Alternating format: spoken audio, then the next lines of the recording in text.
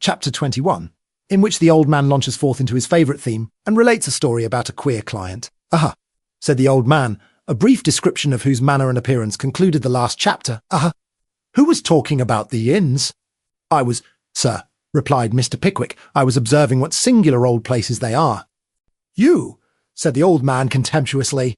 "What do you know of the time when young men shut themselves up in those lonely rooms, and read, hour after hour, and night after night, till their reason wandered beneath their midnight studies, till their mental powers were exhausted, till morning's light brought no freshness or health to them, and they sank beneath the unnatural devotion of their youthful energies to their dry old books, coming down to a later time and a very different day? What do you know of the gradual sinking beneath consumption, or the quick wasting of fever, the grand results of life and dissipation which men have undergone in these same rooms? How many vain pleaders for mercy, do you think, have turned away heartsick from the lawyer's office, to find a resting place in the Thames or a refuge in the jail? They are no ordinary houses, those. There is not a panel in the old wainscoting, but what, if it were endowed with the powers of speech and memory, could start from the wall, and tell its tale of horror, the romance of life, sir, the romance of life. Commonplace as they may seem now, I tell you they are strange old places. I would rather hear many a legend with a terrific-sounding name than the true history of one old set of chambers. There was something so odd in the old man's sudden energy, and the subject which had called it forth, that Mr. Pickwick was prepared with no observation in reply, and the old man, checking his impetuosity and resuming the leer, which had disappeared during his previous excitement, said, "Look at them in another light, they're most commonplace and least romantic. What fine places of slow torture they are. Think of the needy man who has spent his all, beggared himself, and pinched his friends, to enter the profession which is destined never to yield him a morsel of bread. The waiting, the hope, the disappointment, the fear, the misery, the poverty, the blight on his hopes. And end to his career the suicide, perhaps, or a shabby slipshod drunkard. Am I not right about them?" And the old man rubbed his hands, and leered as if in delight at having found another point of view in which to place his favourite. Subject. Mr. Pickwick eyed the old man with great curiosity, and the remainder of the company smiled and looked on in silence. "Talk of your German universities," said the little old man. "Pooh, pooh! There's romance enough at home without going half a mile for it. Only people never think of it. I never thought of the romance of this particular subject before." "Certainly," said Mr. Pickwick, laughing. "To be sure you didn't," said the little old man. "Of course not. As a friend of mine used to say to me, what is there in chambers in particular? Queer old places, said I. Not at all, said he. Lonely, said I. Not a bit of it, said he. He died one morning of apoplexy as he was going to open his outer door. Fell with his head in his own letterbox, and there he lay for 18 months. Everybody thought he'd gone out of town, and how was he found out at last? Inquired Mr. Pickwick. The benches determined to have his door broken open, as he hadn't paid any rent for 2 years. So they did, force the lock. And a very dusty skeleton in a blue coat, black knee shorts, and silks fell forward in the arms of the porter who opened the door. Queer, that. Rather, perhaps, rather, eh? The little old man put his head more on one side, and rubbed his hands with unspeakable glee. "I know another case," said the little old man, when his chuckles had in some degree subsided. "It occurred in Clifford's Inn. Tenant of a top-set bad character shut himself up in his bedroom closet and took a dose of arsenic. The steward thought he had run away, opened the door, and put a bill up. Another man came, took the chambers, furnished them, and went to live there. Somehow or other he couldn't sleep, always restless and uncomfortable.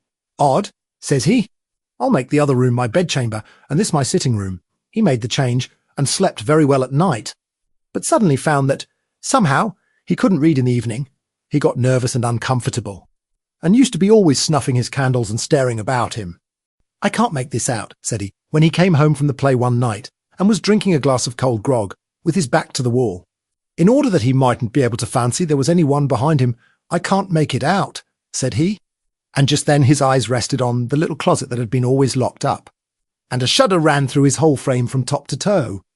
I have felt this strange feeling before, said he. I cannot help thinking there's something wrong about that closet. He made a strong effort, plucked up his carriage, shivered the lock with a blow or two of the poker, opened the door, and there, sure enough, standing bolt upright in the corner, was the last tenant with a little bottle clasped firmly in his hand, and his face well.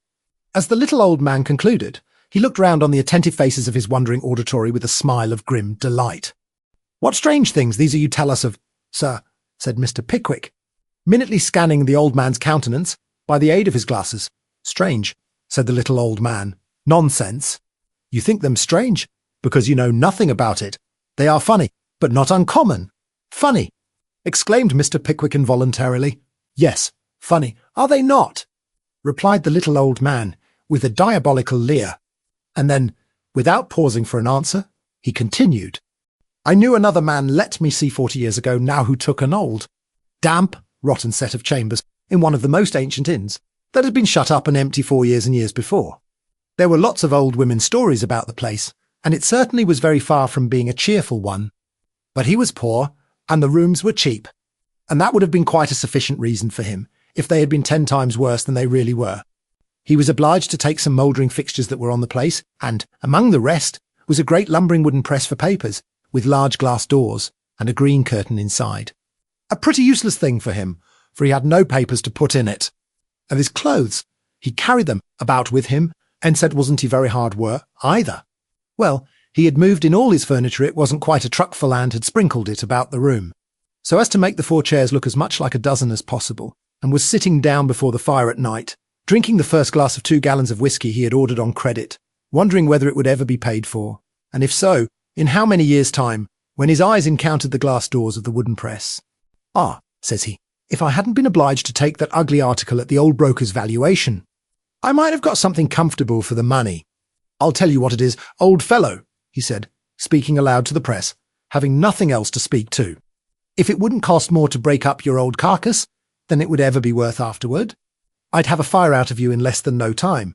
He had hardly spoken the words when a sound resembling a faint groan appeared to issue from the interior of the case. It startled him at first, but thinking on a moment's reflection that it must be some young fellow in the next chamber who had been dining out, he put his feet on the fender and raised the poker to stir the fire. At cet moment as repeated, and one of the glass doors slowly opening disclosed a pale and emaciated figure in soiled and worn apparel, standing erect in the press. The figure was tall and thin, and the countenance expressive of care and anxiety. But there was something in the hue of the skin and gaunt and unearthly appearance of the whole form, which no being of this world was ever seen to wear. Who are you? Said the new tenant, turning very pale. Poising the poker in his hand, however, and taking a very decent aim at the countenance of the figure. Who are you? Don't throw that poker at me, replied the form. If you hurled it with ever so sure an aim, it would pass through me, without resistance, and expend its force on the wood behind. I am a spirit, and pray, what do you want here? Faltered the tenant. In this room, replied the apparition, my worldly ruin was worked, and I and my children beggared. In Cis press the papers in a long suit, which accumulated for years, were deposited. In this room, when I had died of grief, and long deferred hope to wily harpies divided the wealth for which I had contested during a wretched existence, and of which, at last, not 1 farthing was left for my unhappy descendants. I terrified them from the spot. And since that day of proud by night, the only period at which I can revisit the earth about the scenes of my long protracted misery. This apartment is mine, leave it to me.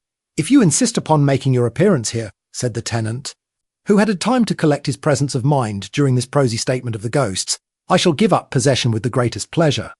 But I should like to ask you one question, if you will allow me. Say on, said the apparition sternly. Well, said the tenant, I don't apply the observation personally to you, because it is equally applicable to most of the ghosts I ever heard of. But it does appear to me somewhat inconsistent, that when you have an opportunity of visiting the fairest spots of earth, for I suppose space is nothing to you, you should always return, exactly to the very places where you have been most miserable. Egad, that's very true. I never thought of that before, said the ghost. You see, sir, pursued the tenant, this is a very uncomfortable room. From the appearance of that press, I should be disposed to say that it is not wholly free from bugs. And I really think you might find much more comfortable quarters, to say nothing of the climate of London, which is extremely disagreeable. You are very right, sir, said the ghost politely. It never struck me till now. I'll try change of air directly. And, in fact, he began to vanish as he spoke. His legs, indeed, had quite disappeared. And if, sir, said the tenant, calling after him, if you would have the goodness to suggest to the other ladies and gentlemen who are now engaged in haunting old empty houses, that they might be much more comfortable elsewhere, you will confer a very great benefit on society. I will, replied the ghost. We must be dull fellows, very dull fellows. Indeed. I can't imagine how we can have been so stupid. With these words, The spirit disappeared. And what is rather remarkable, added the old man, with a shrewd look round the table, he never came back again. That ain't bad, if it's true, said the man in the mosaic studs, lighting a fresh cigar. If, exclaimed the old man, with a look of excessive contempt, I suppose, he added, turning to Loten, he'll say next that my story about the queer client we had, when I was in an attorney's office, is not true either, I shouldn't wonder. I shan't venture to say anything at all about it, seeing that I never heard the story, observed the owner of the mosaic decorations. I wish you would repeat it, sir, said Mr. Pickwick. Ah, do, said Loten. Nobody has heard it but me. And I have nearly forgotten it. The old man looked round the table, and leered more horribly than ever, as if in triumph, at the attention which was depicted in every face. Then rubbing his chin with his hand, and looking up to the ceiling as if to recall the circumstances to his memory, he began as follows the old man's tale about the queer client. It matters little, said the old man, where or how I picked up this brief history. If I were to relate it in the order in which it reached me, I should commence in the middle, and when I had arrived at the conclusion, go back for a beginning. It is enough for me to say that some of its circumstances passed before my own eyes. For the remainder I know them to have happened, and there are some persons yet living who will remember them but too well. In the Borough High Street, near St. George's Church, and on the same side of the way, stands, as most people know, the smallest of our debtors' prisons, the Marshalsea. Although in later times it has been a very different place from the sink of filth and dirt it once was. Even its improved condition holds out but little temptation to the extravagant or consolation to the improvident. The condemned felon has as good a yard for air and exercise in Newgate as the insolvent debtor in the Marshalsea prison. Better, but this is past, in a better age, and the prison exists no longer. It may be my fancy, or it may be that I cannot separate the place from the old recollections associated with it, but this part of London I cannot bear. The street is broad, the shops are spacious, the noise of passing vehicles, the footsteps of a perpetual stream of people, all the busy sounds of traffic, resound in it from morn to midnight. But the streets around are mean and close. Poverty and debauchery lie festering in the crowded alleys. Want and misfortune are pent up in the narrow prison. An air of gloom and dreariness seems, in my eyes at least, to hang about the scene, and to impart to it a squalid and sickly hue. Many eyes, that have long since been closed in the grave, have looked round upon that scene lightly enough, when entering the gate of the old Marshalsea prison for the first time. For despair seldom comes with the first severe shock of misfortune. A man has confidence in untried friends. He remembers the many offers of service so freely made by his boon companions when he wanted them not. He has hoped the hope of happy and experienced hand, however he may bend, beneath the first shock, it springs up in his bosom, and flourishes there for a brief space, until it droops beneath the blight of disappointment and neglect. How soon have those same eyes, deeply sunken in the head, glared from faces wasted with famine, and sallow from confinement, in days when it was no figure of speech to say that debtors rotted in prison, with no hope of release, and no prospect of liberty. The atrocity in its full extent no longer exists, but there is enough of it left to give rise to occurrences that make the heart bleed. 20 years ago, that pavement was worn with the footsteps of a mother and child, who, day by day, so surely as the morning came, presented themselves at the prison gate, often after a night of restless misery and anxious thoughts. Were they there, a full hour too soon, and then the young mother, turning meekly away, would lead the child to the old bridge, and raising him in her arms to show him the glistening water, tinted with the light of the morning sun, and stirring with all the bustling preparations for business and pleasure that the river presented at that early hour, endeavoured to interest his thoughts in the objects before him. But she would quickly set him down, and hiding her face in her shawl, give vent to the tears that blinded her. For no expression of interest or amusement lighted up his thin and sickly face. His recollections were few enough, but they were all of one kind, all connected with the poverty and misery of his parents. Hour after hour had he sat on his mother's knee, and with childish sympathy watched the tears that stole down her face, and then crept quietly away into some dark corner and sobbed himself to sleep. The hard realities of the world, with many of its worst privations, hunger and thirst, and cold and want, had all come home to him from the first dawnings of reason. And though the form of childhood was there, its light heart, its merry laugh, and sparkling eyes were wanting. The father and mother looked on upon this, and upon each other, with thoughts of agony they dared not breathe in words. The healthy, strong-made man, who could have borne almost any fatigue of active exertion, was wasting beneath the close confinement and unhealthy atmosphere of a crowded prison. The slight and delicate woman was sinking beneath the combined effects of bodily and mental illness. The child's young heart was breaking. Winter came, and with it weeks of cold and heavy rain. The poor girl had removed to a wretched apartment close to the spot of her husband's prison, And though the change had been rendered necessary by their increasing poverty, she was happier now, for she was nearer him. For 2 months, she and her little companion watched the opening of the gate as usual. One day she failed to come, for the first time. Another morning arrived, and she came alone. The child was dead. They little know, who coldly talk of the poor man's secunda bereavements as a happy release from pain to the departed, and a merciful relief from expense to the survivor, they little know, I say, what the agony of those bereavements is. A silent look of affection and regard when all other eyes are turned coldly away the consciousness that we possess the sympathy and affection of one being when all others have deserted us is a hold, a stay, a comfort, in the deepest affliction, which no wealth could purchase or power bestow. The child had sat at his parents' feet for hours together, with his little hands patiently folded in each other and his thin wan face raised towards them. They had seen him pine away, from day to day, and though his brief existence had been a joyless one, and he was now removed to that peace and rest which, child as he was, he had never known in this world. They were his parents, and his loss sank deep into their souls. It was plain to those who looked upon the mother's altered face that death must soon close the scene of her adversity and trial. Her husband's fellow prisoners shrank from obtruding on his grief and misery, and left to himself alone the small room he had previously occupied in common with 2 companions. She shared it with him, and lingering on without pain, but without hope, her life ebbed slowly away. She had fainted one evening in her husband's arms, and he had borne her to the open window to revive her with the air, when the light of the moon falling full upon her face showed him a change upon her features which made him stagger beneath her weight like a helpless infant. "Set me down, George," she said faintly. He did so, and seating himself beside her, covered his face with his hands and burst into tears. "It is very hard to leave you, George," she said, "but it is God's will, and you must bear it for my sake. Oh, how I thank him for having taken our boy. He is happy, and in heaven now. What would he have done here without his mother? You shall not die, Mary, you shall not die," said the husband, starting up. He paced hurriedly to and fro, striking his head with his clenched fists. Then, reseating himself beside her and supporting her in his arms, added more calmly, "Rouse yourself, my dear girl. Pray, pray do. You will revive yet." "Never again, George, never again," said the dying woman.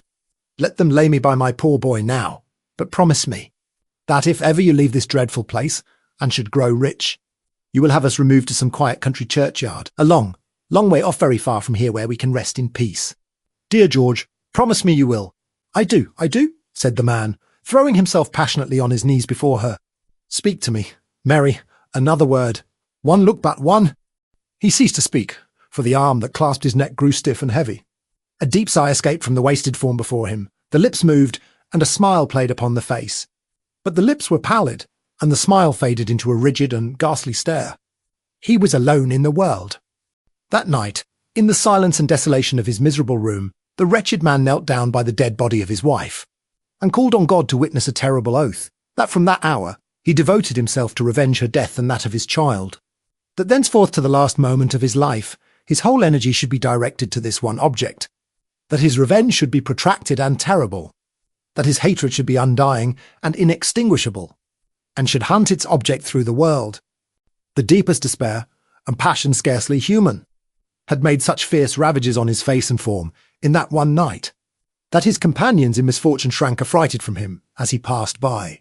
His eyes were bloodshot and heavy, his face a deadly white, and his body bent as if with age. He had bitten his under lip nearly through in the violence of his mental suffering, and the blood which had flowed from the wound had trickled down his chin and stained his shirt and neckerchief. No tear or sound of complaint escaped him, but the unsettled look and disordered haste with which he paced up and down the yard denoted the fever which was burning within. It was necessary that his wife's body should be removed from the prison without delay.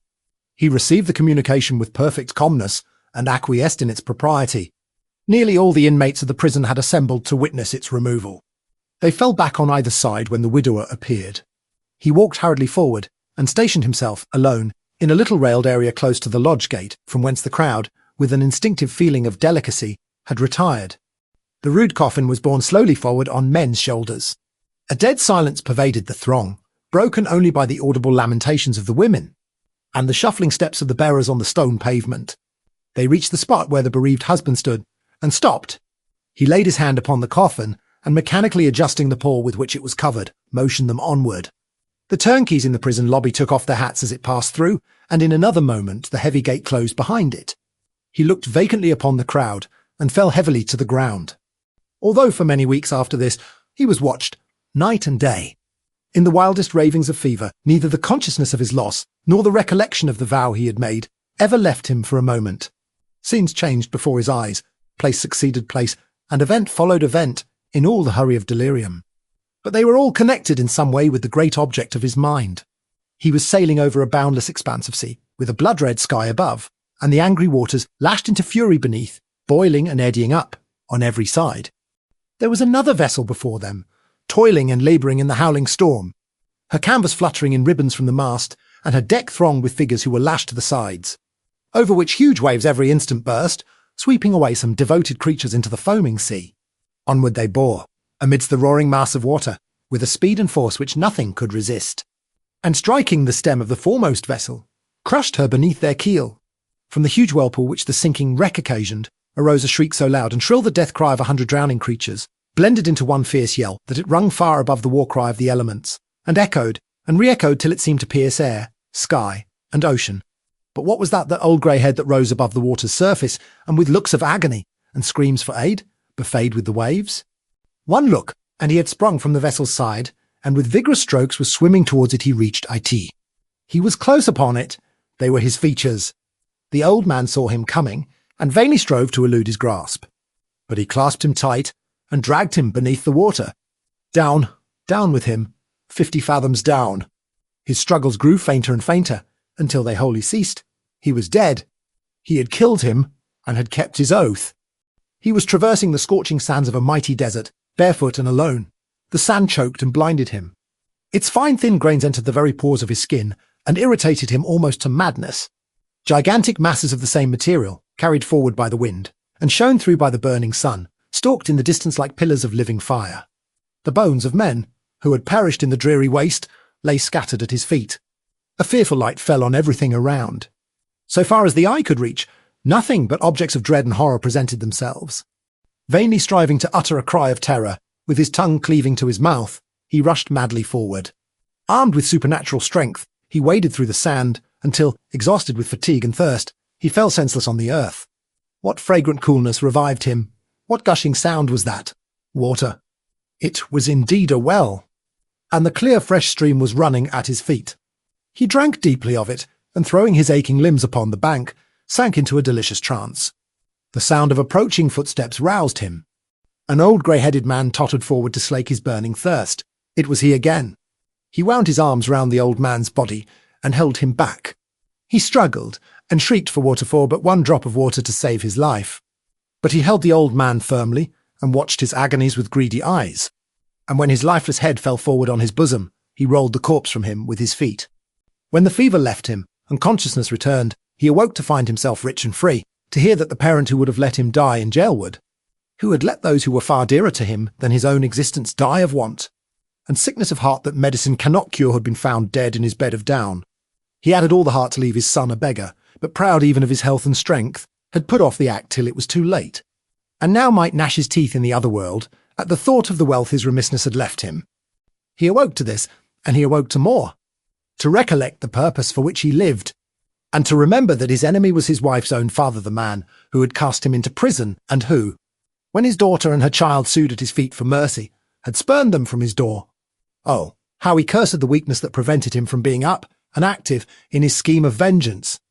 He caused himself to be carried from the scene of his loss and misery, and conveyed to a quiet residence on the sea-coast, not in the hope of recovering his peace of mind or happiness, for both were fled for ever, but to restore his prostrate energies and meditate on his darling object. And here, some evil spirit cast in his way the opportunity for his first, most horrible revenge.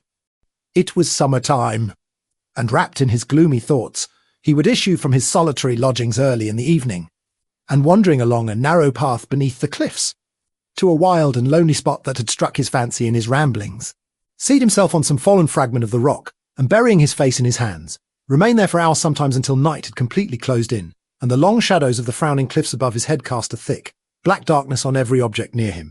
He was seated here, one calm evening, in his old position, now and then raising his head to watch the flight of a seagull, or carry his eye along the glorious crimson path, which, commencing in the middle of the ocean, seemed to lead to its very verge where the sun was setting, when the profound stillness of the spot was broken by a loud cry for help. He listened, doubtful of his having heard aright, when the cry was repeated with even greater vehemence than before, and, starting to his feet, he hastened in the direction whence it proceeded. The tale told itself at once. Some scattered garments lay on the beach. A human head was just visible above the waves at a little distance from the shore, and an old man, wringing his hands in agony, was running to and fro, shrieking for assistance. The invalid, whose strength was now sufficiently restored, threw off his coat and rushed towards the sea, with the intention of plunging in and dragging the drowning man ashore. "Hasten here, sir, in God's name. Help, help, sir, for the love of heaven. He is my son, sir, my only son," said the old man frantically, as he advanced to meet him. "My only son, sir, and he is dying before his father's eyes." At the first word the old man uttered, the stranger checked himself in his career, and, folding his arms, stood perfectly motionless. "Great God!" exclaimed the old man, recoiling, hailing. The stranger smiled, and was silent. "Hailing," said the old man wildly. "My boy, hailing, my dear boy. Look, look!" Gasping for breath, the miserable father pointed to the spot where the young man was struggling for life. "Hark!" said the old man. "He cries once more. He is alive yet. Hailing, save him, save him!" The stranger smiled again, and remained immovable as a statue. "I have wronged you," shrieked the old man, falling on his knees, and clasping his hands together. "Be revenged. Take my all, my life. Cast me into the water at your feet, and, if human nature can repress a struggle, I will die, without stirring hand or foot. Do it, hailing, do it, but save my boy. He is so young, hailing, so young to die."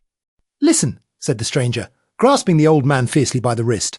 "I will have life for life, and here is one. My child dead before his father's sea. A far more agonizing and painful death than that young slanderer of his sister's worth is meeting while I speak. You laughed in your daughter's face, where death had already set his hand at our sufferings. Then what think you of them now? See there, see there." As the stranger spoke, he pointed to the sea. A faint cry died away upon its surface. The last powerful struggle of the dying man agitated the rippling waves for a few seconds, and the spot where he had gone down into his early grave was undistinguishable from the surrounding water. 3 years had elapsed when a gentleman alighted from a private carriage at the door of a London attorney, then well known as a man of no great nicety in his professional dealings, and requested a private interview on business of importance.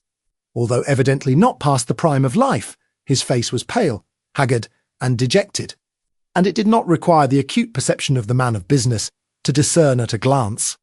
That disease or suffering had done more to work a change in his appearance than the mere hand of time could have accomplished in twice the period of his whole life. "I wish you to undertake some legal business for me," said the stranger. The attorney bowed obsequiously, and glanced at a large packet which the gentleman carried in his hand. His visitor observed the look, and proceeded. "It is no common business," said he. "Nor have these papers reached my hands without long trouble and great expense." The attorney cast a still more anxious look at the packet, and his visitor, untying the string that bound it, disclosed a quantity of promissory notes, with copies of deeds, and other documents. "Upon these papers," said the client, "the man whose name they bear has raised, as you will see, large sums of money for years past. There was a tacit understanding between him and the men into whose hands they originally went, and from whom I have by degrees purchased the whole, for treble and quadruple their nominal value, that these loans should be from time to time renewed, until a given period had elapsed. Such an understanding is nowhere expressed. He has sustained many losses of late, and these obligations accumulating upon him at once would crush him to the earth. The whole amount is many thousands of pounds," said the attorney, looking over the papers. "It is," said the client. "What are we to do?" inquired the man of business. "Do?" replied the client, with sudden vehemence. "Put every engine of the law in force, every trick that ingenuity can devise and rascality execute, fair means and foul. The open oppression of the law, aided by all the craft of its most ingenious practitioners. I would have him die a harassing and lingering death.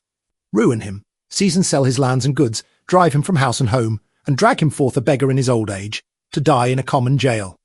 But the costs, my dear sir, the costs of all this," reasoned the attorney, when he had recovered from his momentary surprise. If the defendant be a man of straw, who is to pay the costs? Sir? Name any sum, said the stranger, his hand trembling so violently with excitement that he could scarcely hold the pen he seized as he spoke. Any sum, and it is yours. Don't be afraid to name it.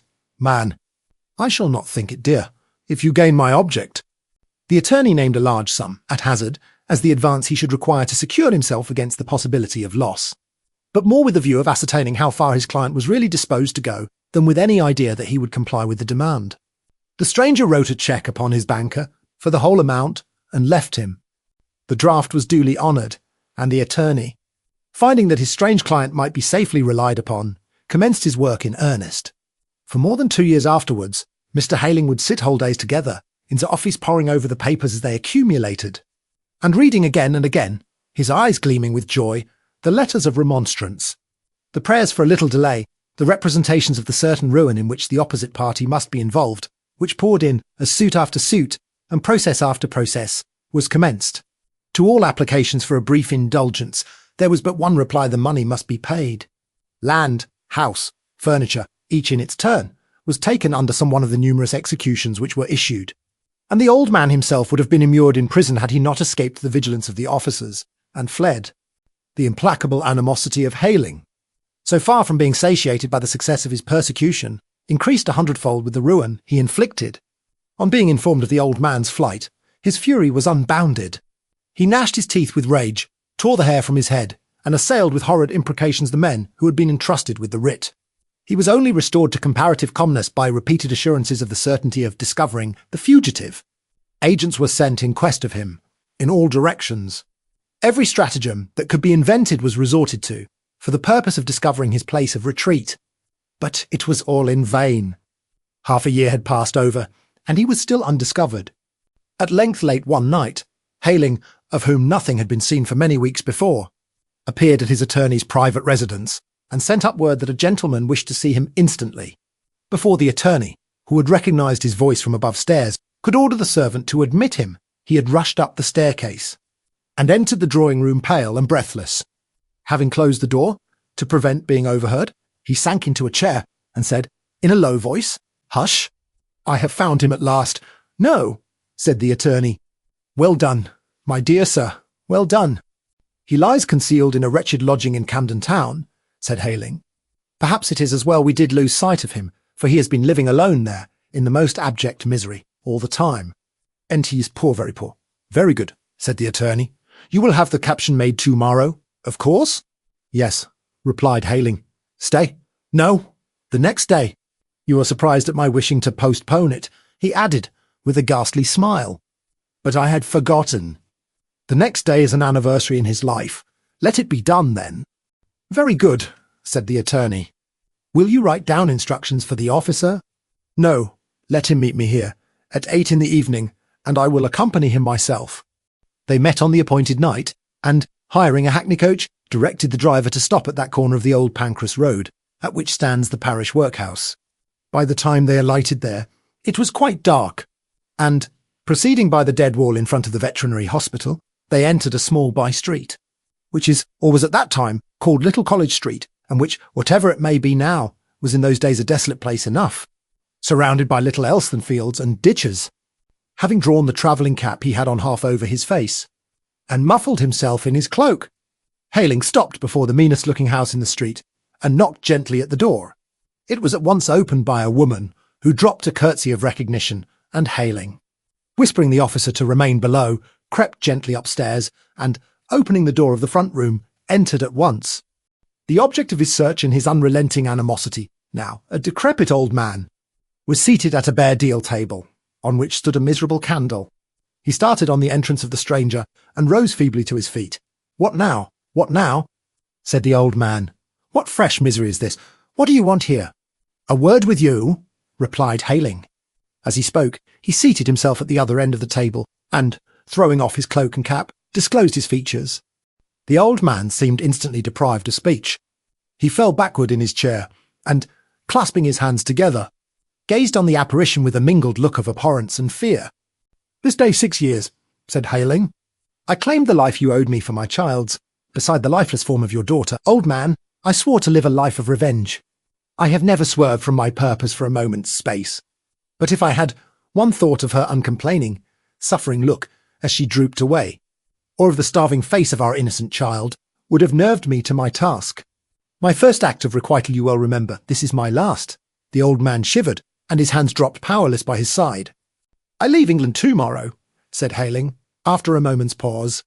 Tonight I consign you to the living death to which you devoted her a hopeless prison. He raised his eyes to the old man's countenance, and paused.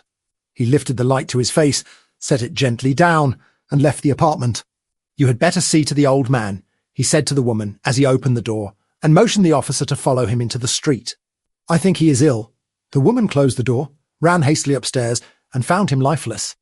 Beneath a plain gravestone, in one of the most peaceful and secluded churchyards in Kent, where wild flowers mingle with the grass, and the soft landscape around forms the fairest spot in the garden of England, lie the bones of the young mother and her gentle child. But the ashes of the father do not mingle with theirs. Nor, from that night forward, did the attorney ever gain the remotest clue to the subsequent history of his queer client. As the old man concluded his tale, he advanced to a peg in one corner, and taking down his hat and coat, put them on with great deliberation, and, without saying another word, walked slowly away. As the gentleman with the mosaic studs had fallen asleep, and the major part of the company were deeply occupied in the humorous process of dropping melted tallow grease into his brandy and water, Mr. Pickwick departed unnoticed, and having settled his own score and that of Mr. Weller, issued forth, in company with that gentleman, from beneath the portal of the Magpie and Stump. Chapter 22. Mr. Pickwick journeys to Ipswich and meets with a romantic adventure with a middle-aged lady in yellow curl papers. That air your governor's luggage, Sammy? Inquired Mr. Weller of his affectionate son, as he entered the yard of the Bull Inn, Whitechapel, with a travelling bag and a small portmanteau. You might ha' made a worse guess than that. Old fella, replied Mr. Weller the younger, setting down his burden in the yard, and sitting himself down upon it afterwards. The Governor hisself will be down here presently. He's a cabinet, I suppose, said the father. Yes, he's a having to Milo danger at 8 pence, responded the son. How's mother-in-law this morning? Queer, Sammy, queer, replied the elder Mr. Weller, with impressive gravity. She's been getting rather in the Methodistical order lately, Sammy, and she is uncommon pious, to be sure. She's too good a creature for me. Sammy, I feel I don't deserve her. Ah, said Mr. Samuel, that's wery self-denying o' you. Wery, replied his parent, with a sigh. She's got hold o' some inwention for grown-up people being born again, Sam of the new birth, I think they calls it. I should very much like to see that system in action. Sammy, I should very much like to see your mother-in-law born again. Wouldn't I put her out to nurse? What do you think them women does t'other day? Continued Mr. Weller, after a short pause, during which he had significantly struck the side of his nose with his forefinger some half-dozen times. What do you think they does t'other day, Sammy? Don't know, replied Sam. What? Goes and gets up a grand tea drinking. For a feller they calls their shepherd, said Mr. Weller. I was a-standing staring in at the picture shop down at our place, when I sees a little bill about it. Tickets £half-a-crown. All applications to be made to the committee. Secretary, Mrs. Weller. And when I got home there was the committee a-sitting in our back parlour. 14 women! I wish you could ha' heard 'em, Sammy. There they was, a-passing resolutions and woting supplies, and all sorts o' games. Well, what with your mother-in-law worrying me to go, and what with my looking forward to seeing some queer starts if I did, I put my name down for a ticket. At 6 o'clock on the Friday evening I dresses myself out wery smart, and off I goes with the old 'ooman. And up we walks into a fuss floor where there was tea things for 30, and a whole lot o' women as begins whispering to one another, and looking at me, as if they'd never seen a rather stout gentleman of 8 and 50 afore. By and by, there comes a great bustle downstairs, and a lanky chap with a red nose and a white neckcloth rushes up, and sings out, here's the shepherd a-coming to visit his faithful flock. And in comes a fat chap in black, with a great white face, a-smiling away like clockwork. Such goings on, Sammy. The kiss of peace, says the shepherd. And then he kissed the women all round, and ven he'd done, the man with the red nose began. I was just a-thinking whether I hadn't better begin to, especially as there was a wery nice lady a-sitting next me ven in comes the tea, and your mother-in-law, as had been macking the kettle bile downstairs. Arty-ity they'll nail. Such a precious loud him, Sammy, while the tea was a-brewing. Such a grace, such eatin' and drinkin'. I wish you could have seen the shepherd walking into the ham and muffins.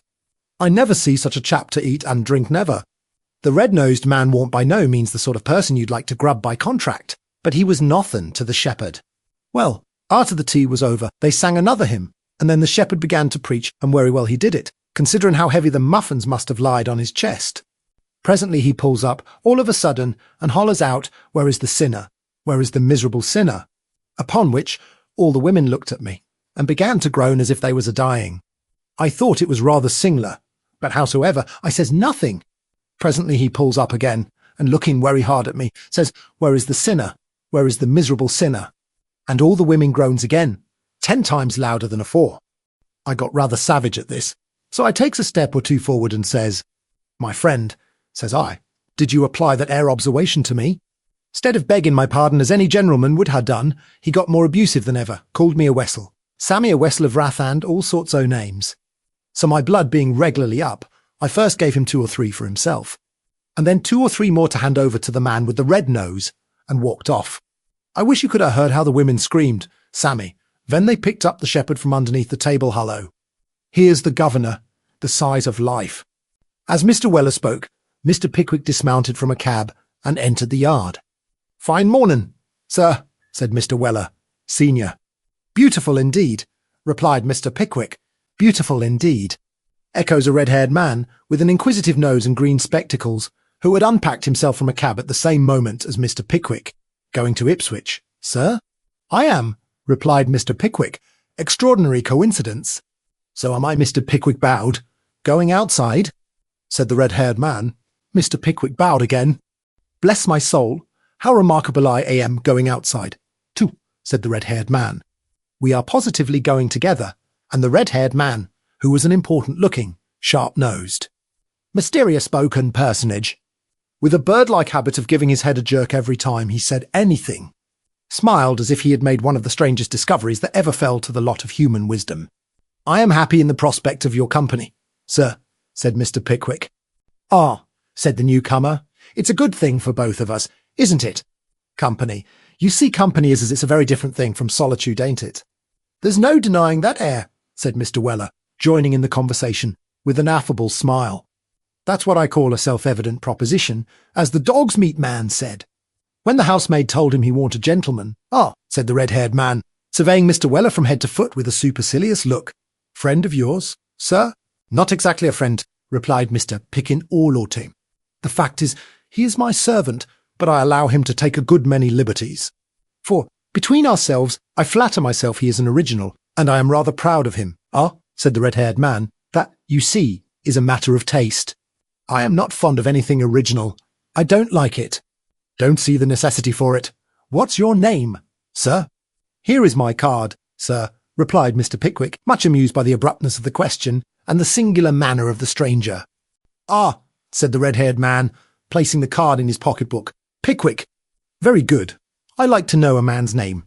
It saves so much trouble. That's my card, sir. Magnus, you will perceive. Sir Magnus is my name. It's rather a good name, I think, sir. A very good name, indeed," said Mr. Pickwick, wholly unable to repress a smile. "Yes, I think it is," resumed Mr. Magnus. "There's a good name before it, to you will observe. Permit me, sir, if you hold the card a little slanting. This way, you catch the light upon the upstroke. There, Peter Magnus sounds well, I think, sir." "Very," said Mr. Pickwick. "Curious circumstance about those initials." "Sir," said Mr. Magnus, "you will observe P.M. Post Meridian. In hasty notes to intimate acquaintance, I sometimes sign myself Afternoon. It amuses my friends very much. Mr. Pickwick, it is calculated to afford them the highest gratification." "I should conceive," said Mr. Pickwick, rather envying the ease with which Mr. Magnus's friends were entertained. "Now, gentlemen," said the hostler, "coach is ready, if you please." "Is all my luggage in?" inquired Mr. Magnus. "All right, sir. Is the red bag in?" "All right, sir. And the striped bag?" "For boot, sir. And the brown paper parcel?" "Under the seat, sir. And the leather hat box?" "They're all in, sir." "Now, will you get up?" said Mr. Pickwick. "Excuse me," replied Magnus, standing on the wheel. "Excuse me, Mr. Pickwick. I cannot consent to get up in this state of uncertainty. I am quite satisfied from that man's manner that the leather hat box is not in." The solemn protestations of the hostler being wholly unavailing, The leather hat box was obliged to be raked up from the lowest depth of the boot to satisfy him that it had been safely packed. And after he had been assured on this head, he felt a solemn presentiment, first, that the red bag was mislaid, and next that the striped bag had been stolen, and then that the brown paper parcel had come untied. At length, when he had received ocular demonstration of the groundless nature of each and every of these suspicions, he consented to climb up to the roof of the coach, observing that now he had taken everything off his mind. He felt quite comfortable and happy. "You're given to nervousness, ain't you, sir?" inquired Mr. Weller, senior, eyeing the stranger askance, as he mounted to his place. "Yes, I always am rather about these little matters," said the stranger, "but I am all right now, quite right." "Well, that's a blessing," said Mr. Weller. "Sammy, help your master up to the box. T'other leg, sir, that's it. Give us your hand, sir, up with you. You was a lighter weight when you was a boy, sir." "True enough, that, Mr. Weller," said the breathless Mr. Pickwick good-humouredly, as he took his seat on the box beside him. "Jump up in front. Sammy," said Mr. Weller. "Now, Willem, run him out. Take care o' the archway. Generalman. Heads, as the pieman says. That'll do, Willem. Let 'em alone." And away went the coach up Whitechapel, to the admiration of the whole population of that pretty densely populated quarter. "Not a very nice neighbourhood, this, sir," said Sam, with a touch of the hat, which always preceded his entering into conversation with his master. "It is not indeed, Sam," replied Mr. Pickwick, surveying the crowded and filthy street through which they were passing. "It's a very remarkable circumstance, sir," said Sam. "That poverty and oysters always seem to go together. I don't understand you." "Sam," said Mr. Pickwick, "what I mean, sir," said Sam, "is that the poorer a place is, the greater call there seems to be for oysters. Look here, sir. Here's a oyster stall to every half-dozen houses. The street's lined with 'em. Blessed if I don't think that ven a man's very poor. He rushes out of his lodgings and eats oysters in regular desperation. To be sure he does," said Mr. Weller, senior. "And it's just the same with pickled salmon. Those are two very remarkable facts, which never occurred to me before," said Mr. Pickwick. "The very first place we stop at. I'll make a note of them." By this time they had reached the turnpike at Mile End. A profound silence prevailed until they had got 2 or 3 miles farther on, when Mr. Weller, senior, turning suddenly to Mr. Pickwick, said, "Very queer life is a pike keeper's." "Sir, a what?" said Mr. Pickwick. "A pike keeper." "What do you mean by a pike keeper?" inquired Mr. Peter Magnus. "The old un means a turnpike keeper, generalman," observed Mr. Samuel Weller, in explanation. "Oh," said Mr. Pickwick, "I see. Yes, very curious life. Very uncomfortable. They're all on 'em men as has met with some disappointment in life," said Mr. Weller, senior. Aye, said Mr. Pickwick. "Yes. Consequence of which, they retires from the world and shuts themselves up in pikes, partly with the view of being solitary, and partly to revenge themselves on mankind by talking tolls." "Dear me," said Mr. Pickwick, "I never knew that before." "Fact, sir," said Mr. Weller. "If they was general mon, you'd call 'em misanthropes, but as it is, they only takes to pike keeping." With such conversation, possessing the inestimable charm of blending amusement with instruction, did Mr. Weller beguile the tediousness of the journey during the greater part of the day. Topics of conversation were never wanting, for even when any pause occurred in Mr. Weller's loquacity, it was abundantly supplied by the desire, evinced by Mr. Magnus, to make himself acquainted with the whole of the personal history of his fellow travellers, and his loudly expressed anxiety at every stage, respecting the safety and well-being of the 2 bags, the leather hat box, and the brown paper parcel, in the main street of Ipswich, on the left-hand side of the way. A short distance after you have passed through the open space fronting the town hall, stands an inn known far and wide by the appellation of the Great White Horse, rendered the more conspicuous by a stone statue of some rampacious animal with flowing mane and tail, distantly resembling an insane cart horse which is elevated above the principal door. The Great White Horse is famous in the neighbourhood, in the same degree as a prize ox or a county paper chronicled turnip, or unwieldy pig for its enormous size. Never was such labyrinths of uncarpeted passages, such clusters of mouldy, ill-lighted rooms, such huge numbers of small dens for eating or sleeping in, beneath any one roof, as are collected together between the 4 walls of the Great White Horse at Ipswich. It was at the door of this overgrown tavern that the London coach stopped at the same hour every evening, and it was from this same London coach that Mr. Pickwick, Sam Weller, and Mr. Peter Magnus dismounted. On the particular evening to which this chapter of our history bears reference. "Do you stop here, sir?" inquired Mr. Peter Magnus, when the striped bag and the red bag and the brown paper parcel, and the leather hat box had all been deposited in the passage. "Do you stop here, sir?" "I do," said Mr. Pickwick. "Dear me," said Mr. Magnus, "I never knew anything like these extraordinary coincidences. Why, I stop here too. I hope we dine together?" "With pleasure," replied Mr. Pickwick. "I am not quite certain whether I have any friends here or not, though. Is there any gentleman of the name of Tupman here? Waiter." A corpulent man, with a fortnight's napkin under his arm, and coeval stockings on his legs, slowly desisted from his occupation of staring down the street, on this question being put to him by Mr. Pickwick, and, after minutely inspecting that gentleman's appearance, from the crown of his hat to the lowest button of his gaiters, replied emphatically, "No." "Nor any gentleman of the name of Snodgrass?" inquired Mr. Pickwick. "No." "Nor Winkle?" "No." "My friends have not arrived today, sir," said Mr. Pickwick. "We will dine alone, then. Show us a private room, waiter." On this request being preferred, the corpulent man condescended to order the boots to bring in the gentlemen's luggage, and preceding them down a long, dark passage, ushered them into a large, badly-furnished apartment with a dirty grate, in which a small fire was making a wretched attempt to be cheerful, but was fast sinking beneath the dispiriting influence of the place. After the lapse of an hour, a bit of fish and a steak was served up to the travellers, and when the dinner was cleared away, Mr. Pickwick and Mr. Peter Magnus drew their chairs up to the fire, and having ordered a bottle of the worst possible port wine at the highest possible price for the good of the house, drank brandy and water for their own. Mr. Peter Magnus was naturally of a very communicative disposition, and the brandy and water operated with wonderful effect in warming into life the deepest hidden secrets of his bosom. After sundry accounts of himself, his family, his connections, his friends, his jokes, his business, and his brothers, most talkative men have a great deal to say about their brothers, Mr. Peter Magnus took a view of Mr. Pickwick through his coloured spectacles for several minutes, and then sighed with an air of modesty, "And what do you think, Mr. Pickwick, I have come down here for?" "Upon my word," said Mr. Pickwick, "it is wholly impossible for me to guess." "On business, perhaps." "Partly right, sir," replied Mr. Peter Magnus, "but partly wrong at the same time." "Try again, Mr. Pickwick." "Really," said Mr. Pickwick, "I must throw myself on your mercy to tell me or not, as you may think best. For I should never guess.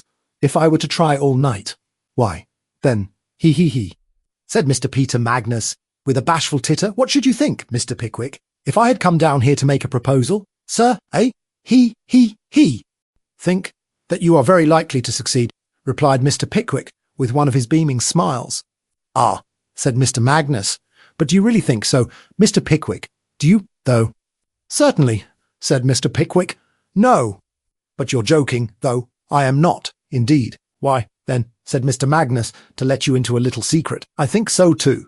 I don't mind telling you, Mr. Pickwick, although I'm dreadful jealous by nature horrid that the lady's in this house." Here Mr. Magnus took off his spectacles, on purpose to wink, and then put them on again. "That's what you were running out of the room for, before dinner, then, so often," said Mr. Pickwick archly. "Hush. Yes, you're right. That was it. Not such a fool as to see her, though. No. Wouldn't do, you know, after having just come off a journey. Wait till tomorrow, sir. Double the chance then, Mr. Pickwick, sir. There is a suit of clothes in that bag, and a hat in that box, which I expect, in the effect they will produce, will be invaluable to me, sir. Indeed," said Mr. Pickwick. "Yes, you must have observed my anxiety about them today.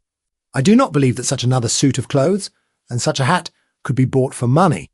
Mr. Pickwick congratulated the fortunate owner of the irresistible garments on their acquisition, and Mr. Peter Magnus remained a few moments apparently absorbed in contemplation. "She's a fine creature," said Mr. Magnus. "Is she?" said Mr. Pickwick. "Very," said Mr. Magnus. "Very. She lives about 20 miles from here." "Mr. Pickwick, I heard she would be here tonight and all tomorrow forenoon, and came down to seize the opportunity. I think an inn is a good sort of a place to propose to a single woman in. Mr. Pickwick, she is more likely to feel the loneliness of her situation in travelling, perhaps, than she would be at home. What do you think, Mr. Pickwick?" "I think it is very probable," replied that gentleman. "I beg your pardon, Mr. Pickwick," said Mr. Peter Magnus, "but I am naturally rather curious. What may you have come down here for?" "On a far less pleasant errand, sir," replied Mr. Pickwick, the colour mounting to his face at the recollection. "I have come down here, sir, to expose the treachery and falsehood of an individual, upon whose truth and honour I placed implicit reliance." "Dear me," said Mr. Peter Magnus, "that's very unpleasant. It is a lady, I presume." Sly, Mr. Pickwick, sly. "Well, Mr. Pickwick, sir, I wouldn't probe your feelings for the world. Painful subjects, these, sir, very painful. Don't mind me, Mr. Pickwick, if you wish to give vent to your feelings. I know what it is to be jilted. Sir, I have endured that sort of thing 3 or 4 times. I am much obliged to you for your condolence on what you presume to be my melancholy case," said Mr. Pickwick, winding up his watch and laying it on the table. "But—" No, said Mr. Peter Magnus, "not a word more. It's a painful subject. I see. What's the time, Mr. Pickwick?" "Past 12. Dear me, it's time to go to bed. It will never do, sitting here. I shall be pale tomorrow, Mr. Pickwick." At the bare notion of such a calamity, Mr. Peter Magnus rang the bell for the chambermaid, and the striped bag, the red bag, the leathern hat box, and the brown paper parcel. Having been conveyed to his bedroom, he retired in company with a japanned candlestick. To one side of the house, while Mr. Pickwick and another japanned candlestick were conducted through a multitude of tortuous windings, to another. "This is your room, sir," said the chambermaid. "Very well," replied Mr. Pickwick, looking round him. It was a tolerably large double-bedded room, with a fire. Upon the whole, a more comfortable-looking apartment than Mr. Pickwick's short experience of the accommodations of the great white horse had led him to expect. "Nobody sleeps in the other bed, of course," said Mr. Pickwick. "Oh, no, sir. Very good. Tell my servant to bring me up some hot water at 8:30 in the morning, and that I shall not want him any more tonight." "Yes, sir," and bidding Mr. Pickwick good night, the chambermaid retired and left him alone. Mr. Pickwick sat himself down in a chair before the fire and fell into a train of rambling meditations. First he thought of his friends and wondered when they would join him. Then his mind reverted to Mrs. Martha Bardell, and from that lady it wandered, by a natural process, to the dingy counting-house of Dodson and Fogg. From Dodson and Fogg's it flew off at a tangent to the very centre of the history of the queer client. And then it came back to the Great White Horse at Ipswich, with sufficient clearness to convince Mr. Pickwick that he was falling asleep. So he roused himself and began to undress when he recollected he had left his watch on the table downstairs. Now this watch was a special favourite with Mr. Pickwick, having been carried about beneath the shadow of his waistcoat for a greater number of years than we feel called upon to state at present. The possibility of going to sleep, unless it were ticking gently beneath his pillow or in the watch pocket over his head, had never entered Mr. Pickwick's brain. So as it was pretty late now, and he was unwilling to ring his bell at that hour of the night, he slipped on his coat, of which he had just divested himself, and taking the japanned candlestick in his hand, walked quietly downstairs. The more stairs Mr. Pickwick went down, the more stairs there seemed to be to descend, and again, when Mr. Pickwick got into some narrow passage, and began to congratulate himself on having gained the ground floor, did another flight of stairs appear before his astonished eyes. At last he reached a stone hall, which he remembered to have seen when he entered the house. Passage after passage did he explore. Room after room did he peep into. At length, as he was on the point of giving up the search in despair, he opened the door of the identical room in which he had spent the evening, and beheld his missing property on the table. Mr. Pickwick seized the watch in triumph, and proceeded to retrace his steps to his bedchamber. If his progress downward had been attended with difficulties and uncertainty, his journey back was infinitely more perplexing. Rows of doors garnished with boots of every shape, make, and size, branched off in every possible direction. A dozen times did he softly turn the handle of some bedroom door which resembled his own, when a gruff cry from within of "Who the devil's that?" or "What do you want here?" caused him to steal away, on tiptoe, with a perfectly marvellous celerity. He was reduced to the verge of despair, when an open door attracted his attention. He peeped in, right at last. There were the 2 beds, whose situation he perfectly remembered, and the fire still burning. His candle, not a long one when he first received it, had flickered away in the draughts of air through which he had passed and sank into the socket as he closed the door after him. "No matter," said Mr. Pickwick, "I can undress myself just as well by the light of the fire." The bedstead stood one on each side of the door, and on the inner side of each was a little path, terminating in a rush-bottomed chair, just wide enough to admit of a person's getting into or out of bed on that side, if he or she thought proper, having carefully drawn the curtains of his bed on the outside. Mr. Pickwick sat down on the rush-bottomed chair, and leisurely divested himself of his shoes and gaiters. He then took off and folded up his coat, waistcoat, and neckcloth, and slowly drawing on his tasselled nightcap, secured it firmly on his head, by tying beneath his chin the strings which he always had attached to that article of dress. It was at this moment that the absurdity of his recent bewilderment struck upon his mind. Throwing himself back in the rush-bottomed chair, Mr. Pickwick laughed to himself so heartily that it would have been quite delightful to any man of well-constituted mind to have watched the smiles that expanded his amiable features as they shone forth from beneath the nightcap. "It is the best idea," said Mr. Pickwick to himself, smiling till he almost cracked the nightcap strings. "It is the best idea, my losing myself in this place and wandering about these staircases, that I ever heard of. Droll, droll, very droll."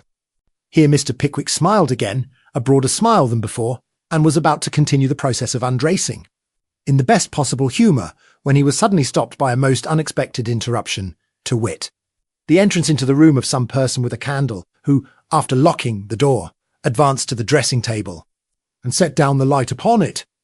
The smile that played on Mr. Pickwick's features was instantaneously lost in a look of the most unbounded and wonder-stricken surprise.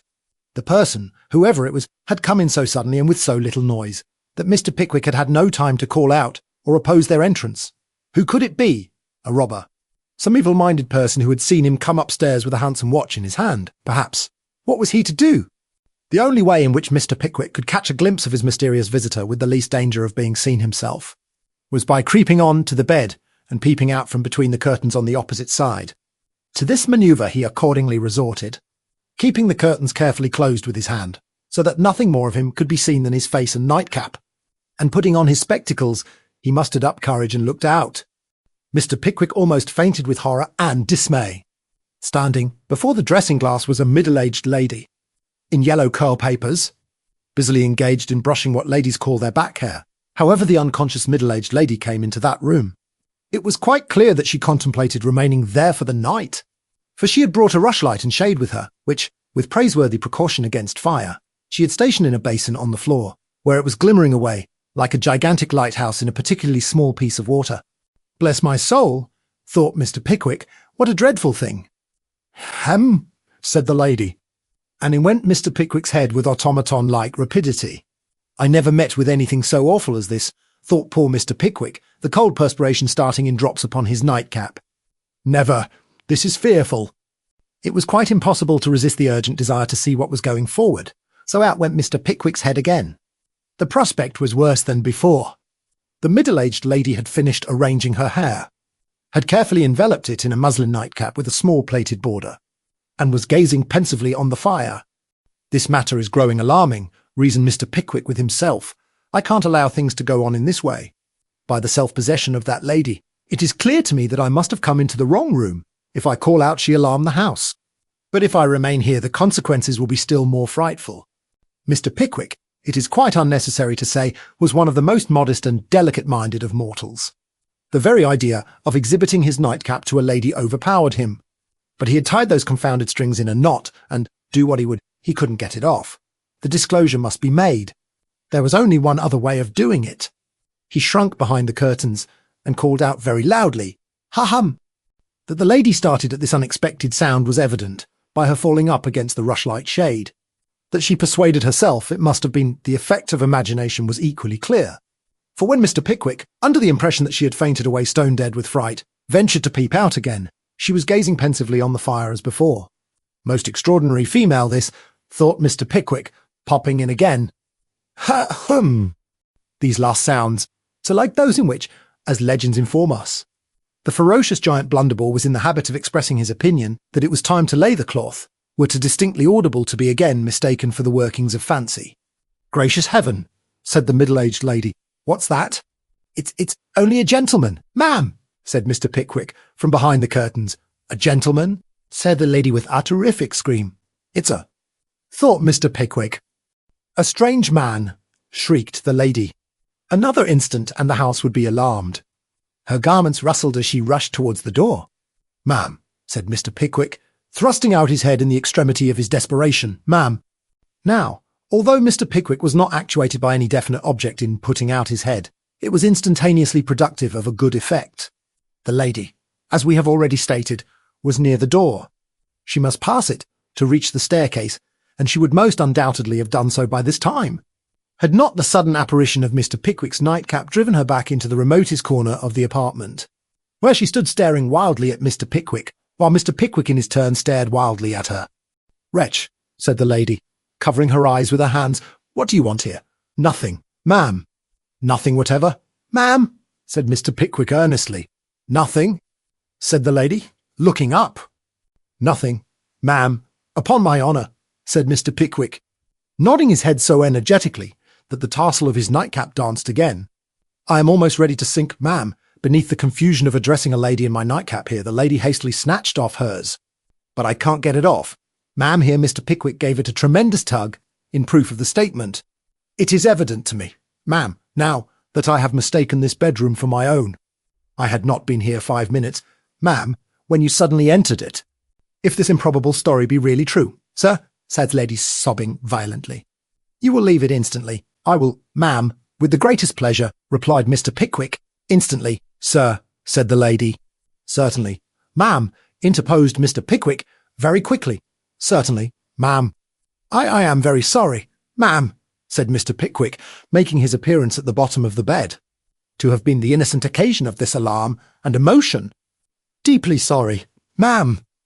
The lady pointed to the door. One excellent quality of Mr. Pickwick's character was beautifully displayed at this moment, under the most trying circumstances. Although he had hastily put on his hat over his nightcap, after the manner of the old patrol, although he carried his shoes and gaiters in his hand, and his coat and waistcoat over his arm, nothing could subdue his native politeness. "I am exceedingly sorry, ma'am," said Mr. Pickwick, bowing very low. "If you are, sir, you will at once leave the room," said the lady. "Immediately, ma'am." "This instant, ma'am," said Mr. Pickwick, opening the door, and dropping both his shoes with a crash in so doing.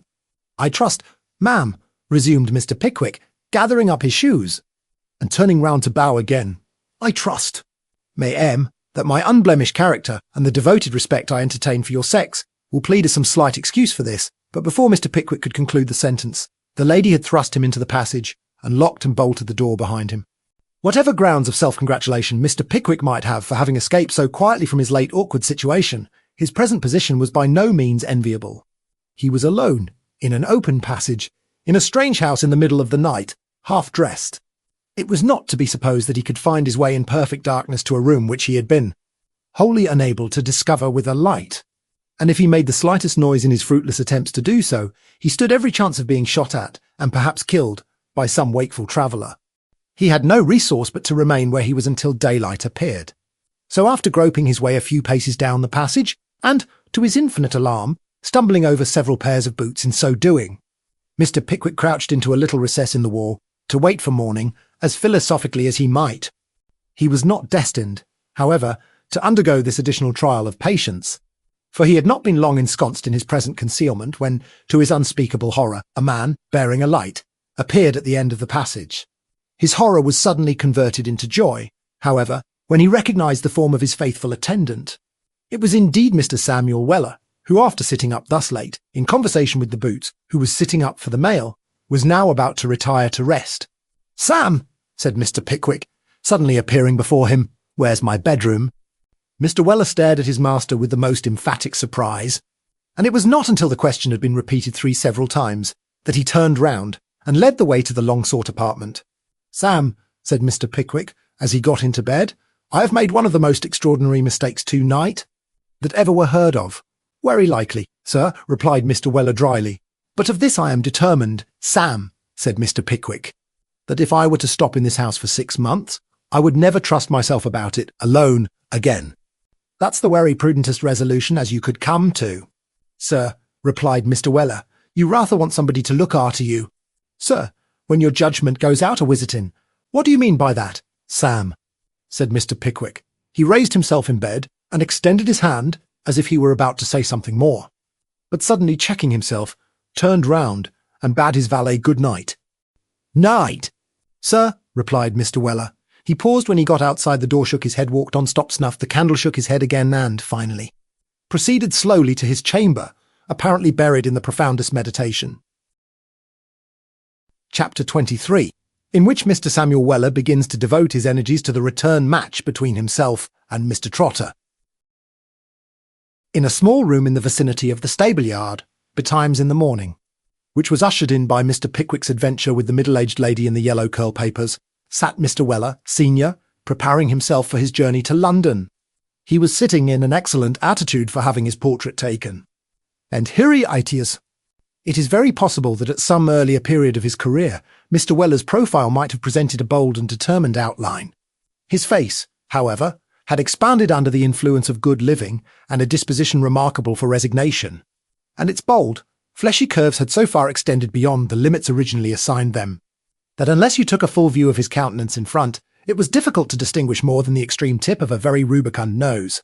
His chin, from the same cause, had acquired the grave and imposing form which is generally described by prefixing the word double to that expressive feature, and his complexion exhibited that peculiarly mottled combination of colours which is only to be seen in gentlemen of his profession and in underdone roast beef.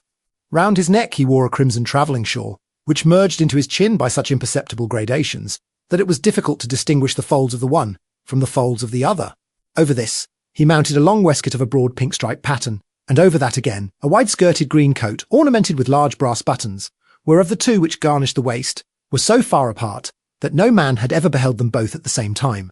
His hair, which was short, sleek, and black, was just visible beneath the capacious brim of a low-crowned brown hat. His legs were encased in knee-cord breeches and painted top boots, and a copper watch chain, terminating in one seal, and a key of the same material, dangled loosely from his capacious waistband.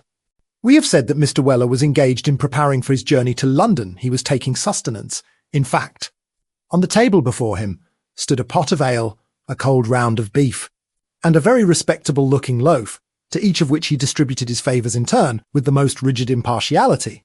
He had just cut a mighty slice from the latter when the footsteps of somebody entering the room caused him to raise his head, and he beheld his son. "Morning, Sammy," said the father. The son walked up to the pot of ale, and nodding significantly to his parent, took a long draught by way of reply. "Very good power o' suction, Sammy," said Mr. Weller the elder, looking into the pot, when his firstborn had set it down half empty. "You'd ha' made an uncommon fine oyster, Sammy, if you'd been born in that station o' life." "Yes, I daysay. I should have managed to pick up a respectable living," replied Sam, applying himself to the cold beef with considerable vigour. "I'm very sorry, Sammy," said the elder Mr. Weller, shaking up the ale by describing small circles with the pot, preparatory to drinking. "I'm very sorry, Sammy, to hear from your lips, as you let yourself be gammoned by that ere Mulberry Munn. I always thought, up to 3 days ago, that the names of Veller and Gammon could never come into contract, Sammy, never. Always excepting the case of a widder, of course," said Sam. "Widders, Sammy," replied Mr. Weller, slightly changing colour. "Widders' exceptions to every rule. I have heard how many ordinary women won, widders equal to and pint o' coming over you. I think it's 25, but I don't rightly know whether it ain't more." "Well, that's pretty well," said Sam. "Besides," continued Mr. Weller, not noticing the interruption, "that's a very different thing. You know what the council said, Sammy, as defended the gentleman as beat his wife with the poker whenever he got jolly. And arter all, my lord, says he, it's a amiable weakness. So I says respecting widows, Sammy, and so you'll say, ven you get as old as me, I ought to ha' knowed better." "I know," said Sam. "Ought to ha' knowed better," repeated Mr. Weller, striking the table with his fist. "Ought to ha' knowed better. Why, I know a young un as hasn't had half nor quarter your education as hasn't slept about the markets. No, not 6 months who'd ha' scorned to be let in such a vay. Scorned it, Sammy." In the excitement of feeling produced by this agonising reflection, Mr. Weller rang the bell and ordered an additional pint of ale. "Well, it's no use talking about it now," said Sam. "It's over, and can't be helped. And that's one consolation, as they always says in Turkey, ven they cuts the wrong man's head off. It's my innings now, governor, and as soon as I catches hold o' this air trotter, I'll have a good un." "I hope you will, Sammy, I hope you will," returned Mr. Weller. "Here's your health, Sammy, and may you speedily wipe off the disgraces you've inflicted on the family name, in honour of this toast." Mr. Weller imbibed at a draught, at least 2/3 of a newly arrived pint, and handed it over to his son to dispose of the remainder, which he instantaneously did.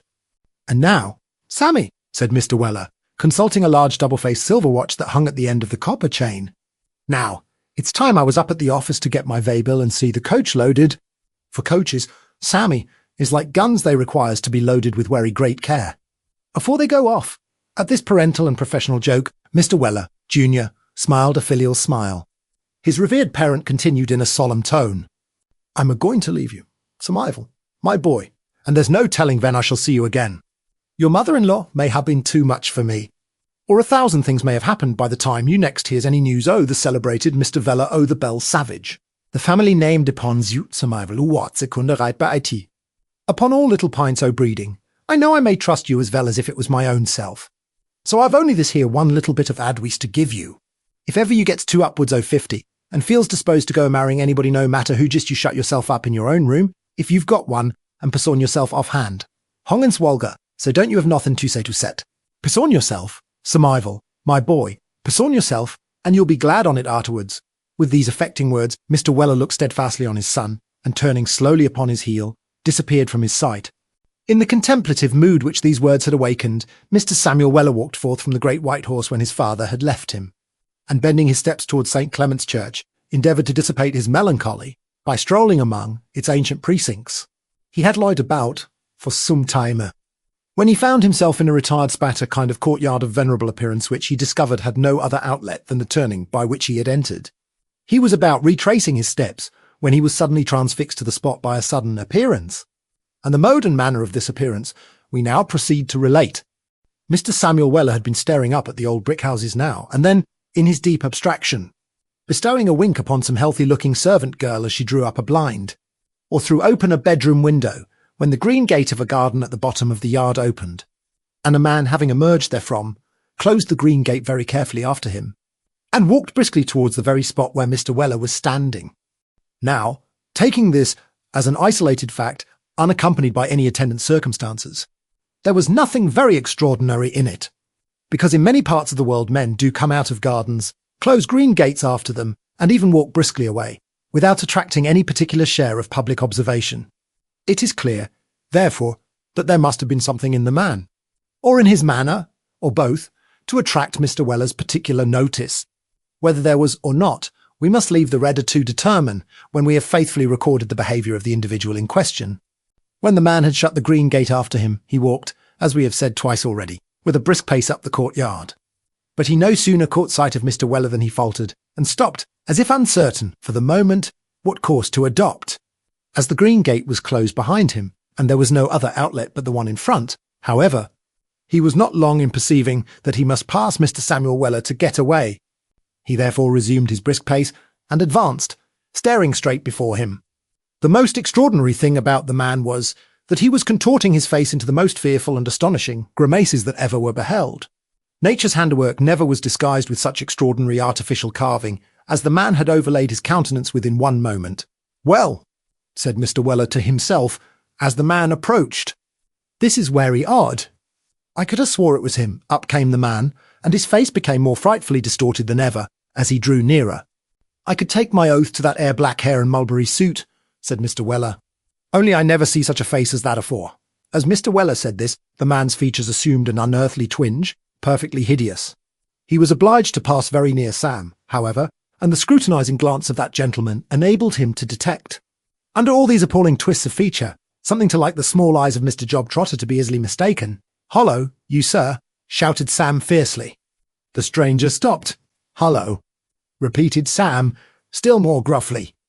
The man with the horrible face looked, with the greatest surprise, up the court and down the court, and in at the windows of the houses everywhere but at Sam Weller, and took another step forward, when he was brought to again by another shout. "Hollo, you sir," said Sam, for the third time. There was no pretending to mistake where the voice came from now. So the stranger, having no other resource, at last looked Sam Weller full in the face. "It won't do, Job Trotter," said Sam. "Come. No, that air nonsense. You ain't so wery handsome that you can afford to throw away many o' your good looks. Bring them ere eyes o' you back into their proper places, or I'll knock 'em out of your head. D'ye hear?"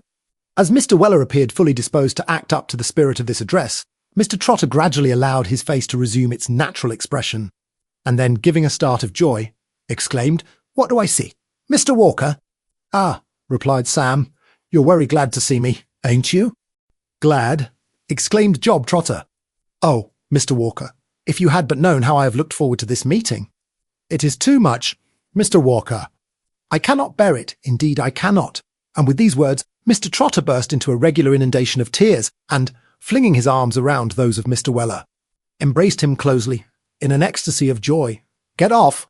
cried Sam, indignant at this process, and vainly endeavouring to extricate himself from the grasp of his enthusiastic acquaintance. "Get off, I tell you. What are you crying over me for, you portable engine?"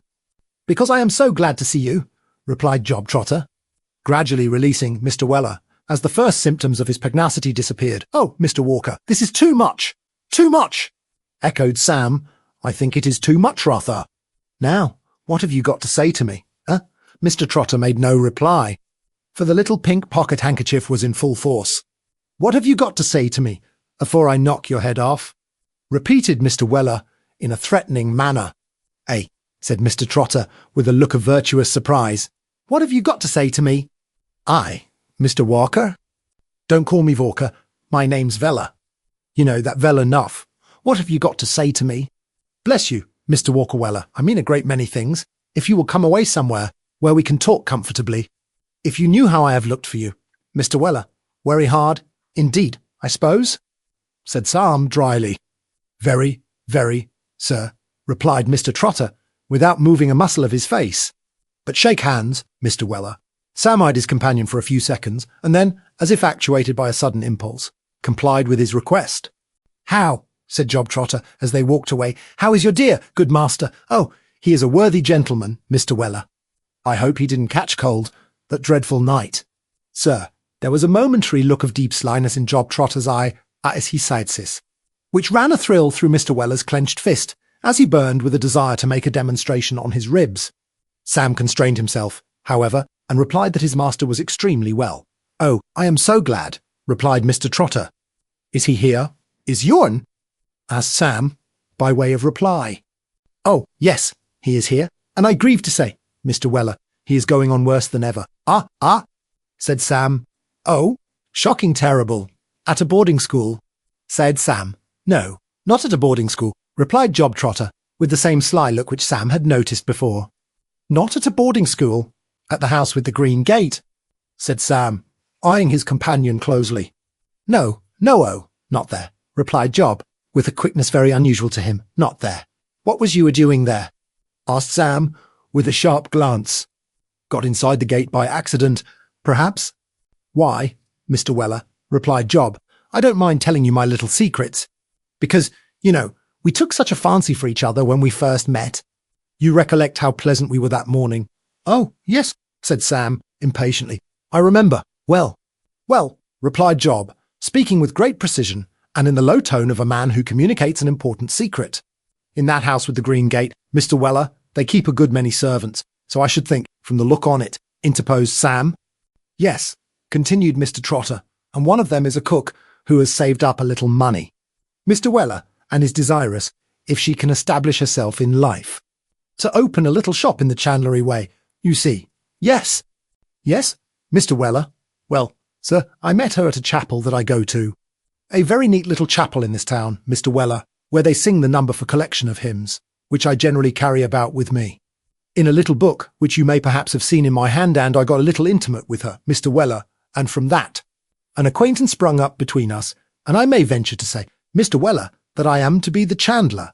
"Ah, and a very amiable chandler you'll make," replied Sam, eyeing Job with a side look of intense dislike.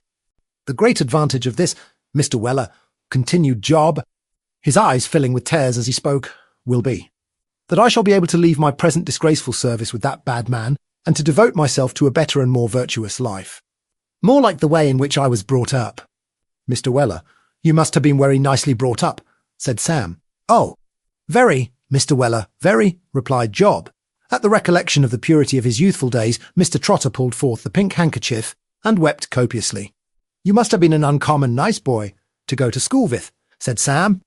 "I was, sir," replied Job, heaving a deep sigh. "I was the idol of the place."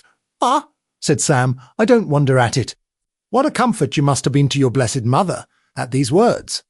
Mr. Job Trotter inserted an end of the pink handkerchief into the corner of each eye, one after the other, and began to weep copiously.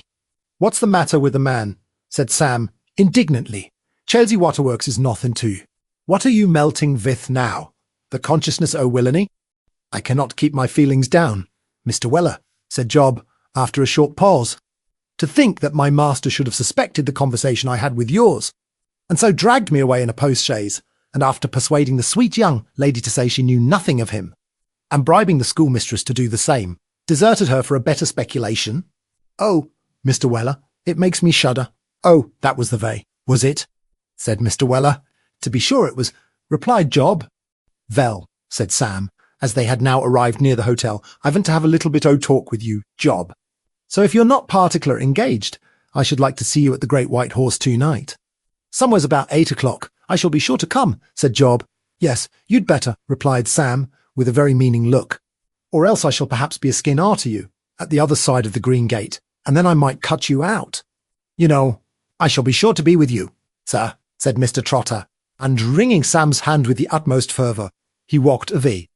Take care, Job Trotter, take care, said Sam, looking after him, or I shall be one too many for you this time. I shall, indeed, having uttered this soliloquy, and looked after Job till he was to be seen no more, Mr. Weller made the best of his way to his master's bedroom. It's all in training, sir, said Sam. What's in training, Sam? Inquired Mr. Pickwick. I've found them out. Sir, said Sam. Found out who? That air queer customer and the melancholy chap with the black hair. Impossible, Sam, said Mr. Pickwick, with the greatest energy. Where are they, Sam? Where are they? Hush, hush, replied Mr. Weller. And as he assisted Mr. Pickwick to dress, he detailed the plan of action on which he proposed to enter. But when is this to be done, Sam? Inquired Mr. Pickwick. All in good time. Sir, replied Sam. Whether it was done in good time or not will be seen hereafter.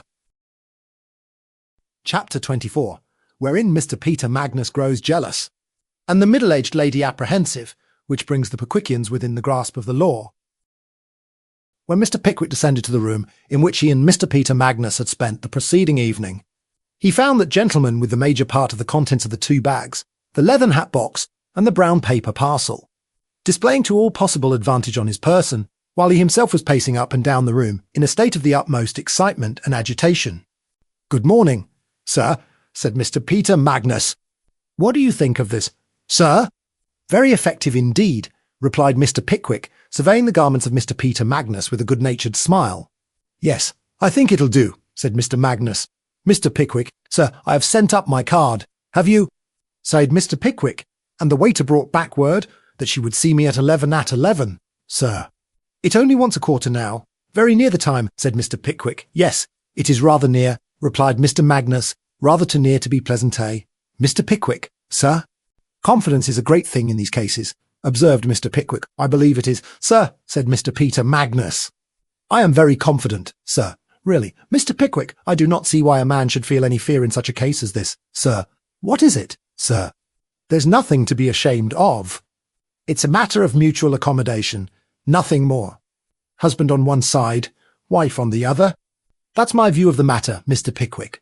It is a very philosophical one, replied Mr. Pickwick, but breakfasting emer Magnus, come. Down they sat to breakfast, but it was evident, notwithstanding the boasting of Mr. Peter Magnus, that he laboured under a very considerable degree of nervousness, of which loss of appetite, a propensity to upset the tea things, a spectral attempt at drollery, and an irresistible inclination to look at the clock every other second were among the principal symptoms. He, tittered Mr. Magnus, affecting cheerfulness and gasping with agitation. It only wants 2 minutes, Mr. Pickwick. Am I pale, sir? Not very, replied Mr. Pickwick. There was a brief pause. I beg your pardon, Mr. Pickwick, but have you ever done this sort of thing in your time? Said Mr. Magnus. You mean proposing? Said Mr. Pickwick. Yes. Never, said Mr. Pickwick, with great energy. Never. You have no idea. Then how it's best to begin? Said Mr. Magnus. Why, said Mr. Pickwick, I may have formed some ideas upon the subject, but as I have never submitted them to the test of experience, I should be sorry if you were induced to regulate your proceedings by them. I should feel very much obliged to you. For any advice, sir, said Mr. Magnus, taking another look at the clock, the hand of which was verging on the 5 minutes past. Well, sir, said Mr. Pickwick, with the profound solemnity with which that great man could, when he pleased, render his remarks so deeply impressive. I should commence, sir, with a tribute to the lady's beauty and excellent qualities. From them, sir, I should diverge to my own unworthiness. Very good, said Mr. Magnus. Unworthiness for her only, mind, sir, resumed Mr. Pickwick. For to show that I was not wholly unworthy, sir, I should take a brief review of my past life and present condition. I should argue, by analogy, that to anybody else I must be a very desirable object. I should then expatiate on the warmth of my love and the depth of my devotion. Perhaps I might then be tempted to seize her hand. Yes, I see, said Mr. Magnus. That would be a very great point. I should then, sir, continued Mr. Pickwick, growing warmer as the subject presented itself in more glowing colours before him, I should then, sir, come to the plain and simple question, will you have me? I think I am justified in assuming that upon this she would turn away her head. You think that may be taken for granted, said Mr. Magnus, because if she did not do that at the right place, it would be embarrassing. I think she would, said Mr. Pickwick. Upon this, sir, I should squeeze her hand. And I think, Mr. Magnus, that after I had done that, supposing there was no refusal, I should gently draw away the handkerchief, which my slight knowledge of human nature leads me to suppose the lady would be applying to her eyes at the moment, and steal a respectful kiss. I think I should kiss her, Mr. Magnus. And at this particular point, I am decidedly of opinion that if the lady were going to take me at all, she would murmur into my ears a bashful acceptance. Mr. Magnus started, gazed for a Sekunde intelligent face for a time, and then the dial pointing to the 10 minutes past shook him warmly by the hand, and rushed desperately from the room. Mr. Pickwick had taken a few strides to and fro, and the small hand of the clock following the latter part of his example had arrived at the figure which indicates the half-hour, when the door suddenly opened. He turned round to meet Mr. Peter Magnus, and encountered, in his stead, the joyous face of Mr. Tupman, the serene countenance of Mr. Winkle, and the intellectual lineaments of Mr. Snodgrass. As Mr. Pickwick greeted them, Mr. Peter Magnus tripped into the room. My friends, the gentleman I was speaking of, Mr. Magnus, said Mr. Pickwick. Your servant, gentlemen, said Mr. Magnus, evidently in a high state of excitement. Mr. Pickwick, allow me to speak to you one moment. So as he said this, Mr. Magnus harnessed his forefinger to Mr. Pickwick's buttonhole, and, drawing him to a window recess, said, Congratulate me, Mr. Pickwick. I followed your advice to the very letter, and it was all correct, was it? Inquired Mr. Pickwick. It was, sir. Could not possibly have been better, replied Mr. Magnus. Mr. Pickwick, she is mine. I congratulate you, with all my heart, replied Mr. Pickwick, warmly shaking his new friend by the hand. You must see her, sir, said Mr. Magnus. This way, if you please. Excuse us for one instant, gentlemen. Hurrying on in this way, Mr. Peter Magnus drew Mr. Pickwick from the room. He paused at the next door in the passage, and tapped gently thereat. Come in, said a female voice, and in they went. Miss Witherfield, said Mr. Magnus, allow me to introduce my very particular friend, Mr. Pickwick. Mr. Pickwick, I beg to make you known to Miss Witherfield. The lady was at the upper end of the room. As Mr. Pickwick bowed, he took his spectacles from his waistcoat pocket and put them on, a process which he had no sooner gone through than, uttering an exclamation of surprise, Mr. Pickwick retreated several paces, and the lady, with a half-suppressed scream, hid her face in her hands and dropped into a chair. Whereupon Mr. Peter Magnus was stricken motionless on the spot, and gazed from one to the other with a countenance expressive of the extremities of horror and surprise. This certainly was, to all appearance, very unaccountable behaviour. But the fact is that Mr. Pickwick no sooner put on his spectacles than he at once recognised in the future Mrs. Magnus, the lady into whose room he had so unwarrantably intruded on the previous night. And the spectacles had no sooner crossed Mr. Pickwick's nose than the lady at once identified the countenance which she had seen surrounded by all the horrors of a nightcap. So the lady screamed, and Mr. Pickwick started. Pick, exclaimed Mr. Magnus, lost in astonishment. What is the meaning of this, sir? What is the meaning of it, sir? Added Mr. Magnus, in a threatening and a louder tone. Sir, said Mr. Pickwick, somewhat indignant at the very sudden manner in which Mr. Peter Magnus had conjugated himself into the imperative mood, I decline answering that question. You decline it, sir, said Mr. Magnus. I do, sir, replied Mr. Pickwick. I object to say anything which may compromise that lady or awaken unpleasant recollections in her breast without her consent and permission. Miss Witherfield, said Mr. Peter Magnus, do you know this person? Know him? Repeated the middle-aged lady, hesitating. Yes, know him, ma'am. I said know him, replied Mr. Magnus, this ferocity. I have seen him, replied the middle-aged lady. Where? Inquired Mr. Magnus. Where? That, said the middle-aged lady, rising from her seat and averting her head that I would not reveal for worlds. I understand you, ma'am, said Mr. Pickwick, and respect your delicacy. It shall never be revealed by me, depend upon it. Upon my word, ma'am, said Mr. Magnus, considering the situation in which I am placed with regard to yourself. You carry this matter off with tolerable coolness. Ma'am, cruel Mr. Magnus, said the middle-aged lady. Here she wept very copiously indeed. Address your observations to me, sir, interposed Mr. Pickwick.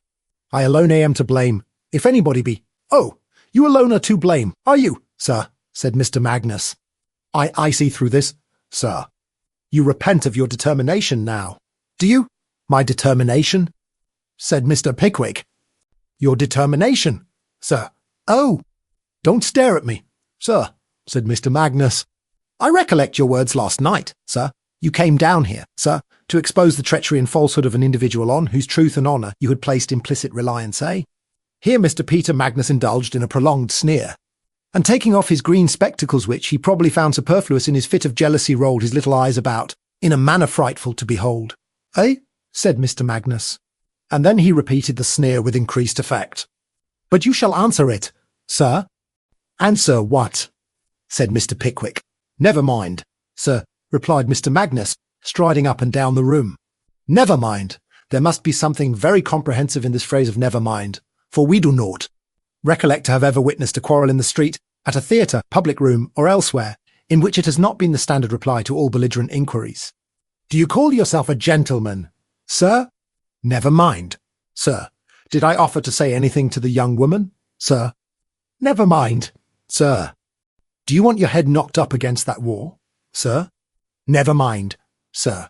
It is observable, too, that there would appear to be some hidden taunt in this universal never mind, which rouses more indignation in the bosom of the individual addressed than the most lavish abuse could possibly awaken.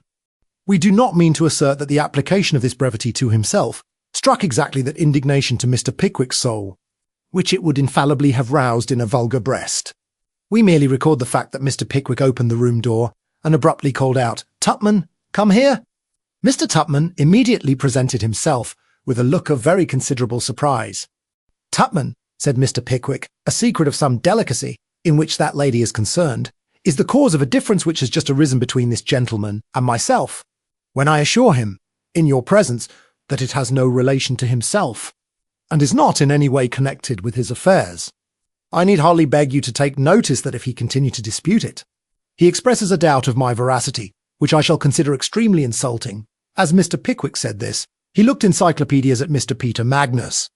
Mr. Pickwick's upright and honourable bearing, coupled with that force and energy of speech which so eminently distinguished him, would have carried conviction to any reasonable mind. But, unfortunately, at that particular moment, the mind of Mr. Peter Magnus was in anything but reasonable order.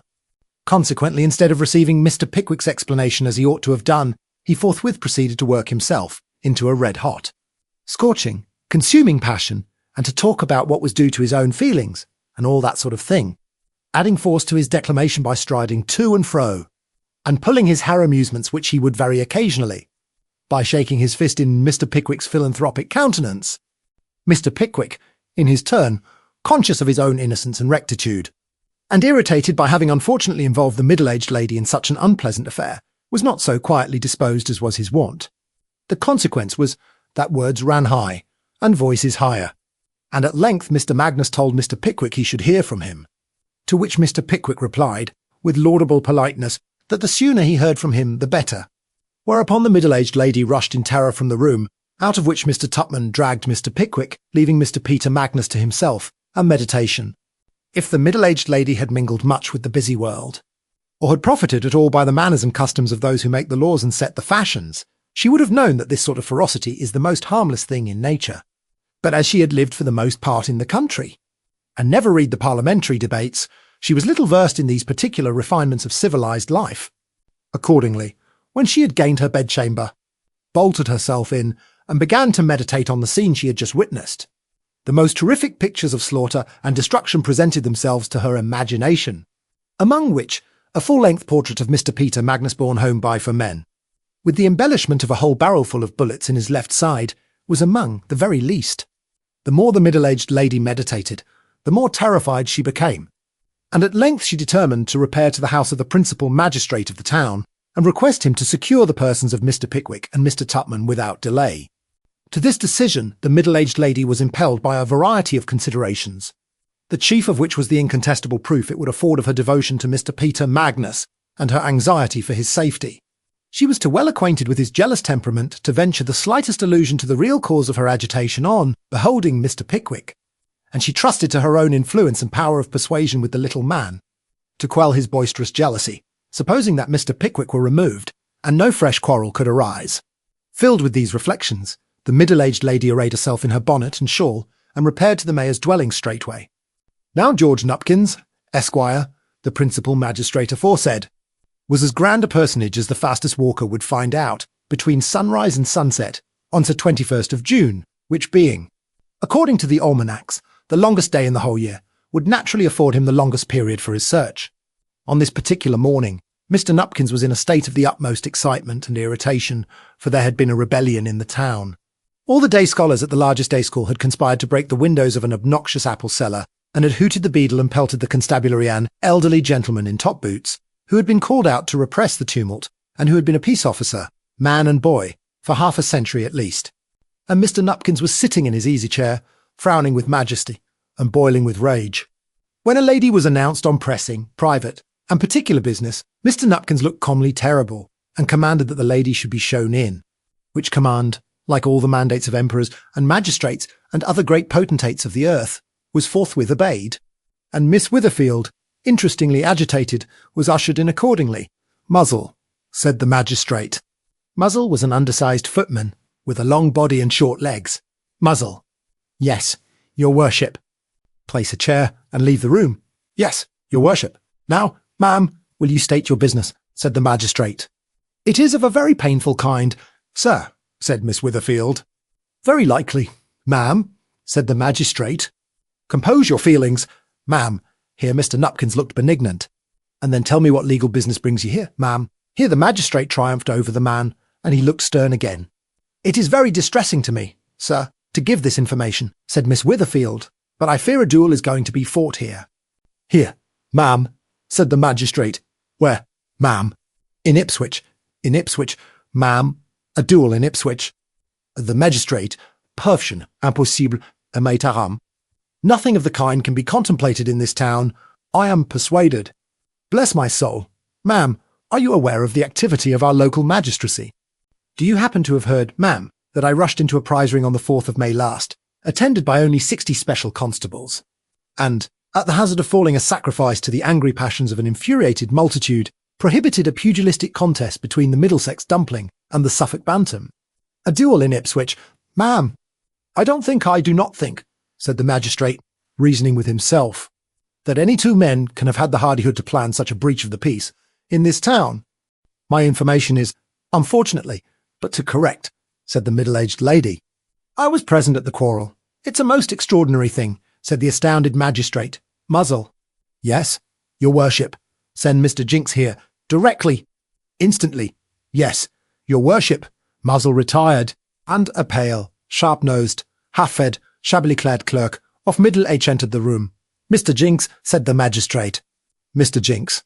Sir, said Mr. Jinks, this lady, Mr. Jinks, has come here to give information of an intended duel in this town. Mr. Jinks, not knowing exactly what to do, smiled a dependent smile.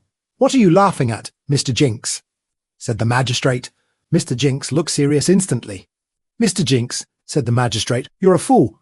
Mr. Jinks looked humbly at the great man and bit the top of his pen. You may see something very comical in this information, sir, but I can tell you this, Mr. Jinks, that you have very little to laugh at, said the magistrate. The hungry-looking Jinks sighed, as if he were quite aware of the fact of his having very little indeed to be merry about, and, being ordered to take the lady's information, shambled to a seat, and proceeded to write it down. This man, Pickwick, is the principal, I understand, said the magistrate, when the statement was finished. He is, said the middle-aged lady. And the other rioter, what's his name? Mr. Jinks. Tupman, sir. Tupman is the second. Yes, the other principal, you say, has absconded, Ma'am? Yes, replied Miss Witherfield, with a short cough. Very well, said the magistrate. These are two cutthroats from London who have come down here to destroy His Majesty's population, thinking that at this distance from the capital, the arm of the law is weak and paralysed. They shall be made an example of. Draw up the warrants, embark, jinx, muzzle. Yes, your worship. Is Grummer downstairs? Yes, your worship. Send him up. The obsequious muzzle retired, and presently returned, introducing the elderly gentleman in the top boots, who was chiefly remarkable for a bottle nose, a hoarse voice, a snuff-coloured surtout, and a wandering eye. Grummer, said the magistrate. Your wash-up. Is the town quiet now? Pretty well, your wash-up, replied Grummer. Popular feeling has in a measure subsided, consequence the boys having dispersed to cricket. Nothing but vigorous measures will do in these times, Grummer, said the magistrate, in a determined manner. If the authority of the King's officers is set at naught, we must have the Riot Act read. If the civil power cannot protect these windows, Grummer, the military must protect the civil power, and the windows too. I believe that is a maxim of the Constitution, Mr. Jinks? Certainly, sir, said Jinks. Very good, said the magistrate, signing the warrants. Grummer, you will bring these persons before me, this afternoon. You will find them at the Great White Horse. You recollect the case of the Middlesex dumpling and the Suffolk bantam, Grummer? Mr. Grummer intimated, by a retrospective shake of the head, that he should never forget it, as indeed it was not likely he would, so long as it continued to be cited daily. This is even more unconstitutional, said the magistrate. This even a greater breach of the peace and a grosser infringement of His Majesty's Secunda prerogative. I believe duelling is one of His Majesty's most undoubted prerogatives, Mr. Jinks, expressly stipulated in Magna Carta. Sir, said Mr. Jinks, one of the brightest jewels in the British crown, wrung from His Majesty by the barons, I believe, Mr. Jinks, said the magistrate. Just so, sir, replied Mr. Jinks. Very well, said the magistrate, drawing himself up proudly. It shall not be violated in this portion of his dominions. Grummer, procure assistance, and execute these warrants with as little delay as possible. Muzzle. Yes, your worship. Show the lady out. Miss Witherfield retired, deeply impressed with the magistrate's learning and research. Mr. Nupkins retired to lunch. Mr. Jinks retired within himself, that being the only retirement he had, except the sofa bedstead in the small parlour, which was occupied by his landlady's family in the daytime, and Mr. Grummer retired to wipe out, by his mode of discharging his present commission, the insult which had been fastened upon himself and the other representative of His Majesty the Beadle in the course of the morning.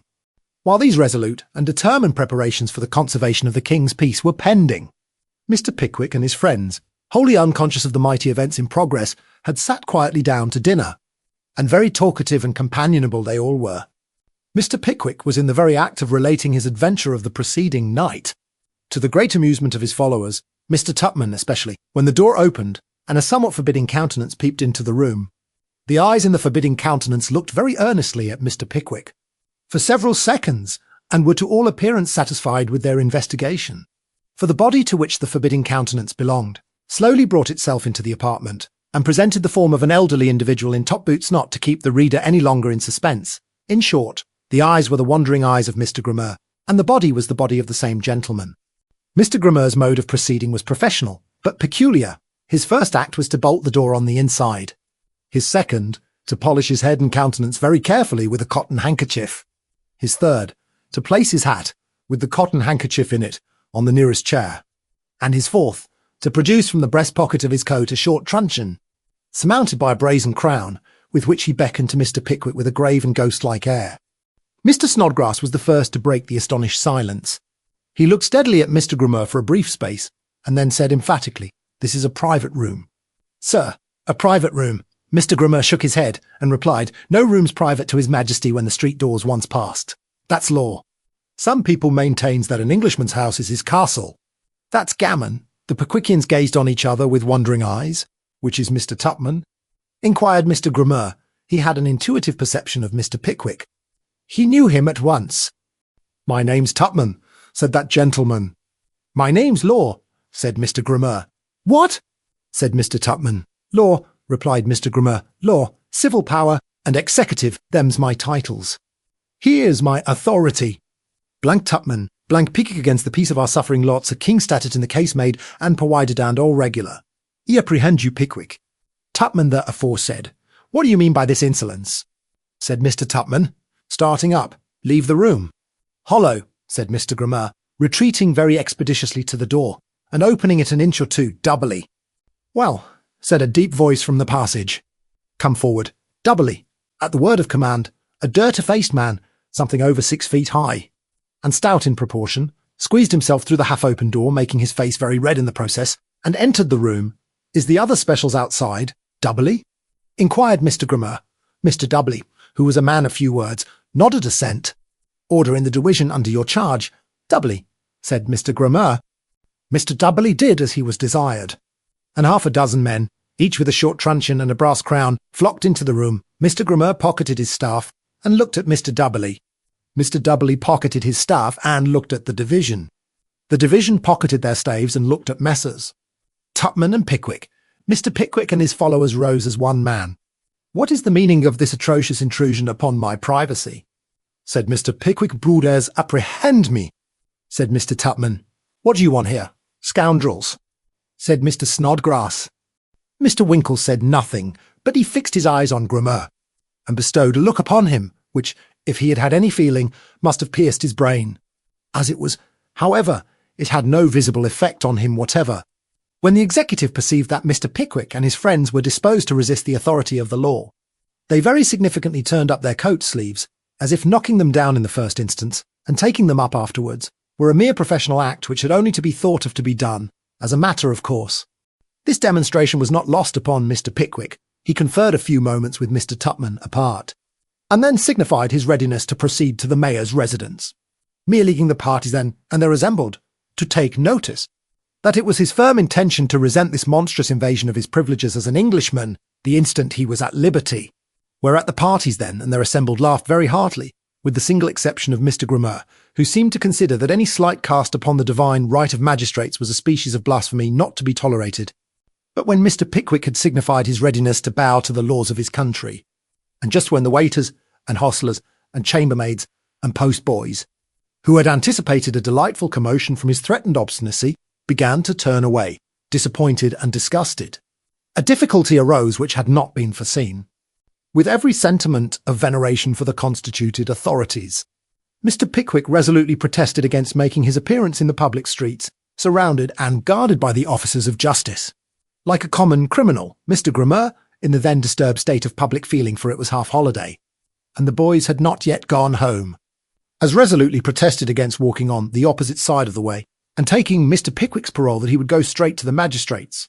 And both Mr. Pickwick and Mr. Tupman as strenuously objected to the expense of a post-coach, which was the only respectable conveyance that could be obtained.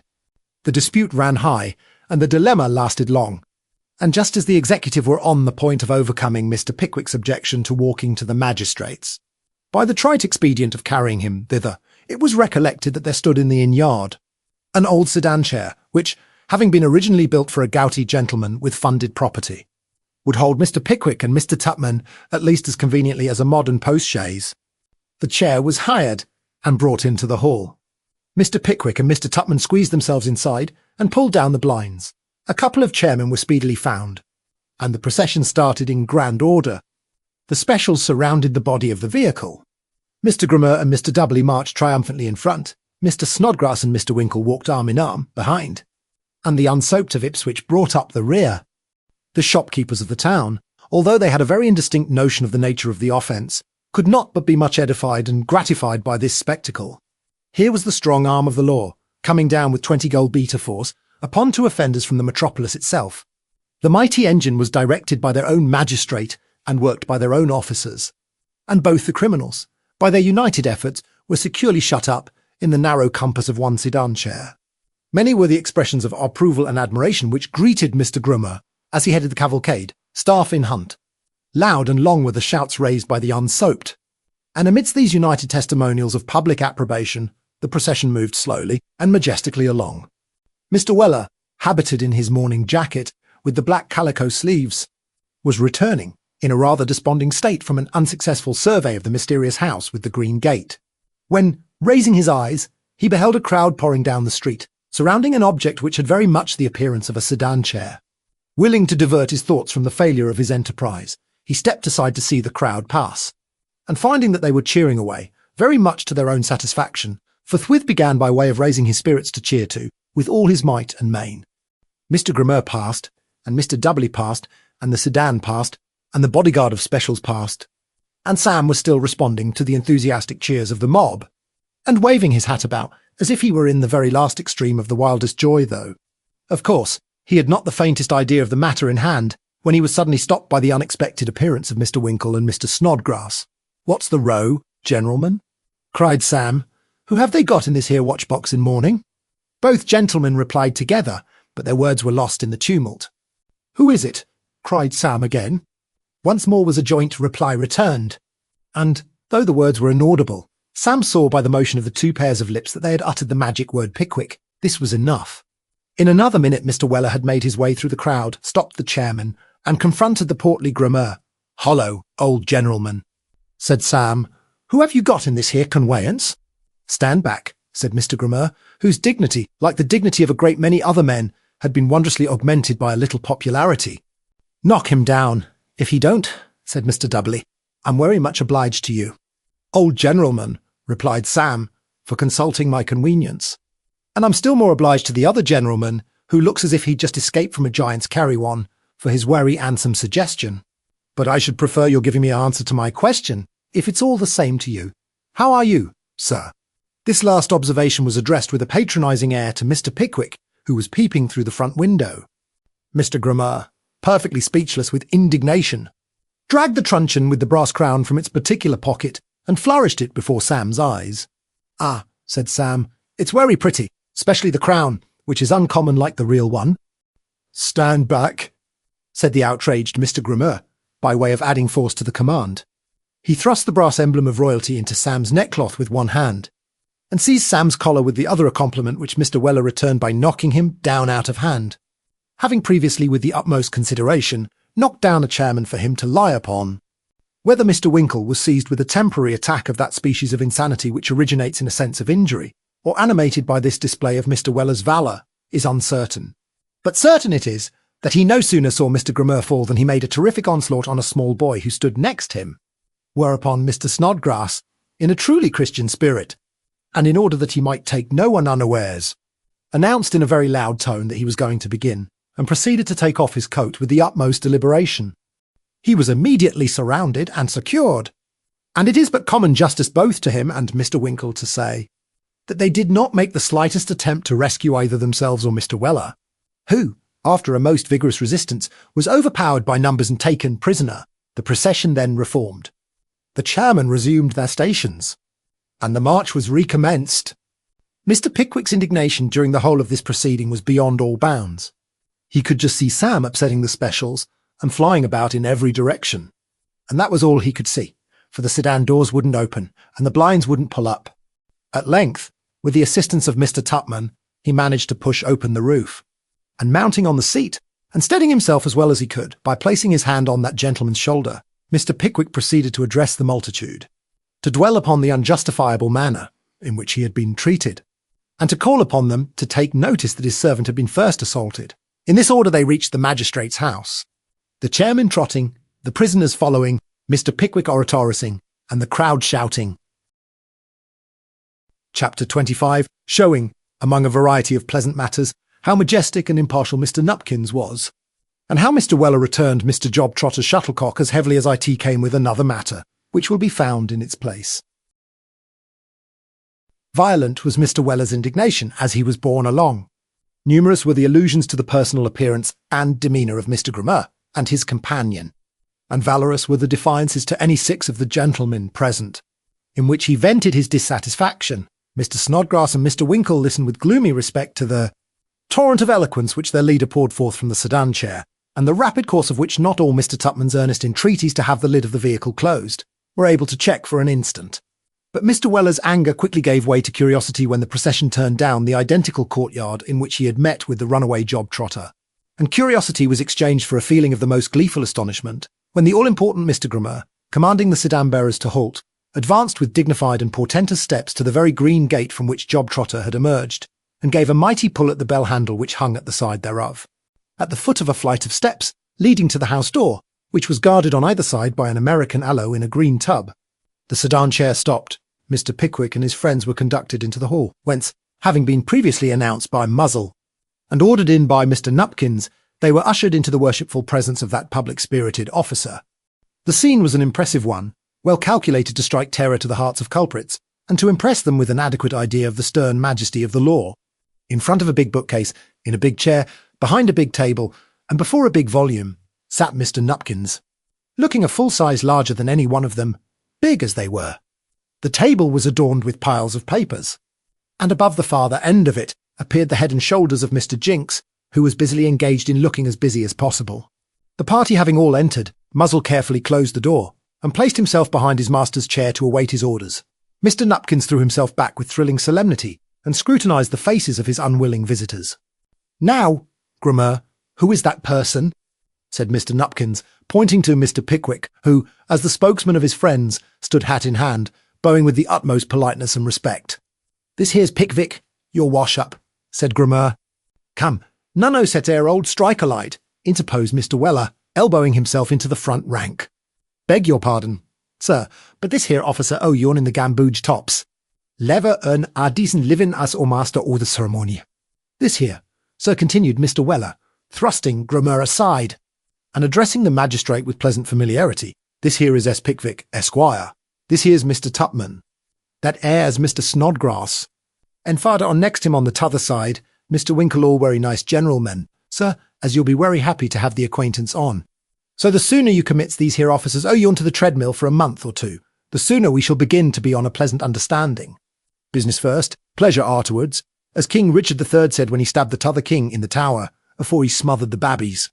At the conclusion of this address, Mr. Weller brushed his hat with his right elbow, and nodded benignly to Jinks, who had heard him throughout with unspeakable awe. "Who is this man, Grammar?" said the magistrate. "Very desperate C.H. actor, your wash-up," replied Grammar. "He attempted to rescue the prisoners and assaulted the officers. So we took him into custody and brought him here." "You did quite right," replied the magistrate. "He is evidently a desperate ruffian. He is my servant, sir," said Mr. Pickwick angrily. "Oh, he is your servant, is he?" said Mr. Nupkins. "A conspiracy to defeat the ends of justice and murder its officers. Pickwick's servant. Put that down, Mr. Jinks." Mr. Jinks did so. "What's your name, fellow?" thundered Mr. Nupkins. "Vella," replied Sam. "A very good name for the Newgate calendar," said Mr. Nupkins. This was a joke. So Jinks, Grammar, Doubly, all the specials, and Muzzle went into fits of laughter of 5 minutes' duration. "Put down his name, Mr. Jinks," said the magistrate. "2 L's, old fella," said Sam. Here an unfortunate special laughed again, whereupon the magistrate threatened to commit him instantly. "It is a dangerous thing to laugh at the wrong man, in these cases. Where do you live?" said the magistrate. "Wherever I can," replied Sam. "Put down that, Mr. Jinks," said the magistrate, who was fast rising into a rage. "Score it under," said Sam. "He is a vagabond, Mr. Jinks," said the magistrate. "He is a vagabond on his own statement, is he not, Mr. Jinks?" "Certainly, sir. Then I'll commit him as such," said Mr. Nupkins. "This is a wery impartial country for justice," said Sam. "There ain't a magistrate going as don't commit himself twice as he commits other people." At this sally another special laughed, and then tried to look so supernaturally solemn that the magistrate detected him immediately. "Grammar," said Mr. Nupkins, reddening with passion, "how dare you select such an inefficient and disreputable person for a special constable as that man? How dare you do it, sir?" "I am very sorry, your wash-up," stammered Grammar. "Very sorry," said the furious magistrate. "You shall repent of this neglect of duty, Mr. Grammar. You shall be made an example of. Take that fellow's staff away. He's drunk." "You're drunk, fellow." "I am not drunk, your worship," said the man. "You are drunk," returned the magistrate. "How dare you say you are not drunk, sir, when I say you are?" "Doesn't he smell of spirits, Grammar?" "Horrid, your wash-up," replied Grammar, who had a vague impression that there was a smell of rum somewhere. "I knew he did," said Mr. Nupkins. "I saw he was drunk when he first came into the room by his excited eye." "Did you observe his excited eye, Mr. Jinks?" "Certainly, sir. I haven't touched a drop of spirits this morning, said the man, who was as sober a fellow as need be. How dare you tell me a falsehood? Said Mr. Nupkins. Isn't he drunk at this moment, Mr. Jinks? Certainly, sir, replied Jinks. Mr. Jinks, said the magistrate, I shall commit that man for contempt. Make out his committal, Mr. Jinks. And committed the special would have been only Jinks, who was the magistrate's adviser, having had a legal education of 3 years in a country attorney's office, whispered the magistrate that he thought it wouldn't do. So the magistrate made a speech and said that in consideration of the special's family, he would merely reprimand and discharge him. Accordingly, the special was abused vehemently for a quarter of an hour and sent about his business. And Grammer, Dudley, Muzzle, and all the other specials murmured their admiration of the magnanimity of Mr. Nupkins. Now, Mr. Jinks, said the magistrate, swear Grammer. Grammer was sworn directly. But as Grammer wandered, and Mr. Nupkins's dinner was nearly ready, Mr. Nupkins cut the matter short by putting leading questions to Grammer, which Grammer answered as nearly in the affirmative as he could. So the examination went off, all very smooth and comfortable, and 2 assaults were proved against Mr. Weller, and a threat against Mr. Winkle, and a push against Mr. Snodgrass. When all this was done to the magistrate's satisfaction, the magistrate and Mr. Jinks consulted in whispers. The consultation having lasted about 10 minutes, Mr. Jinks retired to his end of the table, and the magistrate, with a preparatory cough, drew himself up in his chair and was proceeding to commence his address when Mr. Pickwick interposed. I beg your pardon, sir, for interrupting you, said Mr. Pickwick, but before you proceed to express and act upon any opinion you may have formed on the statements which have been made here, I must claim my right to be heard so far as I am personally concerned. Hold your tongue, sir, said the magistrate peremptorily. I must submit to you, sir, said Mr. Pickwick. Hold your tongue. Sir, interposed the magistrate, or I shall order an officer to remove you. You may order your officers to do whatever you please, sir, said Mr. Pickwick. And I have no doubt, from the specimen I have had of the subordination preserved amongst them, that whatever you order, they will execute, sir. But I shall take the liberty, sir, of claiming my right to be heard, until I am removed by force. Pickwick and principal, exclaimed Mr. Weller in a very audible voice. Sam, be quiet, said Mr. Pickwick. Dumb as a drum with a hole in it, sir, replied Sam. Mr. Nupkins looked at Mr. Pickwick with a gaze of intense astonishment at his displaying such unwonted temerity, and was apparently about to return a very angry reply, when Mr. Jinks pulled him by the sleeve and whispered something in his ear. To this, the magistrate returned a half-audible answer, and then the whispering was renewed. Jinks was evidently remonstrating. At length the magistrate, gulping down, with a very bad grace, his disinclination to hear anything more, turned to Mr. Pickwick and said sharply, What do you want to say? First, said Mr. Pickwick, sending a look through his spectacles, under which even Nupkins quailed. First, I wish to know what I and my friend have been brought here for. Must I tell him? Whispered the magistrate to Jinks. I think you had better, sir, whispered Jinks to the magistrate. An information has been sworn before me, said the magistrate, that it is apprehended you are going to fight a duel, and that the other man, Tupman, is your aider and abettor in it. Therefore, Mr. Jinks. Certainly, sir. Therefore, I call upon you both. I think that's the cause, Mr. Jinks. Certainly, sir. What, Mr. Jinks? Said the magistrate pettishly. To find bail, sir. Yes. Therefore, I call upon you both as I was about to say when I was interrupted by my clerk to find bail. Good bail, whispered Mr. Jinks. I shall require good bail, said the magistrate. Townspeople, whispered Jinks. They must be townspeople, said the magistrate. £50 each, whispered Jinks, and householders. Of course, I shall require to sureties of £50 each, said the magistrate aloud, with great dignity, and they must be householders. Of course. But bless my heart, sir, said Mr. Pickwick, who, together with Mr. Tupman, was all amazement and indignation. We are perfect strangers in this town. I have as little knowledge of any householders here as I have intention of fighting a duel with anybody. I dare say, replied the magistrate. I dare say, don't you, Mr. Jinks? Certainly, sir. Have you anything more to say? Inquired the magistrate. Mr. Pickwick had a great deal more to say, which he would no doubt have said very little to his own advantage, or the magistrate's satisfaction, if he had nought the more by the speaking by Mr. Weller, with whom he was immediately engaged in so earnest a conversation, that he suffered the magistrate's inquiry to pass wholly unnoticed. Mr. Nupkins was not the man to ask a question of the kind twice over, and so, with another preparatory cough, he proceeded, amidst the reverential and admiring silence of the constables, to pronounce his decision. He should fine Weller £2 for the first assault and £3 for the second. He should fine Winkle £2 and Snodgrass £1, besides requiring them to enter into their own recognizances to keep the peace towards all his Majesty's subjects, and especially towards St. Daniel Grummer. Pickwick and Tupman he had already held to bail. Immediately on the magistrate ceasing to speak, Mr. Pickwick, with a smile mantling on his again good-humoured countenance, stepped forward and said, "I beg the magistrate's pardon, but may I request a few minutes' private conversation with him on a matter of deep importance to himself?" "What?" said the magistrate. Mr. Pickwick repeated his request. "This is a most extraordinary request," said the magistrate. "A private interview?" "A private interview," replied Mr. Pickwick firmly. "Only, as a part of the information which I wish to communicate is derived from my servant, I should wish him to be present." The magistrate looked at Mr. Jinks. Mr. Jinks looked at the magistrate. The officers looked at each other in amazement. Mr. Nupkins turned suddenly pale. Could the man Weller, in a moment of remorse, have divulged some secret conspiracy for his assassination? It was a dreadful thought. He was a public man. And he turned paler as he thought of Julius Caesar and Mr. Percival. The magistrate looked at Mr. Pickwick again and beckoned Mr. Jinks.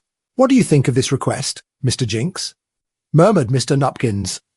Mr. Jinks, who didn't exactly know what to think of it, and was afraid he might offend, smiled feebly after a dubious fashion, and, screwing up the corners of his mouth, shook his head slowly from side to side.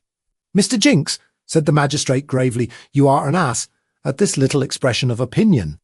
Mr. Jinks smiled again rather more feebly than before and edged himself, by degrees, back into his own corner. Mr. Nupkins debated the matter within himself for a few seconds, and then, rising from his chair and requesting Mr. Pickwick and Sam to follow him, led the way into a small room which opened into the justice parlour. Desiring Mr. Pickwick to walk to the upper end of the little apartment, and holding his hand upon the half-closed door, that he might be able to effect an immediate escape. In case there was the least tendency to a display of hostilities, Mr. Nupkins expressed his readiness to hear the communication, whatever it might be. "I will come to the point at once, sir," said Mr. Pickwick. "It affects yourself and your credit materially. I have every reason to believe, sir, that you are harbouring in your house a gross impostor." "2," interrupted Sam. "Mulberry agin all notcher, for tears and villainy." "Sam," said Mr. Pickwick, "if I am to render myself intelligible to this gentleman, I must beg you to control your feelings." "Wery sorry, sir," replied Mr. Weller, "but when I think that ere job, I can't help opening the wolf an inch or two." "In one word, sir," said Mr. Pickwick, "is my servant right in suspecting that a certain Captain Fitzmarshall is in the habit of visiting here? Because," added Mr. Pickwick, as he saw that Mr. Nupkins was about to offer a very indignant interruption, "because if he be, I know that person to be a—" "Hush, hush," said Mr. Nupkins, closing the door. "Know him to be what, sir?" "An unprincipled adventurer, dishonourable character man, who preys upon society, and makes easily deceived people his dupes, sir." "His absurd, his foolish, his wretched dupes, sir," said the excited Mr. Pickwick. "Dear me," said Mr. Nupkins, turning very red, and altering his whole manner directly. "Dear me, Mr. Pickwick," said Sam. "Pickwick," said the magistrate. "Dear me, Mr. Pickwick, pray take a seat. You cannot mean this. Captain Fitzmarshall." "Don't call him a copine," said Sam, "nor Fitzmarshall neither. He ain't neither one nor t'other. He's a strolling actor, he is, and his name's Jingle. And if ever there was a wolf in a mulberry suit, that ere job trotters him." "It is very true, sir," said Mr. Pickwick, replying to the magistrate's look of amazement. "My only business in this town is to expose the person of whom we now speak." Mr. Pickwick proceeded to pour into the horror-stricken ear of Mr. Nupkins an abridged account of all Mr. Jingle's atrocities. He related how he had first met him, how he had eloped with Miss Wardle, how he had cheerfully resigned the lady for a pecuniary consideration, how he had entrapped himself into a ladies' boarding school at midnight, and how he, Mr. Pickwick, now felt it his duty to expose his assumption of his present name and rank. As the narrative proceeded, all the warm blood in the body of Mr. Nupkins tingled up into the very tips of his ears. He had picked up the captain at a neighbouring racecourse. Charmed with his long list of aristocratic acquaintance, his extensive travel, and his fashionable demeanour, Mrs. Nupkins and Miss Nupkins had exhibited Captain Fitzmarshall, and quoted Captain Fitzmarshall, and hurled Captain Fitzmarshall at the devoted heads of their select circle of acquaintance, until their bosom friends, Mrs. Porkenham and the Mrs. Porkenhams, and Mr. Sidney Porkenham, were ready to burst with jealousy and despair. And now, to hear, after all, that he was a needy adventurer, a strolling player, and if not a swindler. Something so very like it that it was hard to tell the difference. Heavens, what would the Porkenhams say? What would be the triumph of Mr. Sidney Porkenham when he found that his addresses had been slighted for such a rival? How should he, Nupkins, meet the eye of old Porkenham at the next quarter sessions? And what a handle would it be for the opposition magisterial party if the story got abroad? But after all, said Mr. Nupkins, brightening for a moment, after a long pause, after all, this is a mere statement.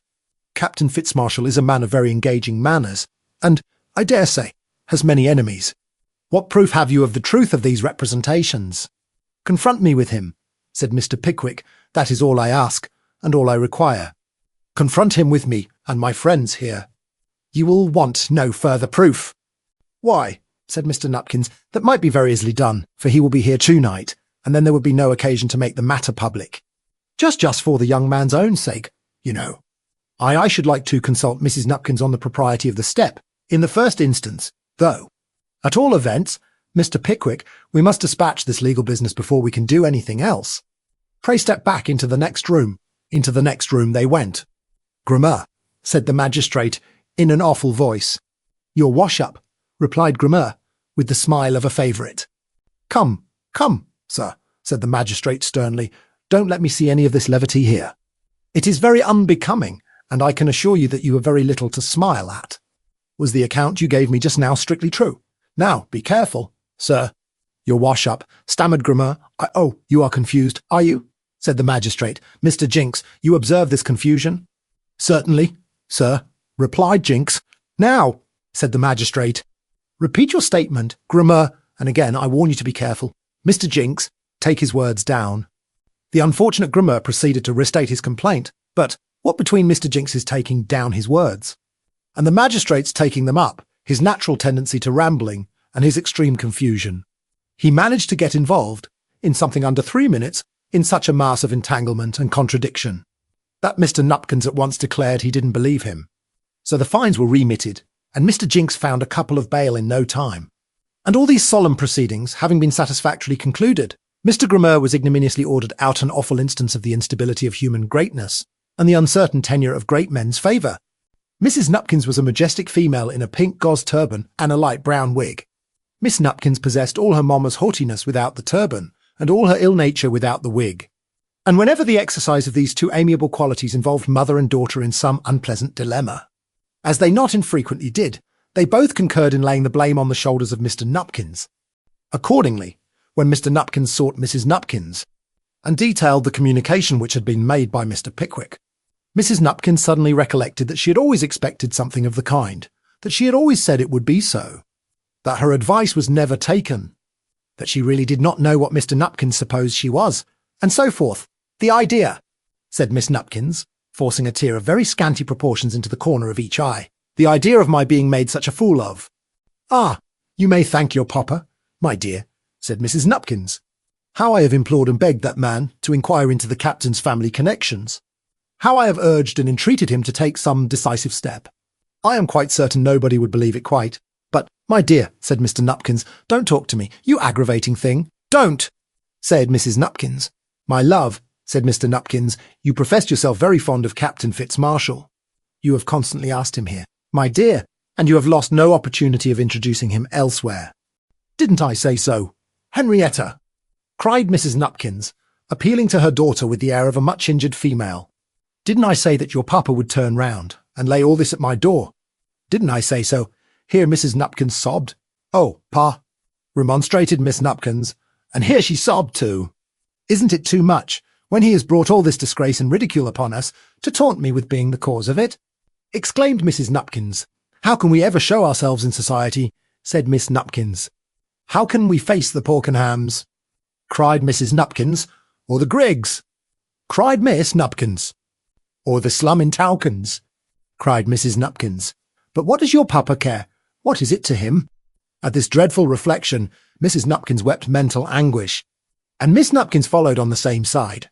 Mrs. Nupkins's tears continued to gush forth, with great velocity, until she had gained a little time to think the matter over, when she decided, in her own mind, that the best thing to do would be to ask Mr. Pickwick and his friends to remain until the captain's arrival, and then to give Mr. Pickwick the opportunity he sought. If it appeared that he had spoken truly, the captain could be turned out of the house without noising the matter abroad, and they could easily account to the Porkenhams for his disappearance by saying that he had been appointed, through the court influence of his family, to the Governor-Generalship of Sierra Leone, of Sauga Point, or any other of those salubrious climates which enchant Europeans so much that when they once get there, they can hardly ever prevail upon themselves to come back again. When Mrs. Nupkins dried up her tears, Miss Nupkins dried up hers, and Mr. Nupkins was very glad to settle the matter as Mrs. Nupkins had proposed. So Mr. Pickwick and his friends, having washed off all marks of their late encounter, were introduced to the ladies, and soon afterwards to their dinner. And Mr. Weller, whom the magistrate, with his peculiar sagacity, had discovered in half an hour to be one of the finest fellows alive, was consigned to the care and guardianship of Mr. Muzzle, who was specially enjoined to take him below, and make much of him. "How do do, sir?" said Mr. Muzzle, as he conducted Mr. Weller down the kitchen stairs. "Why, no considerable change has taken place in the state of my system, since I see you cocked up behind your governor's chair in the parlour." "A little while ago," replied Sam. "You will excuse my not taking more notice of you then," said Mr. Muzzle. "You see, master hadn't introduced us then. Lord, how fond he is of you, Mr. Weller, to be sure." Said Sam. "What a pleasant chap he is, ain't he?" replied Mr. Muzzle. "So much humour," said Sam. "And such a man to speak," said Mr. Muzzle. "How his ideas flow, don't they?" "Wonderful," replied Sam. "They comes a-pouring out, knocking each other's heads so fast that they seems to stun one another. You hardly know what he's arter, do you?" "That's the great merit of his style of speaking," rejoined Mr. Muzzle. "Take care of the last step. Mr. Weller, would you like to wash your hands, sir, before we join the ladies? Here's a sink, with the water laid on, sir, and a clean jack towel behind the door." "Ah, perhaps I may as well have a rinse," replied Mr. Weller, applying plenty of yellow soap to the towel, and rubbing away till his face shone again. "How many ladies are there?" "Only 2 in our kitchen," said Mr. Muzzle. "Cook and housemaid. We keep a boy to do the dirty work, and a gal besides, but they dine in the washes." "Oh, they dines in the washes, do they?" said Mr. Weller. "Yes," replied Mr. Muzzle. "We tried 'em at our table when they first come, but we couldn't keep 'em. The gal's manners is dreadful vulgar, and the boy breathes so very hard while he's eating that we found it impossible to sit at table with him, young grampus," said Mr. Weller. "Oh, dreadful," rejoined Mr. Muzzle. "But that is the worst of country service, Mr. Weller. The juniors is always so very savage. This way, sir, if you please, this way." Preceding Mr. Weller, with the utmost politeness, Mr. Muzzle conducted him into the kitchen. "Mary," said Mr. Muzzle to the pretty servant girl, "this is Mr. Weller, a gentleman as master has sent down to be made as comfortable as possible, and your master's a known hand, and has just sent me to the right place," said Mr. Weller, with a glance of admiration at Mary. "If I woes master o' this here house, I should always find the materials for comfort via Mary woes." "Law, Mr. Weller," said Mary, blushing. "Well, I never," ejaculated the cook. "Bless me, cook, I forgot you," said Mr. Muzzle. "Mr. Weller, let me introduce you." "How are you, ma'am?" said Mr. Weller. "Very glad to see you, indeed, and hope our acquaintance may be a long un." As the gentleman said to the fee pun note, when this ceremony of introduction had been gone through, the cook and Mary retired into the back kitchen to titter for 10 minutes. Then returning, all giggles and blushes, they sat down to dinner. Mr. Weller's easy manners and conversational powers had such irresistible influence with his new friends that before the dinner was half over, they were on a footing of perfect intimacy, and in possession of a full account of the delinquency of Job Trotter. "I never could bear that job," said Mary.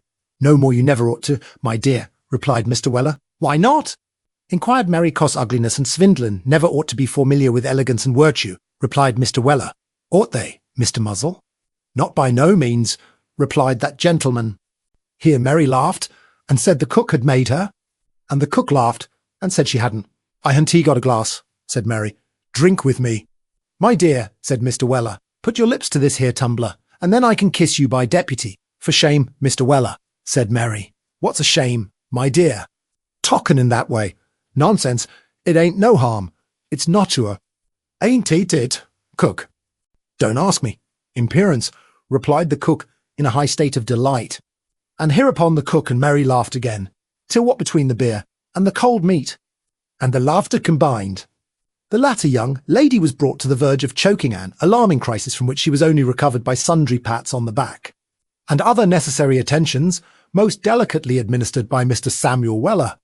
In the midst of all this jollity and conviviality, a loud ring was heard at the garden gate, to which the young gentleman, who took his meals in the wash-house, immediately responded. Mr. Weller was in the height of his attentions to the pretty housemaid. Mr. Muzzle was busy doing the honours of the table, and the cook had just paused to laugh, in the very act of raising a huge morsel to her lips, when the kitchen door opened, and in walked Mr. Jobtrotter. We have said in walked Mr. Jobtrotter, but the statement is not distinguished by our usual scrupulous adherence to fact. The door opened and Mr. Trotter appeared. He would have walked in, and was in the very act of doing so. Indeed, when catching sight of Mr. Weller, he involuntarily shrank back a pace or two, and stood gazing on the unexpected scene before him, perfectly motionless with amazement and terror. "Here he is," said Sam, rising with great glee. "Why, we were that very moment a-speaking o' you. How are you? Where have you been? Come in." Laying his hand on the mulberry collar of the unresisting Job, Mr. Weller dragged him into the kitchen, and, locking the door, handed the key to Mr. Muzzle, who very coolly buttoned it up in a side pocket. "Well, here's a game," cried Sam. "Only think o' my master having the pleasure o' meeting you on upstairs, and me having the joy o' meeting you down here. How are you getting on, and how is the chandlery business likely to do? Well, I am so glad to see you. How happy you look. It's quite a treat to see you, ain't it, Mr. Muzzle?" "Quite," said Mr. Muzzle. "So cheerful he is. Sides em." "In such good spirits," said Muzzle. "And so glad to see us that makes it so much more comfortable," said Sam. "Sit down. Sit down." Mr. Trotter suffered himself to be forced into a chair by the fireside. He cast his small eyes, first on Mr. Weller, and then on Mr. Muzzle, but said nothing. "Well, now," said Sam, "afore these here ladies, I should just like to ask you, as a sort of curiosity, whether you don't consider yourself as nice and well-behaved a young gentleman as ever used a pink check pocket handkerchief, and the number for collection, and as was ever a-going to be married to a cook," said that lady indignantly, "the willin', and leave off his evil ways, and set up in the chandlery line arterwards," said the housemaid. "Now, I'll tell you what it is, young man," said Mr. Muzzle solemnly, enraged at the last allusions, "it's this hairy lady pointing to the cook keeps company with me, and when you presume, sir, to talk of keeping chandler's shops with her, you injure me in one of the most delicatest points in which one man can injure another. Do you understand that, sir?" Here Mr. Muzzle, who had a great notion of his eloquence, in which he imitated his master, paused for a reply. But Mr. Trotter made no reply. So Mr. Muzzle proceeded in a solemn manner. "It's very probable, sir, that you won't be wanted upstairs for several minutes, sir, because my master is at this moment particularly engaged in settling the hash of your master, sir, and therefore you'll have leisure, sir, for a little private talk with me, sir. Do you understand that, sir?" Mr. Muzzle again paused for a reply, and again Mr. Trotter disappointed him. "Well, then," said Mr. Muzzle, "I'm very sorry to have to explain myself before ladies, but the urgency of the case will be my excuse. The back kitchen's empty, sir.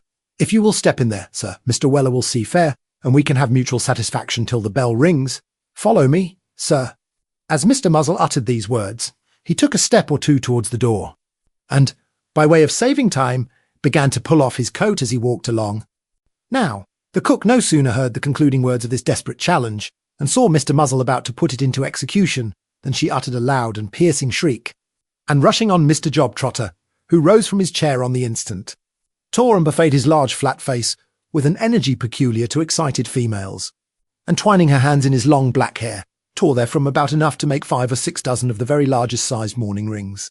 Having accomplished this feat with all the ardour which her devoted love for Mr. Muzzle inspired, she staggered back, and being a lady of very excitable and delicate feelings, she instantly fell under the dresser and fainted away. At this moment, the bell rang. "That's for you, Job Trotter," said Sam. And before Mr. Trotter could offer remonstrance or reply even, before he had time to staunch the wounds inflicted by the insensible, Lady Sam seized one arm and Mr. Muzzle the other, and one pulling before, and the other pushing behind. They conveyed him upstairs, and into the parlour. It was an impressive tableau. Alfred Jingle, Esquire, alias Captain Fitzmarshall, was standing near the door with his hat in his hand, and a smile on his face, wholly unmoved by his very unpleasant situation. Confronting him stood Mr. Pickwick, who had evidently been inculcating some high moral lesson, for his left hand was beneath his coat tail, and his right extended in air, as was his wont when delivering himself of an impressive address. At a little distance stood Mr. Tupman with indignant countenance, carefully held back by his two younger friends. At the farther end of the room were Mr. Nupkins, Mrs. Nupkins, and Miss Nupkins, gloomily grand and savagely vexed. "What prevents me?"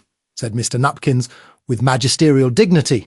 "As Job was brought in, what prevents me from detaining these men as rogues and impostors? It is a foolish mercy." "What prevents me?" "Pride, old fellow, pride," replied Jingle, quite at his ease. "Wouldn't do no go-quarter captain, eh? Ha, ha. Very good fun for dat about a bit make 80 public, not for worlds did very." "Wretch," said Mr. Nupkins, "we scorn your base insinuations. I always hated him," added Henrietta. "Oh, of course," said Jingle.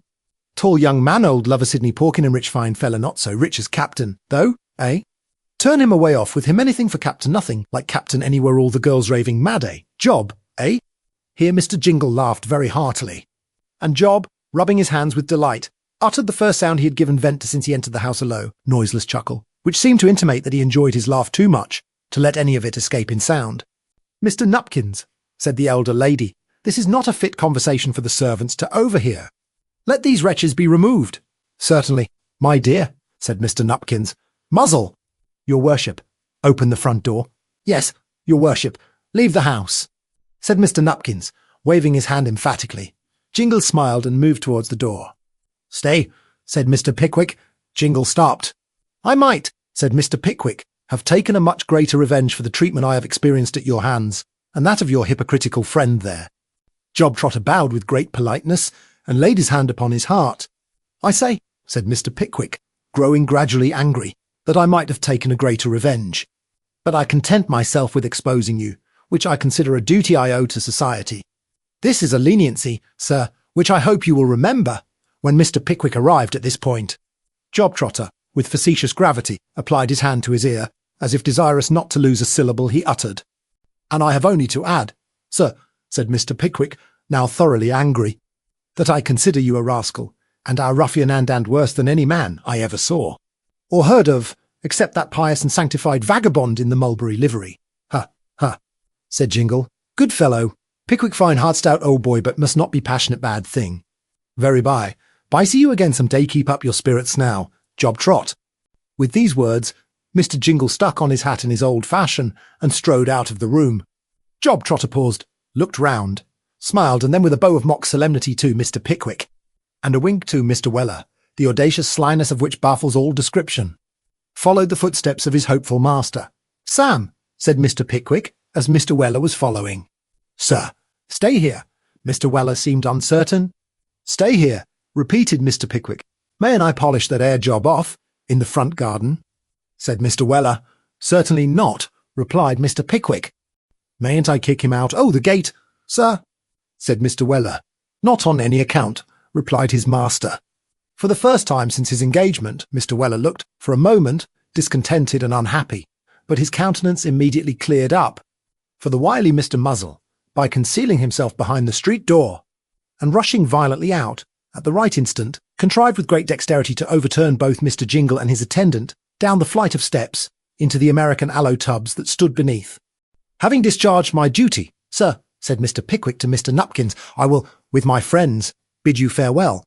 While we thank you for such hospitality as we have received, permit me to assure you, in our joint names, that we should not have accepted it or have consented to extricate ourselves in this way. From our previous dilemma, had we not been impelled by a strong sense of duty, we return to London tomorrow. Your secret is safe with us." Having thus entered his protest against their treatment of the morning, Mr. Pickwick bowed low to the ladies, and notwithstanding the solicitations of the family, left the room with his friends. "Get your hat, Sam," said Mr. Pickwick. "It's below stairs, sir," said Sam, and he ran down after it. Now, there was nobody in the kitchen but the pretty housemaid, and as Sam's hat was mislaid, he had to look for it, and the pretty housemaid lighted him. They had to look all over the place for the hat. The pretty housemaid, in her anxiety to find it, went down on her knees, and turned over all the things that were heaped together in a little corner by the door. It was an awkward corner. You couldn't get at it without shutting the door first. "Here it is," said the pretty housemaid. "This is it, ain't it?" "Let me look," said Sam. The pretty housemaid had stood the candle on the floor, and, as it gave a very dim light. Sam was obliged to go down on his knees before he could see whether it really was his own hat or not. It was a remarkably small corner, and so it was nobody's fault but the man's who built the house. Sam and the pretty housemaid were necessarily very close together. "Yes, this is it," said Sam. "Goodbye, goodbye," said the pretty housemaid. "Goodbye," said Sam. And as he said it, he dropped the hat that had cost so much trouble in looking for. "How awkward you are," said the pretty housemaid. "You'll lose it again if you don't take care." So just to prevent his losing it again, she put it on for him. Whether it was that the pretty housemaid's face looked prettier still when it was raised towards Sam's, or whether it was the accidental consequence of their being so near to each other, is matter of uncertainty to this day, but Sam kissed her. "You don't mean to say you did that on purpose," said the pretty housemaid, blushing. "No, I didn't then," said Sam. "But I will now." So he kissed her again. "Sam," said Mr. Pickwick, calling over the banisters. "Coming, sir," replied Sam, running upstairs. "How long you have been," said Mr. Pickwick. "There was something behind the door, sir, which prevented our getting it open."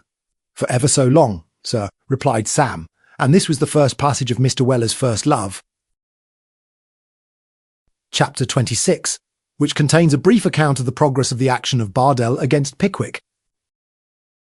Having accomplished the main end and object of his journey by the exposure of Jingle, Mr. Pickwick resolved on immediately returning to London with a view of becoming acquainted with the proceedings which had been taken against him in the meantime by Messrs. Dodson and Fogg. Acting upon this resolution with all the energy and decision of his character, he mounted to the back seat of the first coach which left Ipswich on the morning after the memorable occurrences detailed at length in the 2 preceding chapters, and accompanied by his 3 friends and Mr. Samuel Weller, arrived in the metropolis, in perfect health and safety, the same evening. Here the friends, for a short time, separated. Messrs. Tupman, Winkle, and Snodgrass repaired to their several homes to make such preparations as might be requisite for their forthcoming visit to Dingley Dell, and Mr. Pickwick and Sam took up their present abode in very good, old-fashioned, and comfortable quarters, to wit, the George and Vulture Tavern and Hotel, George Yard, Lombard Street. Mr. Pickwick had dined, finished his second pint of particular port, pulled his silk handkerchief over his head, put his feet on the fender, and thrown himself back in an easy-chair when the entrance of Mr. Weller with his carpet-bag aroused him from his tranquil meditation. "Sam," said Mr. Pickwick. "Sir," said Mr. Weller. "I have just been thinking, Sam," said Mr. Pickwick, "that having left a good many things at Mrs. Bardell's, in Goswell Street, I ought to arrange for taking them away before I leave town again." "Very good, sir," replied Mr. Weller. "I could send them to Mr. Tupman's for the present, Sam," continued Mr. Pickwick. "But before we take them away, it is necessary that they should be looked up and put together. I wish you would step up to Goswell Street, Sam, and arrange about it." "At once, sir?" inquired Mr. Weller. "At once," replied Mr. Pickwick. "And stay, Sam," added Mr. Pickwick, pulling out his purse, "there is some rent to pay. The quarter is not due till Christmas, but you may pay it and have done with it. A month's notice terminates my tenancy. Here it is, written out. Give it, and tell Mrs. Bardell she may put a bill up as soon as she likes." "Very good, sir," replied Mr. Weller. "Anything more, sir?" "Nothing more, Sam." Mr. Weller stepped slowly to the door, as if he expected something more, slowly opened it, slowly stepped out, and had slowly closed it within a couple of inches when Mr. Pickwick called out, "Sam." "Yes, sir," said Mr. Weller, stepping quickly back and closing the door behind him. "I have no objection, Sam, to your endeavouring to ascertain how Mrs. Bardell herself seems disposed towards me, and whether it is really probable that this vile and groundless action is to be carried to extremity. I say I do not object to you doing this, if you wish it, Sam," said Mr. Pickwick. Sam gave a short nod of intelligence and left the room. Mr. Pickwick drew the silk handkerchief once more over his head and composed himself for a nap. Mr. Weller promptly walked forth to execute his commission. It was nearly 9 o'clock when he reached Goswell Street. A couple of candles were burning in the little front parlour, and a couple of caps were reflected on the window blind. Mrs. Bardell had got company. Mr. Weller knocked at the door, and after a pretty long interval occupied by the party without, in whistling a tune, and by the party within, in persuading a refractory flat candle to allow itself to be lighted, a pair of small boots pattered over the floor-cloth, and Master Bardell presented himself. "Well, young townskip," said Sam, "how's mother?" "She's pretty well," replied Master Bardell. "So am I well." "That's a mercy," said Sam. "Tell her I want to speak to her. Will you, my infant phenomenon?" Master Bardell, thus adjured, placed the refractory flat candle on the bottom stair and vanished into the front parlour with his message. The two caps, reflected on the window blind, were the respective headdresses of a couple of Mrs. Bardell's most particular acquaintance, who had just stepped in to have a quiet cup of tea, and a little warm supper of a couple of sets of pettitoes and some toasted cheese. The cheese was simmering and browning away, most delightfully, in a little Dutch oven before the fire. The pettitoes were getting on deliciously in a little tin saucepan on the hob, and Mrs. Bardell and her two friends were getting on very well, also, in a little quiet conversation about and concerning all their particular friends and acquaintance, when Master Bardell came back from answering the door and delivered the message entrusted to him by Mr. Samuel Weller, Mr. Pickwick's servant. Said Mrs. Bardell, turning pale, "Bless my soul." Sighed Mrs. Cluppins. "Well, I rally would not have believed it, unless I had happened to have been here," said Mrs. Sanders. Mrs. Cluppins was a little, brisk, busy-looking woman. Mrs. Sanders was a big, fat, heavy-faced personage, and the two were the company. Mrs. Bardell felt it proper to be agitated, and as none of the three exactly knew whether under existing circumstances any communication, otherwise than through Dodson and Fogg, ought to be held with Mr. Pickwick's servant, they were all rather taken by surprise. In this state of indecision, obviously the first thing to be done was to thump the boy for finding Mr. Weller at the door. So his mother thumped him, and he cried melodiously. "Hold your noise, do you naughty creature," sighed Mrs. Bardell. "Yes. Don't worrit your poor mother," said Mrs. Sanders. "She's quite enough to worrit her, as it is, without you, Tommy," said Mrs. Cluppins, with sympathising resignation. "Ah! Worse luck. Poor lamb," said Mrs. Sanders, at all which moral reflections Master Bardell howled the louder. "Now, what shall I do?" said Mrs. Bardell to Mrs. Cluppins. "I think you ought to see him," replied Mrs. Cluppins. "But on no account without a witness. I think two witnesses would be more lawful," said Mrs. Sanders, who, like the other friend, was bursting with curiosity. "Perhaps he'd better come in here," said Mrs. Bardell. "To be sure," replied Mrs. Cluppins, eagerly catching at the idea. "Walk in, young man. And shut the street door first, please." Mr. Weller immediately took the hint, and presenting himself in the parlour, explained his business to Mrs. Bardell, thus very sorry to occasion any personal inconvenience, "Ma'am," as the housebreaker said to the old lady when he put her on the fire. "But as me and my governess only just come to town, and is just going away again, it can't be helped, you see." "Of course, the young man can't help the faults of his master," said Mrs. Cluppins, much struck by Mr. Weller's appearance and conversation. "Certainly not," chimed in Mrs. Sanders, who, from certain wistful glances at the little tin saucepan, seemed to be engaged in a mental calculation of the probable extent of the pettitoes, in the event of Sam's being asked to stop to supper. "So all I've come about is just this here," said Sam, disregarding the interruption. "First, to give my governors notice there it is. Secondly, to pay the rent here it is. Thirdly, to say as all his things is to be put together and give to anybody as we sends for Fourthly, that you may let the place as soon as you like, and that's all, whatever has happened," said Mrs. Bardell. "I always have said, and always will say, that in every respect but one, Mr. Pickwick has always behaved himself like a perfect gentleman. His money always as good as the bank always." As Mrs. Bardell said this, she applied her handkerchief to her eyes and went out of the room to get the receipt. Samuel knew that he had only to remain quiet, and the women were sure to talk. So he looked alternately at the tin saucepan, the toasted cheese, the wall, and the ceiling, in profound silence. "Poor dear," said Mrs. Cluppins. "Ah, poor thing," replied Mrs. Sanders. Sam said nothing. He saw they were coming to the subject. "I rally cannot contain myself," said Mrs. Cluppins, "when I think of such perjury. I don't wish to say anything to make you uncomfortable, young man, but your master's an old brute. And I wish I had him here to tell him so. I wish you had," said Sam, "to see how dreadful she takes on.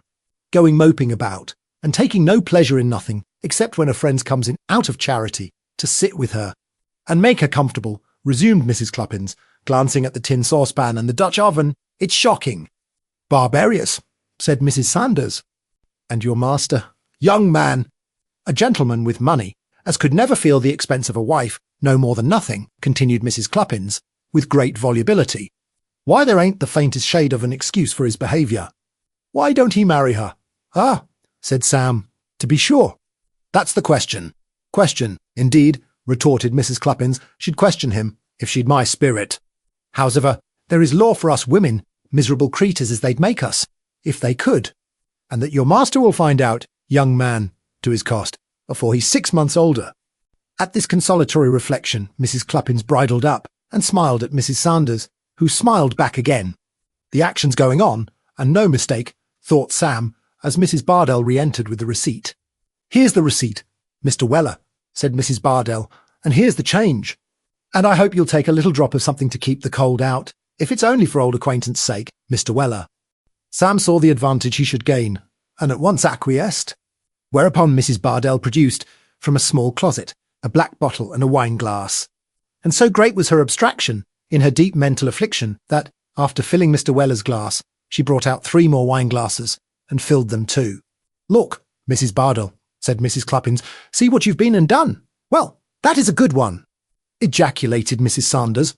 Ah, my poor head, sighed Mrs. Bardell, with a faint smile. Sam understood all this, of course, so he said at once that he never could drink before supper unless a lady drank with him.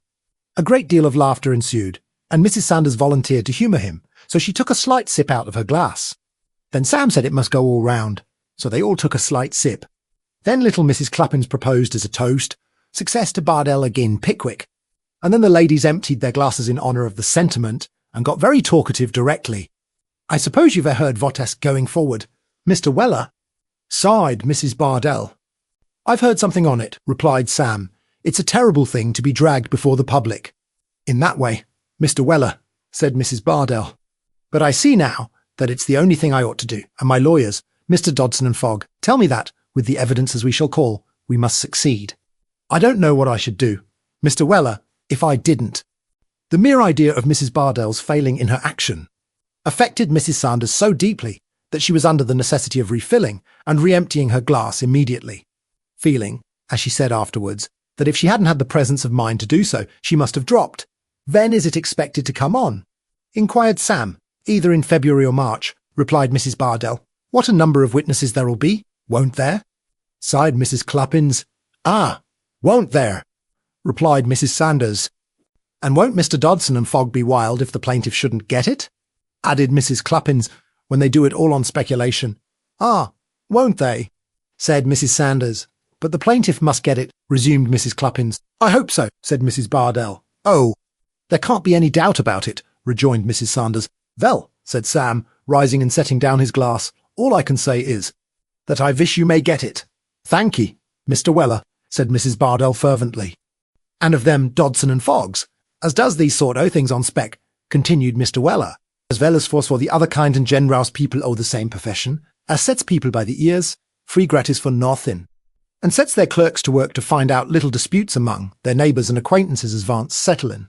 By means of lawsuits all I can say o' them is that I wish they had the reward I'd give 'em. Ah, I wish they had the reward that every kind and generous heart would be inclined to bestow upon them, said the gratified Mrs. Bardell. Amen to that, replied Sam, and a fat and happy liven they'd get out of it. Wish you good night, ladies. To the great relief of Mrs. Sanders, Sam was allowed to depart without any reference, on the part of the hostess, to the pettitoes and toasted cheese, to which the ladies, with such juvenile assistance as Master Bardell could afford, soon afterwards rendered the amplest justice indeed they wholly vanished before their strenuous exertions. Mr. Weller wended his way back to the George and Vulture, and faithfully recounted to his master such indications of the sharp practice of Dodson and Fogg as he had contrived to pick up in his visit to Mrs. Bardell's. An interview with Mr. Perker, next day, more than confirmed Mr. Weller's statement, and Mr. Pickwick was fain to prepare for his Christmas visit to Dingley Dell, with the pleasant anticipation that some 2 or 3 months afterwards, an action brought against him for damages sustained by reason of a breach of promise of marriage would be publicly tried in the Court of Common Pleas, the plaintiff having all the advantages derivable, not only from the force of circumstances, but from the sharp practice of Dodson and Fogg to boot. Chapter 27. Samuel Weller makes a pilgrimage to Dorking and beholds his mother-in-law. There still remaining an interval of 2 days before the time agreed upon for the departure of the Pickwickians to Dingley Dell. Mr. Weller sat himself down in a back room at the George and Vulture, after eating an early dinner, to muse on the best way of disposing of his time. It was a remarkably fine day, and he had not turned the matter over in his mind 10 minutes when he was suddenly stricken filial and affectionate, and it occurred to him so strongly that he ought to go down and see his father, and pay his duty to his mother-in-law, that he was lost in astonishment at his own remissness in never thinking of this moral obligation before. Anxious to atone for his past neglect without another hour's delay, he straightway walked upstairs to Mr. Pickwick and requested leave of absence for this laudable purpose. "Certainly, Sam!" "Certainly," said Mr. Pickwick, his eyes glistening with delight at this manifestation of filial feeling on the part of his attendant. "Certainly, Sam." Mr. Weller made a grateful bow. "I am very glad to see that you have so high a sense of your duties as a son, Sam," said Mr. Pickwick. "I always had." "Sir," replied Mr. Weller, "that's a very gratifying reflection, Sam," said Mr. Pickwick approvingly. "Very, sir," replied Mr. Weller.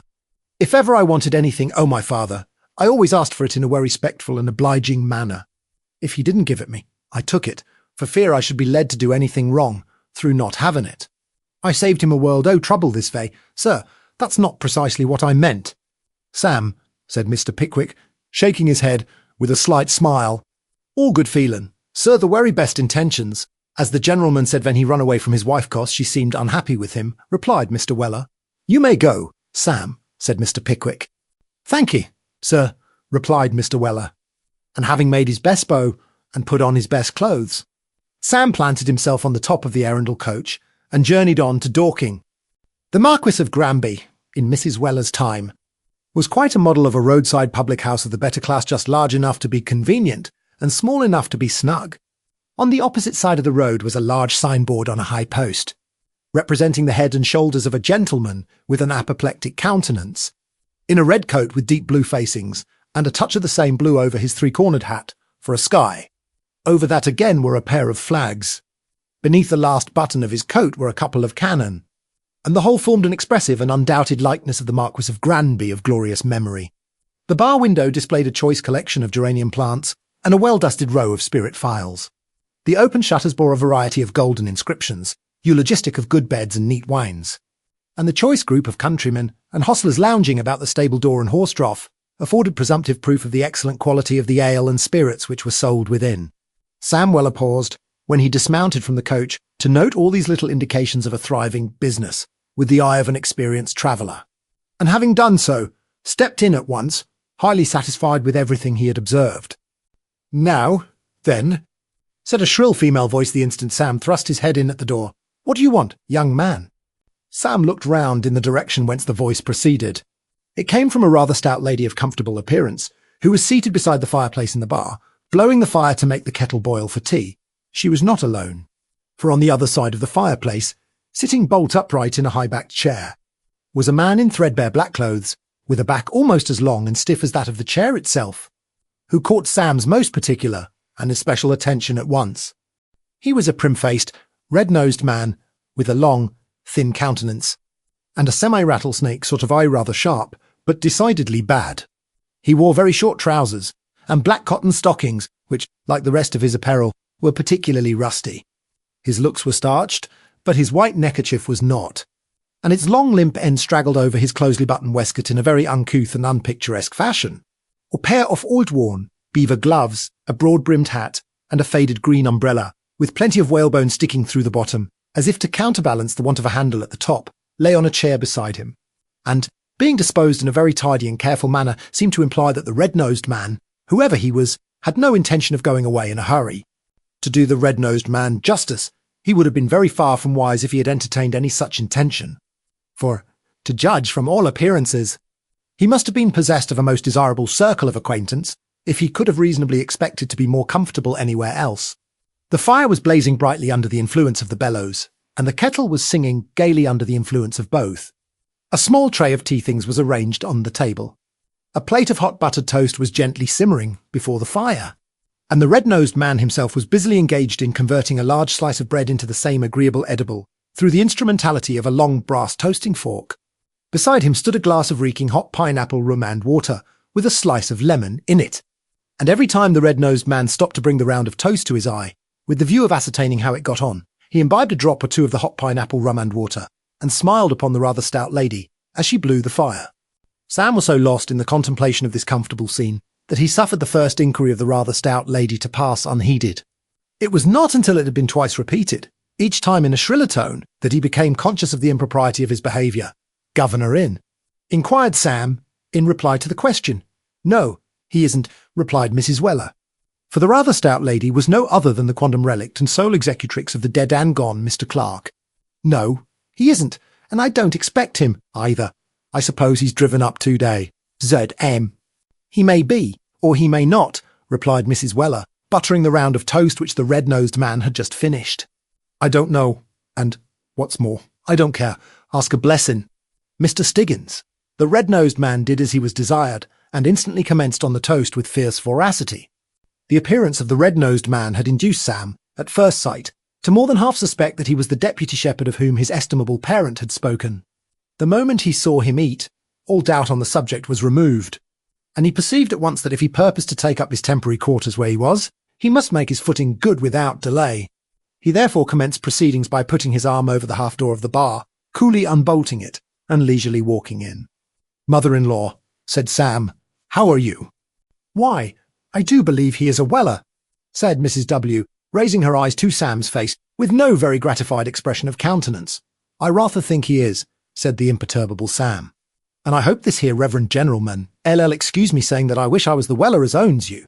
Mother-in-law. This was a double-barrelled compliment. It implied that Mrs. Weller was a most agreeable female, and also that Mr. Stiggins had a clerical appearance. It made a visible impression at once. And Sam followed up his advantage by kissing his mother-in-law. "Get along with you," sighed Mrs. Weller, pushing him away. "For shame. Young man," said the gentleman with the red nose. "No offence, sir, no offence," replied Sam. "You're werry right, though. It ain't the right sort o' thing. Ven mothers-in-law is young and good-looking, is it, sir?" "It's all vanity," said Mr. Stiggins. "Ah, so it is," said Mrs. Weller, setting her cap to rights. Sam thought it was too, but he held his peace.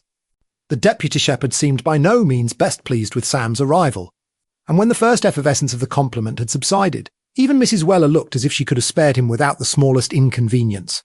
However, there he was, and as he couldn't be decently turned out, they all three sat down to tea. "And how's father?" said Sam. At this inquiry, Mrs. Weller raised her hands and turned up her eyes, as if the subject were too painful to be alluded to. Mr. Stiggins groaned. "What's the matter with that air gentleman?" inquired Cockawayard Sam. "He's shocked at the way your father goes on in," replied Mrs. Weller. "Oh, he is he?" said Sam, and with too good reason, added Mrs. Weller gravely. Mr. Stiggins took up a fresh piece of toast and groaned heavily. "He is a dreadful reprobate," said Mrs. Weller. "A man of wrath," exclaimed Mr. Stiggins. He took a large semicircular bite out of the toast and groaned again. Sam felt very strongly disposed to give the Reverend Mr. Stiggins something to groan for, but he repressed his inclination and merely asked, "What's the old un up to now?" "Up to, indeed," said Mrs. Weller. "Oh, he has a hard heart. Night after night does this excellent man don't frown, Mr. Stiggins. I will say you are an excellent man come and sit here. For hours together, and it has not the least effect upon him." "Well, that is odd," said Sam. "It odd have a very considerable effect upon me, if I was in his place. I knows it. The fact is, my young friend," said Mr. Stiggins solemnly, "he has an obdurate bosom." "Oh, my young friend, who else could have resisted the pleading of 16 of our fairest sisters, and withstood their exhortations to subscribe to our noble Society for providing the infant negroes in the West Indies with flannel waistcoats and moral pocket handkerchiefs?" "What's a moral pocket handkercher?" said Sam. "I never see one o' them articles o' furniture, those which combine amusement with instruction." "My young friend," replied Mr. Stiggins, blending select tailies with woodcuts. "Oh, I know," said Sam. "Them as hangs up in the linen drapers' shops, with beggars' petitions and all that air upon 'em." Mr. Stiggins began a third round of toast and nodded assent. "And he wouldn't be persuaded by the ladies, wouldn't he?" said Sam. Sat and smoked his pipe, and said the infant negroes were— what did he say the infant negroes were? Said Mrs. Weller. "Little humbugs," replied Mr. Stiggins, deeply affected. Said the infant negroes were little humbugs, repeated Mrs. Weller, and they both groaned at the atrocious conduct of the elder Mr. Weller. A great many more iniquities of a similar nature might have been disclosed. Only the toast being all eaten, the tea having got very weak, and Sam holding out no indications of meaning to go, Mr. Stiggins suddenly recollected that he had a most pressing appointment with the shepherd and took himself off accordingly. The tea things had been scarcely put away, and the hearth swept up when the London coach deposited Mr. Weller, senior, at the door. His legs deposited him in the bar, and his eyes showed him his son. "What, Sammy!" exclaimed the father. "What, old Nobbs!" ejaculated the son, and they shook hands heartily. "Very glad to see you, Sammy," said the elder Mr. Weller, "though how you've managed to get over your mother-in-law is a mystery to me. I only wish you'd write me out the receipt, that's all." "Hush," said Sam. "She's at home, old fella." "She ain't within hearing," replied Mr. Weller. "She always goes and blows up, downstairs, for a couple of hours after tea. So we'll just give ourselves a damp, Sammy." Saying this, Mr. Weller mixed a glasses of spirits and water and produced a couple of pipes, the father and son sitting down opposite each other. Sam on one side of the fire, in the high-backed chair, and Mr. Weller, senior, on the other, in an easy ditto, they proceeded to enjoy themselves with all due gravity. "Anybody been here, Sammy?" asked Mr. Weller, senior, dryly, after a long silence. Sam nodded an expressive assent. "Red-nosed chap?" inquired Mr. Weller. Sam nodded again. "Amiable man that air, Sammy," said Mr. Weller, "smoking violently." "Seems so," observed Sam. "Good hand at accounts," said Mr. Weller. "Is he?" said Sam. "Borrows 18pence on Monday, and comes on Tuesday for a shilling to make it up half a crown. Calls again on Wednesday for another half-crown to make it 5 shillings, and goes on, doubling, till he gets it up to a 5 pound note in no time, like them sums in the arithmetic book about the nails in the horse's shoes. Sammy." Sam intimated by a nod that he recollected the problem alluded to by his parent. "So you wouldn't subscribe to the flannel veskits?" said Sam, after another interval of smoking. "Certainly not," replied Mr. Weller. "What's the good o' flannel veskits to the young niggers abroad?" "But I'll tell you what it is, Sammy," said Mr. Weller, lowering his voice and bending across the fireplace. "I'd come down very handsome towards straight veskits for some people at home." As Mr. Weller said this, he slowly recovered his former position and winked at his firstborn in a profound manner. "It certainly seems a queer start to send out pocket handkerchers to people as don't know the use on 'em," observed Sam. "They're always a doing some gammon of that sort, Sammy," replied his father. "T'other Sunday I was walking up the road, when who should I see, a-standing at a chapel door with a blue soup plate in her hand, but your mother-in-law. I warily believe there was change for a couple o' sovereigns in it, then, Sammy, all in her pence. And as the people come out, they rattled the pennies in it, till you'd have thought that no mortal plate as ever was baked could have stood the wear and tear. What do you think it was all for?" "For another tea drinking, perhaps," said Sam. "Not a bit on it," replied the father. "For the shepherd's water rate, Sammy, the shepherd's water rate. Sod, Sam." "Aye," replied Mr. Weller, "there was 3/4 owing, and the shepherd hadn't paid a farden. Not he, perhaps it might be on account that the water warn't o' much use to him, for it's very little o' that tap he drinks. Sammy, wary. He knows a trick worth a good half-dozen of that. He does. Howsever, it warn't paid, and so they cuts the water off. Down goes the shepherd to chapel, gives out as he's a persecuted saint, and says he hopes the heart of the turncock has cut the water off. LL be softened, and turned in the right vay, but he rather thinks he's booked for something uncomfortable. Upon this, the women calls a meeting, sings a hymn, wotes your mother-in-law into the chair, volunteers a collection next Sunday, and hands it all over to the shepherd. And yart he got enough, Sammy, to make him free of the water company for life, said Mr. Weller. In conclusion, I'm one Dutchman, and you're another. And that's all about it. Mr. Weller smoked for some minutes in silence, and then resumed. The worst o' these here shepherds is, my boy, said they Reg Larley turns the heads of all the young ladies about here. Lord bless their little hearts, they thinks the tea's all right, and don't know no better. But they're the victims o' gammon. Surmival, they're the victims o' gammon. I suppose they are, said Sam. Nothing else, said Mr. Weller, shaking his head gravely. And what aggravates me, surmival, is to see 'em a-wasting all their time and labour in making clothes for copper-coloured people as don't want 'em, and taking no notice of flesh-coloured Christians as do. If I'd my vay, surmival, I'd just stick some o' these here lazy shepherds behind a heavy wheelbarrow and run 'em up and down a 14-inch wide plank all day. That I'd shake the nonsense out of 'em, if anything would. Mr. Weller, having delivered this gentle recipe with strong emphasis, eked out by a variety of nods and contortions of the eye, emptied his glass at a draught, and knocked the ashes out of his pipe with native dignity. He was engaged in this operation when a shrill voice was heard in the passage. "Here's your dear relation, Sammy," said Mr. Weller, and Mrs. W. hurried into the room. "Oh, you've come back, have you?" said Mrs. Weller. "Yes, my dear," replied Mr. Weller, filling a fresh pipe. "Has Mr. Stiggins been back?" said Mrs. Weller. "No, my dear, he hasn't," replied Mr. Weller, lighting the pipe by the ingenious process of holding to the bowl thereof, between the tongs, a red-hot coal from the adjacent fire. "And what's more, my dear, I shall manage to survive it, if he don't come back at all." "Oh, you wretch," said Mrs. Weller. "Thank ye, my love," said Mr. Weller. Come, father," said Sam. "None o' these little loavings are for strangers. Here's the Reverend Generalman a-comin' in now." At this announcement, Mrs. Weller hastily wiped off the tears which she had just begun to force on, and Mr. W. drew his chair sullenly into the chimney corner. Mr. Stiggins was easily prevailed on to take another glass of the hot pineapple rum and water, and a second and a third, and then to refresh himself with a slight supper previous to beginning again. He sat on the same side as Mr. Weller, senior, and every time he could contrive to do so, unseen by his wife, the gentleman indicated to his son the hidden emotions of his bosom by shaking his fist over the deputy shepherd's head, a process which afforded his son the most unmingled delight and satisfaction, the more especially as Mr. Stiggins went on, quietly drinking the hot pineapple rum and water, wholly unconscious of what was going forward. The major part of the conversation was confined to Mrs. Weller and the Reverend Mr. Stiggins, and the topics principally descanted on were the virtues of the shepherd, the worthiness of his flock, and the high crimes and misdemeanours of everybody beside dissertations which the elder Mr. Weller occasionally interrupted by half-suppressed references to a gentleman of the name of Walker, and other running commentaries of the same kind. At length Mr. Stiggins, with several most indubitable symptoms of having quite as much pineapple rum and water about him as he could comfortably accommodate, took his hat and his leave, and Sam was, immediately afterwards, shown to bed by his father. The respectable old gentleman wrung his hand fervently, and seemed disposed to address some observation to his son. But on Mrs. Weller advancing towards him, he appeared to relinquish that intention, and abruptly bade him good night.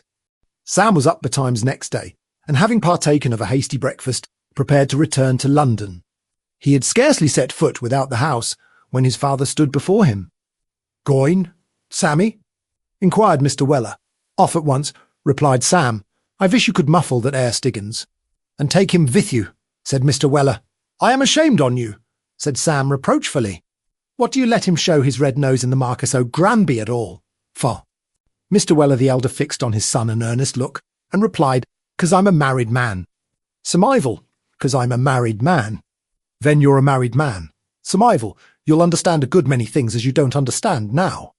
But whether it's worthwhile going through lil, as the charity boy said when he got to the end of the alphabet, is a matter o' taste. I rather think it isn't." "Well," said Sam, "goodbye." "Ta, Sammy," replied his father. "I've only got to say this here," said Sam, stopping short, "that if I was the properiator o' the Marquis O'Granby, and that ere Stiggins came and made toast in my bar, I'd—" "What?" interposed Mr. Weller, with great anxiety. "What?" "Besorn his rum and water," said Sam. "No," said Mr. Weller, shaking his son eagerly by the hand. "Would you rally, Sammy, would you? Though I would," said Sam. "I wouldn't be too hard upon him at first. I'd drop him in the water butt and put the lid on, and if I found he was insensible to kindness, I'd try the other persuasion." The elder Mr. Weller bestowed a look of deep, unspeakable admiration on his son, and, having once more grasped his hand, walked slowly away, revolving in his mind the numerous reflections to which his advice had given rise. Sam looked after him until he turned a corner of the road, and then set forward on his walk to London. He meditated at first on the probable consequences of his own advice, and the lies father sekunde opting it. He dismissed the subject from his mind, however, with the consolatory reflection that time alone would show. And this is the reflection we would impress upon the reader. Chapter 28. A good-humoured Christmas chapter, containing an account of a wedding and some other sports beside, which, although in their way, even as good customs as marriage itself, are not quite so religiously kept up in these degenerate times. As brisk as bees, if not altogether as light as fairies, did the four Pickwickians assemble on the morning of the 22nd day of December, in the year of grace in which these, their faithfully recorded adventures, were undertaken and accomplished.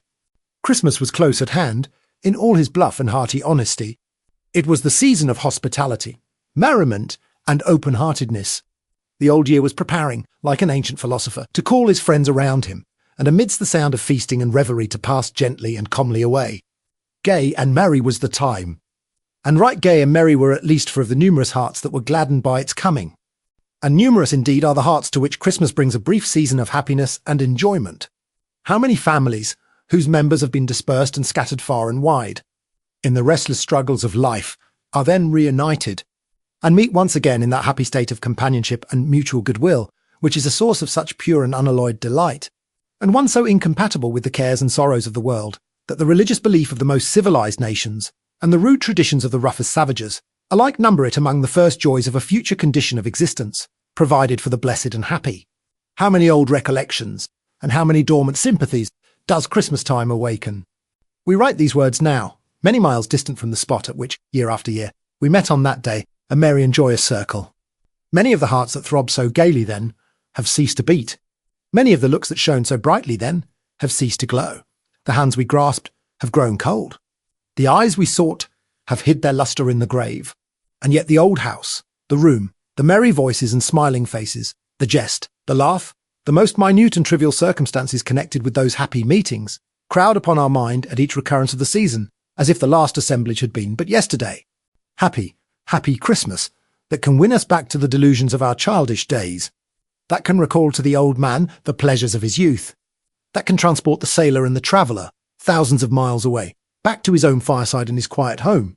But we are so taken up and occupied with the good qualities of this St. Christmas, that we are keeping Mr. Pickwick and his friends waiting in the cold on the outside of the Muggleton coach, which they have just attained, well wrapped up in greatcoats, shawls, and comforters. The portmanteaus and carpet-bags have been stowed away, and Mr. Weller and the guard are endeavouring to insinuate into the foreboot a huge codfish, several sizes too large for it, which is snugly packed up in a long brown basket with a layer of straw over the top, and which has been left to the last, in order that he may repose in safety on the half-dozen barrels of real native oysters, all the property of Mr. Pickwick, which have been arranged in regular order at the bottom of the receptacle. The interest displayed in Mr. Pickwick's countenance is most intense, as Mr. Weller and the guard try to squeeze the codfish into the boot, first head first, and then tail first, and then top upward, and then bottom upward, and then sideways, and then long ways, all of which artifices the implacable codfish sturdily resists, until the guard accidentally hits him in the very middle of the basket, whereupon he suddenly disappears into the boot, and with him the head and shoulders of the guard himself, who, not calculating upon so sudden a cessation of the passive resistance of the codfish, experiences a very unexpected shock, to the unsmotherable delight of all the porters and bystanders. Upon this, Mr. Pickwick smiles with great good humour, and drawing a shilling from his waistcoat pocket, begs the guard, as he picks himself out the boot, to drink his health in a glass of hot brandy and water, at which the guard smiles too, and Messrs. Snodgrass, Winkle, and Tupman all smile in company. The guard and Mr. Weller disappear for 5 minutes, most probably to get the hot brandy and water, for they smell very strongly of it. When they return, the coachman mounts to the box. Mr. Weller jumps up behind. The Pickwickians pull their coats round their legs and their shawls over their noses. The helpers pull the horseclaws off. The coachman shouts out a cheery all right, and away they go.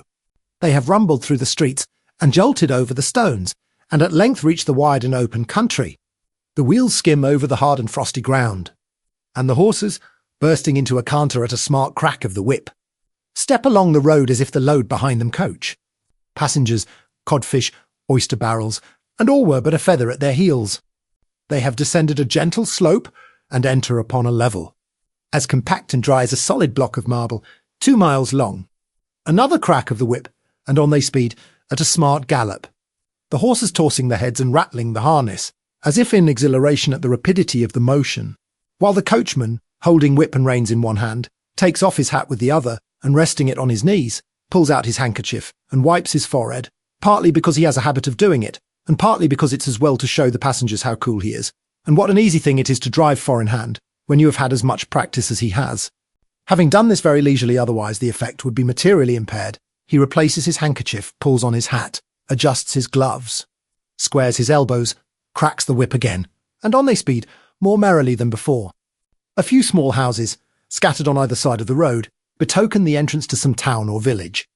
The lively notes of the guard's key bugle vibrate in the clear, cold air, and wake up the old gentleman inside, who, carefully letting down the window sash halfway, and standing sentry over the air, takes a short peep out, and then carefully pulling it up again, informs the other inside that they're going to change directly.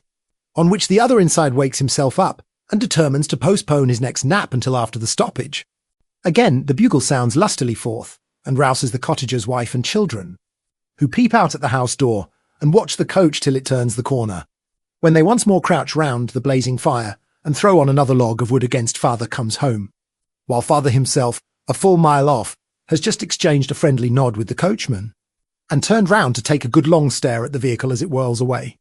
And now the bugle plays a lively air as the coach rattles through the ill-paved streets of a country town, and the coachman, undoing the buckle which keeps his ribbons together, prepares to throw them off the moment he stops. Mr. Pickwick emerges from his coat collar and looks about him with great curiosity, perceiving which, the coachman informs Mr. Pickwick of the name of the town, and tells him it was market day yesterday, both of which pieces of information Mr. Pickwick retails to his fellow passengers, whereupon they emerge from their coat collars too, and look about them also. Mr. Winkle, who sits at the extreme edge, with one leg dangling in the air, is nearly precipitated into the street, as the coach twists round the sharp corner by the chismonger's shop and turns into the marketplace. And before Mr. Snodgrass, who sits next to him, has recovered from his alarm, they pull up at the inn-yard where the fresh horses. "Vis Claloth Zanar already." The coachman throws down the reins and gets down himself, and the other outside passengers drop down also, except those who have no great confidence in their ability to get up again, and they remain where they are, and stamp their feet against the coach to warm them, looking, with longing eyes and red noses, at the bright fire in the inn bar, and the sprigs of holly with red berries which ornament the window. But the guard has delivered at the corn dealer's shop the brown paper packet he took out of the little pouch which hangs over his shoulder by a leathern strap, and has seen the horses carefully put to, and has thrown on the pavement the saddle which was brought from London on the coach roof, and has assisted in the conference between the coachman and the hostler about the grey mare that hurt her off foreleg last Tuesday. And he and Mr. Weller are all right behind, and the coachman is all right in front, and the old gentleman inside, who has kept the window down full 2 inches all this time, has pulled it up again, and the cloths are off. And they are all ready for starting, except the 2 stout gentlemen, whom the coachman inquires after with some impatience. Hereupon the coachman, and the guard, and Sam Weller, and Mr. Winkle, and Mr. Snodgrass, and all the hostlers, and every one of the idlers, who are more in number than all the others put together, shout for the missing gentleman as loud as they can bawl. A distant response is heard from the yard, and Mr. Pickwick and Mr. Tupman come running down it, quite out of breath, for they have been having a glass of ale apiece. And Mr. Pickwick's fingers are so cold that he has been full 5 minutes before he could find the sixpence to pay for it. The coachman shouts an admonitory "Now then, gentlemen." The guard re-echoes it. The old gentleman inside thinks it a very extraordinary thing that people get down when they know their itis and ton of time of fatigue. Mr. Pickwick struggles up on one side, Mr. Tupman on the other. Mr. Winkle cries "all right," and off they start. Shawls are pulled up, coat collars are readjusted, the pavement ceases, the houses disappear, and they are once again dashing along the open road, with the fresh clear air blowing in their faces and gladdening their very hearts within them. Such was the progress of Mr. Pickwick and his friends by the Muggleton Telegraph on their way to Dingley Dell, and at 3 o'clock that afternoon they all stood high and dry, safe and sound, holly and hearty, upon the steps of the Blue Lion, having taken on the road quite enough of ale and brandy to enable them to bid defiance to the frost that was binding up the earth in its iron fetters, and weaving its beautiful network upon the trees and hedges. Mr. Pickwick was busily engaged in counting the barrels of oysters and superintending the disinterment of the codfish, when he felt himself gently pulled by the skirts of the coat. Looking round, he discovered that the individual who resorted to this mode of catching his attention was no other than Mr. Wardle's favourite page, better known to the readers of this unvarnished history by the distinguishing appellation of the fat boy. "Aha!" said Mr. Pickwick. "Aha!"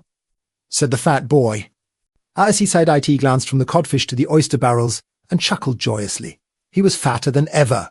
"Well, you look rosy enough, my young friend," said Mr. Pickwick. "I've been asleep." "Right in front of the taproom fire," replied the fat boy, who had heated himself to the colour of a new chimney pot in the course of an hour's nap. "Master sent me over with the chay cart to carry your luggage up to the house. He'd have sent some saddle horses, but he thought you'd rather walk being a cold day." Yes," said Mr. Pickwick hastily, for he remembered how they had travelled over nearly the same ground on a previous occasion. "Yes, we would rather walk. Here, Sam!"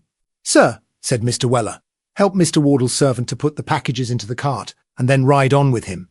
We will walk forward at once, having given this direction and settled with the coachman.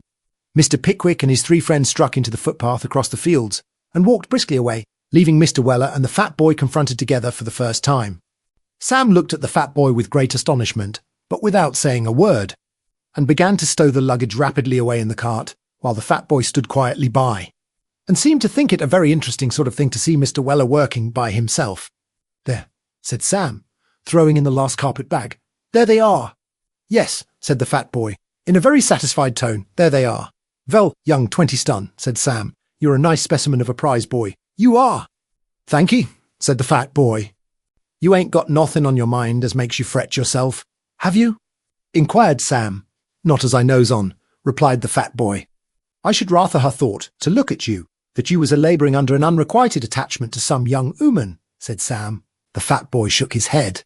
"Vell," said Sam, "I am glad to hear it. Do you ever drink anything?" "I likes eating better," replied the boy. "Ah," said Sam, "I should ha' supposed that. But what I mean is, should you like a drop of anything else warm you? But I suppose you never was cold, with all them elastic fixtures, was you?" "Sometimes," replied the boy. "And I likes a drop of something, when it's good." "Oh, you do you?" said Sam. "Come this way, then." The Blue Lion tap was soon gained, and the fat boy swallowed a glass of liquor without so much as winking, a feat which considerably advanced him in Mr. Weller's good opinion. Mr. Weller having transacted a similar piece of business on his own account, they got into the cart. "Can you drive?" said the fat boy. "I should rather think so," replied Sam. "There, then," said the fat boy, putting the reins in his hand and pointing up a lane. "It's as straight as you can go. You can't miss it." With these words, the fat boy laid himself affectionately down by the side of the codfish and, placing an oyster barrel under his head for a pillow, fell asleep instantaneously. "Well," said Sam, "of all the cool boys ever I set my eyes on, this here young gentleman is the coolest. Come, wake up, young Dropsy." But as young Dropsy evinced no symptoms of returning animation, Sam Weller sat himself down in front of the cart, and starting the old horse with a jerk of the rein, jogged steadily on, towards the manor farm. Meanwhile, Mr. Pickwick and his friends, having walked their blood into active circulation, proceeded cheerfully on. The paths were hard, the grass was crisp and frosty, the air had a fine, dry, bracing coldness, and the rapid approach of the grey twilight, slate-coloured, is a better term in frosty weather, made them look forward with pleasant anticipation to the comforts which awaited them at their hospitable entertainers. It was the sort of afternoon that might induce a couple of elderly gentlemen in a lonely field to take off their greatcoats and play at leapfrog in pure lightness of heart and gaiety, and we firmly believe that had Mr. Tupman at that moment proffered a back, Mr. Pickwick would have accepted his offer with the utmost avidity. However, Mr. Tupman did not volunteer any such accommodation, and the friends walked on, conversing merrily. As they turned into a lane they had to cross, the sound of many voices burst upon their ears, and before they had even had time to form a guess to whom they belonged, they walked into the very centre of the party who were expecting their arrival, a fact which was first notified to the Pickwickians by the loud hurrah which burst from old Wardle's lips when they appeared in sight. First, there was Wardle himself, looking, if that were possible, more jolly than ever. Then there were Bella and her faithful Trundle. And, lastly, there were Emily and some 8 or 10 young ladies, who had all come down to the wedding, which was to take place next day, and who were in as happy and important a state as young ladies usually are on such momentous occasions. And they were one and all, startling the fields and lanes, far and wide, with their frolic and laughter. The ceremony of introduction, under such circumstances, was very soon performed, or we should rather say that the introduction was soon over, without any ceremony at all. In 2 minutes thereafter, Mr. Pickwick was joking with the young ladies who wouldn't come over the stile, while he looked to, or who, having pretty feet and unexceptionable ankles, preferred standing on the top rail for 5 minutes or so, declaring that they were to frighten to move with as much ease and absence of reserve or constraint as if he had known them for life. It is worthy of remark, too, that Mr. Snodgrass offered Emily far more assistance than the absolute terrors of the stile, although it was full 3 feet high, and had only a couple of stepping stones would seem to require, while one black-eyed young lady in a very nice little pair of boots with fur round the top was observed to scream very loudly when Mr. Winkle offered to help her over. All this was very snug and pleasant, and when the difficulties of the stile were at last surmounted, and they once more entered on the open field, old Wardle informed Mr. Pickwick how they had all been down in a body to inspect the furniture and fittings up of the house, which the young couple were to tenant after the Christmas holidays. At which communication Bella and Trundle both coloured up, as red as the fat boy after the taproom fire, and the young lady with the black eyes and the fur round the boots whispered something in Emily's ear and then glanced archly at Mr. Snodgrass, to which Emily responded that she was a foolish girl, but turned very red, notwithstanding.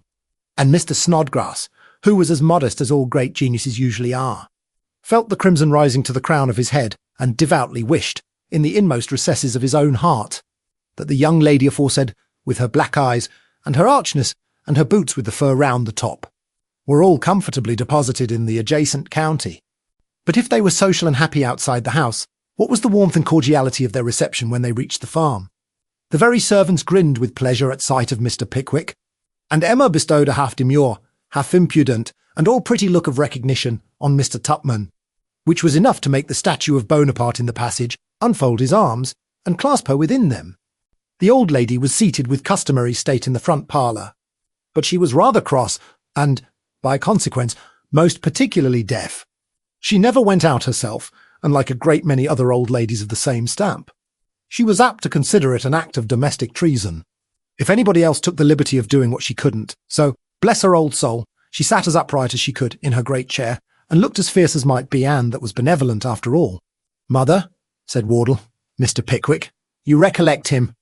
"Never mind," replied the old lady, with great dignity. "Don't trouble Mr. Pickwick about an old creature like me. Nobody cares about me now, and it's very natural they shouldn't." Here the old lady tossed her head, and smoothed down her lavender-coloured silk dress with trembling hands. "Come, come, ma'am," said Mr. Pickwick, "I can't let you cut an old friend in this way. I have come down expressly to have a long talk, and another rubber with you. And we'll show these boys and girls how to dance a minuet before they're 8 and 40 hours older." The old lady was rapidly giving way, but she did not like to do it all at once, so she only said, "I can't hear him." "Nonsense, mother," said Wardle.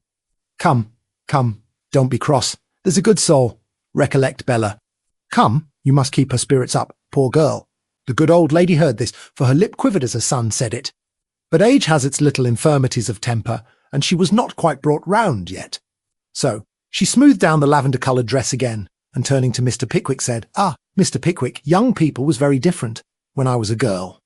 "No doubt of that, ma'am," said Mr. Pickwick, "and that's the reason why I would make much of the few that have any traces of the old stock." And saying this, Mr. Pickwick gently pulled Bella towards him, and bestowing a kiss upon her forehead, bade her sit down on the little stool at her grandmother's feet.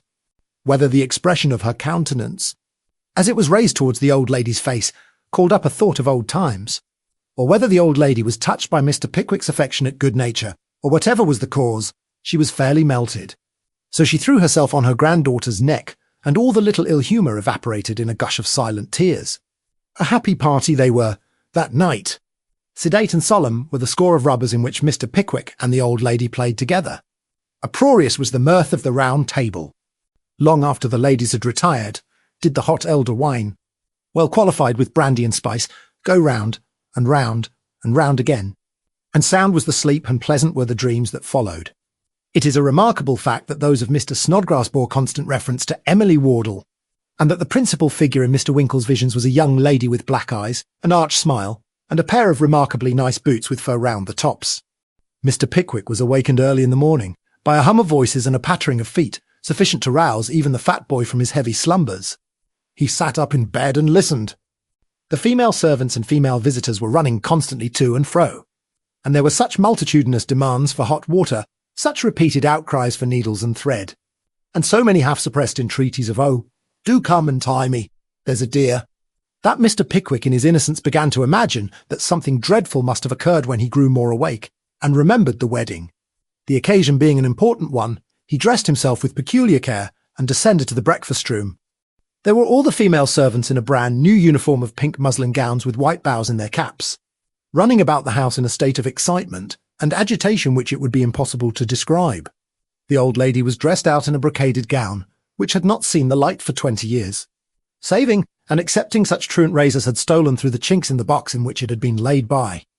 During the whole time, Mr. Trundle was in high feather and spirits, but a little nervous withal. The hearty old landlord was trying to look very cheerful and unconcerned, but failing signally in the attempt.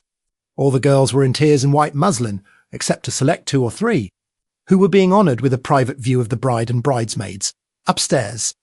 All the Pickwickians were in most blooming array, and there was a terrific roaring on the grass in front of the house, occasioned by all the men, boys, and hobbledehoys attached to the farm, each of whom had got a white bow in his buttonhole, and all of whom were cheering with might and main, being incited thereto, and stimulated therein by the precept and example of Mr. Samuel Weller, who had managed to become mighty popular already, and was as much at home as if he had been born on the land. A wedding is a licensed subject to joke upon, but there really is no great joke in the matter after all. We speak merely of the ceremony, and beg it to be distinctly understood that we indulge in no hidden sarcasm upon a married life. Mixed up with the pleasure and joy of the occasion are the many regrets at quitting home, the tears of parting between parent and child, the consciousness of leaving the dearest and kindest friends of the happiest portion of human life, to encounter its cares and troubles with others still untried and little known natural. Feelings which we would not render this chapter mournful by describing, and which we should be still more unwilling to be supposed to ridicule. Let us briefly say, then, that the ceremony was performed by the old clergyman in the parish church of Dingley Dell, and that Mr. Pickwick's name is attached to the register, still preserved in the vestry thereof, that the young lady with the black eyes signed her name in a very unsteady and tremulous manner, that Emily's signature, as the other bridesmaid, is nearly illegible, that it all went off in very admirable style, that the young ladies generally thought it far less shocking than they had expected, and that although the owner of the black eyes and the arch smile informed Mr. Wardle that she was sure she could never submit to anything so dreadful, we have the very best reasons for thinking she was mistaken. To all this, we may add that Mr. Pickwick was the first who saluted the bride, and that in so doing he threw over her neck a rich gold watch and chain, which no mortal eyes but the jewellers had ever beheld before. Then the old church bell rang as gaily as it could, and they all returned to breakfast. "Via does the mince-pies go, young opium eater," said Mr. Weller to the fat boy, as he assisted in laying out such articles of consumption as had not been duly arranged on the previous night. The fat boy pointed to the destination of the pies. "Very good," said Sam. "Stick a bit old Christmas in M. T'other dish opposite. There. Now we look compact and comfortable, as the father said when he cut his little boy's head off. To cure him o' squinting, as Mr. Weller made the comparison, he fell back a step or 2. To give full effect to it, and surveyed the preparations with the utmost satisfaction. Wardle," said Mr. Pickwick, almost as soon as they were all seated, "a glass of wine in honour of this happy occasion." "I shall be delighted, my boy," said Wardle. "Joe damn that boy. He's gone to sleep." "No, I ain't, sir," replied the fat boy, starting up from a remote corner, where, like the patron saint of fat boys, the immortal Horner, he had been devouring a Christmas pie, though not with the coolness and deliberation which characterised that young gentleman's proceedings. "Fill Mr. Pickwick's glass." "Yes, sir." The fat boy filled Mr. Pickwick's glass, and then retired behind his master's chair, from whence he watched the play of the knives and forks, and the progress of the choice morsels from the dishes to the mouths of the company, with a kind of dark and gloomy joy that was most impressive. "God bless you, old fellow," said Mr. Pickwick. "Same to you, my boy," replied Wardle, and they pledged each other heartily. "Mrs. Wardle," said Mr. Pickwick, "we old folks must have a glass of wine together, in honour of this joyful event." The old lady was in a state of great grandeur just then, for she was sitting at the top of the table in the brocaded gown, with her newly married granddaughter on one side, and Mr. Pickwick on the other, to do the carving. Mr. Pickwick had not spoken in a very loud tone, but she understood him at once, and drank off a full glass of wine to his long life and happiness, after which the worthy old soul launched forth into a minute and particular account of her own wedding, with a dissertation on the fashion of wearing high-heeled shoes, and some particulars concerning the life and adventures of the beautiful Lady Tolimglower, deceased, at all of which the old lady herself laughed very heartily indeed, and so did the young ladies too, for they were wondering among themselves what on earth Grandma was talking about. When they laughed, the old lady laughed 10 times more heartily, and said that these always had been considered capital stories, which caused them all to laugh again, and put the old lady into the very best of humours. Then the cake was cut, and passed through the ring. The young ladies saved pieces to put under their pillows to dream of their future husbands on, and a great deal of blushing and merriment was thereby occasioned. "Mr. Miller," said Mr. Pickwick to his old acquaintance, the hard-headed gentleman, "a glass of wine." "With great satisfaction, Mr. Pickwick," replied the hard-headed gentleman solemnly. "You'll take me in," said the benevolent old clergyman. "And me," interposed his wife. And me, said a couple of poor relations at the bottom of the table, who had eaten and drunk very heartily, and laughed at everything. Mr. Pickwick expressed his heartfelt delight at every additional suggestion, and his eyes beamed with hilarity and cheerfulness. "Ladies and gentlemen," said Mr. Pickwick, suddenly rising. "Here, here, here, here, here, here," cried Mr. Weller, in the excitement of his feelings. "Call in all the servants," cried old Wardle, interposing to prevent the public rebuke which Mr. Weller would otherwise most indubitably have received from his master. "Give them a glass of wine each to drink the toast in. Now, Pickwick," amidst the silence of the company, the whispering of the women servants, and the awkward embarrassment of the men, Mr. Pickwick proceeded, "Ladies and gentlemen, no, I won't say ladies and gentlemen, I'll call you my friends. My dear friends, if the ladies will allow me to take so great a liberty." Here Mr. Pickwick was interrupted by immense applause from the ladies, echoed by the gentlemen, during which the owner of the eyes was distinctly heard to state that she could kiss that dear Mr. Pickwick, whereupon Mr. Winkle gallantly inquired if it couldn't be done by deputy, to which the young lady with the black eyes replied, "Go away," and accompanied the request with a look which said as plainly as a look could do, "If you can—" "My dear friends," resumed Mr. Pickwick, "I am going to propose the health of the bride and bridegroom, God bless 'em, cheers and tears. My young friend, Trundle, I believe to be a very excellent and manly fellow, and his wife I know to be a very amiable and lovely girl, well qualified to transfer to another sphere of action the happiness which for 20 years she has diffused around her in her father's house." Here the fat boy burst forth into stentorian blubberings, and was led forth by the coat-collar by Mr. Weller. "I wish," added Mr. Pickwick, "I wish I was young enough to be her sister's husband, cheers. But, failing that, I am happy to be old enough to be her father. For, being so, I shall not be suspected of any latent designs when I say that I admire, esteem, and love them both, cheers and sobs. The bride's father, our good friend there, is a noble person, and I am proud to know him great uproar. He's all kint and spirited, fine-hearted, hospitable, liberal man, enthusiastic shouts from the poor relations at all the adjectives, and especially at the two last, that his daughter may enjoy all the happiness even he can desire, and that he may derive from the contemplation of her felicity all the gratification of heart and peace of mind which he so well deserves, is, I am persuaded, our united wish. So, let us drink their healths, and wish them prolonged life, and every blessing." Mr. Pickwick concluded amidst a whirlwind of applause, and once more were the lungs of the supernumeraries, under Mr. Weller's command, brought into active and efficient operation. Mr. Wardle proposed Mr. Pickwick. Mr. Pickwick proposed the old lady. Mr. Snodgrass proposed Mr. Wardle. Mr. Wardle proposed Mr. Snodgrass. One of the poor relations proposed Mr. Tupman, and the other poor relation proposed Mr. Winkle. All was happiness and festivity, until the mysterious disappearance of both the poor relations beneath the table warned the party that it was time to adjourn. At dinner they met again, after a 25-mile walk, undertaken by the males at Wardle's recommendation, to get rid of the effects of the wine at breakfast. The poor relations had kept in bed all day, with the view of attaining the same happy consummation. But, as they had been unsuccessful, they stopped there. Mr. Weller kept the domestics in a state of perpetual hilarity, and the fat boy divided his time into small alternate allotments of eating and sleeping. The dinner was as hearty an affair as the breakfast, and was quite as noisy without the tears. Then came the dessert and some more toasts. Then came the tea and coffee. And then the ball. The best sitting room at Manor Farm was a good, long, dark-panelled room with a high chimney-piece and a capacious chimney, up which you could have driven one of the new patent cabs, wheels and all. At the upper end of the room, seated in a shady bower of holly and evergreens, were the two best fiddlers and the only harp in all Muggleton. In all sorts of recesses, and on all kinds of brackets, stood massive old silver candlesticks with 4 branches each. The carpet was up, the candles burned bright, the fire blazed and crackled on the hearth, and merry voices and light-hearted laughter rang through the room. If any of the old English yeomen had turned into fairies when they died, it was just the place in which they would have held their revels. If anything could have added to the interest of this agreeable scene, it would have been the remarkable fact of Mr. Pickwick's appearing without his gaiters, for the first time within the memory of his oldest friends. "You mean to dance?" sighed Wardle. "Of course I do," replied Mr. Pickwick. "Don't you see I am dressed for the purpose?" Mr. Pickwick called attention to his speckled silk stockings and smartly tied pumps. "You in silk stockings?" exclaimed Mr. Tupman jocosely. "And why not? Sir, why not?" said Mr. Pickwick, turning warmly upon him. "Oh, Of course there is no reason why you shouldn't wear them, responded Mr. Tupman. I imagine not, sir, I imagine not, said Mr. Pickwick in a very peremptory tone.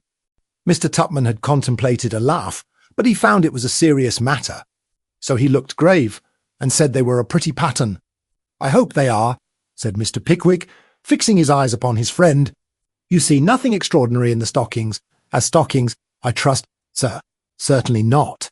Oh, certainly not, replied Mr. Tupman. He walked away, and Mr. Pickwick's countenance resumed its customary benign expression. We are all ready, I believe, said Mr. Pickwick, who was stationed with the old lady at the top of the dance, and had already made for false starts in his excessive anxiety to commence. Then begin at once, said Wardle. Now, up struck the 2 fiddles and the 1 harp, and off went Mr. Pickwick into Hands Across, when there was a general clapping of hands, and a cry of stop. Stop, what's the matter? Said Mr. Pickwick, who was only brought to by the fiddles and harp desisting, and could have been stopped by no other earthly power, if the house had been on fire. Where's Arabella Allen? Cried a dozen voices, and Winkle, added Mr. Tupman. Here we are, exclaimed that gentleman, emerging with his pretty companion from the corner. As he did so, it would have been hard to tell which was the redder in the face, he or the young lady with the black eyes. What an extraordinary thing it is, Winkle, said Mr. Pickwick, rather pettishly, that you couldn't have taken your place before. Not at all extraordinary, said Mr. Winkle. Well, said Mr. Pickwick, with a very expressive smile, as his eyes rested on Arabella, well, I don't know that it was extraordinary either, after all. However, there was no time to think more about the matter, for the fiddles and harp began in real earnest. Away went Mr. Pickwick Hands Across down the middle to the very end of the room, and halfway up the chimney. Back again to the door, poussette very very loud stamp on the ground ready for the next couple off again all the figure over once. More another stamp to beat out the time next couple, and the next again never was such going. At last, after they had reached the bottom of the dance, and full 14 couple after the old lady had retired in an exhausted state, and the clergyman's wife had been substituted in her stead, did that gentleman, when there was no demand whatever on his exertions, keep perpetually dancing in his place, to keep time to the music, smiling on his partner all the while, with a blandness of demeanour which baffles all description. Long before Mr. Pickwick was weary of dancing, the newly married couple had retired from the scene. There was a glorious supper downstairs, notwithstanding, and a good long sitting after it. And when Mr. Pickwick awoke, late the next morning, he had a confused recollection of having, severally and confidentially, invited somewhere about 45 people to dine with him at the George and Vulture, the very first time they came to London, which Mr. Pickwick rightly considered a pretty certain indication of his having taken something besides exercise on the previous night. And so your family has games in the kitchen tonight, my dear, has they? Inquired Sam of Emma. Yes, Mr. Weller, replied Emma. We always have on Christmas Eve. Master wouldn't neglect to keep it up on any account. Your master's a very pretty notion of keeping anything up, my dear, said Mr. Weller. I never see such a sensible sort of man as he is, or such a reg'lar gentleman. Oh, that he is, said the fat boy, joining in the conversation. Don't he breed nice pork? The fat youth gave a semi-cannibalic leer at Mr. Weller, as he thought of the roast legs and gravy. Oh, you've woke up, at last, have you? Said Sam. The fat boy nodded. I'll tell you what it is, young boa constructor, said Mr. Weller impressively.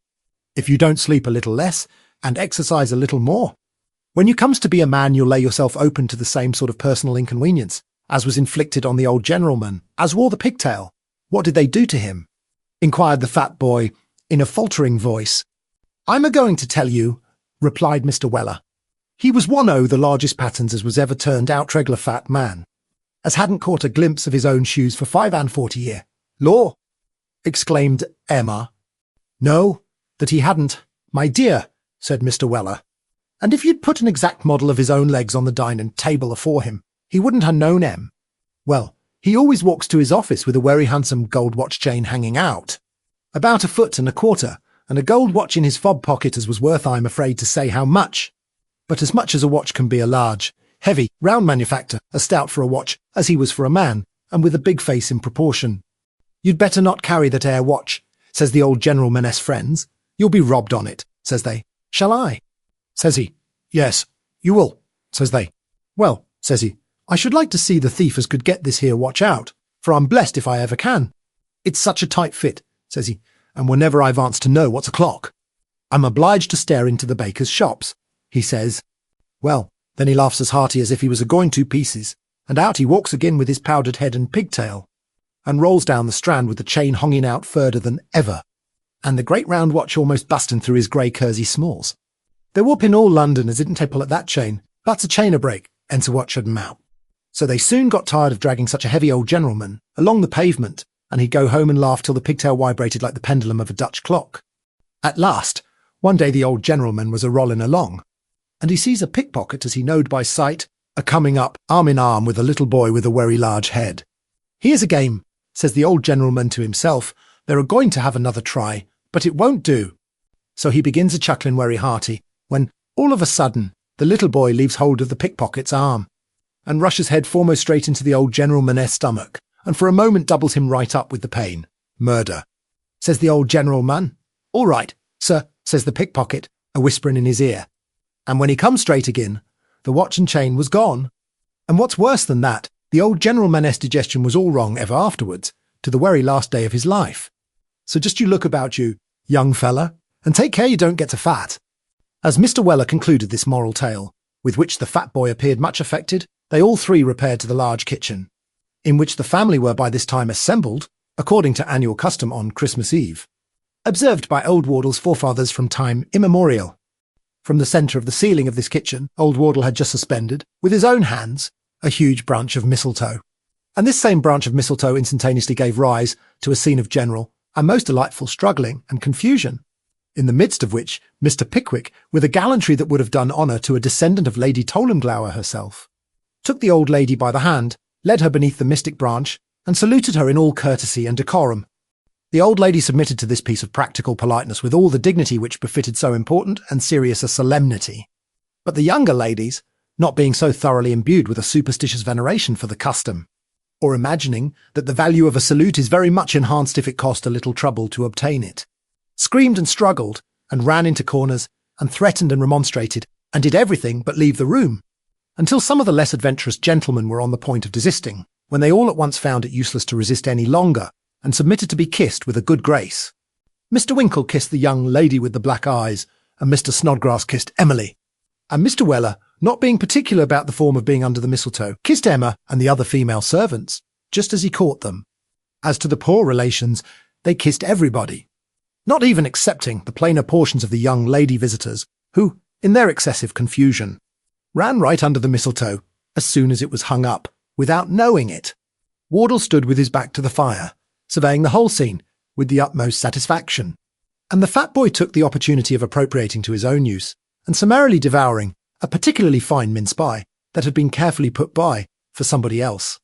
Now, the screaming had subsided, and faces were in a glow, and curls in a tangle, and Mr. Pickwick, after kissing the old lady as before mentioned, was standing under the mistletoe, looking with a very pleased countenance on all that was passing around him, when the young lady with the black eyes, after a little whispering with the other young ladies, made a sudden dart forward, and, putting her arm round Mr. Pickwick's neck, saluted him affectionately on the left cheek, and before Mr. Pickwick distinctly knew what was the matter, he was surrounded by the whole body, and kissed by every one of them.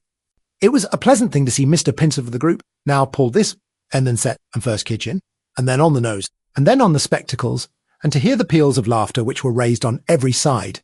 But it was a still more pleasant thing to see Mr. Pickwick, blinded shortly afterwards with a silk handkerchief, falling up against the wall, and scrambling into corners, and going through all the mysteries of blind man's buff with the utmost relish for the game, until at last he caught one of the poor relations, and then had to evade the blind man himself, which he did with a nimbleness and agility that elicited the admiration and applause of all beholders.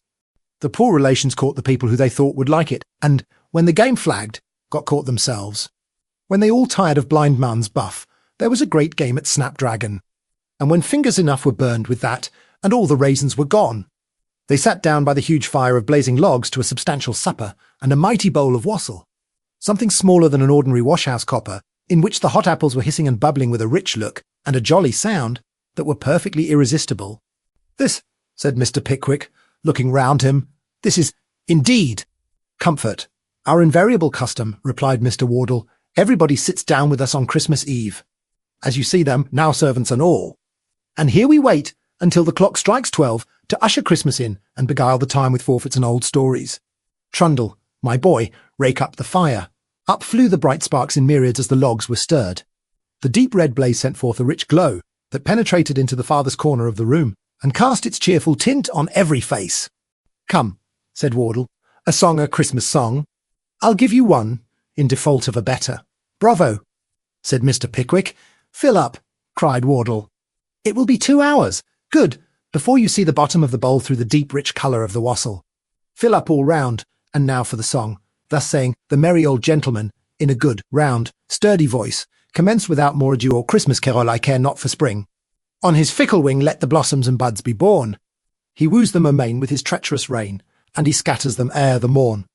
An inconstant elf, he knows not himself, nor his own changing mind an hour. He'll smile in your face, and, with wry grimace, he'll wither your youngest flower. Let the summer sun to his bright home run, he shall never be sought by me. When he's dimmed by a cloud I can laugh aloud, and care not how sulky he be. For his darling child is the madness wild that sports in fierce fever's train. And when love is too strong, it don't last long, as many have found to their pain. A mild harvest night, by the tranquil light of the modest and gentle moon, has a far sweeter sheen for me, I ween, than the broad and unblushing noon. But every leaf awakens my grief, as it lieth beneath the tree. So let autumn air be never so fair, it by no means agrees with me. But my song I troll out, for Christmas stout, the hearty, the true, and the bold. A bumper I drain, and with might and main give 3 cheers for this Christmas old. We'll usher him in with a merry din that shall gladden his joyous heart, and we keep him up while there's bite or sup, and in fellowship good we'll part. In his fine honest pride he scorns to hide one jot of his hard weather scars. They're no disgrace, for there's much the same trace on the cheeks of our bravest tars. Then again I sing till the roof doth ring, and it echoes from wall to wall, to the stout old wight, fair welcome to-night, as the king of the seasons all. This song was tumultuously applauded for friends and dependents make a capital audience and the poor relations. Especially were in perfect ecstasies of rapture. Again was the fire replenished, and again went the wassail round. "How it snows," said one of the men, in a low tone. "Snows, does it?" sighed Wardle. "Rough, cold night, sir," replied the man. "And there's a wind got up that drifts it across the fields in a thick white cloud." "What does Jem say?" inquired the old lady. "There ain't anything the matter, is there?" "No, no, mother," replied Wardle. "He says there's a snowdrift and a wind that's piercing cold. I should know that by the way it rumbles in the chimney." "Ah," said the old lady, "there was just such a wind and just such a fall of snow a good many years back. I recollect just 5 years before your poor father died. It was a Christmas Eve, too. And I remember that on that very night he told us the story about the goblins that carried away old Gabriel Grubb." "The story about what?" said Mr. Pickwick. "Oh, nothing, nothing," replied Wardle. "About an old sexton that the good people down here supposed to have been carried away by goblins." "Suppose?" ejaculated the old lady. "Is there anybody hardy enough to disbelieve it? Suppose? Haven't you heard ever since you were a child that he was carried away by the goblins, and don't you know he was?" "Very well, mother, he was, if you like," said Wardle laughing. "He was carried away by goblins, Pickwick. And there's an end of the matter." "No, no," said Mr. Pickwick, "not an end of it, I assure you. For I must hear how, and why, and all about it."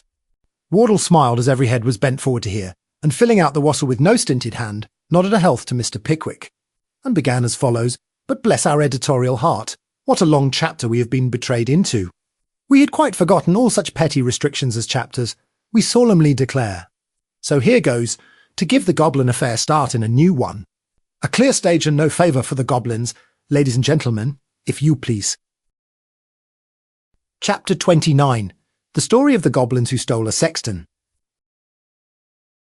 In an old abbey town, down in this part of the country, a long, long while ago, so long that the story must be a true one, because our great-grandfathers implicitly believed it there officiated as sexton and gravedigger in the churchyard.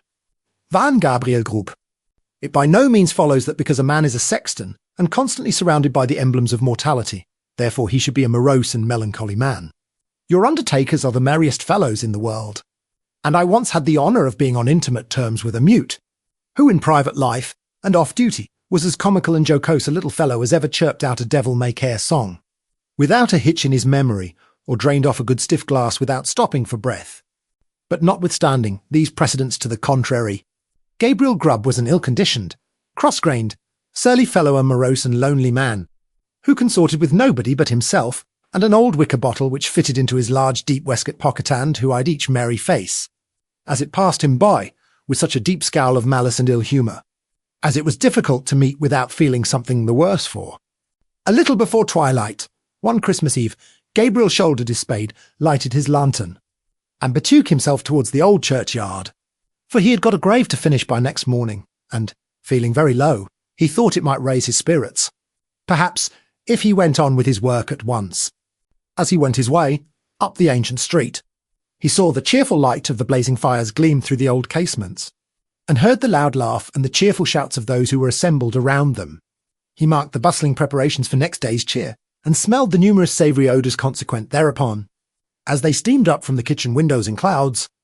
All this was gall and wormwood to the heart of Gabriel Grubb, and when groups of children bounded out of the houses, tripped across the road, and were met, before they could knock at the opposite door, by half a dozen curly-headed little rascals who crowded round them as they flocked upstairs to spend the evening in their Christmas games, Gabriel smiled grimly and clutched the handle of his spade with a firmer grasp as he thought of measles, scarlet fever, thrush, whooping cough, and a good many other sources of consolation besides. In this happy frame of mind, Gabriel strode along, returning a short, sullen growl to the good-humoured greetings of such of his neighbours as now, and then past him, until he turned into the dark lane which led to the churchyard. Now, Gabriel had been looking forward to reaching the dark lane, because it was, generally speaking, a nice, gloomy, mournful place, into which the townspeople did not much care to go, except in broad daylight, and when the sun was shining. Consequently, he was not a little indignant to hear a young urchin roaring out some jolly song about a Merry Christmas, in this very sanctuary which had been called Coffin Lane ever since the days of the old abbey, and the time of the shaven-headed monks.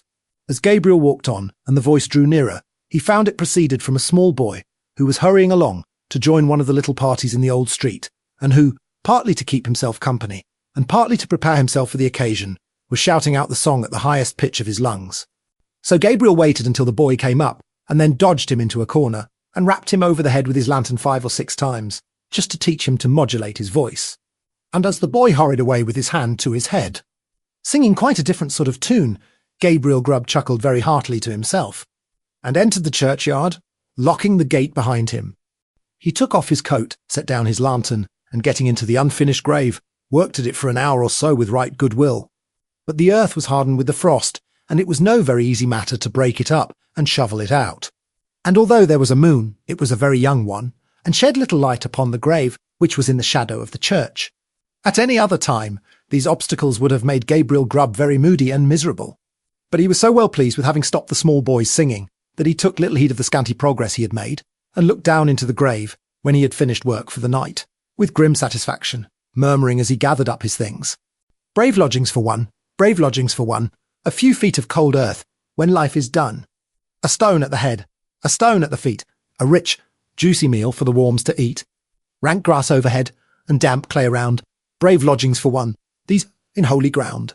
Ho, ho," laughed Gabriel Grubb, as he sat himself down on a flat tombstone which was a favourite resting place of his, and drew forth his wicker bottle. "A coffin at Christmas, a Christmas box, ho, ho, ho, ho, ho, ho," repeated a voice which sounded close behind him. Gabriel paused, in some alarm in the act raising the wicker bottle to his lips, and looked round. The bottom of the oldest grave about him was not more still and quiet than the churchyard in the pale moonlight. The cold hoarfrost glistened on the tombstones, and sparkled like rows of gems, among the stone carvings of the old church. The snow lay hard and crisp upon the ground, and spread over the thickly strewn mounds of earth, so white and smooth a cover that it seemed as if corpses lay there, hidden only by their winding sheets. Not the faintest rustle broke the profound tranquillity of the solemn scene. Sound itself appeared to be frozen up. All was so cold and still. "It was the echoes," said Gabriel Grubb, raising the bottle to his lips again. "It was not," said a deep voice. Gabriel started up, and stood rooted to the spot with astonishment and terror, for his eyes rested on a form that made his blood run cold. Seated on an upright tombstone, close to him was a strange, unearthly figure, whom Gabriel felt at once was no being of this world. His long, fantastic legs, which might have reached the ground, were cocked up and crossed after a quaint, fantastic fashion. His sinewy arms were bare, and his hands rested on his knees. On his short round body He wore a close covering, ornamented with small slashes. A shot cloak dangled at his back. The collar was cut into curious peaks, which served the goblin in lieu of ruff or neckerchief, and his shoes curled up at his toes into long points. On his head, he wore a broad-brimmed sugarloaf hat, garnished with a single feather. The hat was covered with the white frost, and the goblin looked as if he had sat on the same tombstone very comfortably for 200 or 300 years. He was sitting perfectly still. His tongue was put out, as if in derision, and he was grinning at Gabriel Grubb with such a grin as only a goblin could call up. "It was not the echoes," said the goblin. Gabriel Grubb was paralysed, and could make no reply. "What do you do here on Christmas Eve?" said the goblin sternly. "I came to dig a grave, sir," stammered Gabriel Grubb.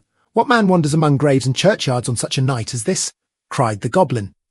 "Gabriel Grubb, Gabriel Grubb," screamed a wild chorus of voices that seemed to fill the churchyard. Gabriel looked fearfully round. Nothing was to be seen. "What have you got in that bottle?" said the goblin. "Hollands, sir," replied the sexton, trembling more than ever, for he had bought it of the smugglers, and he thought that perhaps his questioner might be in the excise department of the goblins. "Who drinks Hollands alone, and in a churchyard, on such a night as this?" said the goblin. "Gabriel Grubb." "Gabriel Grubb!" exclaimed the wild voices again. The goblin leered maliciously at the terrified sexton, and then raising his voice, exclaimed, "And who, then, is our fair and lawful prize?" To this inquiry the invisible chorus replied, in a strain that sounded like the voices of many choristers singing to the mighty swell of the old church organ, a strain that seemed borne to the sexton's ears upon a wild wind, and to die away as it passed onward. But the burden of the reply was still the same: "Gabriel Grubb, Gabriel Grubb." The goblin grinned a broader grin than before, as he said, "Well, Gabriel, what do you say to this?" The sexton gasped for breath. "What do you think of this, Gabriel?" said the goblin, kicking up his feet in the air on either side of the tombstone, and looking at the turned-up points with as much complacency as if he had been contemplating the most fashionable pair of Wellingtons in Old Bond Street. It's very curious, sir," replied the sexton, half dead with fright. "Very curious, and very pretty, but I think I'll go back and finish my work, sir, if you please." "Work," said the goblin. "What work?" "The grave, sir." "Making the grave," stammered the sexton. "Oh, the grave, eh?" said the goblin. "Who makes graves at a time when all other men are merry, and takes a pleasure in it?" Again the mysterious voices replied, "Gabriel Grubb, Gabriel Grubb." "I am afraid my friends want you, Gabriel," said the goblin, thrusting his tongue farther into his cheek than ever, and a most astonishing tongue it was. "I'm afraid my friends want you, Gabriel," said the goblin. "Under favour, sir," replied the horror-stricken sexton. "I don't think they can, sir. They don't know me, sir. I don't think the gentlemen have ever seen me, sir." "Oh, yes, they have," replied the goblin.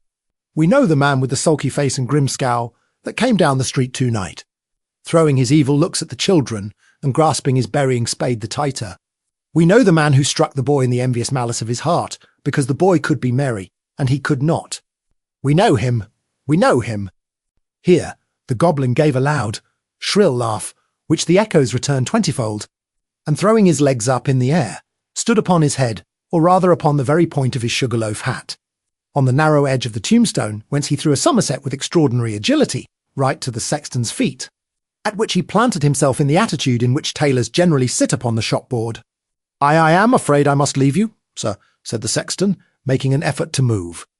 "Leave, wes?" said the goblin. "Gabriel Grubb going to leave us? Ho! Ho! Ho!" As the goblin laughed, the sexton observed, for one instant, a brilliant illumination within the windows of the church, as if the whole building were lighted up. It disappeared. The organ pealed forth a lively air, and whole troops of goblins, the very counterpart of the first one, poured into the churchyard, and began playing at leapfrog with the tombstones, never stopping for an instant to take breath, but overing the highest among them, one after the other, with the most marvellous dexterity. The first goblin was a most astonishing leaper, and none of the others could come near him. Even in the extremity of his terror the sexton could not help observing that while his friends were content to leap over the common-sized gravestones, the first one took the family vaults, iron railings and all, with as much ease as if they had been so many street posts. At last the game reached to a most exciting pitch. The organ played quicker and quicker, and the goblins leaped faster and faster, coiling themselves up, rolling head over heels upon the ground, and bounding over the tombstones like footballs.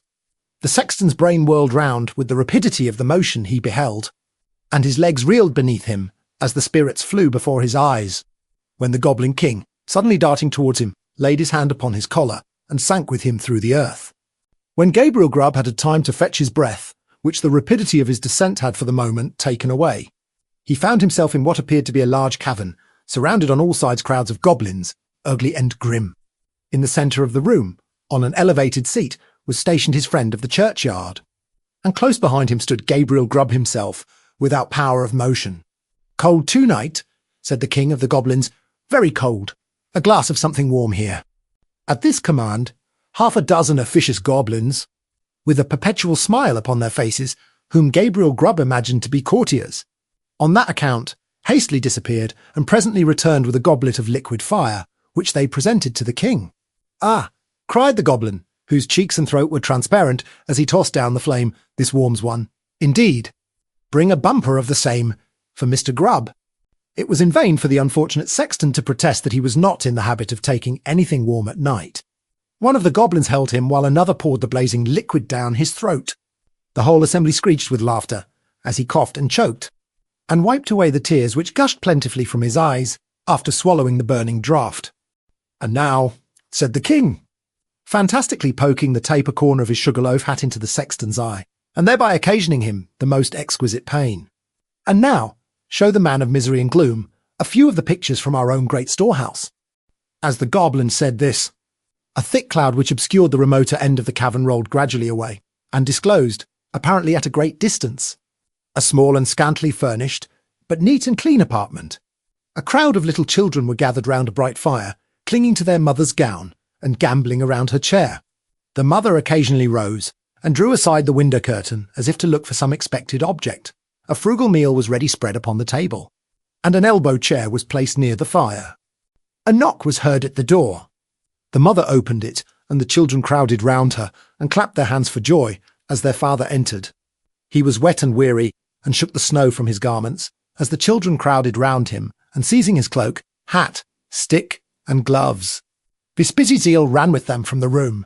Then, as he sat down to his meal before the fire, the children climbed about his knee, and the mother sat by his side, and all seemed happiness and comfort. But a change came upon the view, almost imperceptibly. The scene was altered to a small bedroom, where the fairest and youngest child lay dying. The roses had fled from his cheek, and the light from his eye. And even as the sexton looked upon him with an interest he had never felt or known before, he died. His young brothers and sisters crowded round his little bed, and seized his tiny hand, so cold and heavy, but they shrank back from its touch, and looked with awe on his infant face. For calm and tranquil as it was, and sleeping in rest and peace as the beautiful child seemed to be, they saw that he was dead, and they knew that he was an angel looking down upon and blessing them from a bright and happy heaven. Again the light cloud passed across the picture, and again the subject changed. The father and mother were old and helpless now, and the number of those about them was diminished more than half. But content and cheerfulness sat on every face, and beamed in every eye, as they crowded round the fireside, and told and listened to old stories of earlier and bygone days. Slowly and peacefully, the father sank into the grave, and, soon after, the sharer of all his cares and troubles followed him to a place of rest. The few who yet survived them kneeled by their tomb, and watered the green turf which covered it with their tears, then rose and turned away, sadly and mournfully, but not with bitter cries or despairing lamentations, for they knew that they should one day meet again, and once more they mixed with the busy world, and their content and cheerfulness were restored. The cloud settled upon the picture, and concealed it from the sexton's view. "What do you think of that?" said the goblin, turning his large face towards Gabriel Grubb. Gabriel murmured out something about its being very pretty, and looked somewhat ashamed as the goblin bent his fiery eyes upon him. "You a miserable man," said the goblin, in a tone of excessive contempt.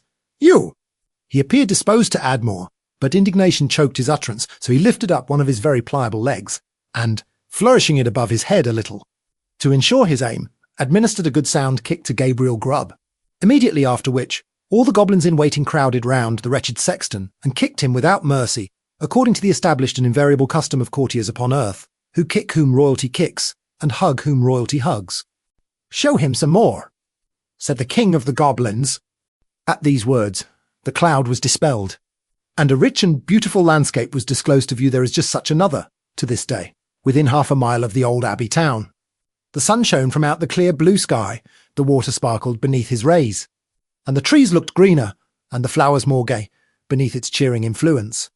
The water rippled on with a pleasant sound, the trees rustled in the light wind that murmured among their leaves, the birds sang upon the boughs, and the lark carolled on high her welcome to the morning. Yes, it was morning, the bright, balmy morning of summer. The minutest leaf, the smallest blade of grass, was instinct with life. The ant crept forth to her daily toil, the butterfly fluttered and basked in the warm rays of the sun. Myriads of insects spread their transparent wings, and revelled in their brief but happy existence. Man walked forth, elated with the scene, and all was brightness and splendour. "You a miserable man," said the king of the goblins, in a more contemptuous tone than before. And again the king of the goblins gave his leg a flourish. Again it descended on the shoulders of the sexton, and again the attendant goblins imitated the example of their chief. Many a time the cloud went and came, and many a lesson it taught to Gabriel Grubb, who, although his shoulders smarted with pain from the frequent applications of the goblin's feet thereunto, looked on with an interest that nothing could diminish. He saw that men who worked hard, and earned their scanty bread with lives of labour, were cheerful and happy, and that to the most ignorant, the sweet face of nature was a never-failing source of cheerfulness and joy.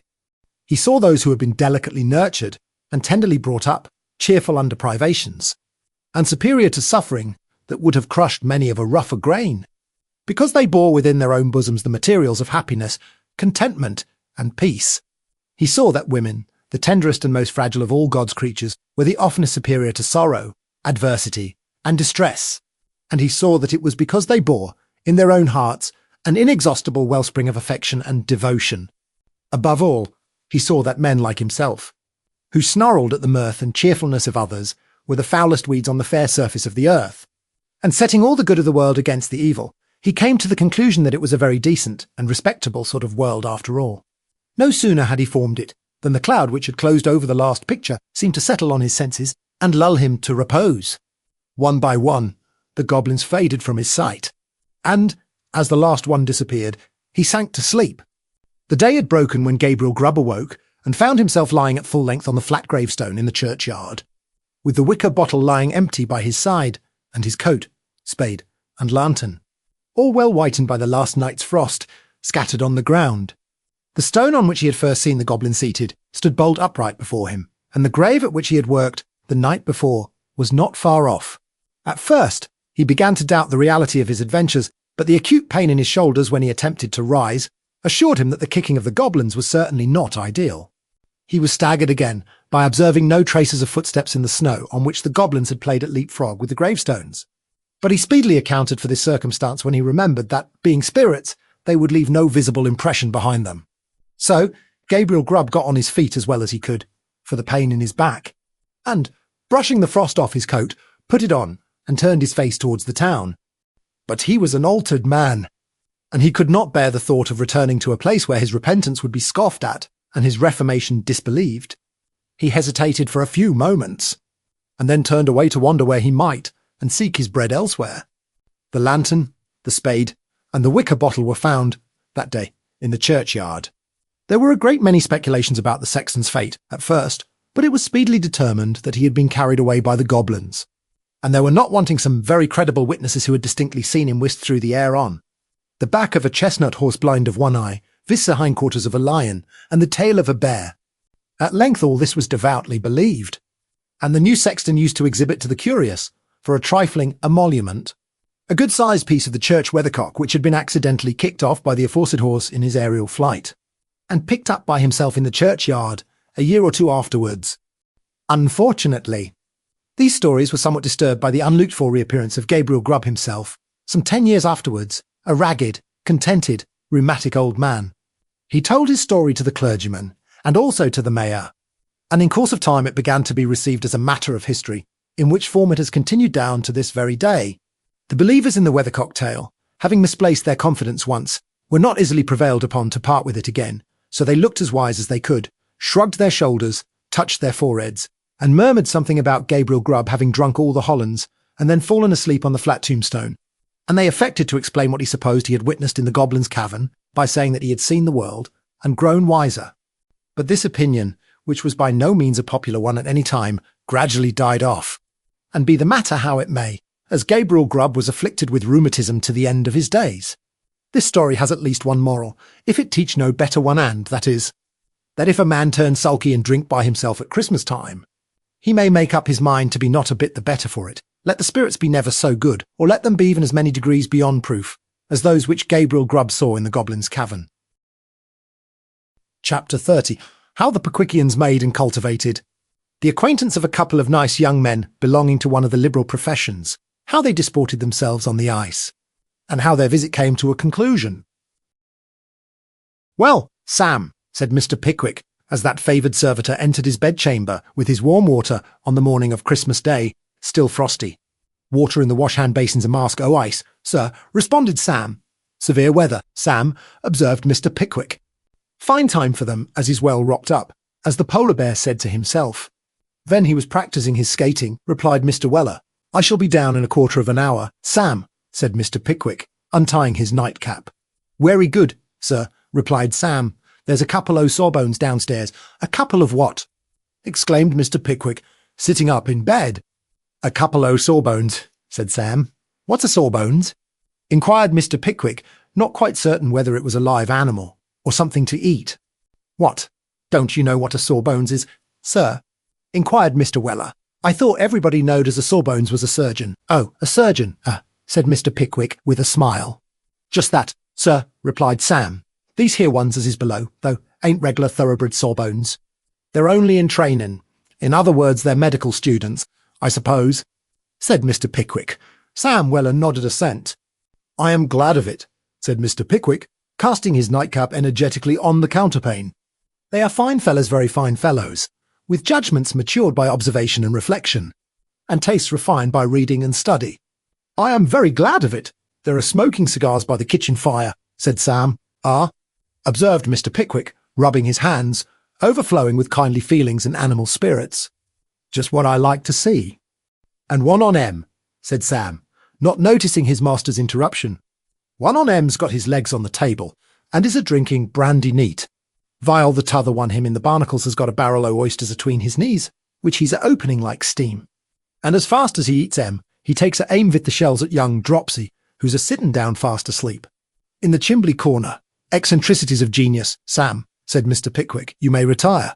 Sam did retire accordingly. Mr. Pickwick, at the expiration of the quarter of an hour, went down to breakfast. "Here he is at last," said old Mr. Wardle. "Pickwick, this is Miss Allen's brother, Mr. Benjamin Allen. Ben we call him, and so may you, if you like." "This gentleman is his very particular friend, Mr. Bob Sawyer," interposed Mr. Benjamin Allen. Whereupon Mr. Bob Sawyer and Mr. Benjamin Allen laughed in concert. Mr. Pickwick bowed to Bob Sawyer, and Bob Sawyer bowed to Mr. Pickwick. Bob and his very particular friend then applied themselves most assiduously to the eatables before them, and Mr. Pickwick had an opportunity of glancing at them both. Mr. Benjamin Allen was a coarse, stout, thick-set young man, with black hair cut rather short and a white face cut rather long. He was embellished with spectacles and wore a white neckerchief. Below his single-breasted black surtout, which was buttoned up to his chin, appeared the usual number of pepper and salt-coloured legs, terminating in a pair of imperfectly polished boots. Although his coat was short in the sleeves, it disclosed no vestige of a linen wristband, and although there was quite enough of his face to admit of the encroachment of a shirt collar, it was not graced by the smallest approach to that appendage. He presented, altogether, rather a mildewy appearance, and emitted a fragrant odour of full-flavoured cubas. Mr. Bob Sawyer, who was habited in a coarse blue coat, which would bien été agréatoire surtout parties of both, had about him that sort of slovenly smartness and swaggering gait which is peculiar to young gentlemen who smoke in the streets by day, shout and scream in the same by night, call waiters by their Christian names, and do various other acts and deeds of an equally facetious description. He wore a pair of plaid trousers and a large, rough, double-breasted waistcoat. Out of doors, he carried a thick stick with a big top. He eschewed gloves, and looked, upon the whole, something like a dissipated Robinson Crusoe. Such were the two worthies to whom Mr. Pickwick was introduced, as he took his seat at the breakfast table on Christmas morning. "Splendid morning, gentlemen," said Mr. Pickwick. Mr. Bob Sawyer slightly nodded his assent to the proposition, and asked Mr. Benjamin Allen for the mustard. "Have you come far this morning, gentlemen?" inquired Mr. Pickwick. "Blue Lion at Muggleton," briefly responded Mr. Allen. "You should have joined us last night," said Mr. Pickwick. "So we should," replied Bob Sawyer, "but the brandy was too good to leave in a hurry." Wasn't it, Ben? Certainly, said Mr. Benjamin Allen. And the cigars were not bad, or the pork chops either. Were they, Bob? Decidedly not, said Bob. The particular friends resumed their attack upon the breakfast, more freely than before, as if the recollection of last night's supper had imparted a new relish to the meal. Peg away, Bob, said Mr. Allen to his companion, encouragingly. So I do, replied Bob Sawyer. And so, to do him justice, he did. Nothing like dissecting, to give one an appetite, said Mr. Bob Sawyer, looking round the table. Mr. Pickwick slightly shuddered. By the by, Bob, said Mr. Allen, have you finished that leg yet? Nearly, replied Sawyer, helping himself to half a fowl as he spoke. It's a very muscular one for a child's. Is it? Inquired Mr. Allen carelessly. Very, said Bob Sawyer, with his mouth full. I've put my name down for an arm at our place, said Mr. Allen. We're clubbing for a subject, and the list is nearly full, only we can't get hold of any fellow that wants a head. I wish you'd take it. No, replied Bob Sawyer. Can't afford expensive luxuries. Nonsense, said Allen. Can't, indeed, rejoined Bob Sawyer. I wouldn't mind a brain. But I couldn't stand a whole head. Hush, hush, gentlemen. Pray, said Mr. Pickwick. I hear the ladies. As Mr. Pickwick spoke, the ladies, gallantly escorted by Messrs. Snodgrass, Winkle, and Tupman, returned from an early walk. Why, Ben, said Arabella, in a tone which expressed more surprise than pleasure at the sight of her brother. Come to take you home tomorrow, replied Benjamin. Mr. Winkle turned pale. Don't you see Bob Sawyer, Arabella? Inquired Mr. Benjamin Allen, somewhat reproachfully. Arabella gracefully held out her hand in acknowledgment of Bob Sawyer's presence. A thrill of hatred struck to Mr. Winkle's heart, as Bob Sawyer inflicted on the proffered hand a perceptible squeeze. Ben, dear, said Arabella, blushing. Have you been introduced to Mr. Winkle? I have not been, but I shall be very happy to be, Arabella, replied her brother gravely. Here Mr. Allen bowed grimly to Mr. Winkle, while Mr. Winkle and Mr. Bob Sawyer glanced mutual distrust out of the corners of their eyes. The arrival of the two new visitors, and the consequent check upon Mr. Winkle and the young lady with the fur round her boots, would in all probability have proved a very unpleasant interruption to the hilarity of the party, had not the cheerfulness of Mr. Pickwick, and the good humour of the host, been exerted to the very utmost for the common weal. Mr. Winkle gradually insinuated himself into the good graces of Mr. Benjamin Allen, and even joined in a friendly conversation with Mr. Bob Sawyer, who, enlivened with the brandy, and the breakfast, and the talking, gradually ripened into a state of extreme facetiousness, and related with much glee an agreeable anecdote about the removal of a tumour on some gentleman's head, which he illustrated by means of an oyster knife and a half-quartern loaf to the great edification of the assembled company. Then the whole train went to church, where Mr. Benjamin Allen fell fast asleep, while Mr. Bob Sawyer abstracted his thoughts from worldly matters by the ingenious process of carving his name on the seat of the pew in corpulent letters of 4 inches long. Now, said Wardle, after a substantial lunch, with the agreeable items of strong beer and cherry brandy, had been done ample justice to, what say you to an hour on the ice? We shall have plenty of time. Capital, said Mr. Benjamin Allen. Prime, ejaculated Mr. Bob Sawyer. You skate, of course, Winkle? Sighed Wardle. The yes. Oh, yes, replied Mr. Winkle. I am rather out of practice. Oh, do skate, Mr. Winkle, said Arabella. I like to see it so much. Oh, it is so graceful, said another young lady. A third young lady said it was elegant, and a fourth expressed her opinion that it was swan-like. I should be very happy, I'm sure, said Mr. Winkle, reddening. But I have no skates. This objection was at once overruled. Trundle had a couple of pair, and the fat boy announced that there were half a dozen more downstairs, whereat Mr. Winkle expressed exquisite delight, and looked exquisitely uncomfortable. Old Wardle led the way to a pretty large sheet of ice, and the fat boy and Mr. Weller, having shovelled and swept away the snow which had fallen on it during the night, Mr. Bob Sawyer adjusted his skates with a dexterity which to Mr. Winkle was perfectly marvellous, and described circles with his left leg, and cut figures of 8, and inscribed upon the ice, without once stopping for breath, a great many other pleasant and astonishing devices, to the excessive satisfaction of Mr. Pickwick, Mr. Tupman, and the ladies, which reached a pitch of positive enthusiasm when old Wardle and Benjamin Allen, assisted by the aforesaid Bob Sawyer, performed some mystic evolutions, which they called a reel. Alsistimer Mr. Wynne, with his face and hands blue with the cold, had been forcing a gimlet into the sole of his feet, and putting his skates on, with the points behind, and getting the straps into a very complicated and entangled state. With the assistance of Mr. Snodgrass, who knew rather less about skates than a Hindu. At length, however, with the assistance of Mr. Weller, the unfortunate skates were firmly screwed and buckled on, and Mr. Winkle was raised to his feet. "Now, then, sir," said Sam, in an encouraging tone. "Off with you, and show 'em how to do it." "Stop, Sam, stop," said Mr. Winkle, trembling violently, and clutching hold of Sam's arms with the grasp of a drowning man. "How slippery it is, Sam." "Not an uncommon thing upon ice, sir," replied Mr. Weller. "Hold up, sir." This last observation of Mr. Weller's bore reference to a demonstration Mr. Winkle made at the instant of a frantic desire to throw his feet in the air and dash the back of his head on the ice. These are very awkward skates, ain't they, Sam?" inquired Mr. Winkle, staggering. "I'm afeard there's a awkward general man in 'em, sir," replied Sam. "Now, Winkle," cried Mr. Pickwick, quite unconscious that there was anything the matter. "Come, the ladies are all anxiety." Yes, replied Mr. Winkle, with a ghastly smile. "I'm coming, just a-going to begin," said Sam, endeavouring to disengage himself. "Now, sir, start off." "Stop an instant, Sam," gasped Mr. Winkle, clinging most affectionately to Mr. Weller. "I find I've got a couple of coats at home that I don't want, Sam. You may have them, Sam." "Thank'ee, sir," replied Mr. Weller. "Never mind touching your hat, Sam," said Mr. Winkle hastily. "You needn't take your hand away to do that. I meant to have given you 5 shillings this morning for a Christmas box." "Sam, I'll give it you this afternoon, Sam." "You're very good, sir," replied Mr. Weller. "Just hold me at first, Sam, will you?" said Mr. Winkle. "There, that's right. I shall soon get in the way of it. Sam, not too fast, Sam. Not too fast." Mr. Winkle, stooping forward, with his body half doubled up, was being assisted over the ice by Mr. Weller.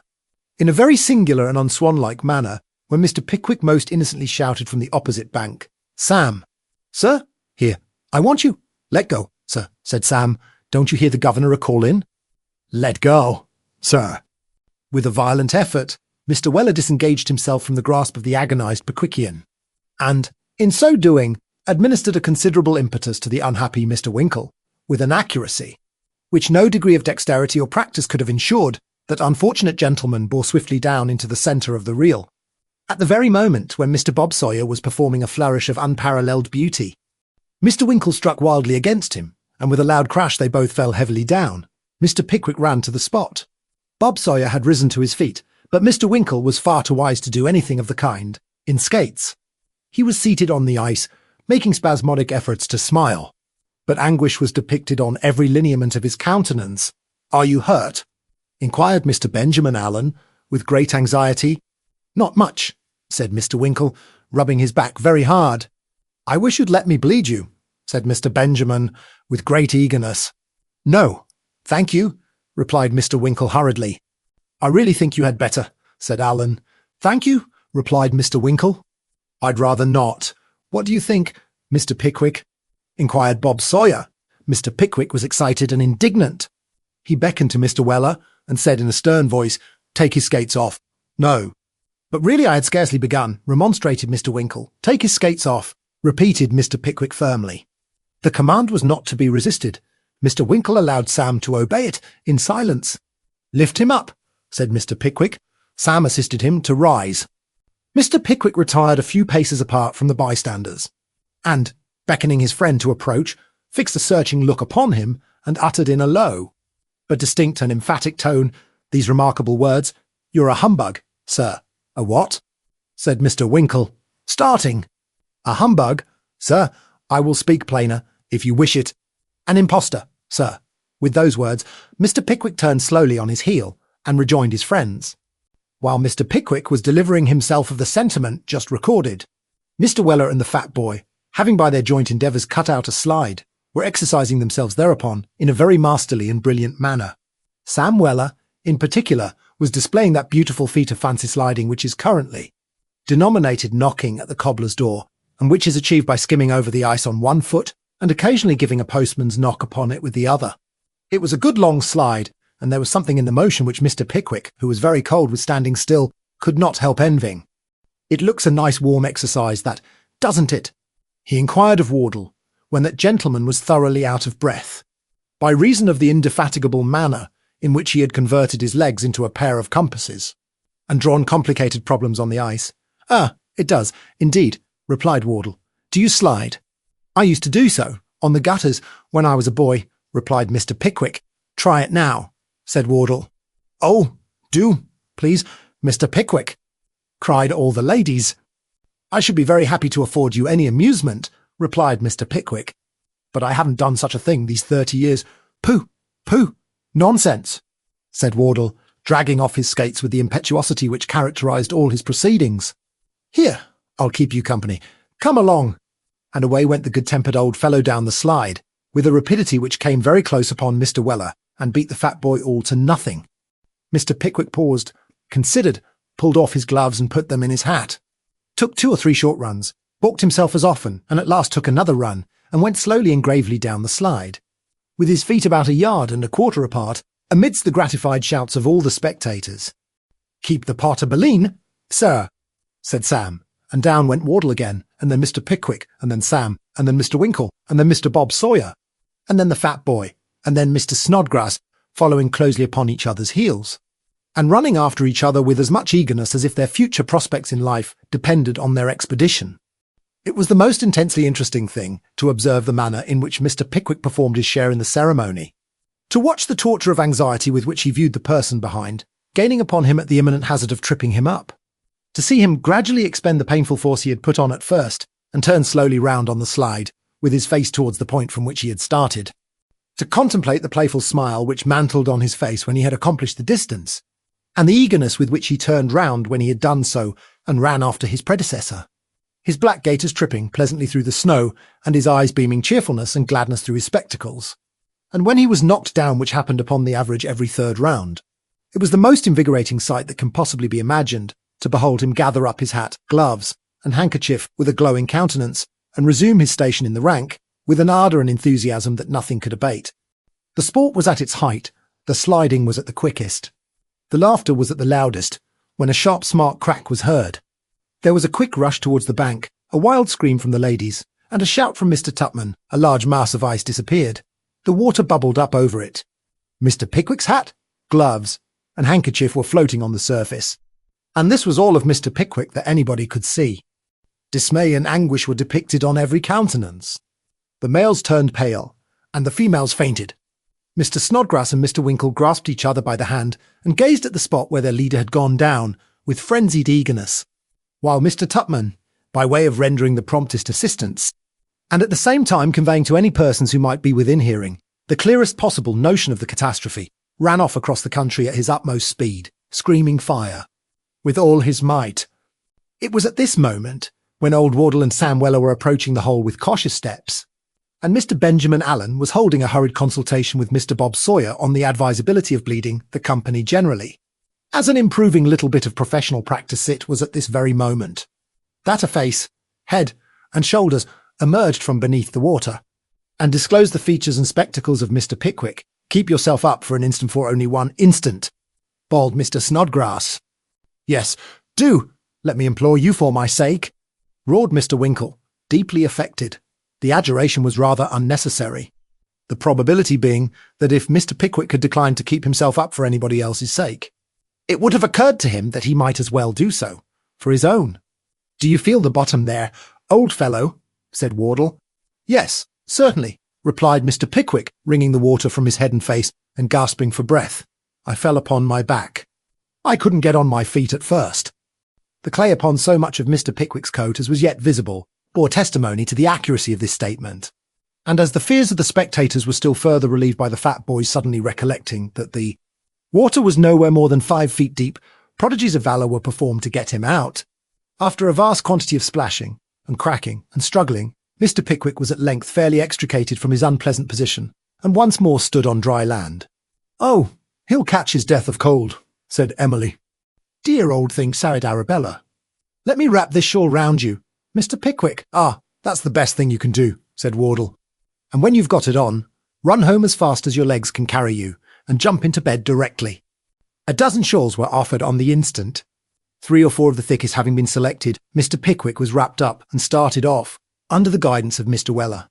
presenting the singular phenomenon of an elderly gentleman, dripping wet and without a hat, with his arms bound down to his sides, skimming over the ground, without any clearly defined purpose, at the rate of 6 good English miles an hour. But Mr. Pickwick cared not for appearances in such an extreme case, and urged on by Sam Weller, he kept at the very top of his speed until he reached the door of Manor Farm, where Mr. Tupman had arrived some 5 minutes before, and had frightened the old lady into palpitations of the heart by impressing her with the unalterable conviction that the kitchen chimney was on fire, a calamity which always presented itself in glowing colours to the old lady's mind when anybody about her evinced the smallest agitation. Mr. Pickwick paused not an instant until he was snug in bed. Sam Weller lighted a blazing fire in the room and took up his dinner. A bowl of punch was carried up afterwards, and a grand carouse held in honour of his safety. Old Wardle would not hear of his rising, so they made the bed the chair, and Mr. Pickwick presided. A second and a third bowl were ordered in. And when Mr. Pickwick awoke next morning, there was not a symptom of rheumatism about him, which proves, as Mr. Bob Sawyer very justly observed, that there is nothing like hot punch in such cases, and that if ever hot punch did fail to act as a preventive, it was merely because the patient fell into the vulgar error of not taking enough of it. The jovial party broke up next morning. Breakings up are capital things in our school days, but in after life they are painful enough. Death, self-interest, and fortune's changes are every day breaking up many a happy group and scattering them far and wide, and the boys and girls never come back again. We do not mean to say that it was exactly the case in this particular instance. All we wish to inform the reader is that the different members of the party dispersed to their several homes, that Mr. Pickwick and his friends once more took their seats on the top of the Muggleton coach, and that Arabella Allen repaired to her place of destination, wherever it might have been. We dare say Mr. Winkle knew. But we confess we don't, under the care and guardianship of her brother Benjamin and his most intimate and particular friend, Mr. Bob Sawyer. Before they separated, however, that gentleman and Mr. Benjamin Allen drew Mr. Pickwick aside with an air of some mystery, and Mr. Bob Sawyer, thrusting his forefinger between 2 of Mr. Pickwick's ribs, and thereby displaying his native drollery and his knowledge of the anatomy of the human frame, at one and the same time, inquired, "I say, old boy, where do you hang out?" Mr. Pickwick replied that he was at present suspended at the George and Vulture. "I wish you'd come and see me," said Bob Sawyer. "Nothing would give me greater pleasure," replied Mr. Pickwick. "There's my lodgings," said Mr. Bob Sawyer, producing a card. "Lant Street, Borough. It's near, guys, and handy for me, you know. Little distance after you've passed St. George's Church turns out of the High Street on the right. Hand side the way." "I shall find it," said Mr. Pickwick. "Come on Thursday fortnight, and bring the other chaps with you," said Mr. Bob Sawyer. "I'm going to have a few medical fellows that night." Mr. Pickwick expressed the pleasure it would afford him to meet the medical fellows, and after Mr. Bob Sawyer had informed him that he meant to be very cosy, and that his friend Ben was to be one of the party, they shook hands and separated. We feel that in this place we lay ourselves open to the inquiry whether Mr. Winkle was whispering, during this brief conversation, to Arabella Allen, and if so, what he said, and furthermore, whether Mr. Snodgrass was conversing apart with Emily Wardle, and if so, what he said. To this we reply that whatever they might have said to the ladies, they said nothing at all to Mr. Pickwick or Mr. Tupman for 8 and 20 miles, and that they sighed very often, refused ale and brandy, and looked gloomy. If our observant lady readers can deduce any satisfactory inferences from these facts, we beg them by all means to do so. Chapter 31, which is all about the law and sundry great authorities learned therein. Scattered about, in various holes and corners of the temple, are certain dark and dirty chambers, in and out of which, all the morning in vacation, and half the evening to in term time, there may be seen constantly hurrying with bundles of papers under their arms, and protruding from their pockets an almost uninterrupted succession of lawyers' clerks. There are several grades of lawyers' clerks. There is the articled clerk, who is paid a premium and is an attorney in perspective, who runs a tailor's bill, receives invitations to parties, knows a family in Gower Street and another in Tavistock Square, who goes out of town every long vacation to see his father, who keeps live horses innumerable, and who is, in short, the very aristocrat of clerks. There is the salaried clerk out of door, or indoor, as the case may be, who devotes the major part of his 30 shillings a week to his personal pleasure and adornments, repairs half-price to the Adelphi Theatre at least 3 times a week, dissipates majestically at the cider cellars afterwards, and is a dirty caricature of the fashion which expired 6 months ago. There is the middle-aged copying clerk, with a large family, who is always shabby, and often drunk. And there are the office lads in their first surtouts, who feel a befitting contempt for boys at day schools, club as they go home at night, for Saveloys and porter, and think there's a kunde nothing like life. There are varieties too numerous to recapitulate, but however numerous they are all to be seen, at certain regulated business hours, hurrying to and from the places we have just mentioned. These sequestered nooks are the public offices of the legal profession, where writs are issued, judgments signed, declarations filed, and numerous other ingenious machines put in motion for the torture and torment of His Majesty's liege subjects, and the comfort and emolument of the practitioners of the law. They are, for the most part, low-roofed, mouldy rooms, where innumerable rolls of parchment, which have been perspiring in secret for the last century, send forth an agreeable odour, which is mingled by day with the scent of the dry rot, and by night with the various exhalations which arise from damp cloaks, festering umbrellas, and the coarsest tallow candles. About 7:30 o'clock in the evening, some 10 days or a fortnight after Mr. Pickwick and his friends returned to London, there hurried into one of these offices an individual in a brown coat and brass buttons, whose long hair was scrupulously twisted round the rim of his napless hat, and whose soiled drab trousers were so tightly strapped over his blucher boots that his knees threatened every moment to start from their concealment. He produced from his coat pockets a long and narrow strip of parchment, on which the presiding functionary impressed an illegible black stamp. He then drew forth 4 scraps of paper of similar dimensions, each containing a printed copy of the strip of parchment with blanks for a name, and having filled up the blanks, put all the 5 documents in his pocket and hurried away. The man in the brown coat, with the cabalistic documents in his pocket, was no other than our old acquaintance Mr. Jackson, of the house of Dodson and Fogg, Freeman's Court, Cornhill. Instead of returning to the office whence he came, however, he bent his steps direct to Sun Court, and walking straight into the George and Vulture, demanded to know whether one Mr. Pickwick was within. "Call Mr. Pickwick's servant, Tom," said the barmaid of the George and Vulture. "Don't trouble yourself," said Mr. Jackson. "I've come on business. If you'll show me Mr. Pickwick's room, I'll step up myself." "What name, sir?" said the waiter. "Jackson," replied the clerk. The waiter stepped upstairs to announce Mr. Jackson, but Mr. Jackson saved him the trouble by following close at his heels, and walking into the apartment before he could articulate a syllable. Mr. Pickwick had, that day, invited his 3 friends to dinner. They were all seated round the fire, drinking their wine, when Mr. Jackson presented himself, as above described. "How do do, sir?" said Mr. Jackson, nodding to Mr. Pickwick. That gentleman bowed, and looked somewhat surprised, for the physiognomy of Mr. Jackson dwelt not in his recollection. "I have called from Dodson and Fogg's," said Mr. Jackson, in an explanatory tone. Mr. Pickwick roused at the name. "I refer you to my attorney." "Sir, Mr. Perker, of Gray's Inn," said he. "Waiter, show this gentleman out." "Beg your pardon, Mr. Pickwick," said Jackson, deliberately depositing his hat on the floor and drawing from his pocket the strip of parchment. "But personal service, by clerk or agent, in these cases, you know, Mr. Pickwick nothing like caution, sir, in all legal forms, eh?" Here Mr. Jackson cast his eye on the parchment, and, resting his hands on the table, and looking round with a winning and persuasive smile, said, "Now, come, don't let's have no words about such a little matter as this. Which of you gentlemen's name's Snodgrass?" At this inquiry, Mr. Snodgrass gave such a very undisguised and palpable start that no further reply was needed. "Ah, I thought so," said Mr. Jackson, more affably than before. "I've a little something to trouble you with, sir." "Me?" exclaimed Mr. Snodgrass. "It's only a subpoena in Bardell and Pickwick on behalf of the plaintiff," replied Jackson, singling out one of the slips of paper and producing a shilling from his waistcoat pocket. "It'll come on in the sentence after term, 14th of February, we expect.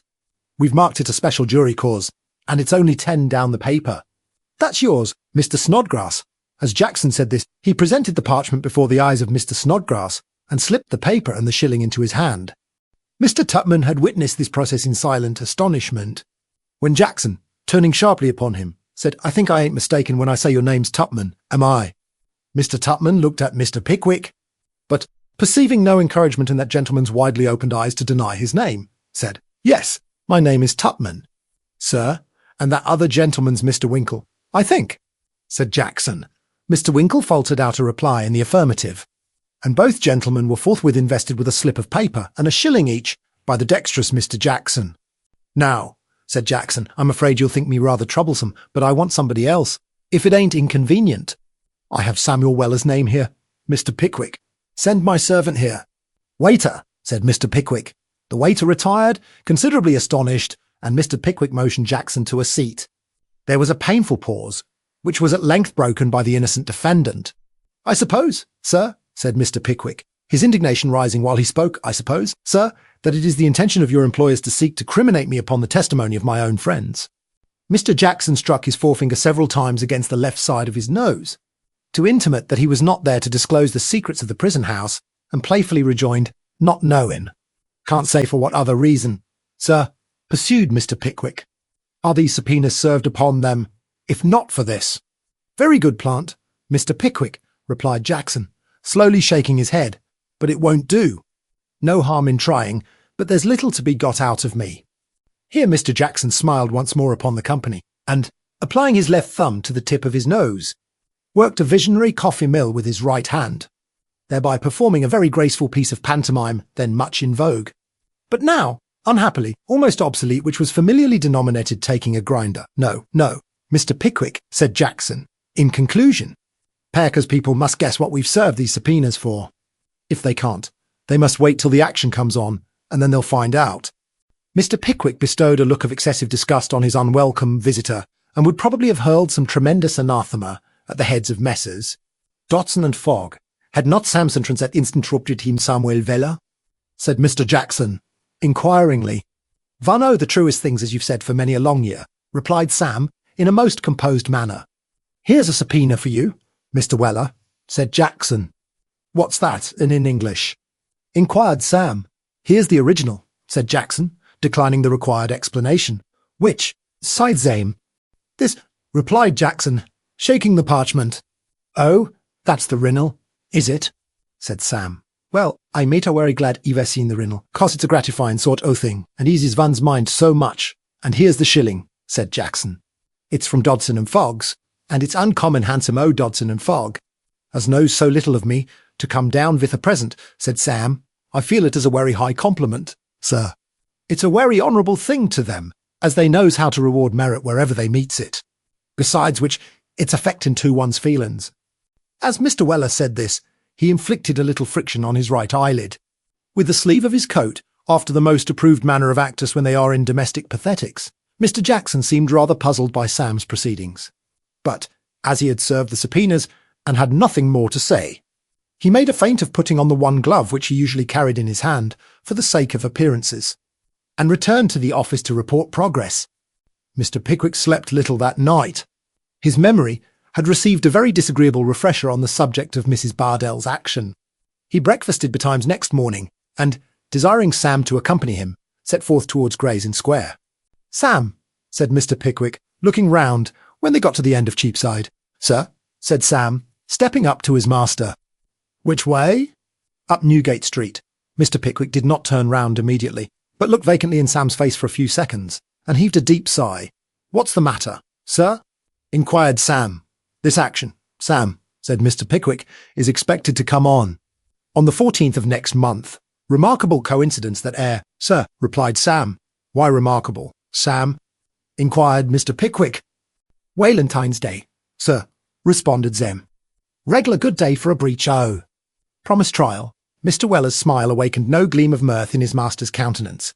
Mr. Pickwick turned abruptly round, and led the way in silence. They had walked some distance, Mr. Pickwick trotting on before, plunged in profound meditation, and Sam following behind, with a countenance expressive of the most enviable and easy defiance of everything and everybody, when the latter, who was always especially anxious to impart to his master any exclusive information he possessed, quickened his pace until he was close at Mr. Pickwick's heels, and, pointing up at a house they were passing, said, "Very nice pork shop that sir." "Yes." "It seems so," said Mr. Pickwick. "Celebrated sausage factory," said Sam. "Is it?" said Mr. Pickwick. "Is it?" reiterated Sam, with some indignation. "I should rather think it was." "Why, sir, bless your innocent eyebrows, that's where the mysterious disappearance of a respectable tradesman took place. For years ago. You don't mean to say he was burked, Sam?" said Mr. Pickwick, looking hastily round. "No, I don't indeed, sir," replied Mr. Weller. "I wish I did. Far worse than that." He was the master o' that air shop, sir, and the inventor o' the patent never-leavin' off-sassage steam engine. Us 'ud swaller up a pavin stone if you put it to near, and grind it into sassages as easy as if it was a tender young babby. Werry proud o' that machine he was, as it was natural he should be, and he'd stand down in the cellar a-looking at it when it was in full play, till he got quite melancholy with joy. A werry happy man he'd ha' been, sir. In the procession o' that air engine, and to more lovely hinfants besides, if it hadn't been for his wife, who was a most audacious wixen, she was always a-follerin' him about, and dinnin' in his ears, till at last he couldn't stand it no longer. I'll tell you what it is, my dear, he says one day, if you pursue her in this here sort of amusement, he says, I'm blessed if I don't go away to 'Merica. And that's all about it. You're a idle willin, says she, and I wish the 'Mericans joy of their bargain, arter which she keeps on abusing of him for half an hour, and then runs into the little parlour behind the shop, sets to a screamin', says he'll be the death on her, and falls in a fit, which lasts for 3 good hours one o' them fits, which is all screamin' and kickin'. Well, next morning, the husband was missing. He hadn't taken nothin' from the till hadn't even put on his greatcoat, so it was quite clear he warn't gone to 'Merica. Didn't come back next day. Didn't come back next week. Mrs. had bills printed, saying that, if he'd come back, he should be forgiven everything, which was very liberal, seeing that he hadn't done nothin' at all. The canals was dragged, and for 2 months afterwards, whenever a body turned up, it was carried, as a reg'lar thing, straight off to the sassage shop. Howsiver, none on 'em answered. So they gave out that he'd run away, and she kept on the business. One Saturday night, a little thin old gentleman comes into the shop in a great passion and says, Are you the Mrs. O' this here shop? Yes, I am, says she. Well, ma'am, says he, then I've just looked in to say that me and my family ain't a-going to be choked for nothin'. And more than that, ma'am, he says, you'll allow me to observe that as you don't use the primmest parts of the meat in the manufacture o' sassages, I'd think you'd find beef come nearly as cheap as buttons. As buttons, sir, says she. Buttons, ma'am, says the little old gentleman, unfolding a bit of paper and showing 20 or 30 halves o' buttons. Nice seasoning for sassages, his trousers buttons. Ma'am, they're my husband's buttons. Says the widder, beginning to faint. What? Screams the little old gentleman, turning very pale. I see it all, says the widder. In a fit of temporary insanity, he rashly converted herself into sassages. And so he had, sir, said Mr. Weller, looking steadily into Mr. Pickwick's horror-stricken countenance, or else he'd been drawed into the engine. But however that might have been, the little old gentleman, who had been remarkably partial to sassages all his life, rushed out o' the shop in a wild state, and was never heard on arterwards. The relation of this affecting incident of private life brought master and man to Mr. Perker's chambers. Lowten, holding the door half open, was in conversation with a rustily clad, miserable-looking man, in boots without toes and gloves without fingers. There were traces of privation and suffering, almost of despair, in his lank and careworn countenance. He felt his poverty, for he shrank to the dark side of the staircase as Mr. Pickwick approached. It's very unfortunate, said the stranger, with a sigh. Very, said Lowten, scribbling his name on the doorpost with his pen and rubbing it out again with the feather. Will you leave a message for him? When do you think he'll be back? Inquired the stranger. Quittons ça, replied Lowten, winking at Mr. Pickwick as the stranger cast his eyes towards the ground. You don't think it would be of any use my waiting for him? Said the stranger, looking wistfully into the office. Oh, no, I'm sure it wouldn't, replied the clerk, moving a little more into the centre of the doorway. He's certain not to be back this week, and it's a chance whether he will be next. For when Perker once gets out of town, he's never in a hurry to come back again. Out of town, said Mr. Pickwick. Dear me, how unfortunate. Don't go away, Mr. Pickwick, said Lowten. I've got a letter for you. The stranger, seeming to hesitate, once more looked towards the ground, and the clerk winked slyly at Mr. Pickwick, as if to intimate that some exquisite piece of humour was going forward. Though what it was Mr. Pickwick could not for the life of him divine. Step in, Mr. Pickwick, said Lowten. Well, will you leave a message, Mr. Watty, or will you call again? Ask him to be so kind as to leave out word what has been done in my business, said the man. For God's sake, don't neglect it, Mr. Lowten. No, no, I won't forget it, replied the clerk. Walk in, Mr. Pickwick. Good morning, Mr. Watty. It's a fine day for walking, isn't it? Seeing that the stranger still lingered, he beckoned Sam Weller to follow his master in and shut the door in his face. There never was such a pestering bankrupt as that since the world began, I do believe, said Lowten, throwing down his pen with the air of an injured man. His affairs haven't been in Chancery quite for years yet, and I'm hardy if he don't come worrying here twice a week. Stepsis v. Mr. Pickwick, Perker. I know. Devilish cold, he added pettishly, standing at that door, wasting one's time with such seedy vagabonds, having very vehemently stirred a particularly large fire with a particularly small poker. The clerk led the way to his principal's private room and announced Mr. Pickwick. "Ah, my dear sir," said little Mr. Perker, bustling up from his chair. "Well, my dear sir, and what's the news about your matter? Anything more about our friends in Freeman's Court? They've not been sleeping. I know that. Ah, they're very smart fellows. Very smart, indeed." As the little man concluded, he took an emphatic pinch of snuff as a tribute to the smartness of Messrs. Dodson and Fogg. "They are great scoundrels," said Mr. Pickwick. I, said the little man. "That's a matter of opinion, you know, and we won't dispute about terms. Because of course you can't be expected to view these subjects with a professional eye. Well, we've done everything that's necessary. I have retained Sergeant Snubbing. Is he a good man?" inquired Mr. Pickwick. "Good man," replied Perker. "Bless your heart and soul. My dear sir, Sergeant Snubbing is at the very top of his profession. Gets treble the business of any man. In court engaged in every case. You needn't mention it abroad. But we say we of the profession that Sergeant Snubbing leads the court by the nose." The little man took another pinch of snuff as he made this communication, and nodded mysteriously to Mr. Pickwick. "They have subpoenaed my 3 friends," said Mr. Pickwick. "Ah, of course they would," replied Perker. "Important witnesses. Saw you in a delicate situation." "But she fainted of her own accord," said Mr. Pickwick. "She threw herself into my arms. Very likely." "My dear sir," replied Perker. "Very likely and very natural. Nothing more so, my dear sir. Nothing. But who's to prove it? They have subpoenaed my servant to," said Mr. Pickwick, quitting the other point, for there Mr. Perker's question had somewhat staggered him. "Sam?" said Perker. Mr. Pickwick replied in the affirmative. "Of course, my dear sir, of course, I knew they would. I could have told you that a month ago. You know, my dear sir, if you will take the management of your affairs into your own hands after entrusting them to your solicitor, you must also take the consequences." Here Mr. Perker drew himself up with conscious dignity, and brushed some stray grains of snuff from his shirt frill. "And what do they want him to prove?" asked Mr. Pickwick, after 2 or 3 minutes' silence.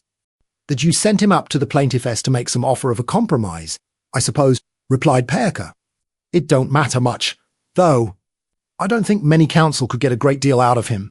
I don't think they could," said Mr. Pickwick, smiling, despite his vexation at the idea of Sam's appearance as a witness. "What course do we pursue?" "We have only one to adopt, my dear sir," replied Perker. "Cross-examine the witnesses. Trust to Snubbing's eloquence. Throw dust in the eyes of the judge. Throw ourselves on the jury. And suppose the verdict is against me," said Mr. Pickwick. Mr. Perker smiled, took a very long pinch of snuff, stirred the fire, shrugged his shoulders, and remained expressively silent. "You mean that in that case I must pay the damages?" said Mr. Pickwick, who had watched this telegraphic answer with considerable sternness. Perker gave the fire another very unnecessary poke, and said, "I am afraid so." "Then I beg to announce to you my unalterable determination to pay no damages whatever," said Mr. Pickwick, most emphatically. "None, Perker. Not a pound, not a penny of my money shall find its way into the pockets of Dodson and Fogg. That is my deliberate and irrevocable determination." Mr. Pickwick gave a heavy blow on the table before him, in confirmation of the irrevocability of his intention. "Very well, my dear sir, very well," said Perker. "You know best, of course," replied Mr. Pickwick hastily. "Where does Sergeant Snubbing live?" "In Lincoln's Inn Old Square," replied Perker. "I should like to see him," said Mr. Pickwick. "See Sergeant Snubbing, my dear sir," rejoined Perker in utter amazement. "Pooh, pooh, my dear sir, impossible. See Sergeant Snubbing. Bless you, my dear sir, such a thing was never heard of without a consultation fee being previously paid and a consultation fixed. It couldn't be done, my dear sir. It couldn't be done." Mr. Pickwick, however, had made up his mind not only that it could be done, but that it should be done, and the consequence was that within 10 minutes after he had received the assurance that the thing was impossible, he was conducted by his solicitor into the outer office of the great Sergeant Snubbing himself. It was an uncarpeted room of tolerable dimensions, with a large writing table drawn up near the fire, the base top of which had long since lost all claim to its original hue of green. and had gradually grown grey with dust and age, except where all traces of its natural colour were obliterated by ink stains. Upon the table were numerous little bundles of papers tied with red tape, and behind IT sat an elderly clerk, whose sleek appearance and heavy gold watch chain presented imposing indications of the extensive and lucrative practice of Mr. Sergeant Snubbing. "Is the sergeant in his room, Mr. Mallard?" inquired Perker, offering his box with all imaginable courtesy. "Yes, he is, was the reply, but he's very busy. Look here, not an opinion given yet on any one of these cases." "And an expedition fee paid with all of 'em." The clerk smiled as he said this, and inhaled the pinch of snuff with a zest which seemed to be compounded of a fondness for snuff and a relish for fees. "Something like practice, that," said Perker. "Yes," said the barrister's clerk, producing his own box and offering it with the greatest cordiality. "And the best of it is that as nobody alive except myself can read the sergeant's writing, they are obliged to wait for the opinions when he has given them till I have copied 'em. Ha ha! Which makes good for we know who, besides the sergeant, and draws a little more out of the clients, eh?" said Perker. "Ha ha ha!" At this the sergeant's clerk laughed again, not a noisy, boisterous laugh, but a silent, internal chuckle, which Mr. Pickwick disliked to hear. When a man bleeds inwardly, it is a dangerous thing for himself. But when he laughs inwardly, it bodes no good to other people. "You haven't made me out that little list of the fees that I'm in your debt, have you?" said Perker. "No, I have not," replied the clerk. "I wish you would," said Perker. "Let me have them, and I'll send you a cheque. But I suppose you're too busy pocketing the ready money to think of the debtors. Ha, ha, ha, ha!" This sally seemed to tickle the clerk amazingly, and he once more enjoyed a little quiet laugh to himself. "But, Mr. Mallard, my dear friend," said Perker, suddenly recovering his gravity and drawing the great man's great man into a corner by the lapel of his coat, "you must persuade the sergeant to see me, and my client here." "Come, come," said the clerk, "that's not bad either." "See the sergeant? Come, that's too absurd." Notwithstanding the absurdity of the proposal, however, the clerk allowed himself to be gently drawn beyond the hearing of Mr. Pickwick, and after a short conversation conducted in whispers, walked softly down a little dark passage, and disappeared into the legal luminary's sanctum, whence he shortly returned on tiptoe and informed Mr. Perker and Mr. Pickwick that the sergeant had been prevailed upon, in violation of all established rules and customs, to admit them at once. Mr. Sergeant Snubbins was a lantern-faced, sallow-complexioned man of about 45, or as the novels say, he might be 50. He had that dull-looking, boiled eye which is often to be seen in the heads of people who have applied themselves during many years to a weary and laborious course of study, and which would have been sufficient, without the additional eyeglass which dangled from a broad black riband round his neck, to warn a stranger that he was very near-sighted. His hair was thin and weak, which was partly attributable to his having never devoted much time to its arrangement, and partly to his having worn for 25 years the forensic wig which hung on a block beside him. The marks of hair powder on his coat collar, and the ill-washed and worse-tied white neckerchief round his throat, showed that he had not found leisure since he left the court to make any alteration in his dress, while the slovenly style of the remainder of his costume warranted the inference that his personal appearance would not have been very much improved if he had. Books of practice, heaps of papers, and opened letters were scattered over the table, without any attempt at order or arrangement. The furniture of the room was old and rickety. The doors of the bookcase were rotting in their hinges. The dust flew out from the carpet in little clouds at every step. The blinds were yellow with age and dirt. The state of everything in the room showed, with a clearness not to be mistaken, that Mr. Sergeant Snubbing was far too much occupied with his professional pursuits to take any great heed or regard of his personal comforts. The sergeant was writing when his clients entered. He bowed abstractedly when Mr. Pickwick was introduced by his solicitor, and then, motioning them to a seat, put his pen carefully in the inkstand, nursed his left leg, and waited to be spoken to. "Mr. Pickwick is the defendant in Bardell and Pickwick, Sergeant Snubbing," said Perker. "I am retained in that, am I?" said the sergeant. "You are, sir," replied Perker. The sergeant nodded his head, and waited for something else. "Mr. Pickwick was anxious to call upon you, Sergeant Snubbing," said Perker, "to state to you, before you entered upon the case, that he denies there being any ground or pretence whatever for the action against him, and that unless he came into court with clean hands, and without the most conscientious conviction that he was right in resisting the plaintiff's demand, he would not be there at all. I believe I state your views correctly. Do I not, my dear sir?" said the little man, turning to Mr. Pickwick. "Quite so," replied that gentleman. Mr. Sergeant Snubbing unfolded his glasses, raised them to his eyes, and, After looking at Mr. Pickwick for a few seconds with great curiosity, turned to Mr. Perker and said, smiling slightly as he spoke, "Has Mr. Pickwick a strong case?" The attorney shrugged his shoulders. "Do you propose calling witnesses?" "No." The smile on the sergeant's countenance became more defined. He rocked his leg with increased violence, and, throwing himself back in his easy-chair, coughed dubiously. These tokens of the sergeant's presentiments on the subject, slight as they were not lost on Mr. Pickwick. He settled the spectacles, through which he had attentively regarded such demonstrations of the barrister's feelings as he had permitted himself to exhibit, more firmly on his nose, and said with great energy, and in utter disregard of all Mr. Perker's admonitory winkings and frownings, "My wishing to wait upon you, for such a purpose as this, sir, appears, I have no doubt, to a gentleman who sees so much of these matters as you must necessarily do." A very extraordinary circumstance. The sergeant tried to look gravely at the fire, but the smile came back again. "Gentlemen of your profession, sir," continued Mr. Pickwick, "see the worst side of human nature. All its disputes, all its ill will and bad blood, rise up before you. You know, from your experience of juries, I mean no disparagement to you, or them how much depends upon effect. And you are apt to attribute to others a desire to use, for purposes of deception and self-interest, the very instruments which you, in pure honesty and honour of purpose, and with a laudable desire to do your utmost for your client, know the temper and worth of so well, from constantly employing them yourselves. I really believe that to this circumstance may be attributed the vulgar but very general notion of your being, as a body, suspicious, distrustful, and overcautious.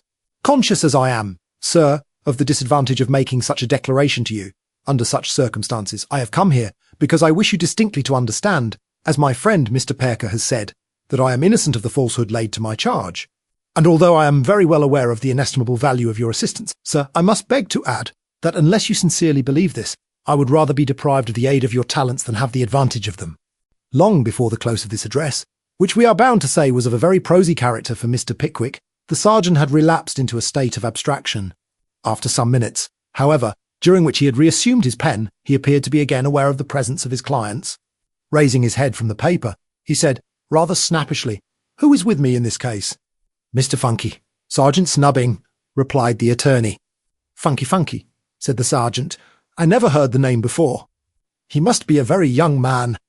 "Yes, he is a very young man," replied the attorney. "He was only called the other day. Let me see, he has not been at the bar 8 years yet." "Ah, I thought not," said the sergeant, in that sort of pitying tone in which ordinary folks would speak of a very helpless little child. "Mr. Mallard, send round to Mr. Funky's Holborn Court, Gray's Inn," interposed Perker.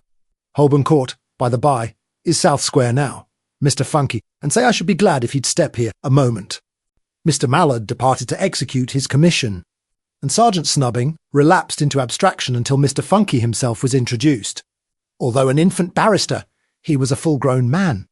He had a very nervous manner and a painful hesitation in his speech. It did not appear to be a natural defect, but seemed rather the result of timidity, arising from the consciousness of being kept down by want of means, or interest, or connection, or impudence, as the case might be. He was overawed by the sergeant, and profoundly courteous to the attorney. "I have not had the pleasure of seeing you before, Mr. Funky," said Sergeant Snubbing. With haughty condescension, Mr. Funky bowed. He had had the pleasure of seeing the sergeant, and of envying him too, with all a poor man's envy, for 8 years and a quarter. "You are with me in this case, I understand," said the sergeant. If Mr. Funky had been a rich man, he would have instantly sent for his clerk to remind him. If he had been a wise one, he would have applied his forefinger to his forehead, and endeavoured to recollect whether, in the multiplicity of his engagements, he had undertaken this one or not. But as he was neither rich nor wise in this sense, at all events he turned red and bowed. "Have you read the papers, Mr. Funky?" inquired the sergeant. Here again, Mr. Funky should have professed to have forgotten all about the merits of the case. But as he had read such papers as had been laid before him in the course of the action, and had thought of nothing else, waking or sleeping, throughout the 2 months during which he had been retained as Mr. Sergeant Snubbing's junior, he turned a deeper red and bowed again. "This is Mr. Pickwick," said the sergeant, waving his pen in the direction in which that gentleman was standing. Mr. Funky bowed to Mr. Pickwick with a reverence which a first client must ever awaken, and again inclined his head towards his leader. "Perhaps you will take Mr. Pickwick away," said the sergeant, and hear anything Mr. Pickwick may wish to communicate. "We shall have a consultation, of course," with that hint that he had been interrupted quite long enough, Mr. Sergeant Snubbing, who had been gradually growing more and more abstracted, applied his glass to his eyes for an instant, bowed slightly round, and was once more deeply immersed in the case before him, which arose out of an interminable lawsuit, originating in the act of an individual, deceased a century or so ago, who had stopped up a pathway leading from some place which nobody ever came from, to some other place which nobody ever went to. Mr. Funky would not hear of passing through any door until Mr. Pickwick and his solicitor had passed through before him, so it was some time before they got into the square. And when they did reach it, they walked up and down, and held a long conference, the result of which was that it was a very difficult matter to say how the verdict would go, that nobody could presume to calculate on the issue of an action, that it was very lucky they had prevented the other party from getting Sergeant Snubbing, and other topics of doubt and consolation common in such a position of affairs. Mr. Weller was then roused by his master from a sweet sleep of an hour's duration, and, bidding adieu to Lowten, they returned to the city. Chapter 32 describes, far more fully than the court newsman ever did, a bachelor's party given by Mr. Bob Sawyer at his lodgings in the Borough. There is a repose about Lant Street in the Borough which sheds a gentle melancholy upon the soul. There are always a good many houses to let in the street. It is a by-street too, and its dullness is soothing. A house in Lant Street would not come within the denomination of a first-rate residence, in the strict acceptation of the term. But it is a most desirable spot nevertheless.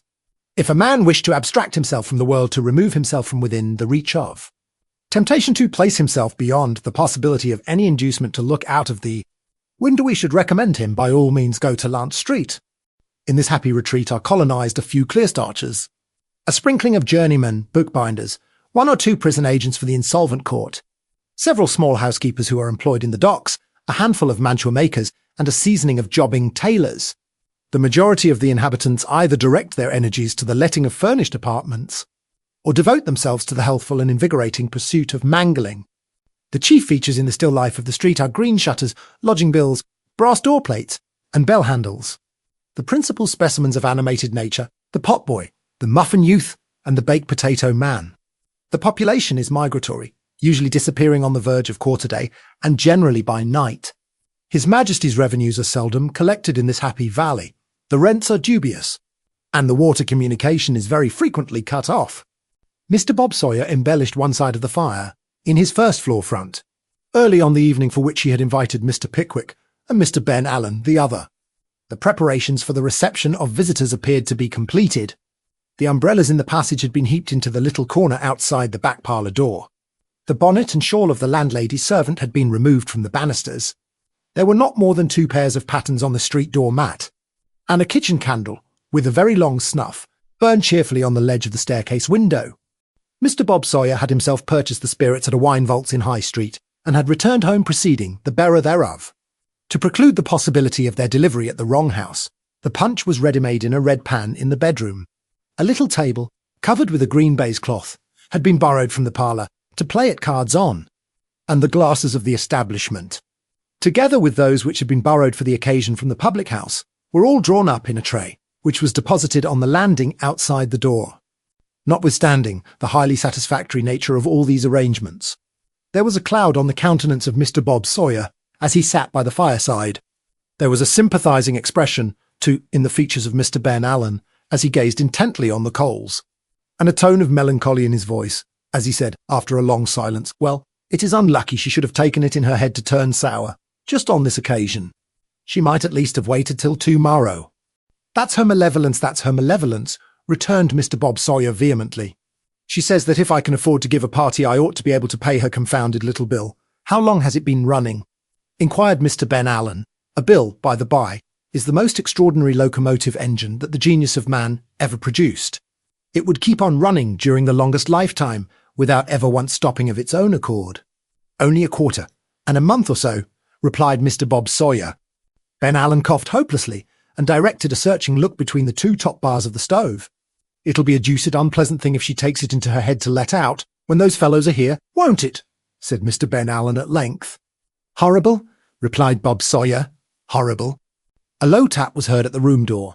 Mr. Bob Sawyer looked expressively at his friend, and bade the tapper come in, whereupon a dirty, slipshod girl in black cotton stockings, who might have passed for the neglected daughter of a superannuated dustman in very reduced circumstances, thrust in her head and said, "Please, Mr. Sawyer, Mrs. Raddle wants to speak to you."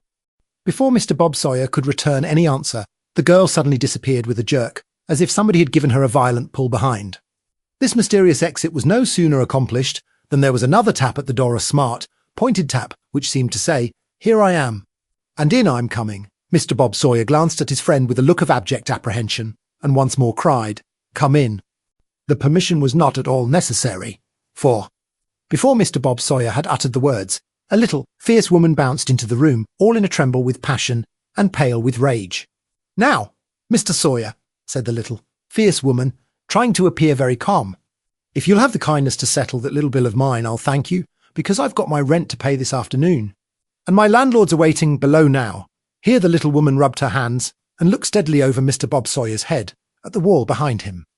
"I am very sorry to put you to any inconvenience, Mrs. Raddle," said Bob Sawyer deferentially, "but—" "Oh, it isn't any inconvenience," replied the little woman, with a shrill titter. "I didn't want it particular before 2 days.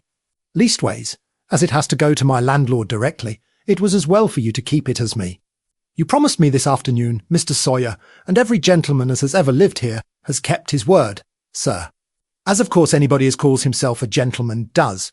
Mrs. Raddle tossed her head, bit her lips, rubbed her hands harder, and looked at the wall more steadily than ever. It was plain to see, as Mr. Bob Sawyer remarked in a style of Eastern allegory on a subsequent occasion, that she was getting the steam up. "I am very sorry, Mrs. Raddle," said Bob Sawyer, with all imaginable humility, "but the fact is that I have been disappointed in the city today. Extraordinary place, that city. An astonishing number of men always are getting disappointed there." "Well, Mr. Sawyer," said Mrs. Raddle, planting herself firmly on a purple cauliflower in the Kidderminster carpet, "and what's that to me, sir?"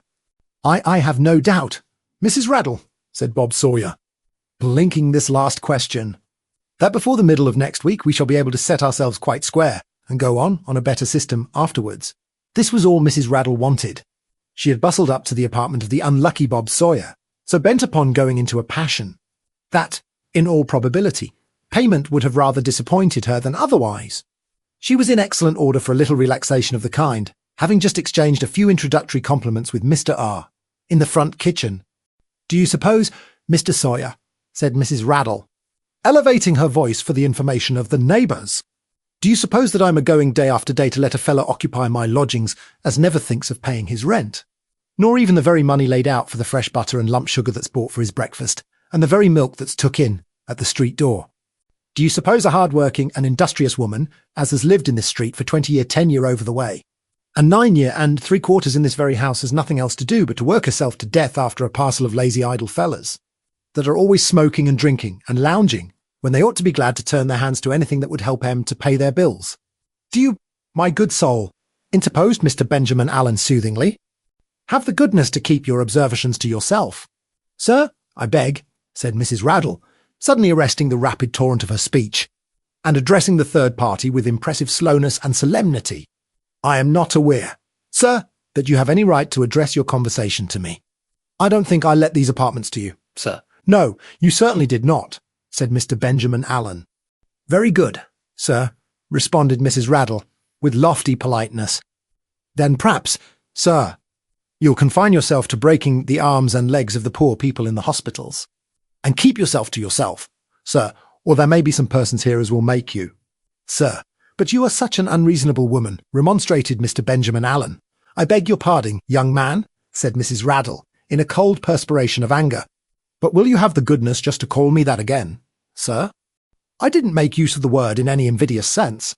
"Ma'am," replied Mr. Benjamin Allen, growing somewhat uneasy on his own account. "I beg your pardon, young man," demanded Mrs. Raddle, in a louder and more imperative tone. "But who do you call a woman? Did you make that remark to me, sir? Why, bless my heart," said Mr. Benjamin Allen, "did you apply that name to me, I ask of you, sir?" interrupted Mrs. Raddle, with intense fierceness, throwing the door wide open. "Why, of course I did," replied Mr. Benjamin Allen. "Yes, of course you did," said Mrs. Raddle, backing gradually to the door, and raising her voice to its loudest pitch for the special behoof of Mr. Raddle in the kitchen. "Yes, of course you did. And everybody knows that they may safely insult me in my own ooze while my husband sits sleeping downstairs and taking no more notice than if I was a dog in the streets. He ought to be ashamed of himself here, Mrs. Raddle sobbed, to allow his wife to be treated in this way by a parcel of young cutters and carvers of live people's bodies that disgraces the lodgings. Another sob, and leaving her exposed to all manner of abuse. A base, faint-hearted, timorous wretch that's afraid to come upstairs and face the ruffianly creatures that's afraid to come.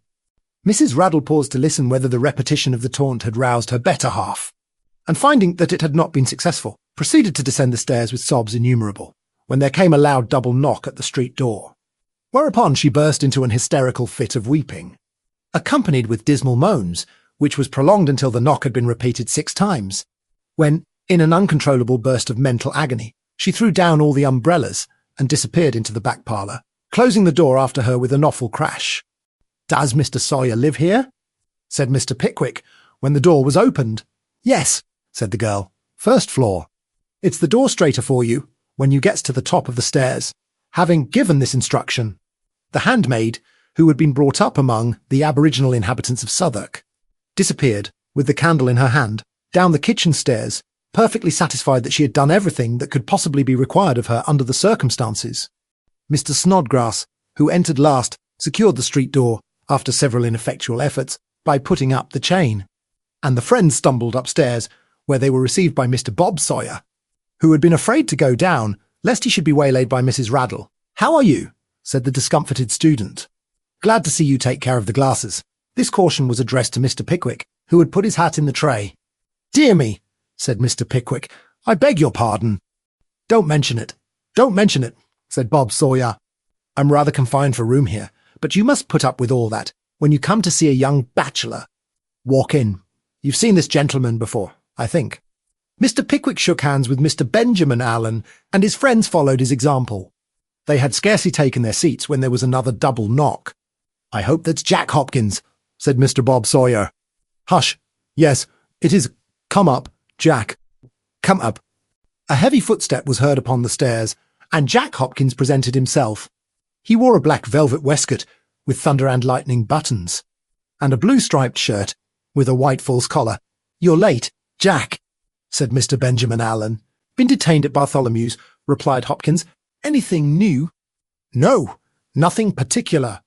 Rather a good accident brought into the casualty ward." "What was that, sir?" inquired Mr. Pickwick. "Only a man fallen out of a 4 pair of stairs window." "But it's a very fair case indeed." "Do you mean that the patient is in a fair way to recover?" inquired Mr. Pickwick. "No," replied Mr. Hopkins carelessly. "No, I should rather say he wouldn't. There must be a splendid operation. Though, tomorrow magnificent sight if Slasher does it. You consider Mr. Slasher a good operator?" said Mr. Pickwick. "Best alive," replied Hopkins. "Took a boy's leg out of the socket last week. Boy ate 5 apples and a gingerbread cake exactly 2 minutes after it was all over. Boy said he wouldn't lie there to be made game of, and he'd tell his mother if they didn't begin." "Dear me," said Mr. Pickwick, astonished. "Pooh, that's nothing. That ain't," said Jack Hopkins. "Is it Bob?" "Nothing at all," replied Mr. Bob Sawyer. "By the Bob," said Hopkins, with a scarcely perceptible glance at Mr. Pickwick's attentive fuss, "we had a cure accident last night. A child was brought in who had swallowed a necklace." "Swallowed what, sir?" interrupted Mr. Pickwick. "A necklace," replied Jack Hopkins. "Not all at once, you know, that would be too much you couldn't swallow that, if the child did, Mr. Pickwick." "Ha, ha." Mr. Hopkins appeared highly gratified with his own pleasantry, and continued, "No, the way was this.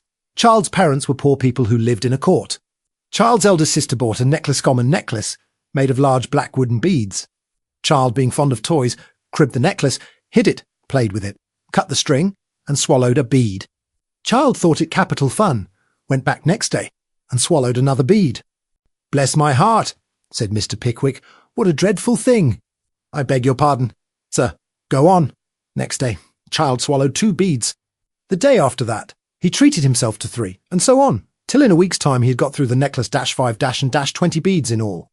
The sister, who was an industrious girl, and seldom treated herself to a bit of finery, cried her eyes out at the loss of the necklace, looked high and low for it, but, I needn't say, didn't find it. A few days afterwards, the family were at dinner-baked shoulder of mutton, and potatoes under it. The child, who wasn't hungry, was playing about the room when suddenly there was heard a devil of a noise, like a small hailstorm. "Don't do that, my boy," said the father. "I ain't a-doing nothing," said the child. "Well, don't do it again," said the father. There was a short silence, and then the noise began again, worse than ever. "If you don't mind what I say, my boy," said the father, "you'll find yourself in bed, in something less than a pig's whisper." He gave the child a shake to make him obedient, and such a rattling ensued as nobody ever heard before. "Why, damn, it's in the child," said the father.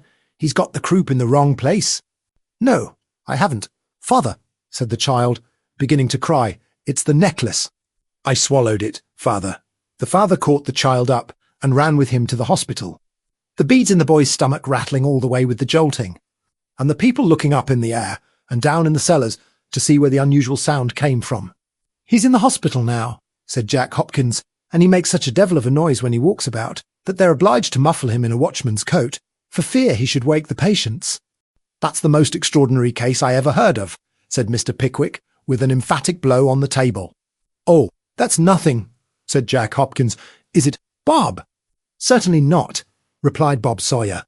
"Very singular things occur in our profession, I can assure you, sir," said Hopkins. "So I should be disposed to imagine," replied Mr. Pickwick. Another knock at the door announced a large-headed young man in a black wig, who brought with him a scorbutic youth in a long stock. The next comer was a gentleman in a shirt emblazoned with pink anchors, who was closely followed by a pale youth with a plated watchguard. The arrival of a prim personage in clean linen and cloth boots rendered the party complete. The little table with the green baize cover was wheeled out. The first instalment of punch was brought in a white jug, and the succeeding 3 hours were devoted to Vengtetten at 6d. a dozen, which was only once interrupted by a slight dispute between the scorbutic youth and the gentleman with the pink anchors, in the course of which the scorbutic youth intimated a burning desire to pull the nose of the gentleman with the emblems of hope, in reply to which the individual expressed his decided unwillingness to accept of any sauce on gratuitous terms, either from the irascible young gentleman with the scorbutic countenance, or any other person who was ornamented with a head. When the last natural had been declared, and the profit and loss account of fish and sixpences adjusted to the satisfaction of all parties, Mr. Bob Sawyer rang for supper, and the visitors squeezed themselves into corners while it was getting ready. It was not so easily got ready as some people may imagine. First of all, it was necessary to awaken the girl, who had fallen asleep with her face on the kitchen table. This took a little time, and, even when she did answer the bell, another quarter of an hour was consumed in fruitless endeavours to impart to her a faint and distant glimmering of reason. The man to whom the order for the oysters had been sent had not been told to open them. It is a very difficult thing to open an oyster with a limp knife and a two-pronged fork, and very little was done in this way. Very little of the beef was done either, and the ham, which was also from the German sausage shop round the corner, was in a similar predicament. However, there was plenty of porter in a tin can, and the cheese went a great way, for it was very strong. So upon the whole, perhaps, the supper was quite as good as such matters usually are. After supper an wish was put upon the table, together with a paper of cigars and a couple of bottles of spirits. Then there was an awful pause. And this awful pause was occasioned by a very common occurrence in this sort of place, but a very embarrassing one notwithstanding. The fact is, the girl was washing the glasses. The establishment boasted for. We do not record the circumstance as at all derogatory to Mrs. Raddle, for there never was a lodging-house yet that was not short of glasses. The landlady's glasses were little, thin, blown glass tumblers, and those which had been borrowed from the public-house were great, dropsical, bloated articles, each supported on a huge gouty leg. This would have been in itself sufficient to have possessed the company with the real state of affairs, but the young woman of all work had prevented the possibility of any misconception arising in the mind of any gentleman upon the subject by forcibly dragging every man's glass away, long before he had finished his beer, and audibly stating, despite the winks and interruptions of Mr. Bob Sawyer, that it was to be conveyed downstairs and washed forthwith. It is a very ill wind that blows nobody any good. The man in the cloth boots, who had been unsuccessfully attempting to make a joke during the whole time the round game lasted, saw his opportunity, and availed himself of it. The instant the glasses disappeared, he commenced a long story about a great public character, whose name he had forgotten, making a particularly happy reply to another eminent and illustrious individual whom he had never been able to identify. He enlarged at some length and with great minuteness upon divers collateral circumstances distantly connected with the anecdote in hand. but for the life of him he couldn't recollect at that precise moment what the anecdote was, although he had been in the habit of telling the story with great applause for the last 10 years. "Dear me," said the prim man in the cloth boots, "it is a very extraordinary circumstance. I am sorry you have forgotten it," said Mr. Bob Sawyer, glancing eagerly at the door, as he thought he heard the noise of glasses jingling. "Very sorry." "So am I," responded the prim man, "because I know it would have afforded so much amusement. Never mind. I dare say I shall manage to recollect it." In the course of half an hour or so, the prim man arrived at this point just as the glasses came back, when Mr. Bob Sawyer, who had been absorbed in attention during the whole time, said he should very much like to hear the end of it, for, so far as it went, it was, without exception, the very best story he had ever heard. The sight of the tumblers restored Bob Sawyer to a degree of equanimity which he had not possessed since his interview with his landlady. His face brightened up, and he began to feel quite convivial. "Now, Betsy," said Mr. Bob Sawyer, with great suavity, and dispersing, at the same time, the tumultuous little mob of glasses the girl had collected in the centre of the table. "Now, Betsy, the warm water." "Be brisk, there's a good girl. You can't have no warm water," replied Betsy. "No warm water," exclaimed Mr. Bob Sawyer. "No," said the girl, with a shake of the head which expressed a more decided negative than the most copious language could have conveyed. "Mrs. Raddle said you ought to have none." The surprise depicted on the countenances of his guests imparted new courage to the host. "Bring up the warm water instantly," said Mr. Bob Sawyer, with desperate sternness. "No, I can't," replied the girl. Mrs. Raddle raked out the kitchen fire afore she went to bed, and locked up the kettle. "Oh, never mind, never mind. Pray don't disturb yourself about such a trifle," said Mr. Pickwick, observing the conflict of Bob Sawyer's passions. As depicted in his countenance, cold water will do very well. "Oh, admirably," said Mr. Benjamin Allen. "My landlady is subject to some slight attacks of mental derangement," remarked Bob Sawyer, with a ghastly smile. "I fear I must give her warning." "No, don't," said Ben Allen. "I fear I must," said Bob, with heroic firmness. "I'll pay her what I owe her, and give her warning to-morrow morning." Poor fellow! How devoutly he wished he could! Mr. Bob Sawyer's heart-sickening attempts to rally under this last blow communicated a dispiriting influence to the company, the greater part of whom, with the view of raising their spirits, attached themselves with extra cordiality to the cold brandy and water, the first perceptible effects of which were displayed in a renewal of hostilities between the scorbutic youth and the gentleman in the shirt. The belligerents vented their feelings of mutual contempt, for some time, in a variety of frownings and snortings, until at last the scorbutic youth felt it necessary to come to a more explicit understanding on the matter, when the following clear understanding took place. "Sawyer," said the scorbutic youth, in a loud voice. "Well, Noddy," replied Mr. Bob Sawyer. "I should be very sorry, Sawyer," said Mr. Noddy, "to create any unpleasantness at any friend's table, and much less at yours, Sawyer very. But I must take this opportunity of informing Mr. Gunter that he is no gentleman, and I should be very sorry, Sawyer, to create any disturbance in the street in which you reside," said Mr. Gunter. "But I'm afraid I shall be under the necessity of alarming the neighbours by throwing the person who has just spoken." "Out o' window. What do you mean by that, sir?" inquired Mr. Noddy. "What I say, sir," replied Mr. Gunter. "I should like to see you do it, sir," said Mr. Noddy. "You shall feel me do it in half a minute, sir," replied Mr.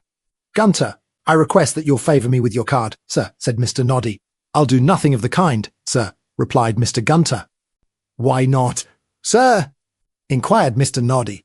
"Because you'll stick it up over your chimney-piece, and delude your visitors into the false belief that a gentleman has been to see you." "Sir," replied Mr. Gunter. "Sir, a friend of mine shall wait on you in the morning," said Mr. Noddy. "Sir, I'm very much obliged to you for the caution, and I'll leave particular directions with the servant to lock up the spoons," replied Mr. Gunter. At this point the remainder of the guests interposed, and remonstrated with both parties on the impropriety of their conduct, on which Mr. Noddy begged to state that his father was quite as respectable as Mr. Gunter's father, to which Mr. Gunter replied that his father was to the full as respectable as Mr. Noddy's father, and that his father's son was as good a man as Mr. Noddy, any day in the week. As this announcement seemed the prelude to a recommencement of the dispute, there was another interference on the part of the company, and a vast quantity of talking and clamouring ensued, in the course of which Mr. Noddy gradually allowed his feelings to overpower him, and professed that he had ever entertained a devoted personal attachment towards Mr. Gunter. To this Mr. Gunter replied that, upon the whole, he rather preferred Mr. Noddy to his own brother, On hearing which admission, Mr. Noddy magnanimously rose from his seat and proffered his hand to Mr. Gunter. Mr. Gunter grasped it with affecting fervour, and everybody said that the whole dispute had been conducted in a manner which was highly honourable to both parties concerned. "Now," said Jack Hopkins, "just to set us going again, Bob, I don't mind singing a song," and Hopkins, incited thereto by tumultuous applause, plunged himself at once into the King, God bless him, which he sang as loud as he could, to a novel air, compounded of the Bay of Biscay, and a frog he would. The chorus was the essence of the song, and, as each gentleman sang it to the tune he knew best, the effect was very striking indeed. It was at the end of the chorus to the first verse that Mr. Pickwick held up his hand in a listening attitude and said, as soon as silence was restored, "Hush, I beg your pardon. I thought I heard somebody calling from upstairs." A profound silence immediately ensued, and Mr. Bob Sawyer was observed to turn pale. "I think I hear it now," said Mr. Pickwick. "Have the goodness to open the doors a door vas no." Sooner opened than all doubt on the subject was removed. "Mr. Sawyer! Mr. Sawyer!" screamed a voice from the two-pair landing. "It's my landlady," said Bob Sawyer, looking round him with great dismay. "Yes, Mrs. Raddle." "What do you mean by this, Mr. Sawyer?" replied the voice, with great shrillness and rapidity of utterance. "Ain't it enough to be swindled out of one's rent, and money lent out of pocket besides, and abused and insulted by your friends that dares to call themselves men, without having the house turned out of the window, and noise enough made to bring the fire engines here at 2 o'clock in the morning? Turn them wretches away. You ought to be ashamed of yourselves," said the voice of Mr. Raddle, which appeared to proceed from beneath some distant bedclothes. "Ashamed of themselves," said Mrs. Raddle. "Why don't you go down and knock 'em every one downstairs? You would if you was a man. I should if I was a dozen men, my dear," replied Mr. Raddle pacifically. "But they have the advantage of me in numbers, my dear." "Ooh, you coward," replied Mrs. Raddle, with supreme contempt. "Do you mean to turn them wretches out, or not, Mr. Sawyer?" "They're going, Mrs. Raddle, they're going," said the miserable Bob. "I am afraid you'd better go," said Mr. Bob Sawyer to his friends. "I thought you were making too much noise." "It's a very unfortunate thing," said the prim man, "just as we were getting so comfortable too." The prim man was just beginning to have a dawning recollection of the story he had forgotten. "It's hardly to be borne," said the prim man, looking round. "Hardly to be borne, is it? Not to be endured," replied Jack Hopkins. "Let's have the other verse. Bob, come, here goes." "No, no, Jack, don't," interposed Bob Sawyer. "It's a capital song, but I am afraid we had better not have the other verse. They are very violent people, the people of the house." "Shall I step upstairs and pitch into the landlord?" inquired Hopkins, "or keep on ringing the bell, or go and groan on the staircase?" "You may command me, Bob. I am very much indebted to you for your friendship and good nature, Hopkins," said the wretched Mr. Bob Sawyer. "But I think the best plan to avoid any further dispute is for us to break up at once. Now, Mr. Sawyer," screamed the shrill voice of Mrs. Raddle, "are them brutes going?" "They're only looking for their hats, Mrs. Raddle," said Bob. "They are going directly." "Howing," said Mrs. Raddle, thrusting her nightcap over the banisters just as Mr. Pickwick, followed by Mr. Tupman, emerged from the sitting-room. "Going? What did they ever come for?" "My dear ma'am," remonstrated Mr. Pickwick, looking up. "Get along with you, old wretch," replied Mrs. Raddle, hastily withdrawing the nightcap. "Old enough to be his grandfather, you willin'. You're worse than any of 'em." Mr. Pickwick found it in vain to protest his innocence, so hurried downstairs into the street, whither he was closely followed by Mr. Tupman, Mr. Winkle, and Mr. Snodgrass. Mr. Ben Allen, who was dismally depressed with spirits and agitation, accompanied them as far as London Bridge, and in the course of the walk confided to Mr. Winkle, as an especially eligible person to entrust the secret to, that he was resolved to cut the throat of any gentleman, except Mr. Bob Sawyer, who should aspire to the affections of his sister Arabella. Having expressed his determination to perform this painful duty of a brother with proper firmness, he burst into tears, knocked his hat over his eyes, and, making the best of his way back, knocked double knocks at the door of the Borough Market office, and took short naps on the steps alternately, until daybreak, under the firm impression that he lived there, and had forgotten the key. The visitors having all departed, in compliance with the rather pressing request of Mrs. Raddle, the luckless Mr. Bob Sawyer was left alone, to meditate on the probable events of to-morrow and the pleasures of the evening. Chapter 33. Mr. Weller the elder delivers some critical sentiments respecting literary composition, and, assisted by his son Samuel, pays a small instalment of retaliation to the account of the Reverend Gentleman with the red nose. The morning of the 13th of February, which the readers of this authentic narrative know, as well as we do, to have been the day immediately preceding that which was appointed for the trial of Mrs. Bardell's action, was a busy time for Mr. Samuel Weller, who was perpetually engaged in travelling from the George and Vulture to Mr. Perker's chambers and back again, from and between the hours of 9 o'clock in the morning and 2 in the afternoon, both inclusive. Not that there was anything whatever to be done, for the consultation had taken place, and the course of proceeding to be adopted had been finally determined on. But Mr. Pickwick, being in a most extreme state of excitement, persevered in constantly sending small notes to his attorney, merely containing the inquiry, "Dear Perker, is all going on well?" To which Mr. Perker invariably forwarded the reply, "Dear Pickwick, as well as possible." The fact being, as we have already hinted, that there was nothing whatever to go on, either well or ill, until the sitting of the court on the following morning. But people who go voluntarily to law, or are taken forcibly there, for the first time, may be allowed to labour under some temporary irritation and anxiety. And Sam, with a due allowance for the frailties of human nature, obeyed all his master's behests with that imperturbable good humour and unruffable composure which formed one of his most striking and amiable characteristics.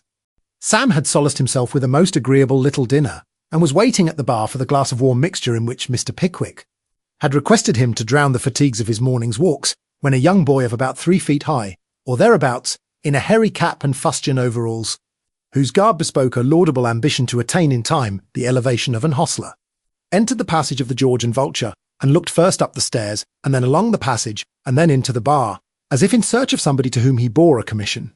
Whereupon the barmaid, conceiving it not improbable that the said commission might be directed to the tea or table spoons of the establishment, accosted the boy with, "Now, young man, what do you want? Is there anybody here named Sam?" inquired the youth, in a loud voice of treble quality. "What's the t'other name?" said Sam Weller, looking round. "How should I know?" briskly replied the young gentleman below the hairy cap. "You're a sharp boy, you are," said Mr. Weller. "Only I wouldn't show that wery fine edge too much, if I was you, in case anybody took it off. What do you mean by coming to a hotel and asking arter Sam with as much politeness as a viled Indian?" "'Cause an old gentleman told me to," replied the boy. "What old gentleman?" inquired Sam, with deep disdain. "Him as drives the Ipswich coach and uses our parlour," rejoined the boy. "He told me yesterday morning to come to the George and Vulture this afternoon and ask for Sam." "It's my father, my dear," said Mr. Weller, turning with an explanatory air to the young lady in the bar. "Blessed if I think he hardly knows what my other name is." "Well, young broccoli sprout." "What then?" "Why then," said the boy, "you was to come to him at 6 o'clock to our ooze, 'cause he wants to see you blue bore, Leadenhall Market." "Shall I say you're comin'?" "You may venture on that air statement, sir," replied Sam, and thus empowered, the young gentleman walked away, awakening all the echoes in George Yard as he did so, with several chaste and extremely correct imitations of a drover's whistle, delivered in a tone of peculiar richness and volume. Mr. Weller having obtained leave of absence from Mr. Pickwick, who, in his then state of excitement and worry, was by no means displeased at being left alone, set forth long before the appointed hour, and having plenty of time at his disposal, sauntered down as far as the mansion house, where he paused and contemplated, with a face of great calmness and philosophy, the numerous cads and drivers of short stages who assemble near that famous place of resort, to the great terror and confusion of the old lady population of these realms. Having loitered here for half an hour or so, Mr. Weller turned and began wending his way towards Leadenhall Market through a variety of by-streets and courts, as he was sauntering away his spare time, and stopped to look at almost every object that met his gaze. It is by no means surprising that Mr. Weller should have paused before a small stationer's and print seller's window. But without further explanation, it does appear surprising that his eyes should have no sooner rested on certain pictures which were exposed for sale therein, than he gave a sudden start, smote his right leg with great vehemence, and exclaimed with energy, "If it hadn't been for this, I should have forgot all about it till it was too late." The particular picture on which Sam Weller's eyes were fixed, as he said this, was a highly coloured representation of a couple of human hearts skewered together with an arrow, cooking before a cheerful fire, while a male and female cannibal in modern attire, the gentleman being clad in a blue coat and white trousers, and the lady in a deep red pelisse with a parasol of the same, were approaching the meal with hungry eyes, up a serpentine gravel path leading thereunto. A decidedly indelicate young gentleman, in a pair of wings and nothing else, was depicted as superintending the cooking, A representation of the spire of the church in Langham Place, London, appeared in the distance, and the whole formed a valentine, of which, as a written inscription in the window testified, there was a large assortment within, which the shopkeeper pledged himself to dispose of, to his countrymen generally, at the reduced rate of 1 and 6pence each. I should have forgot it. I should certainly have forgot it, sighed Sam. So saying, he at once stepped into the stationer's shop, and requested to be served with a sheet of the best gilt-edged letter paper, and a hard-nibbed pen which could be warranted not to splutter. These articles having been promptly supplied, he walked on direct towards Leadenhall Market at a good round pace, very different from his recent lingering one. Looking round him, he there beheld a signboard on which the painter's art had delineated something remotely resembling a cerulean elephant with an aquiline nose in lieu of trunk. Rightly conjecturing that this was the Blue Boar himself, he stepped into the house and inquired concerning his parent. "He won't be here this 3/4 of an hour or more," said the young lady who superintended the domestic. "Arrangements of the Blue Boar. Wery good." "My dear," replied Sam, "let me have 9 pennorth o' brandy and water, Luke, and the inkstand, will you, miss?" The brandy and water, Luke, and the inkstand having been carried into the little parlour, and the young lady having carefully flattened down the coals to prevent their blazing, and carried away the poker to preclude the possibility of the fire being stirred, without the full privity and concurrence of the Blue Boar being first had and obtained, Sam Weller sat himself down in a box near the stove, and pulled out the sheet of gilt-edged letter paper and the hard-nibbed pen. Then looking carefully at the pen to see that there were no hairs in it, and dusting down the table, so that there might be no crumbs of bread under the paper, Sam tucked up the cuffs of his coat, squared his elbows, and composed himself to write. To ladies and gentlemen who are not in the habit of devoting themselves practically to the science of penmanship, writing a letter is no very easy task, it being always considered necessary, in such cases, for the writer to recline his head on his left arm, so as to place his eyes as nearly as possible on a level with the paper, and, while glancing sideways at the letters he is constructing, to form with his tongue imaginary characters to correspond. These motions, although unquestionably of the greatest assistance to original composition, retard in some degree the progress of the writer, and Sam had unconsciously been a full hour and a half writing words in small text, smearing out wrong letters with his little finger, and putting in new ones which required going over very often to render them visible through the old blots, when he was roused by the opening of the door and the entrance of his parent. "Vell, Sammy," said the father. "Vell, my Prussian blue," responded the son, laying down his pen. "What's the last bulletin about mother-in-law? Mrs. Veller passed a very good night, but is uncommon perwerse and unpleasant this morning. Signed upon oath, Tony Veller, Esquire." "That's the last one as was issued, Sammy," replied Mr. Weller, untying his shawl. "No better yet?" inquired Sam. "All the symptoms aggravated," replied Mr. Weller, shaking his head. "But what's that you're a-doing of?" "Pursuit of knowledge under difficulties, Sammy. I've done now," said Sam, with slight embarrassment. "I've been a-writin'." "So I see," replied Mr. Weller, "not to any young 'ooman, I hope, Sammy." "Why, it's no use a saying it ain't," replied Sam. "It's a Walentine." "A what?" exclaimed Mr. Weller, apparently horror-stricken by the word. "A Walentine," replied Sam. "Surmival, surmival," said Mr. Weller, in reproachful accents. "I didn't think you'd had done it. Arter the warning you've had o' your father's wicious propensities. Arter all I've said to you upon this here wery subject.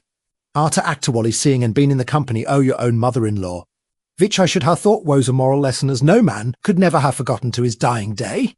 I didn't think you'd ha' done it, Sammy. I didn't think you'd ha' done it." These reflections were too much for the good old man. He raised Zem's tumbler to his lips and drank off its contents. "What's the matter now?" said Sam. "Never mind, Sammy," replied Mr. Weller. "It'll be a wery agonising trial to me at my time of life. But I'm pretty tough, that's one consolation, as the wery old turkey remarked when the farmer said he was afeard he should be obliged to kill him for the London. Mark it, what'll be a trial? Inquired Zem. To see you married, Sammy, to see you a deluded victim, and thinking in your innocence that it's all wery capital," replied Mr. Weller. "It's a dreadful trial to a father's feelings, that Sammy." "Nonsense," said Sam. "I ain't a-going to get married. Don't you fret yourself about that. I know you're a judge of these things. Order in your pipe, and I'll read you the letter. There." We cannot distinctly say whether it was the prospect of the pipe, or the consolatory reflection that a fatal disposition to get married ran in the family, and couldn't be helped, which calmed Mr. Weller's feelings, and caused his grief to subside. We should be rather disposed to say that the result was attained by combining the two sources of consolation, for he repeated the second in a low tone very frequently, ringing the bell meanwhile to order in the first. He then divested himself of his upper coat, and lighting the pipe and placing himself in front of the fire with his back towards it, so that he could feel its full heat and recline against the mantelpiece at the same time, turned towards Sam, and, with a countenance greatly mollified by the softening influence of tobacco, requested him to fire away. Sam dipped his pen into the ink to be ready for any corrections, and began with a very theatrical air. "Lovely. Stop," said Mr. Weller, ringing the bell. "Double glass of glory variable, mine." "Very well, sir," replied the girl, who with great quickness appeared, vanished, returned, and disappeared. "They seem to know your ways here," observed Sam. "Yes," replied his father. "I've been here before, in my time." "Go on, Sammy." "Lovely creature," repeated Sam. "'Tain't in poetry, is it?" interposed his father. "No, no," replied Sam. "Very glad to hear it," said Mr. Weller. "Poetry's unnatural. No man ever talked poetry except a beadle on Boxing Day, or Warren's Blackin, or Rowland's Oil, or some of them low fellows. Never you let yourself down to talk poetry, my boy. Begin again, Sammy." Mr. Weller resumed his pipe with critical solemnity, and Sam once more commenced, and read as follows: "Lovely creature, I feel myself, or damned, that ain't proper," said Mr. Weller, taking his pipe from his mouth. "No, it ain't damned," observed Sam, holding the letter up to the light. "It's shamed. There's a blot there." "I feel myself ashamed." "Very good," said Mr. Weller. "Go on." "Feel myself ashamed. And completely cheer, I forget what this here word is," said Sam, scratching his head with the pen in vain attempts to remember. "Why don't you look at it, then?" inquired Mr. Weller. "So I am a-looking at it," replied Sam, "but there's another blot. Here's AC, and AI, and AD. Circumvented, p'raps," suggested Mr. Weller. "No, it ain't that," said Sam. "Circumscribed. That's IT. "That ain't as good a word as circumvented, Sammy," said Mr. Weller gravely. "Think not," said Sam. "Nothing like it," replied his father. "But don't you think it means more?" inquired Sam. "Vell, p'raps it's a more tender word," said Mr. Weller, after a few moments' reflection. "Go on, Sammy. Feel myself ashamed and completely circumscribed in addressin' of you. For you are a nice gal and nothin' but it. That's a very pretty sentiment," said the elder Mr. Weller, removing his pipe to make way for the remark. "Yes, I think it is rather good," observed Sam, highly flattered. "What I like in that air style of writin'," said the elder Mr. Weller, "is that there ain't no callin' names in it, no wennesses, nor nothin' o' that kind. What's the good o' callin' a young ooman a wennes or a angel, Sammy?" "Ah, what, indeed?" replied Sam. "You might just as well call her a griffin, or a unicorn, or a king's arms at once, which is very well known to be a collection o' fabulous animals," added Mr. Weller. "Just as well," replied Sam. "Drive on, Sammy," said Mr. Weller. Sam complied with the request, and proceeded as follows. His father continuing to smoke, with a mixed expression of wisdom and complacency, which was particularly edifying. "Afore I see you, I thought all women was alike. So they are," observed the elder Mr. Weller parenthetically. "But now," continued Sam, "now I find what a reg'lar soft-headed, increlous turnip I must have been. For there ain't nobody like you, though I like you better than nothin' at all." "I thought it best to make that rather strong," said Sam, looking up. Mr. Weller nodded approvingly, and Sam resumed. "So I take the privilege of the day. Mary, my dear, as the gentleman in difficulties did, when he walked out of a Sunday to tell you that the first and only time I see you, your likeness was took on my heart in much quicker time and brighter colours than ever a likeness was took by the profile motion which p'raps you may have heard on Mary, my dear, although it does finish a portrait and put the frame and glass on complete, with a hook at the end to hang it up by, and all in 2 minutes and a quarter. I am afeard that works on the poetical, Sammy," said Mr. Weller dubiously. "No, it don't," replied Sam, reading on very quickly. "To avoid contesting the point, accept of me, Mary, my dear, as your Walentine, and think over what I've said. My dear Mary, I will now conclude. That's all," said Sam. "That's rather a sudden pull-up, ain't it, Sammy?" inquired Mr. Weller. "Not a bit on it," said Sam. "She vish there woes more, and that's the great art o' letter-writin'. "Well," said Mr. Weller, "there's something in that. And I wish your mother-in-law 'ud only conduct her conversation on the same genteel principle. Ain't you a-going to sign it?" "That's the difficulty," said Sam. "I don't know what to sign it." "Sign it, Weller," said the oldest surviving proprietor of that name. "Won't do," said Sam. "Never sign a Walentine with your own name. Sign it Pickwick, then," said Mr. Weller. "It's a very good name, an easy one to spell." "The very thing," said Sam. "I could end with a worse. What do you think?"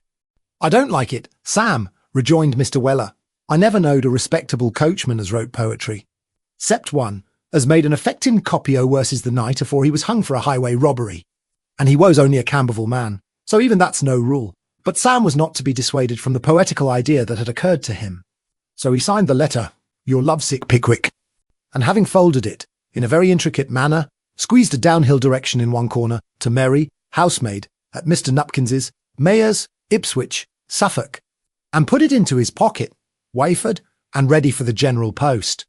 This important business having been transacted, Mr. Weller the elder proceeded to open that on which he had summoned his son. "The first matter relates to your governor, Sammy," said Mr. Weller. "He's a-going to be tried tomorrow, ain't he?" "The trials are coming on," replied Sam. "Vell," said Mr. Weller, "now I suppose he'll want to call some witnesses to speak to his character, or p'raps to prove a alibi. I've been a-turning the business over in my mind, and he may make hisself easy. Sammy, I've got some friends as'll do either for him. But my ad with us here never mind the character, and stick to the alibi. Nothing like a alibi, Sammy, nothing." Mr. Weller looked very profound as he delivered this legal opinion, and burying his nose in his tumbler, winked over the top thereof at his astonished son. "Why, what do you mean?" said Sam. "You don't think he's a-going to be tried at the Old Bailey, do you?" "That ain't no part of the present consideration, Sammy," replied Mr. Weller. "Forever he's a-going to be tried, my boy, a laby's the thing to get him off. They got Tom Vilspark off the air manslaughter with a laby. Then all the big vigs to a man said as nothing couldn't save him. And my opinions, Sammy, that if your governor don't improve or a laby he'll be what the Italians call regularly flummoxed, and that's all about it." As the elder Mr. Weller entertained a firm and unalterable conviction that the Old Bailey was the supreme court of judicature in this country, and that its rules and forms of proceeding regulated and controlled the practice of all other courts of justice whatsoever, he totally disregarded the assurances and arguments of his son, tending to show that the alibi was inadmissible, and vehemently protested that Mr. Pickwick was being victimized. Finding that it was of no use to discuss the matter further, Sam changed the subject and inquired what the second topic was on which his revered parent wished to consult him. "That's a pint o' domestic policy, Sammy," said Mr. Weller. "This here Stiggins, red-nosed man?" inquired Sam. "The very same," replied Mr. Weller. "This here red-nosed man. Sammy, visits your mother-in-law with a kindness and constancy I never see equalled. He's sich a friend o' the family, Sammy, that when he's away from us, he can't be comfortable unless he has something to remember us by, and I'd give him something as I'd turpentine and beeswax his memory for the next 10 years or so, if I woes you," interposed Sam. "Stop a minute," said Mr. Weller. "I was a-going to say, he always brings now a flat bottle as holds about a pint and a half, and fills it with the pineapple rum afore he goes away, and empties it afore he comes back, I suppose." "Zat Sam." "Clean," replied Mr. Weller. "Never leaves nothing in it but the cork and the smell. Trust him for that, Sammy. Now, these here fellows, my boy, are a-going tonight to get up the monthly meeting o' the Brick Lane branch o' the United Grand Junction Ebenezer Temperance Association. Your mother-in-law was a-going, Sammy, but she's got the rheumatics and can't. And I, Sammy, I've got the 2 tickets as Woe sent her." Mr. Weller communicated this secret with great glee, and winked so indefatigably after doing so, that Sam began to think he must have got the tic d'alluro in his right eyelid. "Well," said that young gentleman. "Well," continued his progenitor, looking round him very cautiously, "you and I'll go, punctual to the time. The deputy shepherd won't, Sammy. The deputy shepherd won't." Here Mr. Weller was seized with a paroxysm of chuckles, which gradually terminated in as near an approach to a choke as an elderly gentleman can, with safety, sustain. "Well, I never see sich an old ghost in all my born days," exclaimed Sam, rubbing the old gentleman's back, hard enough to set him on fire with the friction. "What are you a-laughing at, corpulence?" "Hush, Sammy," said Mr. Weller, looking round him with increased caution, and speaking in a whisper. "Two friends o' mine, as works the Oxford Road, and is up to all kinds o' games, has got the deputy shepherd safe in tow, Sammy. And ven he does come to the Ebenezer Junction vitch he's sure to do, for they'll see him to the door, and shove him in, if necessary. He'll be as far gone in rum and water as ever he woes at the Marquis O'Granby, Dorkin. And that's not saying a little neither end." This Mr. Weller once more laughed immoderately, and once more relapsed into a state of partial suffocation in consequence. Nothing could have been more in accordance with Sam Weller's feelings than the projected exposure of the real propensities and qualities of the red-nosed man, and it being very near the appointed hour of meeting, the father and son took their way at once to Brick Lane, Sam not forgetting to drop his letter into a general post office as they walked along. The monthly meetings of the Brick Lane branch of the United Grand Junction Ebenezer Temperance Association were held in a large room, pleasantly and airily situated at the top of a safe and commodious ladder. The president was the straight-walking Mr. Anthony Hum, a converted fireman, now a schoolmaster, and occasionally an itinerant preacher. And the secretary was Mr. Jonas Mudge, Chandler's shopkeeper, an enthusiastic and disinterested vessel who sold tea to the members. Previous to the commencement of business, the ladies sat upon forms and drank tea till such time as they considered it expedient to leave off, and a large wooden money-box was conspicuously placed upon the green baize cloth of the business table, behind which the secretary stood and acknowledged, with a gracious smile, every addition to the rich vein of copper which lay concealed within. On this particular occasion the women drank tea to a most alarming extent, greatly to the horror of Mr. Weller, senior, who, utterly regardless of all Sam's admonitory nudgings, stared about him in every direction with the most undisguised astonishment. "Sammy," whispered Mr. Weller, "if some o' these here people don't want tapping tomorrow morning, I ain't your father, and that's what it is. Why, this here old lady next me is a-drownding herself in tea. Be quiet, can't you?" "Zam." "Sam," whispered Mr. Weller, a moment afterwards, in a tone of deep agitation, "mark my vords, my boy. If that air secretary fellow keeps on for only 5 minutes more, he'll blow himself up with toast and water." "Well, let him, if he likes," replied Sam. "It ain't how no business o' yourn. If this here lasts much longer, Sammy," said Mr. Weller, in the same low voice, "I shall feel it my duty, as a human being, to rise and address the cheer. There's a young 'ooman on the next form but 2, as has drunk 9 breakfast cups and a half, and she's a-swelling visibly before my wery eyes." There is little doubt that Mr. Weller would have carried his benevolent intention into immediate execution, if a great noise, occasioned by putting up the cups and saucers, had not very fortunately announced that the tea-drinking was over, the crockery having been removed. The table with the green baize cover was carried out into the centre of the room, and the business of the evening was commenced by a little emphatic man with a bald head and drab shorts, who suddenly rushed up the ladder, at the imminent peril of snapping the 2 little legs encased in the drab shorts, and said, "Ladies and gentlemen, I move our excellent brother, Mr. Anthony Hum, into the chair." The ladies waved a choice selection of pocket handkerchiefs at this proposition, and the impetuous little man literally moved Mr. Hum into the chair, by taking him by the shoulders and thrusting him into a mahogany frame which had once represented that article of furniture. The waving of handkerchiefs was renewed, and Mr. Hum, who was a sleek, white-faced man, in a perpetual perspiration, bowed meekly, to the great admiration of the females, and formally took his seat. Silence was then proclaimed by the little man in the drab shorts, and Mr. Hum rose and said that, with the permission of his Brick Lane branch brothers and sisters, then and there present, the secretary would read the report of the Brick Lane branch committee, a proposition which was again received with a demonstration of pocket handkerchiefs, the secretary having sneezed in a very impressive manner, and the cough which always seizes an assembly when anything particular is going to be done having been duly performed. The following document was read. Report of the Committee of the Brick Lane branch of the United Grand Junction Ebenezer. Temperance Association, your committee have pursued their grateful labours during the past month, and have the unspeakable pleasure of reporting the following additional cases of converts to temperance. H. Walker, tailor, wife, and to children, when in better circumstances, owns to having been in the constant habit of drinking ale and beer. Says he is not certain whether he did not twice a week for 20 years.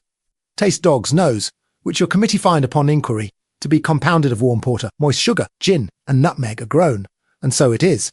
From an elderly female. Is now out of work and penniless. Thinks it must be the porter cheers or the loss of the use of his right hand. Is not certain which, but thinks it very likely that, if he had drunk nothing but water all his life, his fellow workman would never have stuck a rusty needle in him, and thereby occasioned his accident tremendous cheering. Has nothing but cold water to drink, and never feels thirsty great applause. Betsy Martin widow want, and when he goes out chairing and washing by the day. Never had more than one eye, but knows her mother drank bottled stout, and shouldn't wonder if that caused it immense cheering. Thinks it not impossible that if she had always abstained from spirits, she might have had to eyes by this time tremendous applause. Used, at every place she went to have 18 pence a day, a pint of porter, and a glass of spirits. but since she became a member of the Brick Lane branch, has always demanded 3 and sixpence. The announcement of this most interesting fact was received with deafening enthusiasm. Henry Bella was for many years toastmaster at various corporation dinners, during which time he drank a great deal of foreign wine. May sometimes have carried a bottle or two home with him. Is not quite certain of that, but is sure if he did, that he drank the contents. Feels very low and melancholy, is very feverish, and has a constant thirst upon him. Thinks it must be the wine he used to drink. Cheers. Is out of employ now, and never touches a drop of foreign wine, by any chance. Tremendous plaudits. Thomas Burton is purveyor of cat's meat to the Lord Mayor and sheriffs, and several members of the Common Council. The announcement of this gentleman's name was received with breathless interest. Has a wooden leg. Finds a wooden leg expensive, going over the stones. Used to wear second-hand wooden legs, and drink a glass of hot gin and water regularly, every night sometimes to deep sighs. Found the second-hand wooden legs split and rot very quickly. Is firmly persuaded that their constitution was undermined by the gin and water prolonged cheering. Buys new wooden legs now, and drinks nothing but water and weak tea. The new legs last twice as long as the others used to do, and he attributes this solely to his temperate habits. Triumphant cheers. Anthony Hum now moved that the assembly do regale itself with a song. With a view to their rational and moral enjoyment, Brother Magdalen had adapted the beautiful words of Who Hasn't Heard of a Jolly Young Waterman, to the tune of the Old Hundredth, which he would request them to join him in singing. Great applause. He might take the opportunity of expressing his firm persuasion that the late Mr. Dibdin, seeing the errors of his former life, had written that song to show the advantages of abstinence. It was a temperance song. Whirlwinds of cheers. The neatness of the young man's attire, the dexterity of his feathering, the enviable state of mind which enabled him, in the beautiful words of the poet, to row along, thinking of nothing at all combined to prove that he must have been a water drinker. Cheers. Oh, what a state of virtuous jollity. Rapturous cheering. And what was the young man's reward? Let all young men present mark this. The maidens all flocked to his boat so readily. Loud cheers. In which the ladies joined. What a bright example. The sisterhood, the maidens, flocking round the young waterman, and urging him along the stream of duty and of temperance. But was it the maidens of humble life only, who soothed, consoled, and supported him? No, he was always first oars with the fine city ladies. Immense cheering, the soft sex to a man he begged pardon. To a female rallied round the young waterman, and turned with disgust from the drinker of spirits. Cheers. The Brick Lane branch brothers were watermen. Cheers and laughter. That room was their boat, that audience were the maidens. And he, Mr. Anthony Hum, however unworthily, was first oars. Unbounded applause. What does he mean by the soft sex, Sammy? Inquired Mr. Weller, in a whisper. The woman, said Sam, in the same tone. He ain't far out there, Sammy, replied Mr. Weller. They must be a soft sex, a very soft sex. Indeed, if they let themselves be gammoned by such fellas as him. Any further observations from the indignant old gentleman were cut short by the announcement of the song, which Mr. Anthony Hum gave out 2 lines at a time, for the information of such of his hearers as were unacquainted with the legend. While it was being sung, the little man with the drab shorts disappeared. He returned immediately on its conclusion, and whispered Mr. Anthony Hum, with a face of the deepest importance. My friends, said Mr. Hum, holding up his hand in a deprecatory manner, to bespeak the silence of such of the stout old ladies as were yet a line or 2 behind. My friends, a delegate from the Dorking branch of our society, Brother Stiggins, attends below. Out came the pocket handkerchiefs again, in greater force than ever. For Mr. Stiggins was excessively popular among the female constituency of Brick Lane. He may approach, I think, said Mr. Hum, looking round him with a fat smile. Brasa Tudgalet Ingridas. The little man, in the drab shorts, who answered to the name of Brother Tadger, bustled down the ladder with great speed, and was immediately afterwards heard tumbling up with the Reverend Mr. Stiggins. He's a-comin'. Sammy, whispered Mr. Weller, purple in the countenance with suppressed laughter. Don't say nothin' to me, replied Sam, for I can't bear it. He's close to the door. I hear him a-knocking his head again, the lath and plaster now. As Sam Weller spoke, the little door flew open, and Brother Tadger appeared, closely followed by the Reverend Mr. Stiggins, who no sooner entered than there was a great clapping of hands, and stamping of feet, and flourishing of handkerchiefs. To all of which manifestations of delight, Brother Stiggins returned no other acknowledgment than staring with a wild eye and a fixed smile at the extreme top of the wick of the candle on the table, swaying his body to and fro, meanwhile, in a very unsteady and uncertain manner. Are you unwell, Brother Stiggins? Whispered Mr. Anthony Hum. I am all right, sir, replied Mr. Stiggins, in a tone in which ferocity was blended with an extreme thickness of utterance. "I am all right, sir." "Oh, very well," rejoined Mr. Anthony Hum, retreating a few paces. "I believe no man here has ventured to say that I am not all right, sir," said Mr. Stiggins. "Oh, certainly not," said Mr. Hum. "I should advise him not to, sir." "I should advise him not," said Mr. Stiggins. By this time the audience were perfectly silent, and waited with some anxiety for the resumption of business. "Will you address the meeting, brother?" said Mr. Hum, with a smile of invitation. "No, sir," rejoined Mr. Stiggins.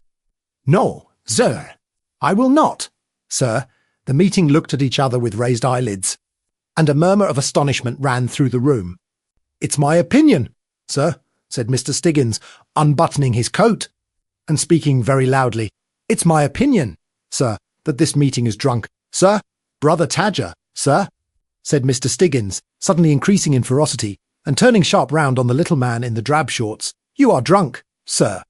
With this, Mr. Stiggins, entertaining a praiseworthy desire to promote the sobriety of the meeting, and to exclude therefrom all improper characters, hit Brother Tadger on the summit of the nose with such unerring aim that the drab shorts disappeared like a flash of lightning. Brother Tadger had been knocked, head first, down the ladder.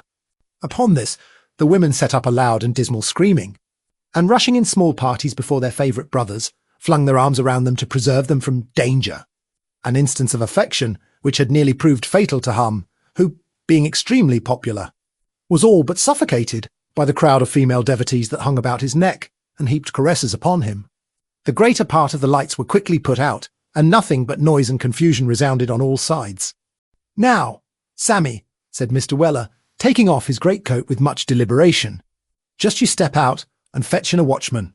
And what are you a-going to do, the while?" inquired Sam. "Never you mind me, Sammy," replied the old gentleman. "I shall occupy myself in having a small settlement with that 'ere Stiggins," before Sam could interfere to prevent it. His heroic parent had penetrated into a remote corner of the room and attacked the Reverend Mr. Stiggins with manual dexterity. "Come off, zad zem." "Come on," cried Mr. Weller. And without further invitation he gave the Reverend Mr. Stiggins a preliminary tap on the head, and began dancing round him in a buoyant and cork-like manner, which in a gentleman at his time of life was a perfect marvel to behold. Finding all remonstrances unavailing, Sam pulled his hat firmly on, threw his father's coat over his arm, and taking the old man round the waist, forcibly dragged him down the ladder and into the street, never releasing his hold or permitting him to stop until they reached the corner. As they gained it, they could hear the shouts of the populace, who were witnessing the removal of the Reverend Mr. Stiggins to strong lodgings for the night, and could hear the noise occasioned by the dispersion in various directions of the members of the Brick Lane branch of the United Grand Junction Ebenezer Temperance Association. Chapter 34 is wholly devoted to a full and faithful report of the memorable trial of Bardell against Pickwick. "I wonder what the foreman of the jury, whoever he'll be, has got for breakfast," said Mr. Snodgrass, by way of keeping up a conversation on the eventful morning of the 14th of February. "Ah," said Perker, "I hope he's got a good one." "Why so?" inquired Mr. Pickwick. "Highly important, very important, my dear sir," replied Perker. "A good, contented, well-breakfasted juryman is a capital thing to get hold of. Discontented or hungry juryman, my dear sir, always fine for the plaintiff. Bless my heart," said Mr. Pickwick, looking very blank. "What do they do that for?" "Why, I don't know," replied the little man coolly. "Saves time, I suppose. If it's near dinner time, the foreman takes out his watch when the jury has retired and says, 'Dear me, gentlemen, 10 minutes to 5. I declare, ein ati 5 gentlemen,' says everybody else, except to men who ought to have dined at 3 and seem more than half disposed to stand out in consequence. The foreman smiles and puts up his watch. 'Well, gentlemen, what do we say? Plaintiff or defendant? Gentlemen. I rather think, so far as I am concerned, gentlemen, I say. I rather think, but don't let that influence you, I rather think the plaintiff's the man.' Upon this, 2 or 3 other men are sure to say that they think so too, as of course they do. And then they get on very unanimously and comfortably. 10 minutes past 9, said the little man, looking at his watch. Time we were off. My dear sir, breach of promise trial court is generally full in such cases. You had better ring for a coach, my dear sir, or we shall be rather late." Mr. Pickwick immediately rang the bell, and a coach having been procured, the 4 Pickwickians and Mr. Perker ensconced themselves therein, and drove to Guildhall. Sam Weller, Mr. Lowten, and the blue bag, following in a cab. "Lowten," said Perker, when they reached the outer hall of the court, "put Mr. Pickwick's friends in the student's box. Mr. Pickwick himself had better sit by me. This way, my dear sir, this way," taking Mr. Pickwick by the coat sleeve. The little man led him to the low seat just beneath the desks of the King's Counsel, which is constructed for the convenience of attorneys, who from that spot can whisper into the ear of the leading counsel in the case any instructions that may be necessary during the progress of the trial. The occupants of this seat are invisible to the great body of spectators, inasmuch as they sit on a much lower level than either the barristers or the audience, whose seats are raised above the floor. Of course they have their backs to both, and their faces towards the judge. "That's the witness box, I suppose?" said Mr. Pickwick, pointing to a kind of pulpit with a brass rail on his left hand. "That's the witness box, my dear sir," replied Perker, disinterring a quantity of papers from the blue bag, which Lowten had just deposited at his feet. "And that," said Mr. Pickwick, pointing to a couple of enclosed seats on his right, "that's where the jurymen sit, is it not?" "The identical place, my dear sir," replied Perker, tapping the lid of his snuff-box. Mr. Pickwick stood up in a state of great agitation and took a glance at the court. There were already a pretty large sprinkling of spectators in the gallery, and a numerous muster of gentlemen in wigs, in the barristers' seats, who presented, as a body, all that pleasing and extensive variety of nose and whisker for which the Bar of England is so justly celebrated. Such of the gentlemen as had a brief to carry, carried it in as conspicuous a manner as possible, and occasionally scratched their noses therewith to impress the fact more strongly on the observation of the spectators. Other gentlemen, who had no briefs to show, carried under their arms goodly octavos, with a red label behind, and that under dash dun dash pie dash cross-coloured cover, which is technically known as law calf. Others, who had neither briefs nor books, thrust their hands into their pockets and looked as wise as they conveniently could. Others, again, moved here and there with great restlessness and earnestness of manner, content to awaken thereby the admiration and astonishment of the uninitiated strangers. The whole, to the great wonderment of Mr. Pickwick, were divided into little groups, who were chatting and discussing the news of the day in the most unfeeling manner possible, just as if no trial at all were coming on. A bow from Mr. Funky, as he entered, and took his seat behind the row appropriated to the King's Counsel, attracted Mr. Pickwick's attention, and he had scarcely returned it when Mr. Sergeant Snubbing appeared, followed by Mr. Mallard, who half hid the sergeant behind a large crimson bag, which he placed on his table, and, after shaking hands with Perker, withdrew. Then there entered 2 or 3 more sergeants, and among them one with a fat body and a red face, who nodded in a friendly manner to Mr. Sergeant Snubbing, and said it was a fine morning. "Who's that red-faced man, who said it was a fine morning, and nodded to our counsel?" whispered Mr. Pickwick. "Monsieur Sergeant Bosfus," replied Perker. "He's opposed us. He leads on the other side. That gentleman behind him is Mr. Skimpin, his junior." Mr. Pickwick was on the point of inquiring, with great abhorrence of the man's cold-blooded villainy, how Mr. Sergeant Buzfuz, who was counsel for the opposite party, dared to presume to tell Mr. Sergeant Snubbing, who was counsel for him, that it was a fine morning, when he was interrupted by a general rising of the barristers and a loud cry of silence from the officers of the court. Looking round, he found that this was caused by the entrance of the judge, Mr. Justice Sturley, who sat in the absence of the Chief Justice. Occasioned by indisposition, was a most particularly short man, and so fat that he seemed all face and waistcoat. He rolled in upon 2 little turned legs, and having bobbed gravely to the bar, who bobbed gravely to him, put his little legs underneath his table, and his little 3-cornered hat upon it. And when Mr. Justice Sturley had done this, all you could see of him was 2 queer little eyes, 1 broad pink face, and somewhere about half of a big and very comical-looking wig. The judge had no sooner taken his seat than the officer on the floor of the court called out silence, in a commanding tone, upon which another officer in the gallery cried silence, in an angry manner, whereupon 3 or 4 more ushers shouted silence, in a voice of indignant remonstrance. This being done, a gentleman in black, who sat below the judge, proceeded to call over the names of the jury, and after a great deal of bawling, it was discovered that only 10 special jurymen were present. Upon this, Mr. Sergeant Buzfuz prayed a tales. The gentleman in black then proceeded to press into the special jury 2 of the common jurymen, and a greengrocer and a chemist were caught directly. "Answer to your names, gentlemen, that you may be sworn," said the gentleman in black. "Richard Upwich." "Here," said the greengrocer. "Thomas Groffin." "Here," said the chemist. "Take the book, gentlemen. You shall well and truly try." "I beg this court's pardon," said the chemist, who was a tall, thin, yellow-visaged man. "But I hope this court will excuse my attendance." "On what grounds, sir?" said Mr. Justice Starely. "I have no assistant, my lord," said the chemist. "I can't help that, sir," replied Mr. Justice Starely. "You should hire one." "I can't afford it, my lord," rejoined the chemist. "Then you ought to be able to afford it, sir," said the judge, reddening. For Mr. Justice Starely's temper bordered on the irritable, and brooked not contradiction. "I know I ought to do, if I got on as well as I deserved." "But I don't, my lord," answered the chemist. "Swear the gentleman," said the judge peremptorily. The officer had got no further than the "you shall well, and truly try," when he was again interrupted by the chemist. "I am to be sworn, my lord, am I?" said the chemist. "Certainly, sir," replied the testy little judge. "Very well, my lord," replied the chemist, in a resigned manner. "Then there'll be murder before this trial's over. That's all. Swear me, if you please, sir." And sworn the chemist was, before the judge could find words to utter. "I merely wanted to observe, my lord," said the chemist, taking his seat with great deliberation, "that I've left nobody but an errand boy in my shop. He is a very nice boy, my lord, but he is not acquainted with drugs. And I know that the prevailing impression on his mind is that Epsom salts means oxalic acid, and syrup of senna laudanum. That's all, my lord."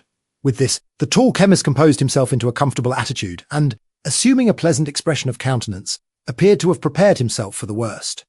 Mr. Pickwick was regarding the chemist with feelings of the deepest horror, when a slight sensation was perceptible in the body of the court.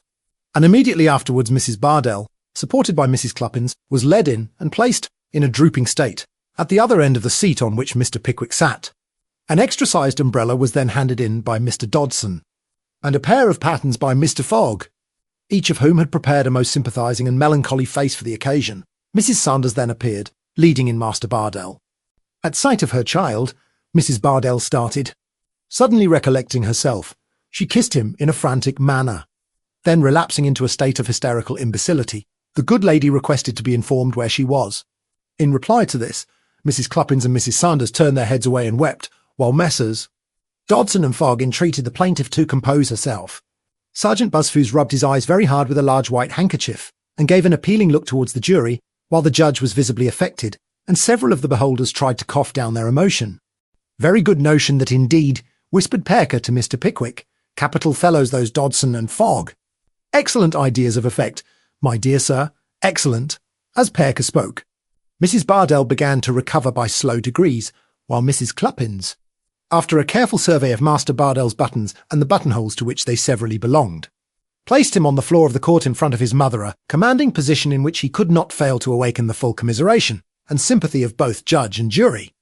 This was not done without considerable opposition and many tears, on the part of the young gentleman himself, who had certain inward misgivings that the placing him within the full glare of the judge's eye was only a formal prelude to his being immediately ordered away for instant execution, or for transportation beyond the seas during the whole term of his natural life, at the very least. "Bardell and Pickwick," cried the gentleman in black, calling on the case, which stood first on the list. "I am for the plaintiff, my lord," said Mr. Sergeant Buzfuz. "Who is with you, Brassa Buzf?" said the judge. Mr. Skimpin bowed, to intimate that he was.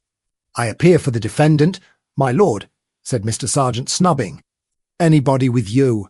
Brassa Snubbing inquired the court.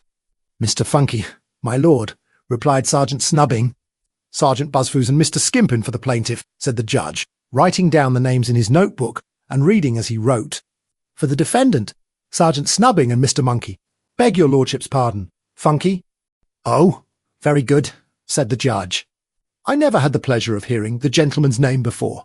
Here Mr. Funky bowed and smiled, and the judge bowed and smiled too, and then Mr. Funky, blushing into the very whites of his eyes, tried to look as if he didn't know that everybody was gazing at him, a thing which no man ever succeeded in doing yet, or in all reasonable probability, ever will. "Go on," said the judge. The ushers again called silence, and Mr. Skimpin proceeded to open the case, and the case appeared to have very little inside it when he had opened it, for he kept such particulars as he knew, completely to himself, and sat down after a lapse of 3 minutes, leaving the jury in precisely the same advanced stage of wisdom as they were in before.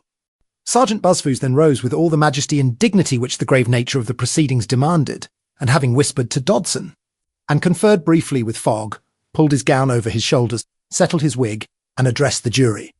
Sergeant Buzzfooz began by saying that never, in the whole course of his professional experience, never, from the very first moment of his applying himself to the study and practice of the law had he approached a case with feelings of such deep emotion, or with such a heavy sense of the responsibility imposed upon him, a responsibility, he would say, which he could never have supported, were he not buoyed up and sustained by a conviction so strong, that it amounted to positive certainty that the cause of truth and justice, or, in other words, the cause of his much injured and most oppressed client, must prevail with the high-minded and intelligent dozen of men whom he now saw in that box before him.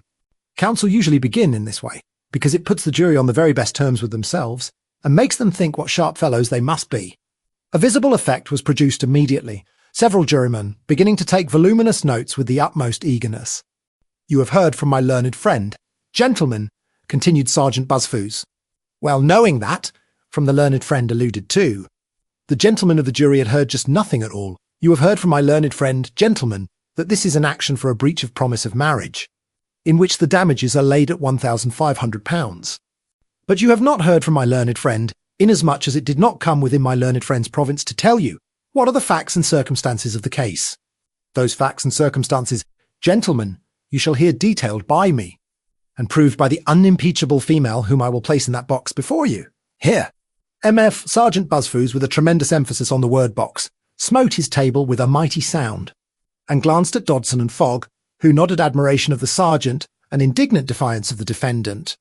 "The plaintiff, gentlemen," continued Sergeant Buzzfooz in a soft and melancholy voice, "the plaintiff is a widow. Yes, gentlemen, a widow. The late Mr. Bardell, after enjoying, for many years, the esteem and confidence of his sovereign, as one of the guardians of his royal revenues, glided almost imperceptibly from the world, to seek elsewhere for that repose and peace which a custom-house can never afford." At this pathetic description of the decease of Mr. Bardell, who had been knocked on the head with a quart-pot in a public-house cellar, the learned sergeant's voice faltered, and he proceeded, with emotion. Some time before his death, he had stamped his likeness upon a little boy. With this little boy, the only pledge of her departed exciseman, Mrs. Bardell shrank from the world, and courted the retirement and tranquillity of Goswell Street. And here she placed in her front parlour window a written placard, bearing this inscription, "Apartments furnished for a single gentleman. Inquire within." Here Sergeant Buzzfooz paused, while several gentlemen of the jury took a note of the document. "There is no date to that, is there?" inquired a juror. "There is no date, gentlemen," replied Sergeant Buzzfooz. "But I am instructed to say that it was put in the plaintiff's parlour window, just this time 3 years. I entreat the attention of the jury to the wording of this document, apartments furnished for a single gentleman. Mrs. Bardell's opinions of the opposite sex, gentlemen, were derived from a long contemplation of the inestimable qualities of her lost husband. She had no fear, she had no distrust, she had no suspicion, all was confidence and reliance. Mr. Bardell, said the widow, Mr. Bardell was a man of honour, Mr. Bardell was a man of his word.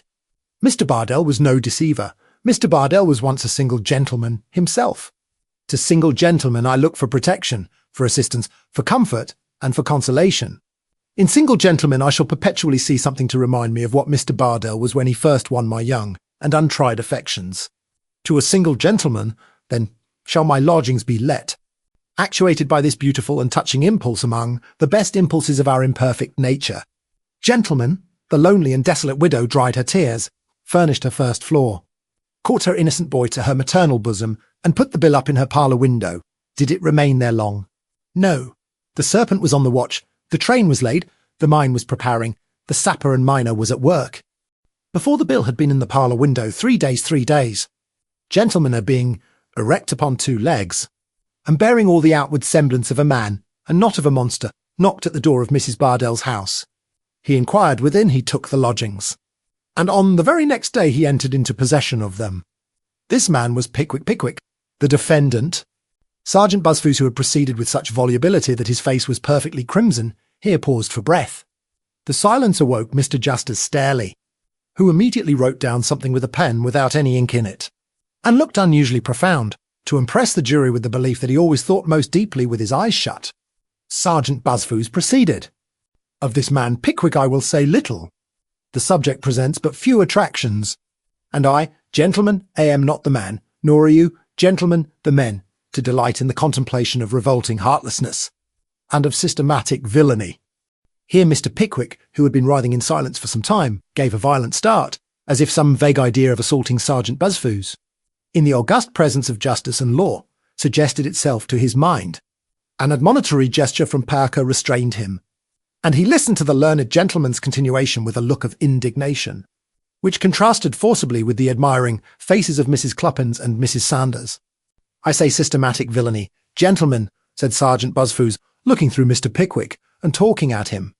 "And when I say systematic villainy, let me tell the defendant Pickwick, if he being caught, as I am informed he is, that it would have been more decent in him, more becoming in better judgment, and in better taste, if he had stopped away. Let me tell him, gentlemen, that any gestures of dissent or disapprobation in which he may indulge in this court will not go down with you, that you will know how to value and how to appreciate them. And let me tell him further, as my lord will tell you, gentlemen, that a counsel, in the discharge of his duty to his client, is neither to be intimidated nor bullied, nor put down, and that any attempt to do either the one or the other, or the first or the last, will recoil on the head of the attempter, be he plaintiff or be he defendant, be his name Pickwick, or Noakes, or Stokes, or Styles, or Brown, or Thompson." This little divergence from the subject in hand had, of course, the intended effect of turning all eyes to Mr. Pickwick, Sergeant Buzzfooze. Having partially recovered from the state of moral elevation into which he had lashed himself, resumed, "I shall show you, gentlemen, that for 2 years Pickwick continued to reside constantly, and without interruption or intermission, at Mrs. Bardell's house. I shall show you that Mrs. Bardell, during the whole of that time, waited on him, attended to his comforts, cooked his meals, looked out his linen for the washerwoman when it went abroad, darned, aired, and prepared it for wear, when it came home, and, in short, enjoyed his fullest trust and confidence. I shall show you that, on many occasions, he gave halfpence, and on some occasions even sixpences, to her little boy. And I shall prove to you, by a witness whose testimony it will be impossible for my learned friend to weaken or controvert, that on one occasion he patted the boy on the head, and, after inquiring whether he had won any alley-tours or commonies lately, both of which I understand to be a particular species of marbles much prized by the youth of this town, made use of this remarkable expression, "How should you like to have another father?" I shall prove to you, gentlemen, that about a year ago Pickwick suddenly began to absent himself from home during long intervals, as if with the intention of gradually breaking off from my client. But I shall show you also that his resolution was not at that time sufficiently strong, or that his better feelings conquered. If better feelings he has, or that the charms and accomplishments of my client prevailed against his unmanly intentions, by proving to you that on one occasion, when he returned from the country, he distinctly and in terms offered her marriage, previously, however, taking special care that there would be no witness to their solemn contract. And I am in a situation to prove to you, on the testimony of 3 of his own friends most unwilling witnesses, gentlemen most unwilling witnesses, that on that morning he was discovered by them holding the plaintiff in his arms, and soothing her agitation by his caresses and endearments. A visible impression was produced upon the auditors by this part of the learned sergeant's address. Drawing forth 2 very small scraps of paper, he proceeded, "And now, gentlemen, but one word more. 2 letters have passed between these parties, letters which are admitted to be in the handwriting of the defendant, and which speak volumes. Indeed, the letters to bespeak the character of the man. They are not open, fervent, eloquent epistles, breathing nothing but the language of affectionate attachment. They are covert, sly, underhanded communications, but, fortunately, far more conclusive than if couched in the most glowing language, and the most poetic imagery letters that must be viewed with a cautious and suspicious eye, letters that were evidently intended at the time by Pickwick to mislead and delude any third parties into whose hands they might fall. Let me read the first. Garraway's, 12 o'clock. Dear Mrs. B. Chops and Tomato Sauce, yours, Pickwick. Gentlemen, what does this mean? Chops and Tomato Sauce, yours, Pickwick. Chops, gracious heavens, and tomato sauce. Gentlemen, is the happiness of a sensitive and confiding female to be trifled away by such shallow artifices as these? The next has no date whatever, which is in itself suspicious. Dear Mrs. B, I shall not be at home till tomorrow. Slow coach, and then follows this very remarkable expression. Don't trouble yourself about the warming pan. The warming pan. Why, gentlemen, who does trouble himself about a warming pan? When was the peace of mind of man or woman broken or disturbed by a warming pan, which is in itself a harmless, a useful, and I will add, gentlemen, a comforting article of domestic furniture? Why is Mrs. Bardell so earnestly entreated not to agitate herself about this warming pan? Unless, as is no doubt the case, it is a mere cover for hidden fire, a mere substitute for some endearing word or promise, agreeably to a preconcerted system of correspondence, artfully contrived by Pickwick with a view to his contemplated desertion, and which I am not in a condition to explain. And what does this allusion to the slow coach mean? For aught I know, it may be a reference to Pickwick himself, who has most unquestionably been a criminally slow coach during the whole of this transaction, but whose speed will now be very unexpectedly accelerated, and whose wheels, gentlemen, as he will find to his cost, will very soon be greased by you. Mr. Sergeant Buzfuz paused in this place to see whether the jury smiled at his joke, but as nobody took it but the greengrocer, whose sensitiveness on the subject was very probably occasioned by his having subjected a chaise cart to the process in question on that identical morning, the learned sergeant considered it advisable to undergo a slight relapse into the dismals before he concluded. But enough of this, gentlemen, said Mr. Sergeant Buzfuz. It is difficult to smile with an aching heart.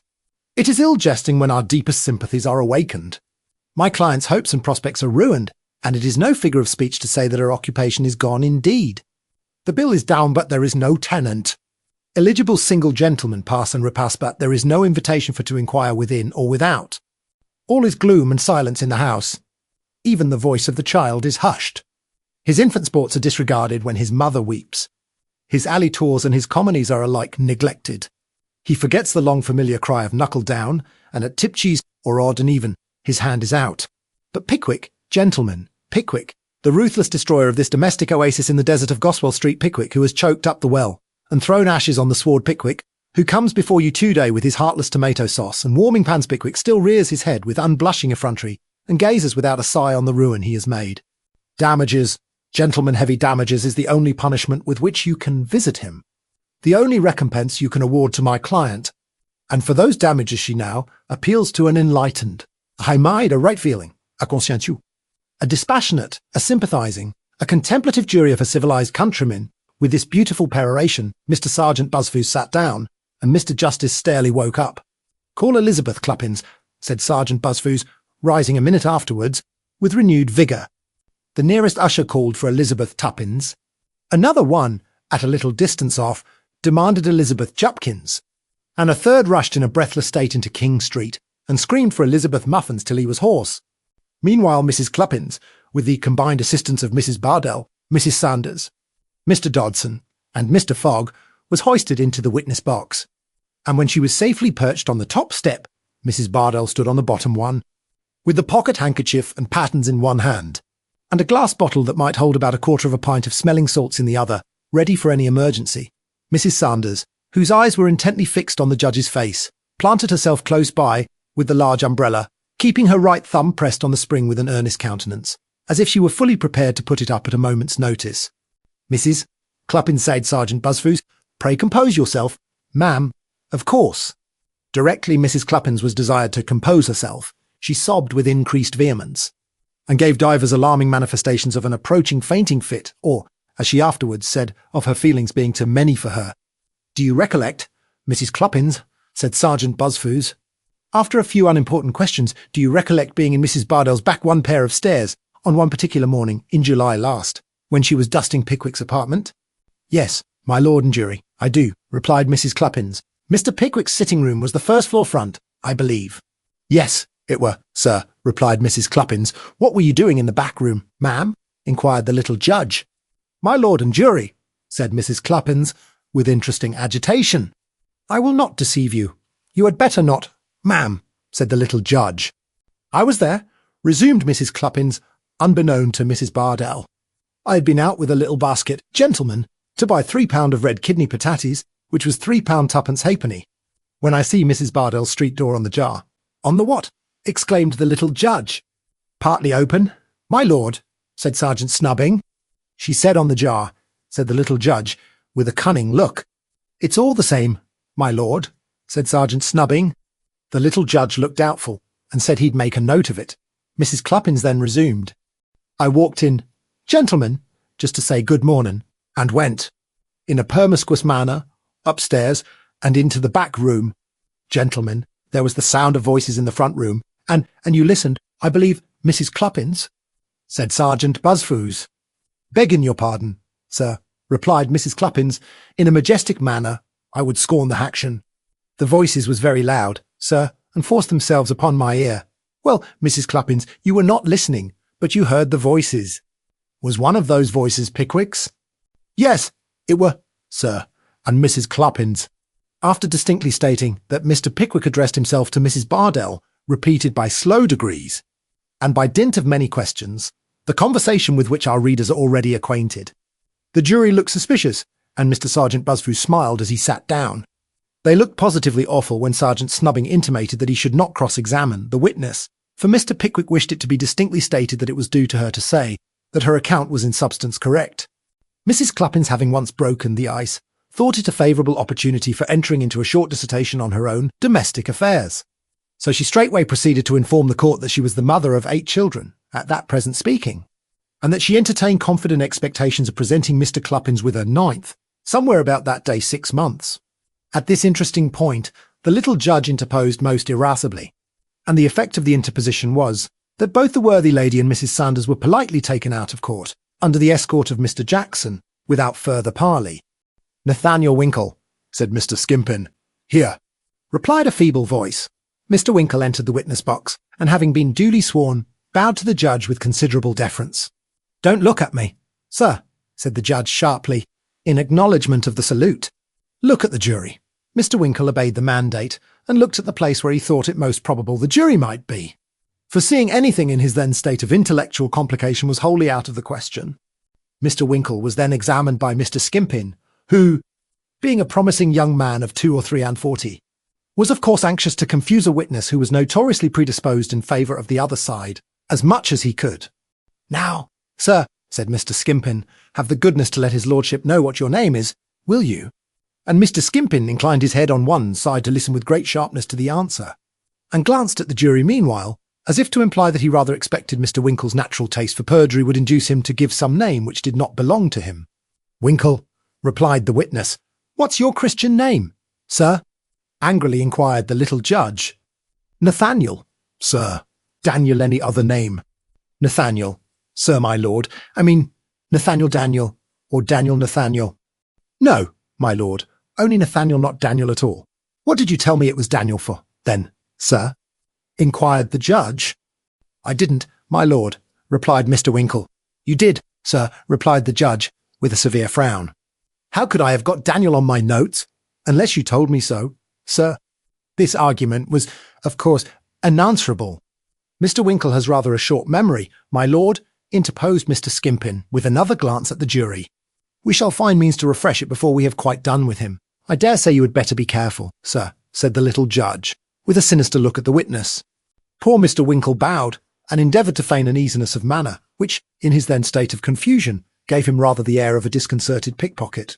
Now, Mr. Winkle, said Mr. Skimpin, attend to me, if you please, sir, and let me recommend you, for your own sake, to bear in mind his lordship's injunctions to be careful. I believe you are a particular friend of Mr. Pickwick, the defendant, are you not? I have known Mr. Pickwick now, as well as I recollect at this moment, nearly. Pray, Mr. Winkle, do not evade the question. Are you, or are you not, a particular friend of the defendant's? I was just about to say that will you, or will you not, answer my question, sir? If you don't answer the question, you'll be committed, sir, interposed the little judge, looking over his notebook. Come, sir, said Mr. Skimpin, yes or no, if you please. Yes, I am, replied Mr. Winkle. Yes, you are. And why couldn't you say that at once? Sir, perhaps you know the plaintiff too? Mr. Winkle, I don't know her. I've seen her. Oh, you don't know her, but you've seen her. Now, have the goodness to tell the gentlemen of the jury what you mean by that. Mr. Winkle, I mean that I am not intimate with her, but I have seen her when I went to call on Mr. Pickwick in Goswell Street. How often have you seen her, sir? How often? Yes, Mr. Winkle, how often? I'll repeat the question for you a dozen times, if you require it, sir.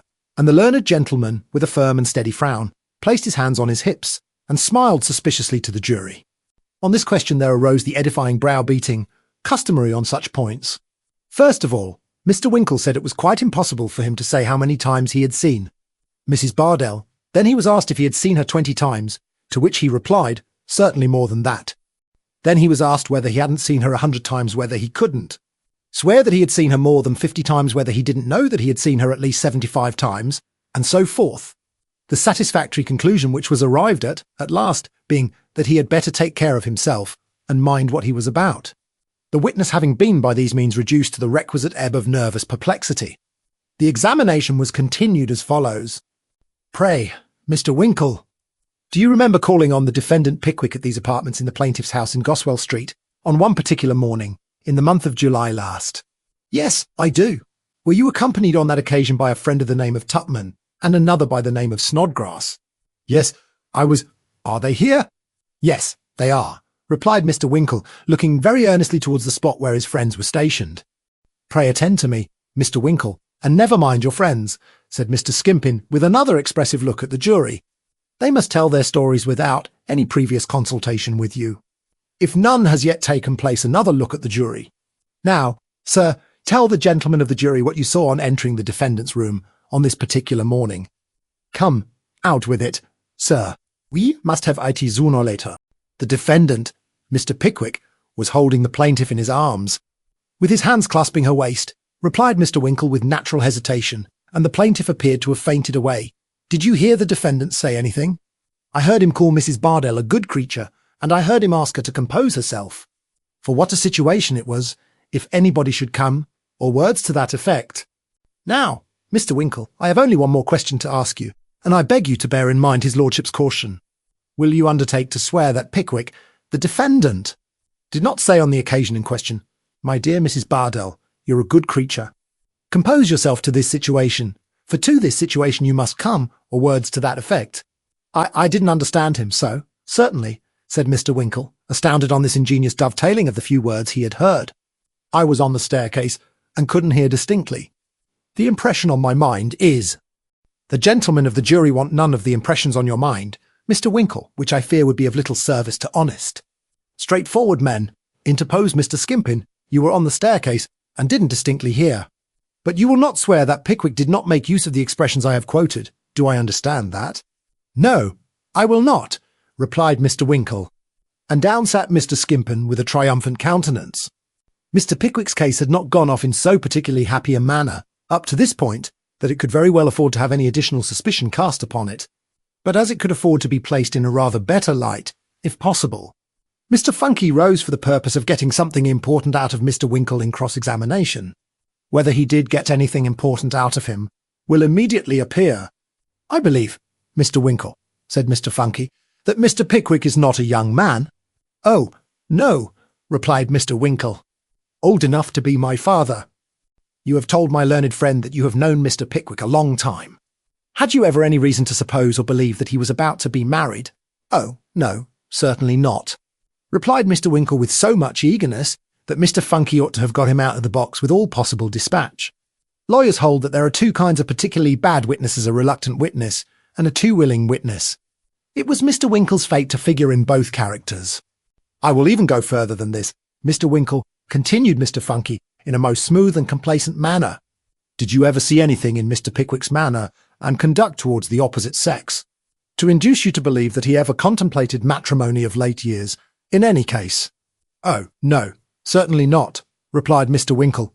Has his behaviour, when females have been in the case, always been that of a man who, having attained a pretty advanced period of life, content with his own occupations and amusements, treats them only as a father might his daughters? Not the least doubt of it, replied Mr. Winkle, in the fullness of his heart.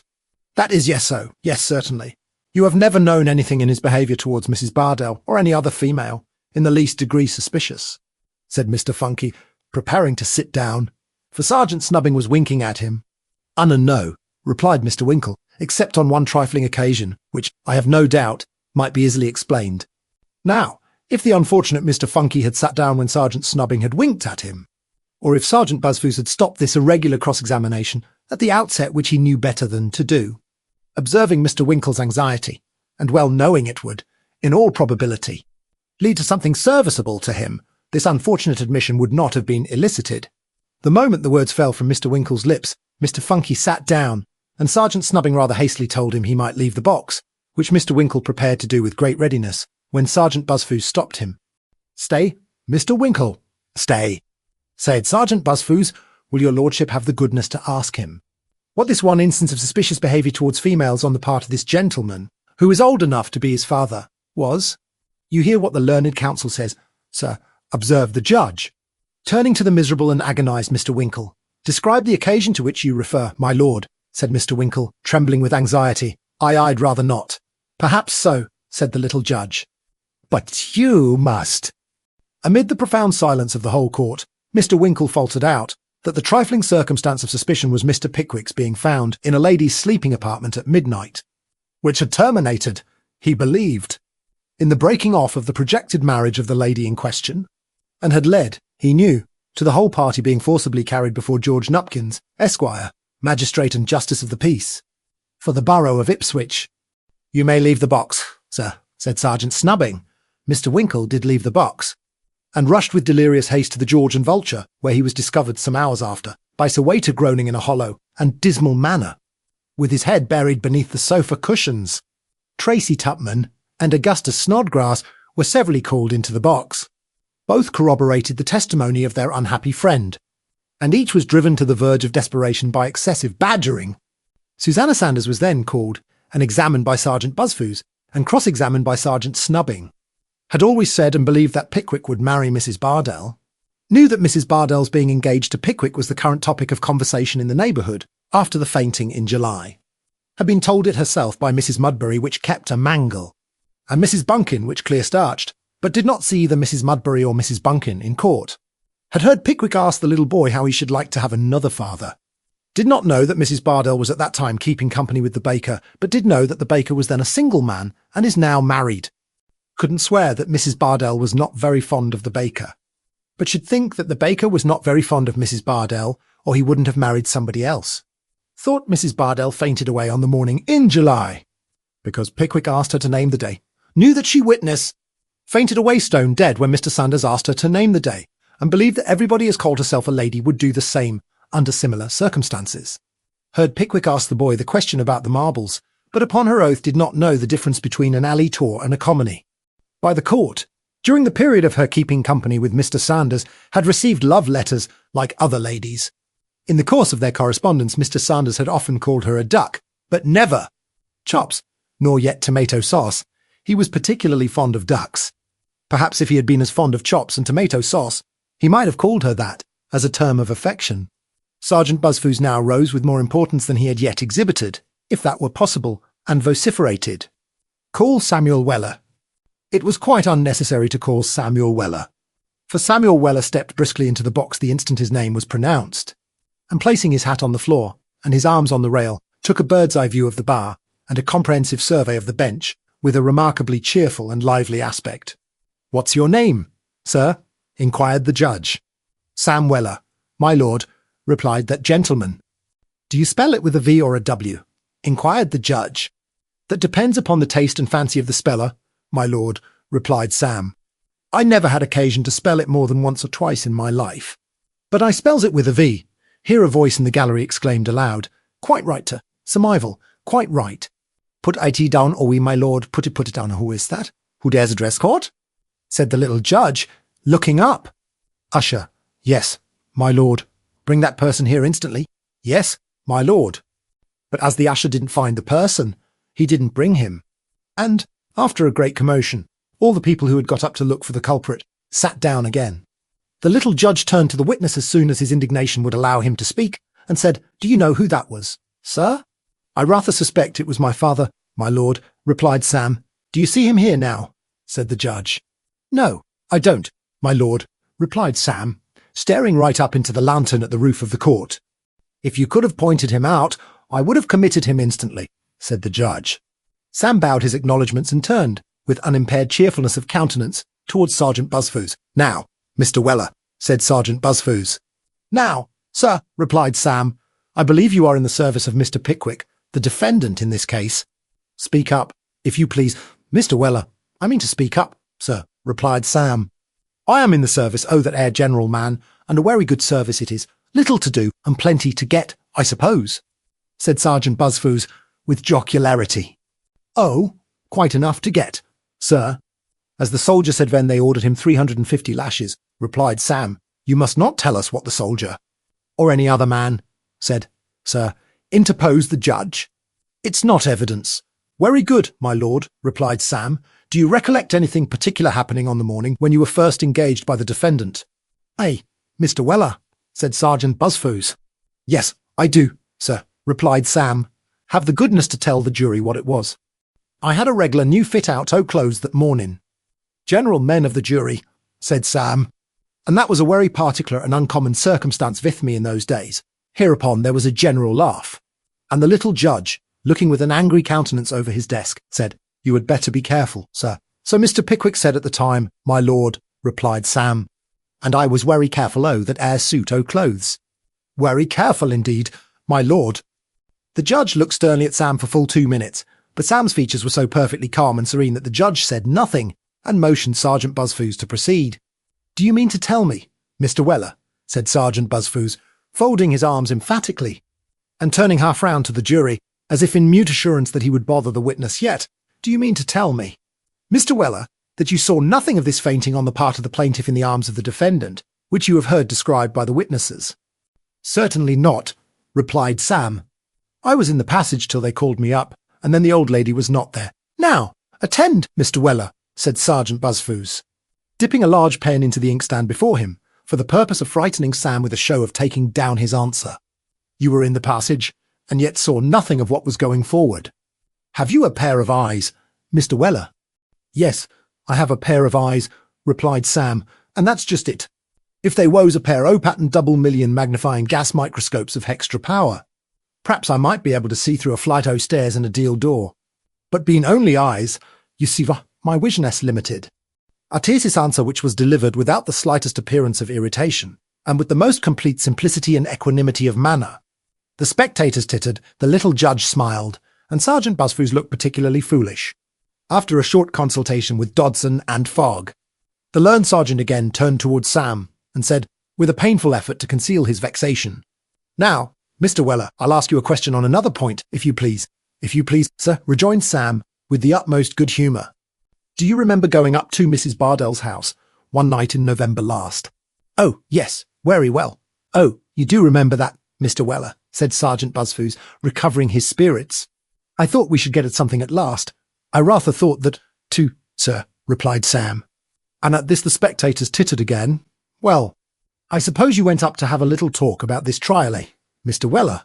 Said Sergeant Buzfuz, looking knowingly at the jury. I went up to pay the rent. But we did get a talking about the trial, replied Sam.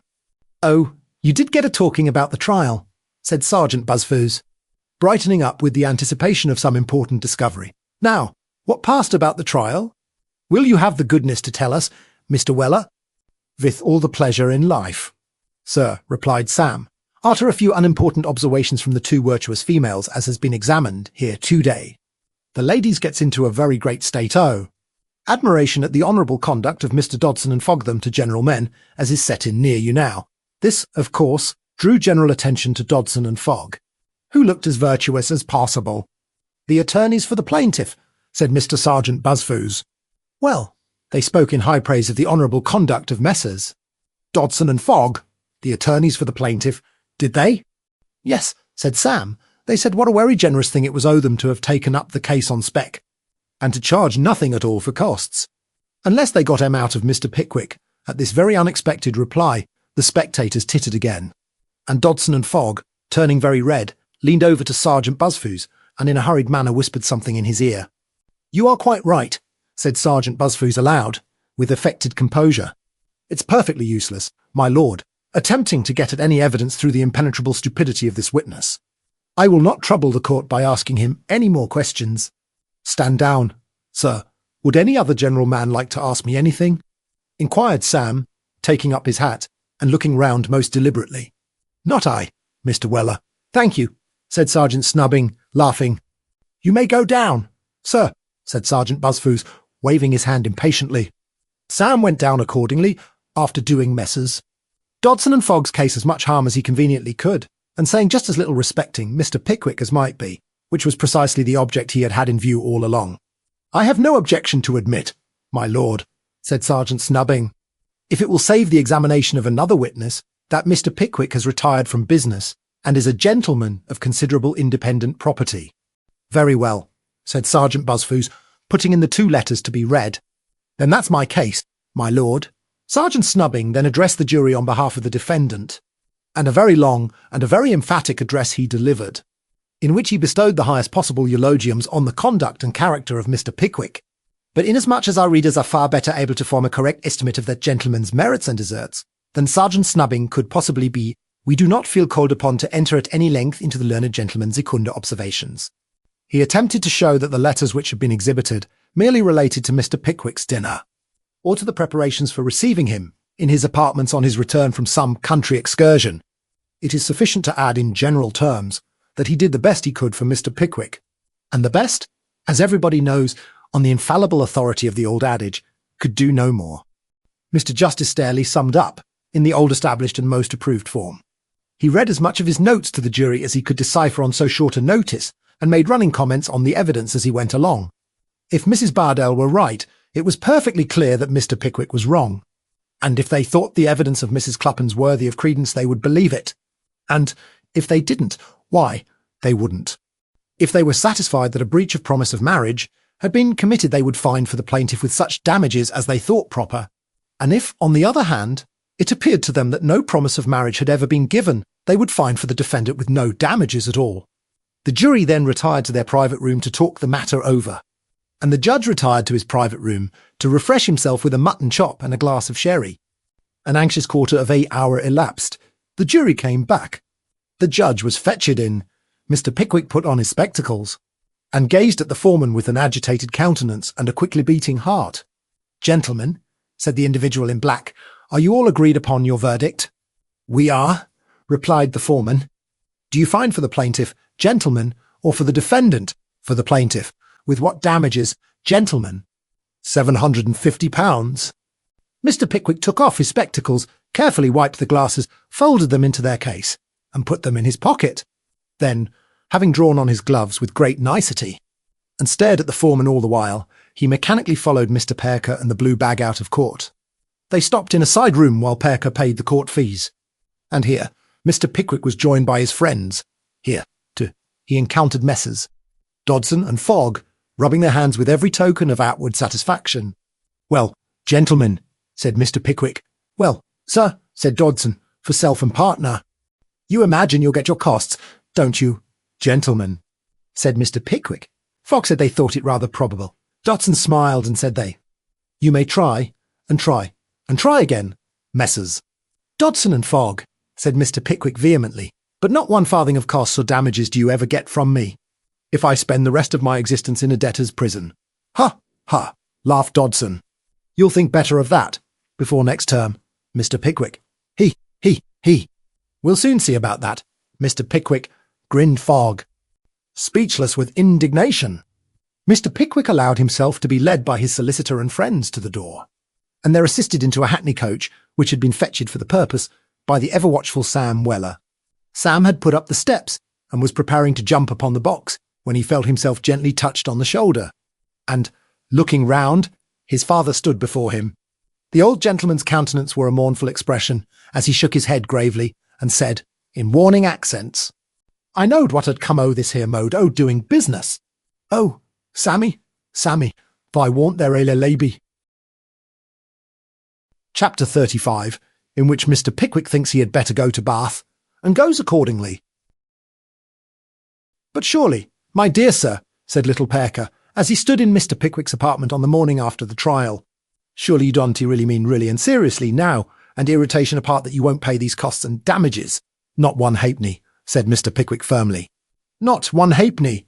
Hoorah for the principal." "As the moneylender said then he wouldn't renew the bill," observed Mr. Weller, who was clearing away the breakfast things. "Sam," said Mr. Pickwick, "have the goodness to step downstairs." "Certainly, sir," replied Mr. Weller. And acting on Mr. Pickwick's gentle hint, Sam retired.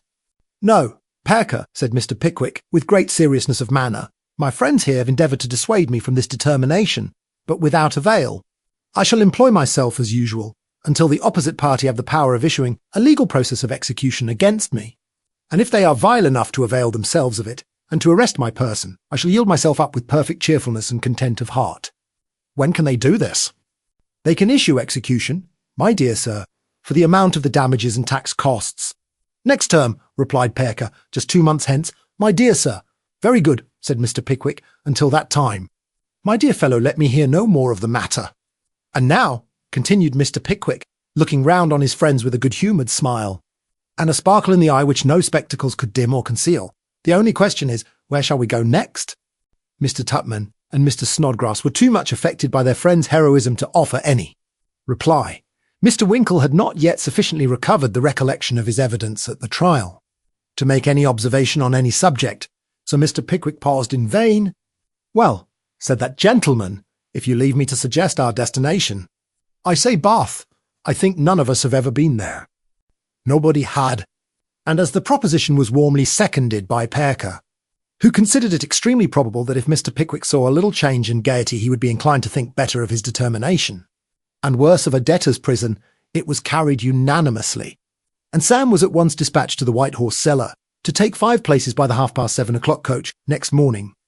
There were just 2 places to be had inside, and just 3 to be had out, so Sam Weller booked for them all, and having exchanged a few compliments with the booking office clerk on the subject of a pewter half-crown, which was tendered him as a portion of his change, walked back to the George and Vulture, where he was pretty busily employed until bedtime in reducing clothes and linen into the smallest possible compass, and exerting his mechanical genius in constructing a variety of ingenious devices for keeping the lids on boxes which had neither locks nor hinges. The next was a very unpropitious morning for a journey muggy, damp and drizzly. The horses in the stages that were going out and had come through the city were smoking so that the outside passengers were invisible. The newspaper sellers looked moist and smelled mouldy. The wet ran off the hats of the orange vendors as they thrust their heads into the coach windows and diluted the insides in a refreshing manner.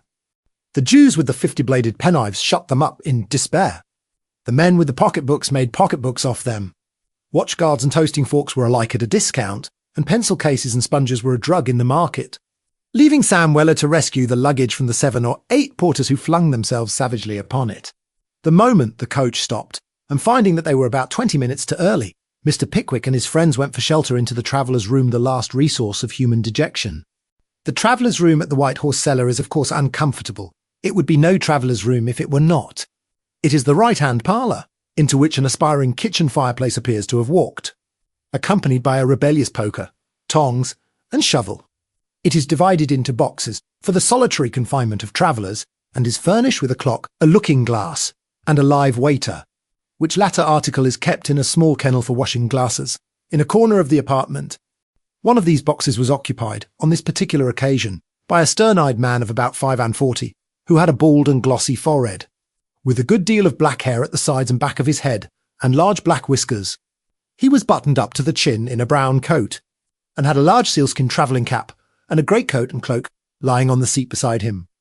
He looked up from his breakfast as Mr. Pickwick entered, with a fierce and peremptory air, which was very dignified, and, having scrutinised that gentleman and his companions to his entire satisfaction, hummed a tune in a manner which seemed to say that he rather suspected somebody wanted to take advantage of him, but it wouldn't do. "Waiter," said the gentleman with the whiskers. "Sir," replied a man with a dirty complexion and a towel of the same emerging from the kennel before mentioned. "Some more toast?" "Yes, sir. Buttered toast. Mind," said the gentleman fiercely. "Directly, sir," replied the waiter. The gentleman with the whiskers hummed a tune in the same manner as before, and pending the arrival of the toast, advanced to the front of the fire, and, taking his coat-tails under his arms, looked at his boots and ruminated. "I wonder whereabouts in Bath this coach puts up," said Mr. Pickwick, mildly addressing Mr. Winkle. "Hummy, what's that?" said the strange man. "I made an observation to my friend, sir," replied Mr. Pickwick, always ready to enter into conversation. "I wondered at what house the Bath coach put up. Perhaps you can inform me." "Are you going to Bath?" said the strange man. "I am, sir," replied Mr. Pickwick. "And those other gentlemen?" "They are going also," said Mr. Pickwick. "Not inside, I'll be damned if you're going inside," said the strange man. "Not all of us," said Mr. Pickwick. "No, not all of you," said the strange man emphatically. "I've taken 2 places. If they try to squeeze 6 people into an infernal box that only holds 4, I'll take a post-chaise and bring an action. I've paid my fare. It won't do. I told the clerk when I took my places that it wouldn't do. I know these things have been done. I know they are done every day. But I never was done, and I never will be. Those who know me best know it. Crush 'em. Here the fierce gentleman rang the bell with great violence, and told the waiter he'd better bring the toast in 5 seconds, or he'd know the reason why. My good sir, said Mr. Pickwick, you will allow me to observe that this is a very unnecessary display of excitement. I have only taken places inside for 2. I am glad to hear it, said the fierce man. I withdraw my expressions. I tender an apology. There's my card. Give me your acquaintance.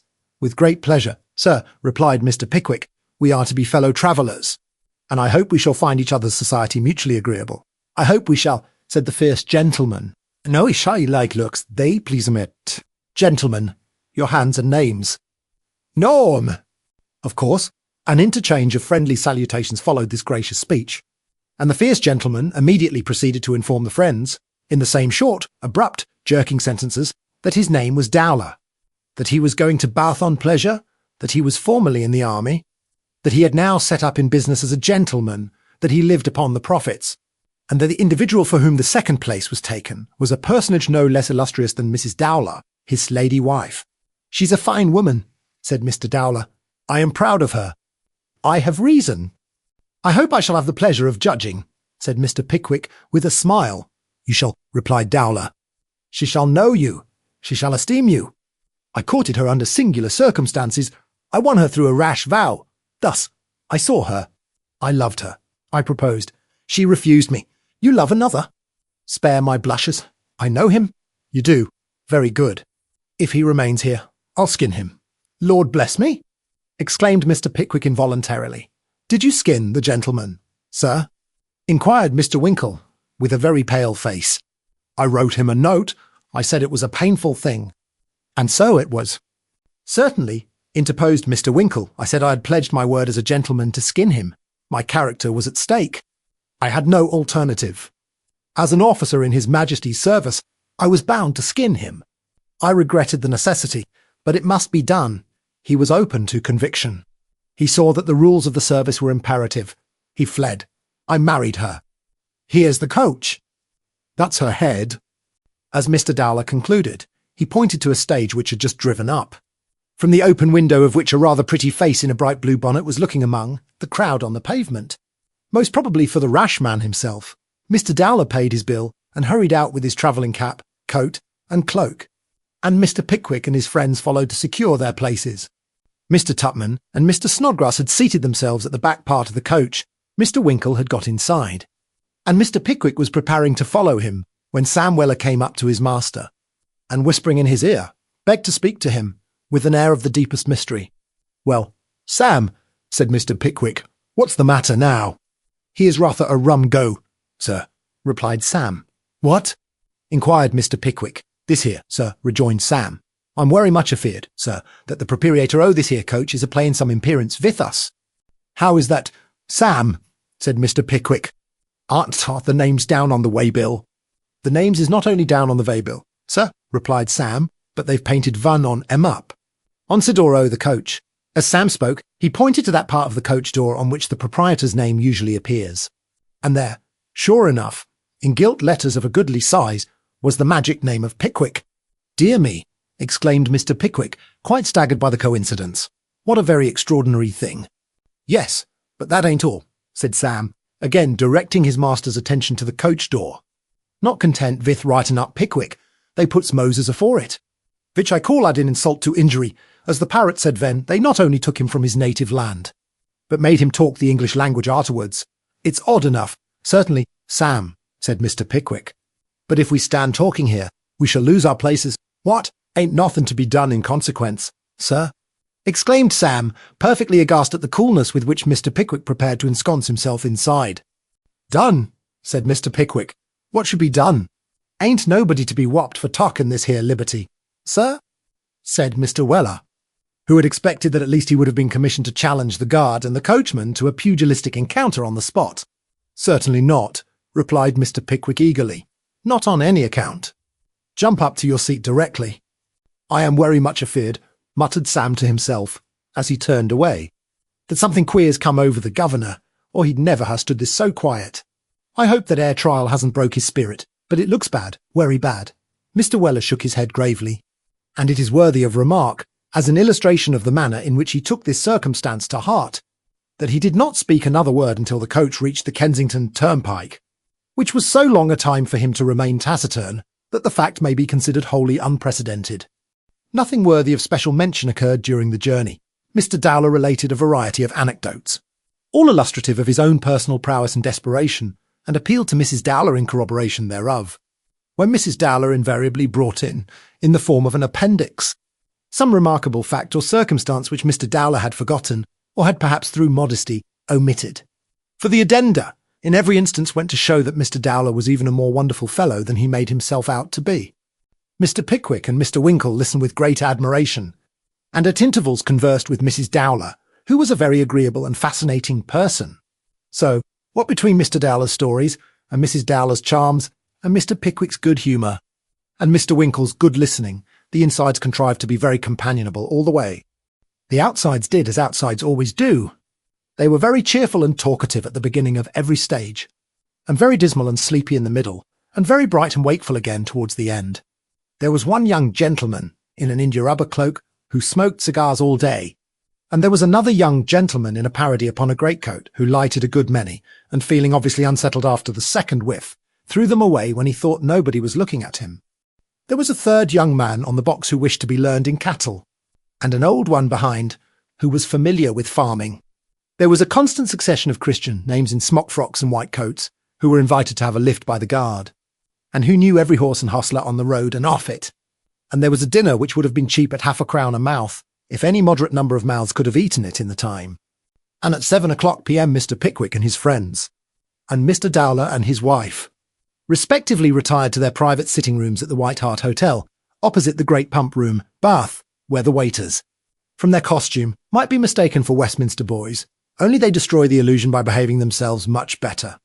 Breakfast had scarcely been cleared away on the succeeding morning when a waiter brought in Mr. Dowler's card, with a request to be allowed permission to introduce a friend. Mr. Dowler at once followed up the delivery of the card by bringing himself and the friend also. The friend was a charming young man, of not much more than 50, dressed in a very bright blue coat with resplendent buttons, black trousers, and the thinnest possible pair of highly polished boots. A gold eyeglass was suspended from his neck by a short, broad, black ribbon. A gold snuff-box was lightly clasped in his left hand, gold rings innumerable glittered on his fingers, and a large diamond pin-set in gold glistened in his shirt frill. He had a gold watch and a gold curb chain with large gold seals, and he carried a pliant ebony cane with a gold top. His linen was of the very whitest, finest, and stiffest.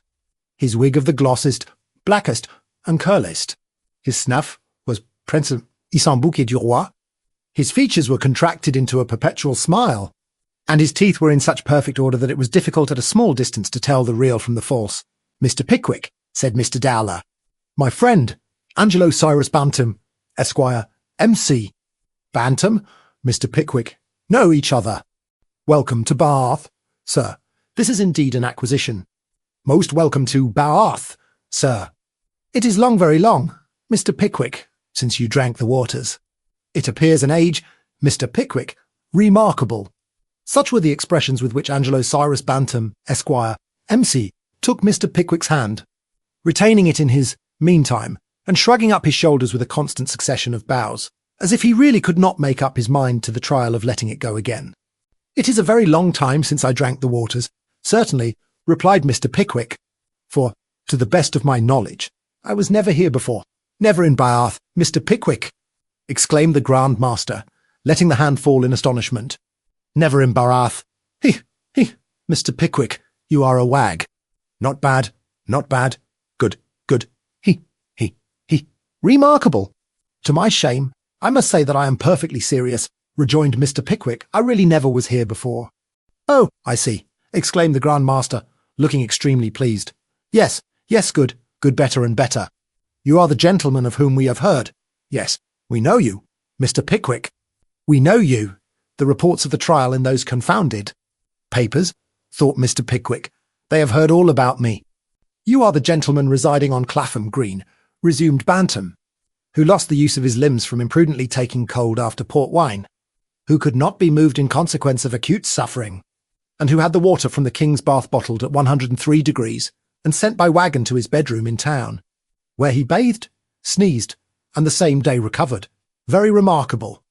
Mr. Pickwick acknowledged the compliment which the supposition implied, but had the self-denial to repudiate it, notwithstanding, and taking advantage of a moment's silence on the part of the MC, begged to introduce his friends, Mr. Tupman, Mr. Winkle, and Mr. Snodgrass, an introduction which overwhelmed the MC with delight and honour. "Bantam," said Mr. Dowler, "Mr. Pickwick and his friends are strangers. They must put their names down. Where's the book?" "The register of the distinguished visitors in Bath will be at the pump. Room this morning at 2 o'clock. Replied the MC, "Will you guide our friends to that splendid building, and enable me to procure their autographs?" "I will," rejoined Dowler. "This is a long call. It's time to go. I shall be here again in an hour. Come." "This is a ball night," said the MC, and taking Mr. Pickwick's hand, "I see Rose to go." The ball nights in Bath are moments snatched from paradise, rendered bewitching by music, beauty, elegance, fashion, etiquette, and above all, by the absence of tradespeople, who are quite inconsistent with paradise, and who have an amalgamation of themselves at the Guildhall every fortnight, which is, to say the least, remarkable. Goodbye, goodbye, and protesting all the way downstairs that he was most satisfied, and most delighted, and most overpowered, and what Angelo si rasbantam a scrissiram e mi código, stepped into a very elegant chariot that waited at the door, and rattled off. At the appointed hour, Mr. Pickwick and his friends, escorted by Dowler, repaired to the assembly rooms, and wrote their names down in the book an instance of condescension at which Angelo Bantam was even more overpowered than before. Tickets of admission to that evening's assembly were to have been prepared for the whole party, but as they were not ready, Mr. Pickwick undertook, despite all the protestations to the contrary of Angelo Bantam, to send Sam for them at 4 o'clock in the afternoon to the MC's house in Queen Square. Having taken a short walk through the city, and arrived at the unanimous conclusion that Park Street was very much like the perpendicular streets a man sees in a dream, which he cannot get up for the life of him, they returned to the White Hart, and dispatched Sam on the errand to which his master had pledged him. Sam Weller put on his hat in a very easy and graceful manner, and, thrusting his hands in his waistcoat pockets, walked with great deliberation to Queen Square, whistling as he went along several of the most popular airs of the day, as arranged with entirely new movements for that noble instrument the organ, either mouth or barrel. Arriving at the number in Queen Square to which he had been directed, he left off whistling and gave a cheerful knock, which was instantaneously answered by a powdered-headed footman in gorgeous livery and of symmetrical stature. "Is this here Mr. Bantam's old fella?" inquired Sam Weller, nothing abashed by the blaze of splendour which burst upon his sight in the person of the powdered-headed footman with the gorgeous livery. "Why, young man," was the haughty inquiry of the powdered-headed footman. "'Cos if it is, just you step in to him with that air card and say Mr. Veller's a-waitin', will you?" said Sam, and saying it, he very coolly walked into the hall and sat down. The powdered-headed footman slammed the door very hard and scowled very grandly, but both the slam and the scowl were lost upon Sam, who was regarding a mahogany umbrella stand with every outward token of critical approval. Apparently his master's reception of the card had impressed the powdered-headed footman in Sam's favour, for when he came back from delivering it, he smiled in a friendly manner and said that the answer would be ready directly. "Very good," said Sam. "Tell the old gentleman not to put himself in a perspiration. No hurry, 6 foot. I've had my dinner." "You dine early?" "Sir," said the powdered-headed footman. "I find I gets on better at supper when I does," replied Sam. "Have you been long in Bath, sir?" inquired the powdered-headed footman. "I have not had the pleasure of hearing of you before. I haven't created any very surprise and sensation here." "As yet," rejoined Sam, "for me and the other fashionables only come last night." "Nice place, sir," said the powdered-headed footman. "Seems so," observed Sam. "Pleasant society, sir," remarked the powdered-headed footman. "Very agreeable servants, sir." "I should think they was," replied Sam. "Affable, unaffected, say nothing, chew nobody sorts o' fellas." "Oh, very much so, indeed, sir," said the powdered-headed footman, taking Sam's remarks as a high compliment. "Very much so, indeed." "Do you do anything in this way, sir?" inquired the tall footman, producing a small snuff-box with a fox's head on the top of it. "Not without sneezing," replied Sam. "Why, it is difficult, sir, I confess," said the tall footman. "It may be done by degrees, sir. Coffee is the best practice. I carried coffee, sir, for a long time. It looks very like rappee, sir." "Hirry," A sharp peal at the bell reduced the powdered-headed footman to the ignominious necessity of putting the fox's head in his pocket, and hastening with a humble countenance to Mr. Bantam's study. By the by, whoever knew a man who never read or wrote either, who hadn't got some small back parlour which he would call a study? "There is the answer, sir," said the powdered-headed footman. "I'm afraid you'll find it inconveniently large." "Don't mention it," said Sam, taking a letter with a small enclosure. "It's just possible as exhausted not you may manage to survive it. I hope we shall meet again, sir," said the powdered-headed footman, rubbing his hands and following Sam out to the doorstep. "You are very obliging, sir," replied Sam. "Now, don't allow yourself to be fatigued beyond your powers. There's a amiable bean. Consider what you owe to society, and don't let yourself be injured by too much work. For the sake of your fellow creatures, keep yourself as quiet as you can. Only think what a loss you would be." With these pathetic words, Sam Weller departed. "A very singular young man that," said the powdered-headed footman, looking after Mr. Weller, with a countenance which clearly showed he could make nothing of him. Sam said nothing at all. He winked, shook his head, smiled, winked again, and, with an expression of countenance which seemed to denote that he was greatly amused with something or other, walked merrily away. At precisely 20 minutes before 8 o'clock that night, Angelo Cyrus Bantam, Esquire, the master of the ceremonies, emerged from his chariot at the door of the assembly rooms in the same wig, the same teeth, the same eyeglass, the same watch and seals, the same rings, the same shirt-pin, and the same cane. The only observable alterations in his appearance were that he wore a brighter blue coat with a white silk lining, black tights, black silk stockings, and pumps, and a white waistcoat, and was, if possible, just a thought more scented. Thus attired, the master of the ceremonies, in strict discharge of the important duties of his all-important office, planted himself in the room to receive the company. Bath being full, the company, and the sixpences for tea, poured in shoals. In the ballroom, salon card-room, the octagonal card-room, the staircases, and the passages, the hum of many voices and the sound of many feet were perfectly bewildering. Dresses rustled, feathers waved, light shone, and jewels sparkled.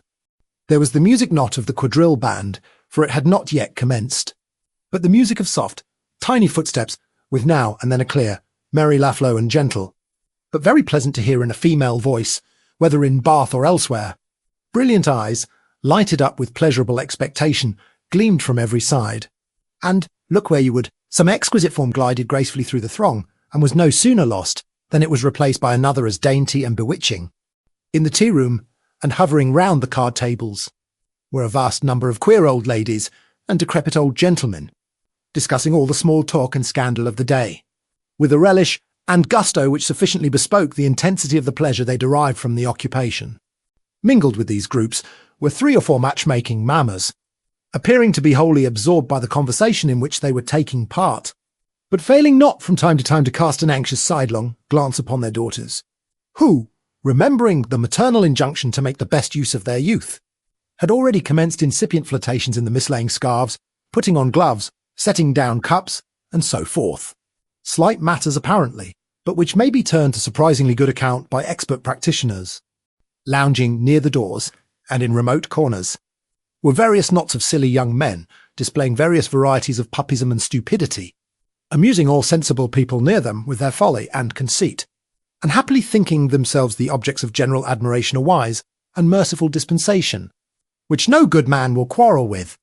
And lastly, seated on some of the back benches, where they had already taken up their positions for the evening, were divers unmarried ladies past their grand climacteric, who, not dancing because there were no partners for them, and not playing cards lest they should be set down as irretrievably single, were in the favourable situation of being able to abuse everybody without reflecting on themselves.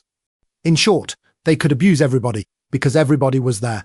It was a scene of gaiety, glitter, and show, of richly dressed people, handsome mirrors, chalked floors, girandoles and wax candles, and in all parts of the scene, gliding from spot to spot in silent softness, bowing obsequiously to this party, nodding familiarly to that, and smiling complacently on all, was the sprucely attired person of Angelo Cyrus Bantam, Esquire, the master of the ceremonies. Stop in the tea-room, take your sixpennorth, then lay on hot water, and call it tea. Drink it, said Mr. Dowler, in a loud voice, directing Mr. Pickwick, who advanced at the head of the little party, with Mrs. Dowler on his arm. Into the tea-room Mr. Pickwick turned, and catching sight of him, Mr. Bantam corkscrewed his way through the crowd and welcomed him with ecstasy. "My dear sir, I am highly honoured. Bath is favoured. Mrs. Dowler, you embellish the rooms. I congratulate you on your feathers. Remarkable. Anybody here?" inquired Dowler suspiciously. "Anybody. The elite of Bath. Mr. Pickwick, do you see the old lady in the gauze turban? The fat old lady?" inquired Mr. Pickwick innocently. "Hush, my dear sir, nobody's fat or old in Bath. That's the Dowager Lady Snoofanoof." "Is it, indeed?" said Mr. Pickwick. "No less a person, I assure you," said the master of the ceremonies. "Hush, draw a little nearer. Mr. Pickwick, you see the splendidly dressed young man coming this way? The one with the long hair and the particularly small forehead?" inquired Mr. Pickwick. "Same. The richest young man in Bath at this moment. Young Lord Mutant. You don't say so," said Mr. Pickwick. "Yes, you'll hear his voice in a moment, Mr. Pickwick. He'll speak to him. The other gentleman with him, in the red under-waistcoat and dark moustache, is the Honourable Mr. Crushton, his bosom friend. How do you do, my lord?" "Vee-way hot, Bantam," said his lordship. "It is very warm, my lord," replied the MC confounded. Assented the Honourable Mr. Crushton. "Have you seen his lordship's mail cart, Bantam?" inquired the Honourable Mr. Crushton, after a short pause, during which young Lord Mutant had been endeavouring to stare Mr. Pickwick out of countenance, and Mr. Crushton had been reflecting what subject his lordship could talk about best. "Dear me, no," replied the MC, "a mail cart. What an excellent idea. Remarkable." "Gracious heavens," said his lordship, "I thought everybody had seen the new mail cart. It's the neatest, prettiest, gracefulest thing that ever won upon wheels. Painted red, with a queen piebald, with a real box for the letters. And all complete," said the Honourable Mr. Crushton, "and a little seat in front, with an iron whale, for the driver," added his lordship. "I drove it over to Bristol the other morning, in a crimson coat, with 2 servants riding 1/4 of a mile behind. And confound me if the people didn't wash out of their cottages, and asked my poor Gwys to know if I wasn't the post. Glorious, glorious." At this anecdote his lordship laughed very heartily, as did the listeners, of course. Then, drawing his arm through that of the obsequious Mr. Crushton, Lord Mutant walked away. "Delightful young man, his lordship," said the master of the ceremonies. "So I should think," rejoined Mr. Pickwick dryly. "The dancing having commenced, the necessary introductions having been made, and all preliminaries arranged, Angelo Bantam rejoined Mr. Pickwick and led him into the card-room. Just at the very moment of their entrance, the Dowager Lady Snoofanoof and 2 other ladies of an ancient and whist-like appearance were hovering over an unoccupied card-table, and they no sooner set eyes upon Mr. Pickwick under the convoy of Angelo Bantam than they exchanged glances with each other, seeing that he was precisely the very person they wanted to make up the rubber. "My dear Bantam," said the Dowager Lady Snoofanoof coaxingly, "find us some nice creature to make up this table. There's a good soul." Mr. Pickwick happened to be looking another way at the moment, so her ladyship nodded her head towards him and frowned expressively. "My friend Mr. Pickwick, my lady, will be most happy, I am sure, remarkably so," said the MC, taking the hint. "Mr. Pickwick, Lady Snoofanoof, Mrs. Colonel Wugsby, Miss Bolo." Mr. Pickwick bowed to each of the ladies, and, finding escape impossible, cut Mr. Pickwick and Miss Bolo against Lady Snoofanoof and Mrs. Colonel Wugsby, as the trump card was turned up at the commencement of the second deal. 2 young ladies hurried into the room and took their stations on either side of Mrs. Colonel Wugsby's chair, where they waited patiently until the hand was over. "Now, Jane," said Mrs. Colonel Wugsby, turning to one of the girls, "what is it?" "I came to ask Ma whether I might dance with the youngest Mr. Crawley," whispered the prettier and younger of the 2. "Good God, Jane, how can you think of such things?" replied the mamma indignantly. "Haven't you repeatedly heard that his father has 800 a year, which dies with him?" "I am ashamed of you." "Not on any account, Ma," whispered the other, who was much older than her sister, and very insipid and artificial. "Lord Mutant has been introduced to me." "I said I thought I wasn't engaged, Ma." "You're a sweet pet, my love," replied Mrs. Colonel Wugsby, tapping her daughter's cheek with her fan, "and are always to be trusted. He's immensely rich, my dear. Bless you." With these words Mrs. Colonel Wugsby kissed her eldest daughter most affectionately, and frowning in a warning manner upon the other, sorted her cards. Poor Mr. Pickwick! He had never played with 3 thorough-paced female card-players before. They were so desperately sharp that they quite frightened him. If he played a wrong card, Miss Bolo looked a small armoury of daggers. If he stopped to consider which was the right one, Lady Snoofanoof would throw herself back in her chair and smile with a mingled glance of impatience and pity to Mrs. Colonel Wugsby, at which Mrs. Colonel Wugsby would shrug up her shoulders and cough, as much as to say she wondered whether he ever would begin. Then, at the end of every hand, Miss Bolo would inquire with a dismal countenance and reproachful sigh why Mr. Pickwick had not returned that diamond, or led the club, or roughed the spade, or finessed the heart, or led through the honour, or brought out the ace, or played up to the king, or some such thing. And in reply to all these grave charges, Mr. Pickwick would be wholly unable to plead any justification whatever, having by this time forgotten all about the game. People came and looked on, which made Mr. Pickwick nervous.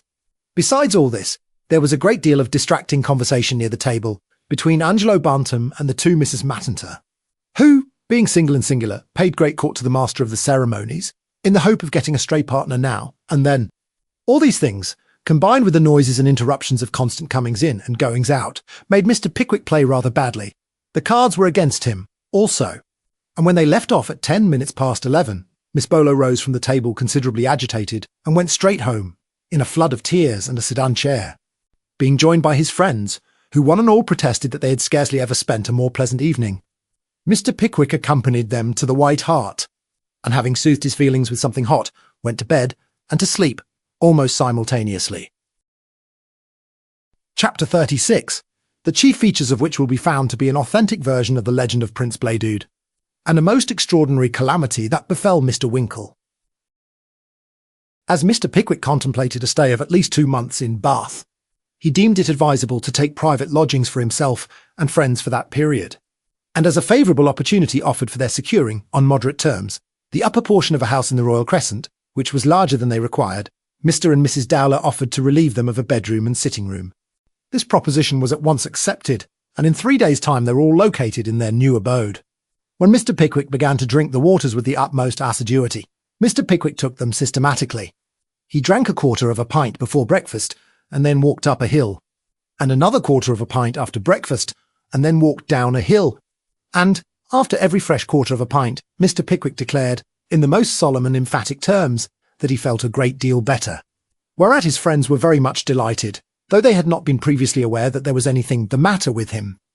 The great pump room is a spacious saloon, ornamented with Corinthian pillars, and a music gallery, and a Tompion clock, and a statue of Nash, and a golden inscription to which all the water drinkers should attend, for it appeals to them in the cause of a deserving charity. There is a large bar with a marble vase, out of which the pumper gets the water, and there are a number of yellow-looking tumblers, out of which the company get it, and it is a most edifying and satisfactory sight to behold the perseverance and gravity with which they swallow it. There are baths near at hand, in which a part of the company wash themselves, and a band plays afterwards to congratulate the remainder on their having done so. There is another pump room, into which infirm ladies and gentlemen are wheeled, in such an astonishing variety of chairs and chaises, that any adventurous individual who goes in with the regular number of toes is in imminent danger of coming out without them. And there is a third, into which the quiet people go, for it is less noisy than either. There is an immensity of promenading, on crutches and off, with sticks and without, and a great deal of conversation, and liveliness, and pleasantry.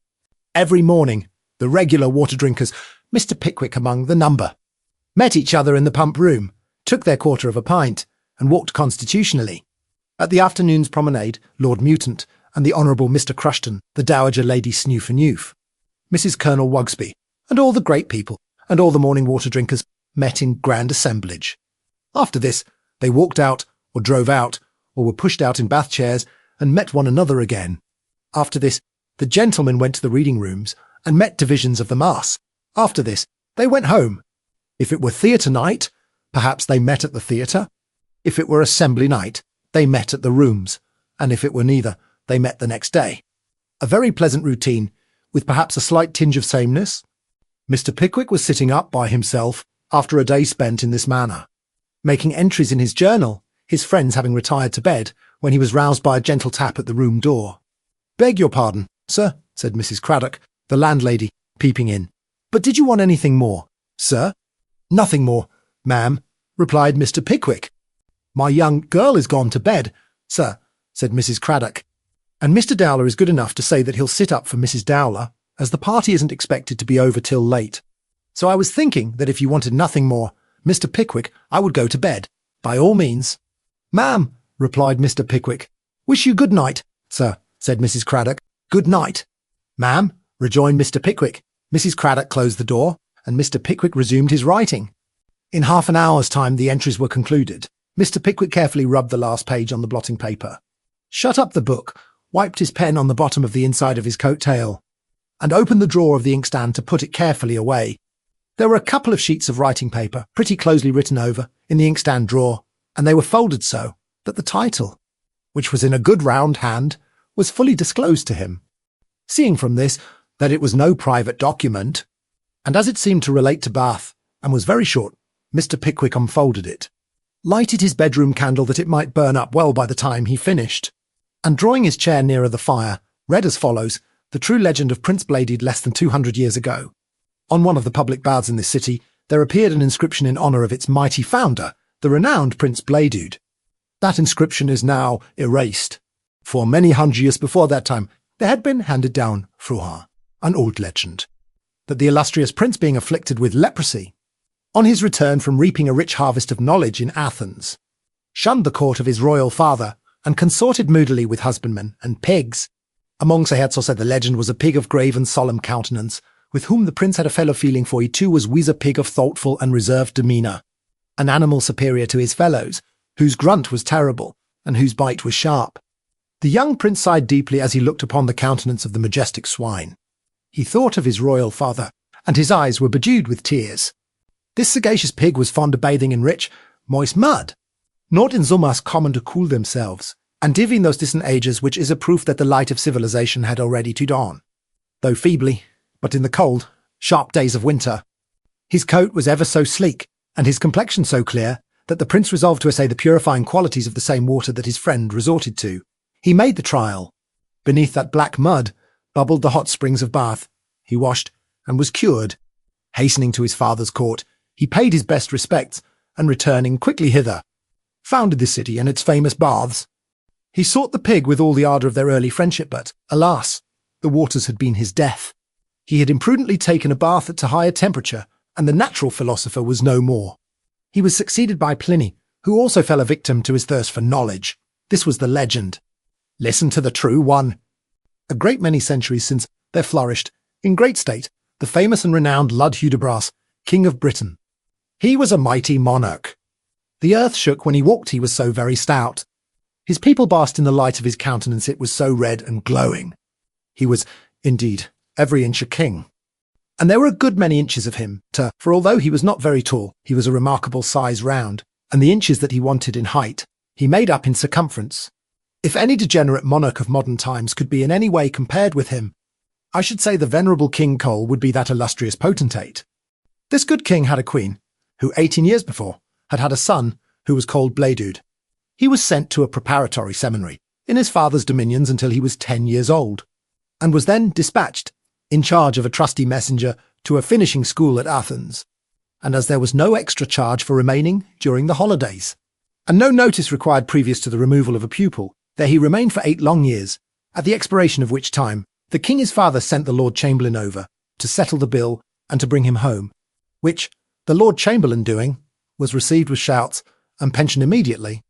When King Lud saw the prince's son, and found he had grown up such a fine young man, he perceived what a grand thing it would be to have him married without delay, so that his children might be the means of perpetuating the glorious race of Lud down to the very latest ages of the world. With this view he sent a special embassy, composed of great noblemen who had nothing particular to do and wanted lucrative employment, to a neighbouring king, and demanded his fair daughter in marriage for his son, stating at the same time that he was anxious to be on the most affectionate terms with his brother and friend, but that if they couldn't agree in arranging this marriage, he should be under the unpleasant necessity of invading his kingdom and putting his eyes out. To this, the other king, who was the weaker of the two, replied that he was very much obliged to his friend and brother for all his goodness and magnanimity, and that his daughter was quite ready to be married whenever Prince Blaydud liked to come and fetch her.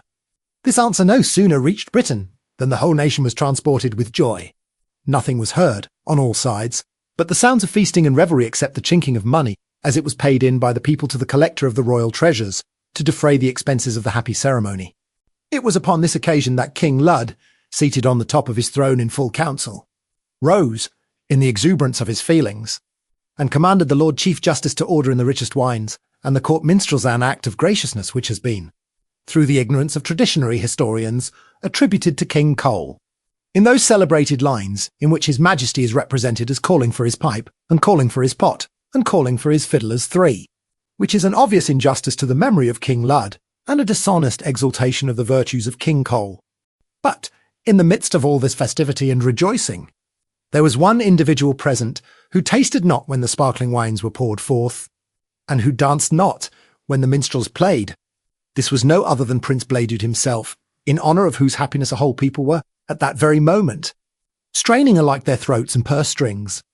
The truth was that the prince, forgetting the undoubted right of the Minister for Foreign Affairs to fall in love on his behalf, had, contrary to every precedent of policy and diplomacy, already fallen in love on his own account, and privately contracted himself unto the fair daughter of a noble Athenian. Here we have a striking example of one of the manifold advantages of civilization and refinement. If the prince had lived in later days, he might at once have married the object of his father's choice, and then set himself seriously to work to relieve himself of the burden which rested heavily upon him. He might have endeavoured to break her heart by a systematic course of insult and neglect. Or, if the spirit of her sex, and a proud consciousness of her many wrongs had upheld her under this ill treatment, he might have sought to take her life, and so get rid of her effectually. But neither mode of relief suggested itself to Prince Bledude. So he solicited a private audience, and told his father, "It is an old prerogative of kings to govern everything but their passions." King Lud flew into a frightful rage, tossed his crown up to the ceiling, and caught it again, for in those days kings kept their crowns on their heads, and not in the tower stamped the ground, rapped his forehead, wondered why his own flesh and blood rebelled against him, and, finally, calling in his guards, ordered the prince away to instant confinement in a lofty turret, a course of treatment which the kings of old very generally pursued towards their sons, when their matrimonial inclinations did not happen to point to the same quarter as their own. When Prince Bledude had been shut up in the lofty turret for the greater part of a year, with no better prospect before his bodily eyes than a stone wall, or before his mental vision than prolonged imprisonment, he naturally began to ruminate on a plan of escape, which, after months of preparation, he managed to accomplish, considerately leaving his dinner knife in the heart of his jailer, lest the poor fellow who had a family should be considered privy to his flight, and punished accordingly by the infuriated king. The monarch was frantic at the loss of his son. He knew not on whom to vent his grief and wrath, until fortunately bethinking himself of the Lord Chamberlain who had brought him home, he struck off his pension and his head together. Meanwhile, the young prince, effectually disguised, wandered on foot through his father's dominions, cheered and supported in all his hardships by sweet thoughts of the Athenian maid, who was the innocent cause of his weary trials. One day he stopped to rest in a country village, and seeing that there were gay dancers going forward on the green, and gay faces passing to and fro, ventured to inquire of a reveller who stood near him the reason for this rejoicing. "Know you not, O stranger," was the reply, "of the recent proclamation of our gracious king?" "Proclamation, no. What proclamation?" rejoined the prince, for he had travelled along the by and little frequented ways, and knew nothing of what had passed upon the public roads, such as they were. "Why," replied the peasant, "the foreign lady that our prince wished to wed is married to a foreign noble of her own country, and the king proclaims the fact, and a great public festival besides. For now, of course, Prince Bledude will come back and marry the lady his father chose, who they say is as beautiful as the noonday sun. Your health, sir. God save the king." The prince remained to hear no more. He fled from the spot, and plunged into the thickest recesses of a neighbouring wood. On, he wandered, night and day, beneath the blazing sun and the cold pale moon, through the dry heat of noon and the damp cold of night, in the grey light of morn and the red glare of eve. So heedless was he of time or object, that being bound for Athens, he wandered as far out of his way as Bath. There was no city where Bath stands, then there was no vestige of human habitation, or sign of man's resort, to bear the name. But there was the same noble country, the same broad expanse of hill and dale, the same beautiful channel stealing on, far away, the same lofty mountains which, like the troubles of life, viewed at a distance, and partially obscured by the bright mist of its morning, lose their ruggedness and asperity, and seem all ease and softness. Moved by the gentle beauty of the scene, the prince sank upon the green turf, and bathed his swollen feet in his tears. "Oh," said the unhappy Bledude, clasping his hands, and mournfully raising his eyes towards the sky, "would that my wanderings might end here! Would that these grateful tears with which I now mourn hope misplaced, and love despised, might flow in peace for ever. The wish was heard. It was in the time of the heathen deities, who used occasionally to take people at their words with a promptness, in some cases extremely awkward. The ground opened beneath the prince's feet. He sank into the chasm, and instantaneously it closed upon his head for ever, save where his hot tears welled up through the earth, and where they have continued to gush forth ever since.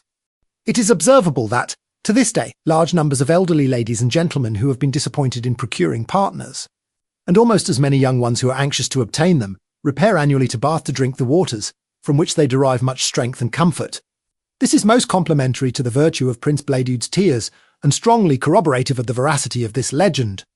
Mr. Pickwick yawned several times when he had arrived at the end of this little manuscript, carefully refolded, and replaced it in the inkstand drawer, and then, with a countenance expressive of the utmost weariness, lighted his chamber candle, and went upstairs to bed.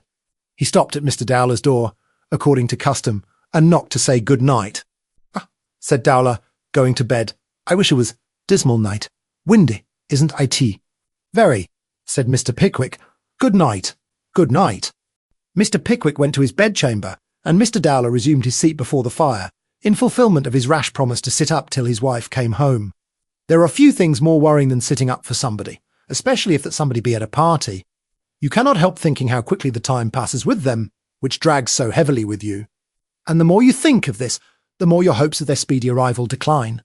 Clocks tick so loud, too, when you are sitting up alone, and you seem as if you had an undergarment of cobwebs on. First, something tickles your right knee, and then the same sensation irritates your left. You have no sooner changed your position than it comes again in the arms. When you have fidgeted your limbs into all sorts of queer shapes, you have a sudden relapse in the nose, which you rub as if to rub it off, as there is no doubt you would, if you could. Eyes, too, are mere personal inconveniences, and the wick of one candle gets 1.5 inches long, while you are snuffing the other. These, and various other little nervous annoyances, render sitting up for a length of time after everybody else has gone to bed anything but a cheerful amusement. This was just Mr. Dowler's opinion, as he sat before the fire, and felt honestly indignant with all the inhuman people at the party who were keeping him up. He was not put into better humour either, by the reflection that he had taken it into his head, early in the evening, to think he had got an ache there, and so stopped at home. At length, after several droppings asleep, and fallings forward towards the bars, and catchings backward soon enough to prevent being branded in the face, Mr. Dowler made up his mind that he would throw himself on the bed in the back room, and think not sleep, of course. "I'm a heavy sleeper," said Mr. Dowler, as he flung himself on the bed. "I must keep awake. I suppose I shall hear a knock here. Yes, I thought so. I can hear the watchman. There he goes. Fainter now, though. A little fainter. He's turning the corner. Ah!" When Mr. Dowler arrived at this point, he turned the corner at which he had been long hesitating, and fell fast asleep. Just as the clock struck 3, there was blown into the crescent a sedan chair with Mrs. Dowler inside, borne by one short, fat chairman, and one long, thin one, who had had much ado to keep their bodies perpendicular, to say nothing of the chair. But on that high ground, and in the crescent, which the wind swept round and round as if it were going to tear the paving stones up, its fury was tremendous. They were very glad to set the chair down and give a good round loud double knock at the street door. They waited some time, but nobody came.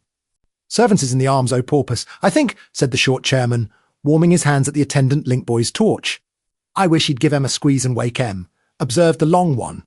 "Knock again, will you, if you please," cried Mrs. Dowler from the chair. "Knock 2 or 3 times, if you please." The short man was quite willing to get the job over, as soon as possible. So he stood on the step, and gave 4 or 5 most startling double knocks of 8 or 10 knocks apiece, while the long man went into the road, and looked up at the windows for a light. Nobody came. It was all as silent and dark as ever. "Dear me," said Mrs. Dowler, "you must knock again, if you please. There ain't a bell, is there?" "Ma'am," said the short chairman. "Yes, there is," interposed the link boy. "I've been a-ringing at it ever so long. It's only a handle," said Mrs. Dowler. "The wire's broken. I wish the servants' heads woes," growled the long man. "I must trouble you to knock again, if you please," said Mrs. Dowler, with the utmost politeness. The short man did knock again several times, without producing the smallest effect. The tall man, growing very impatient, then relieved him, and kept on perpetually knocking double knocks of 2 loud knocks each, like an insane postman. At length Mr. Winkle began to dream that he was at a club, and that the members being very refractory, The chairman was obliged to hammer the table a good deal to preserve order. Then he had a confused notion of an auction room where there were no bidders, and the auctioneer was buying everything in.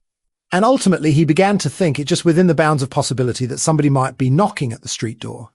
To make quite certain, however, he remained quiet in bed for 10 minutes or so, and listened. And when he had counted 2 or 3 and 30 knocks, he felt quite satisfied, and gave himself a great deal of credit for being so wakeful. Rap, rap, rap, rap, rap, rap, rap, raj, rot, rap. Went the knocker.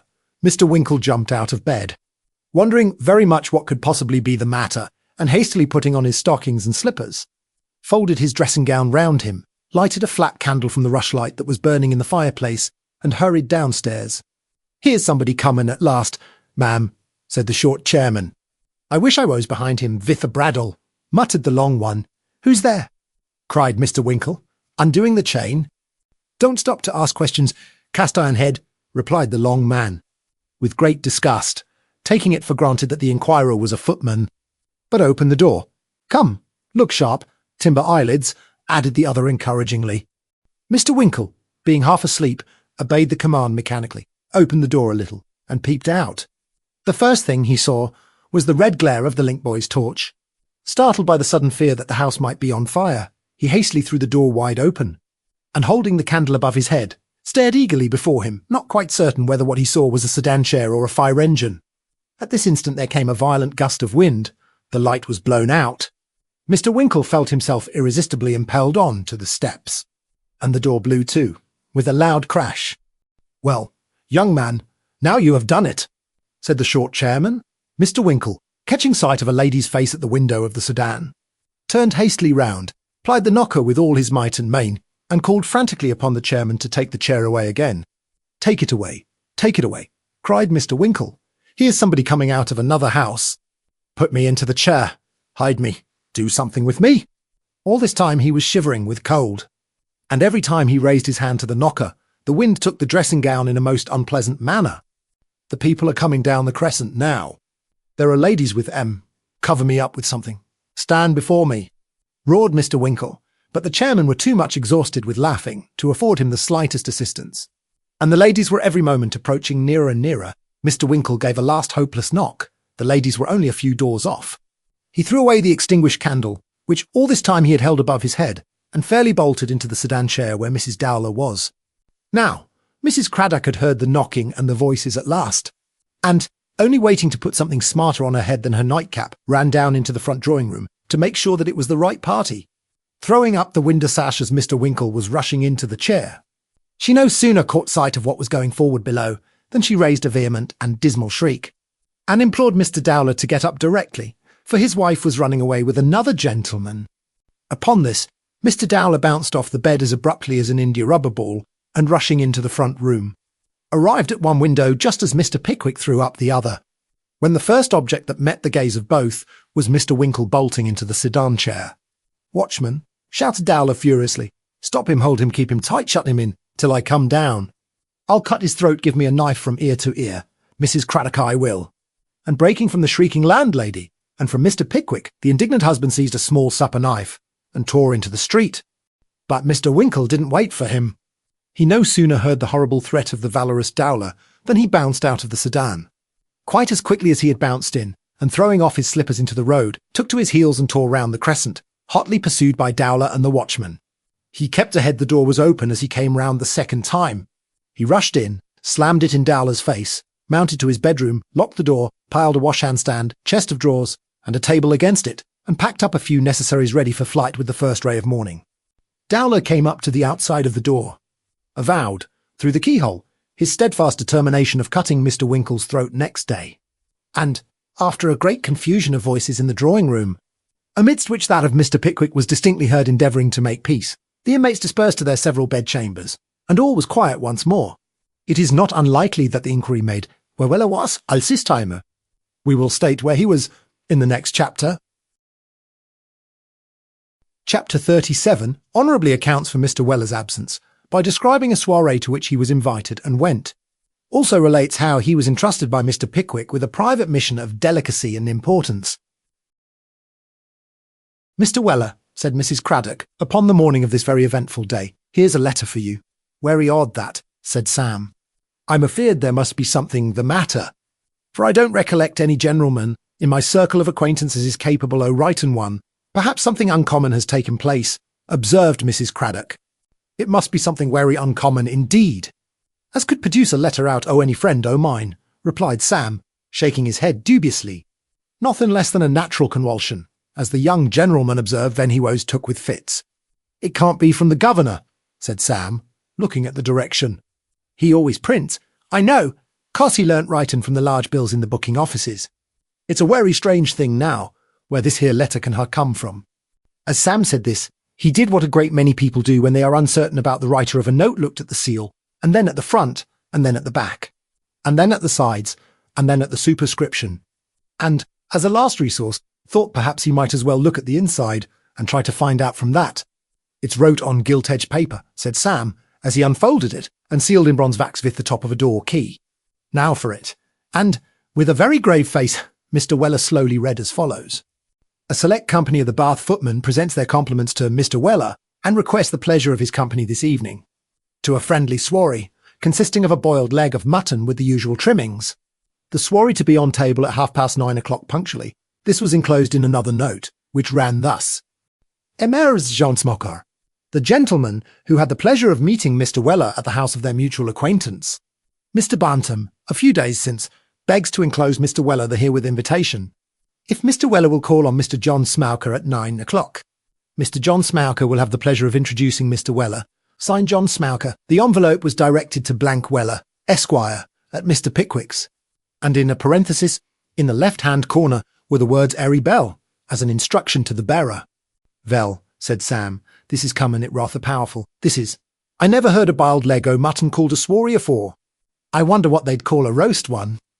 However, without waiting to debate the point, Sam at once betook himself into the presence of Mr. Pickwick and requested leave of absence for that evening, which was readily granted. With this permission and the street door key, Sam Weller issued forth a little before the appointed time and strolled leisurely towards Queen Square, which he no sooner gained than he had the satisfaction of beholding Mr. John Smauker leaning his powdered head against a lamp-post at a short distance off, smoking a cigar through an amber tube. "How do you do, Mr. Weller?" said Mr. John Smauker, raising his hat gracefully with one hand, while he gently waved the other in a condescending manner. "How do you do, sir?" "Why, reasonably convalescent," replied Sam. "How do you find yourself, my dear fella?" "Only so-so," said Mr. John Smauker. "Ah, you've been a-working too hard," observed Sam. "I was fearful you would. It won't do, you know. You must not give aid to that uncompromising spiritum. It's not so much that, Mr. Weller," replied Mr. John Smauker, "as bad wine. I'm afraid I've been dissipating." "Oh, that's it, is it?" said Sam. "That's a very bad complaint, that. And yet the temptation, you see, Mr. Weller," observed Mr. John Smauker. "Ah, to be sure," said Sam. "Plunged into the very vortex of society, you know, Mr. Weller," said Mr. John Smauker, with a sigh. "Dreadful, indeed," rejoined Sam. "But it's always the way," said Mr. John Smauker. "If your destiny leads you into public life and public station, you must expect to be subjected to temptations which other people is free from, Mr. Weller." "Precisely what my uncle said, ven he went into the public line," remarked Sam. "And very right the old gentleman was, for he drank himself to death in something less than a quarter." Mr. John Smauker looked deeply indignant at any parallel being drawn between himself and the deceased gentleman in question. But, as Sam's face was in the most immovable state of calmness, he thought better of it and looked affable again. "Perhaps we had better be walking," said Mr. Smauker, consulting a copper timepiece which dwelt at the bottom of a deep watch pocket, and was raised to the surface by means of a black string, with a copper key at the other end. "Perhaps we had," replied Sam, "or they'll overdo the swarry, and that'll spile it. Have you drank the waters, Mr. Weller?" inquired his companion, as they walked towards High Street. "Once," replied Sam. "What did you think of 'em, sir?" "I thought they was particularly unpleasant," replied Sam. "Ah," said Mr. John Smauker, "you dislike the killerbiate taste, perhaps?" "I don't know much about that air," said Sam. "I thought they'd a very strong flavour o' warm flat irons. That is the killerbiate." "Mr. Weller," observed Mr. John Smauker contemptuously. "Well, if it is, it's a very inexpressive word, that's all," said Sam. "It may be, but I ain't much in the chimical line myself, so I can't say in here." To the great horror of Mr. John Smauker, Sam Weller began to whistle. "I beg your pardon, Mr. Weller," said Mr. John Smauker, agonised at the exceeding ungenteel sound. "Will you take my arm?" "Thank ye. You're very good."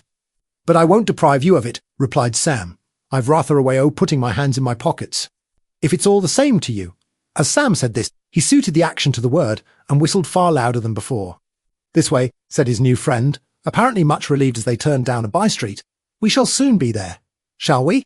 said Sam, quite unmoved by the announcement of his close vicinity to the select footman of Bath. "Yes," said Mr. John Smauker. "Don't be alarmed, Mr. Weller." "Oh, no," said Sam. "You'll see some very handsome uniforms, Mr. Weller," continued Mr. John Smauker. "And perhaps you'll find some of the gentlemen rather high at first, you know, but they'll soon come round. That's a corner kind on it," replied Sam, "and is uno Miss Smauker, with an air of sublime protection, you know, as you're a stranger. Perhaps they'll be rather hard upon you at first. They won't be very cruel, though, will they?" "In China quiet, Sam." "No, no," replied Mr. John Smauker, pulling forth the fox's head and taking a gentlemanly pinch. "There are some funny dogs among us, and they will have their joke, you know. But you mustn't mind em, you mustn't mind em. I'll try and bear up against such a regular knockdown, oh." "Talent," replied Sam. "That's right," said Mr. John Smauker, putting forth his fox's head and elevating his own. "I'll stand by you." By this time they had reached a small greengrocer's shop, which Mr. John Smauker entered, followed by Sam, who, the moment he got behind him, relapsed into a series of the very broadest and most unmitigated grins, and manifested other demonstrations of being in a highly enviable state of inward merriment. Crossing the greengrocer's shop, and putting their hats on the stairs in the little passage behind it, they walked into a small parlour. And here the full splendour of the scene burst upon Mr. Weller's view.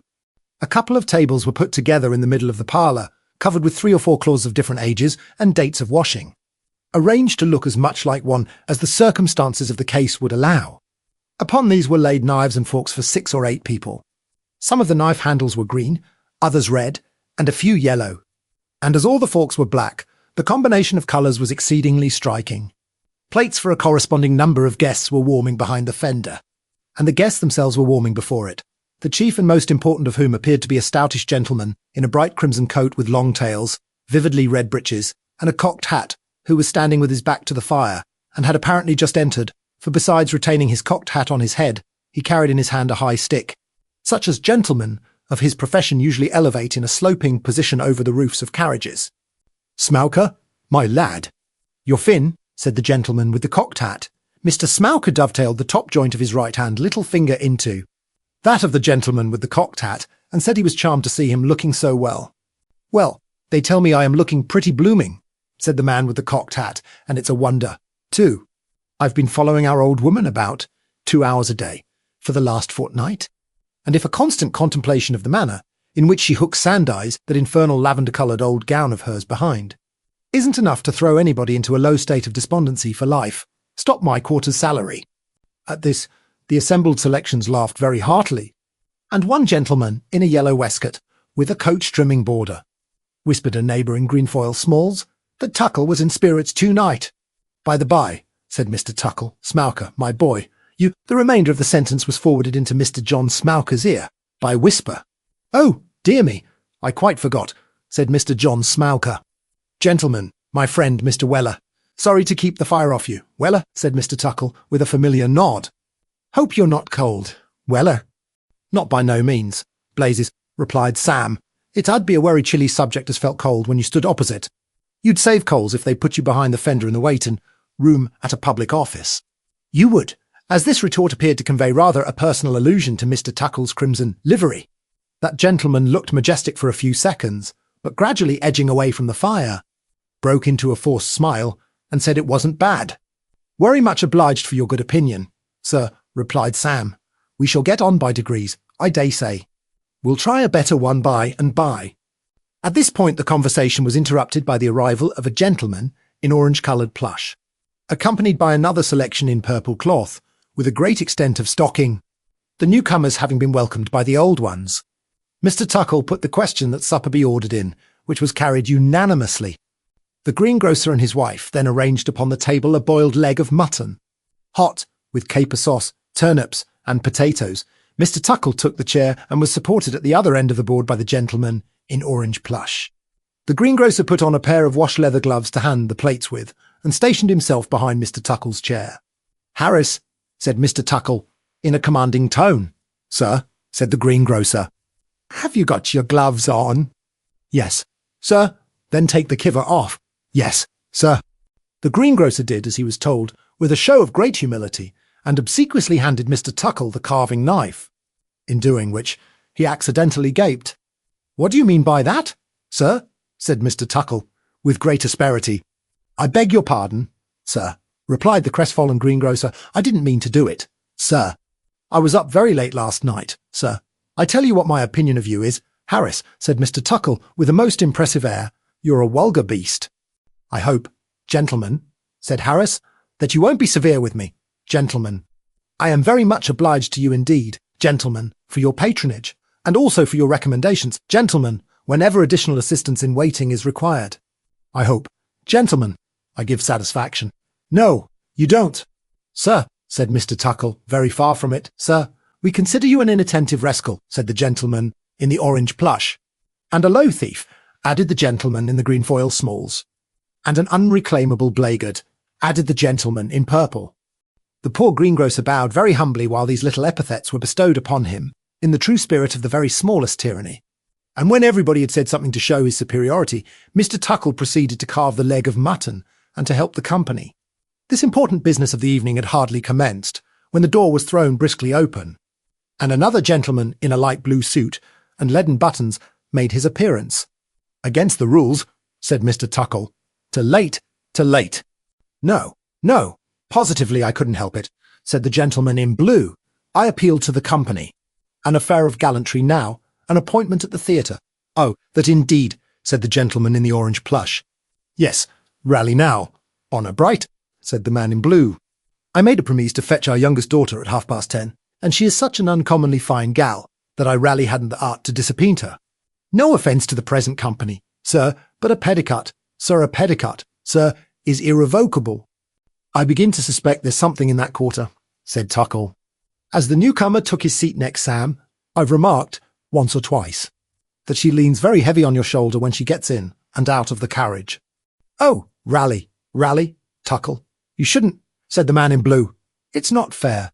I may have said to one or two friends that she was a very divine creature, and had refused one or two offers without any obvious cause. But no, indeed, Tuckle before strangers. Too, it's not right, you shouldn't. Delicacy, my dear friend, delicacy." And the man in blue, pulling up his neckerchief and adjusting his coat cuffs, nodded and frowned as if there were more behind, which he could say if he liked, but was bound in honour to suppress. The man in blue being a light-haired, stiff-necked, free and easy sort of footman, with a swaggering air and pert face, had attracted Mr. Weller's special attention at first, but when he began to come out in this way, Sam felt more than ever disposed to cultivate his acquaintance, so he launched himself into the conversation at once with characteristic independence. "Your health, sir," said Sam. "I like your conversation much. I think it's very pretty." At this the man in blue smiled, as if it were a compliment he was well used to, but looked approvingly on Sam at the same time, and said he hoped he should be better acquainted with him, for without any flattery at all he seemed to have the makings of a very nice fellow about him, and to be just the man after his own heart. "You're very good, sir," said Sam. "What a lucky fellow you are." "How do you mean?" inquired the gentleman in blue. "That air young lady," replied Sam. "She knows what's what. She does." "Ah, I see." Mr. Weller closed one eye, and shook his head from side to side, in a manner which was highly gratifying to the personal vanity of the gentleman in blue. "I'm afraid you're a cunning fellow, Mr. Weller," said that individual. No, said Sam. "I leave all that air to you. It's a great deal more in your way than mine, as the gentleman on the right side o' the garden wall said to the man on the wrong un, ven the mad bull vos a comin' up the lane." Well, Mr. Weller," said the gentleman in blue, "I think she has remarked my air and manner." "Mr. Weller, I should think she couldn't very well be off that," said Sam. "Have you any little thing of that kind in hand, sir?" inquired the favoured gentleman in blue, drawing a toothpick from his waistcoat pocket. "Not exactly," said Sam. "There's no daughters at my place, else of course I should have made up to one on 'em. As it is, I don't think I can do with anything under a female marquis. I might keep up with a young 'ooman no large property as hadn't a title, if she made very fierce love to me." "Naught else?" "Of course not. Mr. Weller," said the gentleman in blue, "one can't be troubled, you know." And we know, Mr. Wellerby, who are men of the world, that a good uniform must work its way with the women, sooner or later. In fact, that's the only thing between you and me. That makes the service worth entering into. Just so, said Sam. That's it, o' course. When this confidential dialogue had gone thus far, glasses were placed round, and every gentleman ordered what he liked best before the public house shut up. The gentleman in blue and the man in orange, who were the chief exquisites of the party, ordered cold shrub and water, but with the others, gin and water, sweet, appeared to be the favourite beverage. Sam called the greengrocer a desperate villain and ordered a large bowl of punch to circumstances, which seemed to raise him very much in the opinion of the selections. Gentlemen, said the man in blue, with an air of the most consummate dandyism, I'll give you the ladies. Come, here, here, said Sam. The young missuses. Here there was a loud cry of order, and Mr. John Smauker, as the gentleman who had introduced Mr. Weller into that company, begged to inform him that the word he had just made use of was unparliamentary. Which word was that, sir? Inquired Sam. Missuses, sir, replied Mr. John Smauker, with an alarming frown. We don't recognise such distinctions here.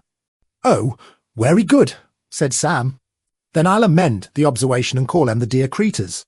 If Blazesville allow me, some doubt appeared to exist in the mind of the gentleman in the Greenfoil Smalls, whether the chairman could be legally appealed to as Blazes, but as the company seemed more disposed to stand upon their own rights than his, the question was not raised. The man with the cocked hat breathed short and looked long at Sam, but apparently thought it as well to say nothing in case he should get the worst of it. After a short silence, a gentleman in an embroidered coat reaching down to his heels, and a waistcoat of the same which kept one half of his legs warm, stirred his gin and water with great energy, and putting himself upon his feet, all at once by a violent effort, said he was desirous of offering a few remarks to the company. Whereupon the person in the cocked hat had no doubt that the company would be very happy to hear any remarks that the man in the long coat might wish to offer. I feel a great delicacy, gentlemen, in coming for'ard, said the man in the long coat, having the misfortune to coachman, and being only admitted as an honorary member of these agreeable swarries, but I do feel myself bound, gentlemen drove into a corner. If I may use the expression to make known an afflicting circumstance which has come to my knowledge, which has happened, I may say, within the scope of my everyday contemplation. Gentlemen, our friend Mr. Whiffers, everybody looked at the individual in orange. Our friend Mr. Whiffers has resigned. Universal astonishment fell upon the hearers. Each gentleman looked in his neighbour's face, and then transferred his glance to the upstanding coachman. You may well be surprised, gentlemen, said the coachman. I will not venture to state the reasons of this irreparable loss to the service, but I will beg Mr. Whiffers to state them himself, for the improvement and imitation of his admiring friends. The suggestion being loudly approved of, Mr. Whiffers explained. He said he certainly could have wished to have continued to hold the appointment he had just resigned. The uniform was extremely rich and expensive. The females of the family was most agreeable, and the duties of the situation was not, he was bound to say, too heavy. The principal service that was required of him being that he should look out of the hall window as much as possible, in company with another gentleman who had also resigned. He could have wished to have spared the company the painful and disgusting detail on which he was about to enter, but as the explanation had been demanded of him, he had no alternative but to state, boldly and distinctly, that he had been required to eat cold meat. It is impossible to conceive the disgust which this avowal awakened in the bosoms of the hearers. Loud cries of shame, mingled with groans and hisses, prevailed for a quarter of an hour. Mr. Whiffers then added that he feared a portion of this outrage might be traced to his own forbearing and accommodating disposition. He had a distinct recollection of having once consented to eat salt butter, and he had, moreover, on an occasion of sudden sickness in the house, so far forgotten himself as to carry a coal scuttle up to the second floor. He trusted he had not lowered himself in the good opinion of his friends by this frank confession of his faults, and he hoped the promptness with which he had resented the last unmanly outrage on his feelings, to which he had referred, would reinstate him in their good opinion, if he had. Mr. Whiffers's address was responded to, with a shout of admiration, and the health of the interesting martyr was drunk in a most enthusiastic manner. For this, the martyr returned thanks, and proposed their visitor, Mr. Weller, a gentleman whom he had not the pleasure of an intimate acquaintance with, but who was the friend of Mr. John Smauker, which was a sufficient letter of recommendation to any society of gentlemen whatever, or wherever. On this account, he should have been disposed to have given Mr. Weller's health with all the honours, if his friends had been drinking wine. But as they were taking spirits by way of a change, and as it might be inconvenient to empty a tumbler at every toast, he should propose that the honours be understood. At the conclusion of this speech, everybody took a sip in honour of Sam. And Sam, having ladled out and drunk to full glasses of punch in honour of himself, returned thanks in a neat speech. "Very much obliged to you, old fellers," said Sam, ladling away at the punch in the most unembarrassed manner possible for this here compliment, which, comin' from sich a quarter, is very overwhelmin'. I've heard a good deal on you as a body, but I will say that I never thought you was sich uncommon nice men as I find you air. I only hope you'll take care o' yourselves, and not compromise nothin' o' your dignity, which is a wery charmin' thing to see, when one's out a-walking, and has always made me wery happy to look at, ever since I was a boy about half as high as the brass-headed stick o' my wery respectable friend, Blazes, there. As to the victim of oppression in the suit o' brimstone, all I can say of him is that I hope he'll get just as good a berth as he deserves, in which case it's wery little cold sworry as ever he'll be troubled with again." Here Sam sat down with a pleasant smile, and his speech having been vociferously applauded, the company broke up. "Way, you don't mean to say you're a going old fella?" said Sam Weller to his friend, Mr. John Smauker. "I must—" "Indeed," said Mr. Smauker. "I promised Bantam." "Oh, very well," said Sam. "That's another thing. Perhaps he'd resign if you disappointed him. You ain't a-going, Blazes?" "Yes, I am," said the man with the cocked hat. "What, and leave 3/4 of a bowl of punch behind you?" said Sam. "Nonsense. Sit down again." Mr. Tuckle was not proof against this invitation. He laid aside the cocked hat and stick which he had just taken up, and said he would have one glass, for good fellowship's sake. As the gentleman in blue went home the same way as Mr. Tuckle, he was prevailed upon to stop too. When the punch was about half gone, Sam ordered in some oysters from the greengrocer's shop, and the effect of both was so extremely exhilarating that Mr. Tuckle, dressed out with the cocked hat and stick, danced the frog hornpipe among the shells on the table, while the gentleman in blue played an accompaniment upon an ingenious musical instrument formed of a hair comb upon a curl paper. At last, when the punch was all gone, and the night nearly so, they sallied forth to see each other home. Mr. Tuckle no sooner got into the open air than he was seized with a sudden desire to lie on the curbstone. Sam thought it would be a pity to contradict him, and so let him have his own way. As the cocked hat would have been spoiled if left there, Sam very considerately flattened it down on the head of the gentleman in blue, and putting the big stick in his hand, propped him up against his own street door, rang the bell, and walked quietly home. At a much earlier hour next morning than his usual time of rising, Mr. Pickwick walked downstairs completely dressed, and rang the bell. "Sam," said Mr. Pickwick, when Mr. Weller appeared in reply to the summons, "shut the door." Mr. Weller did so. "There was an unfortunate occurrence here last night, Sam," said Mr. Pickwick, "which gave Mr. Winkle some cause to apprehend violence from Mr. Dowler, so I've heard from the old lady downstairs." "Sir," replied Sam. "And I'm sorry to say, Sam," continued Mr. Pickwick, with a most perplexed countenance, "that in dread of this violence, Mr. Winkle has gone away." "Gone away," said Zem. "Left the house early this morning, without the slightest previous communication with me," replied Mr. Pickwick, "and is gone. I know not where. He should have stopped and fought it out, sir," replied Sam contemptuously. "It wouldn't take much to settle that ere Dowler, sir." "Well, Sam," said Mr. Pickwick, "I may have my doubts of his great bravery and determination also, but however that may be, Mr. Winkle is gone. He must be found, Sam, found and brought back to me, and suppose he won't come back." "Sir," said Sam. "He must be made, Sam," said Mr. Pickwick. "Who's to do it, sir?" inquired Sam with a smile. "You," replied Mr. Pickwick. "Very good, sir."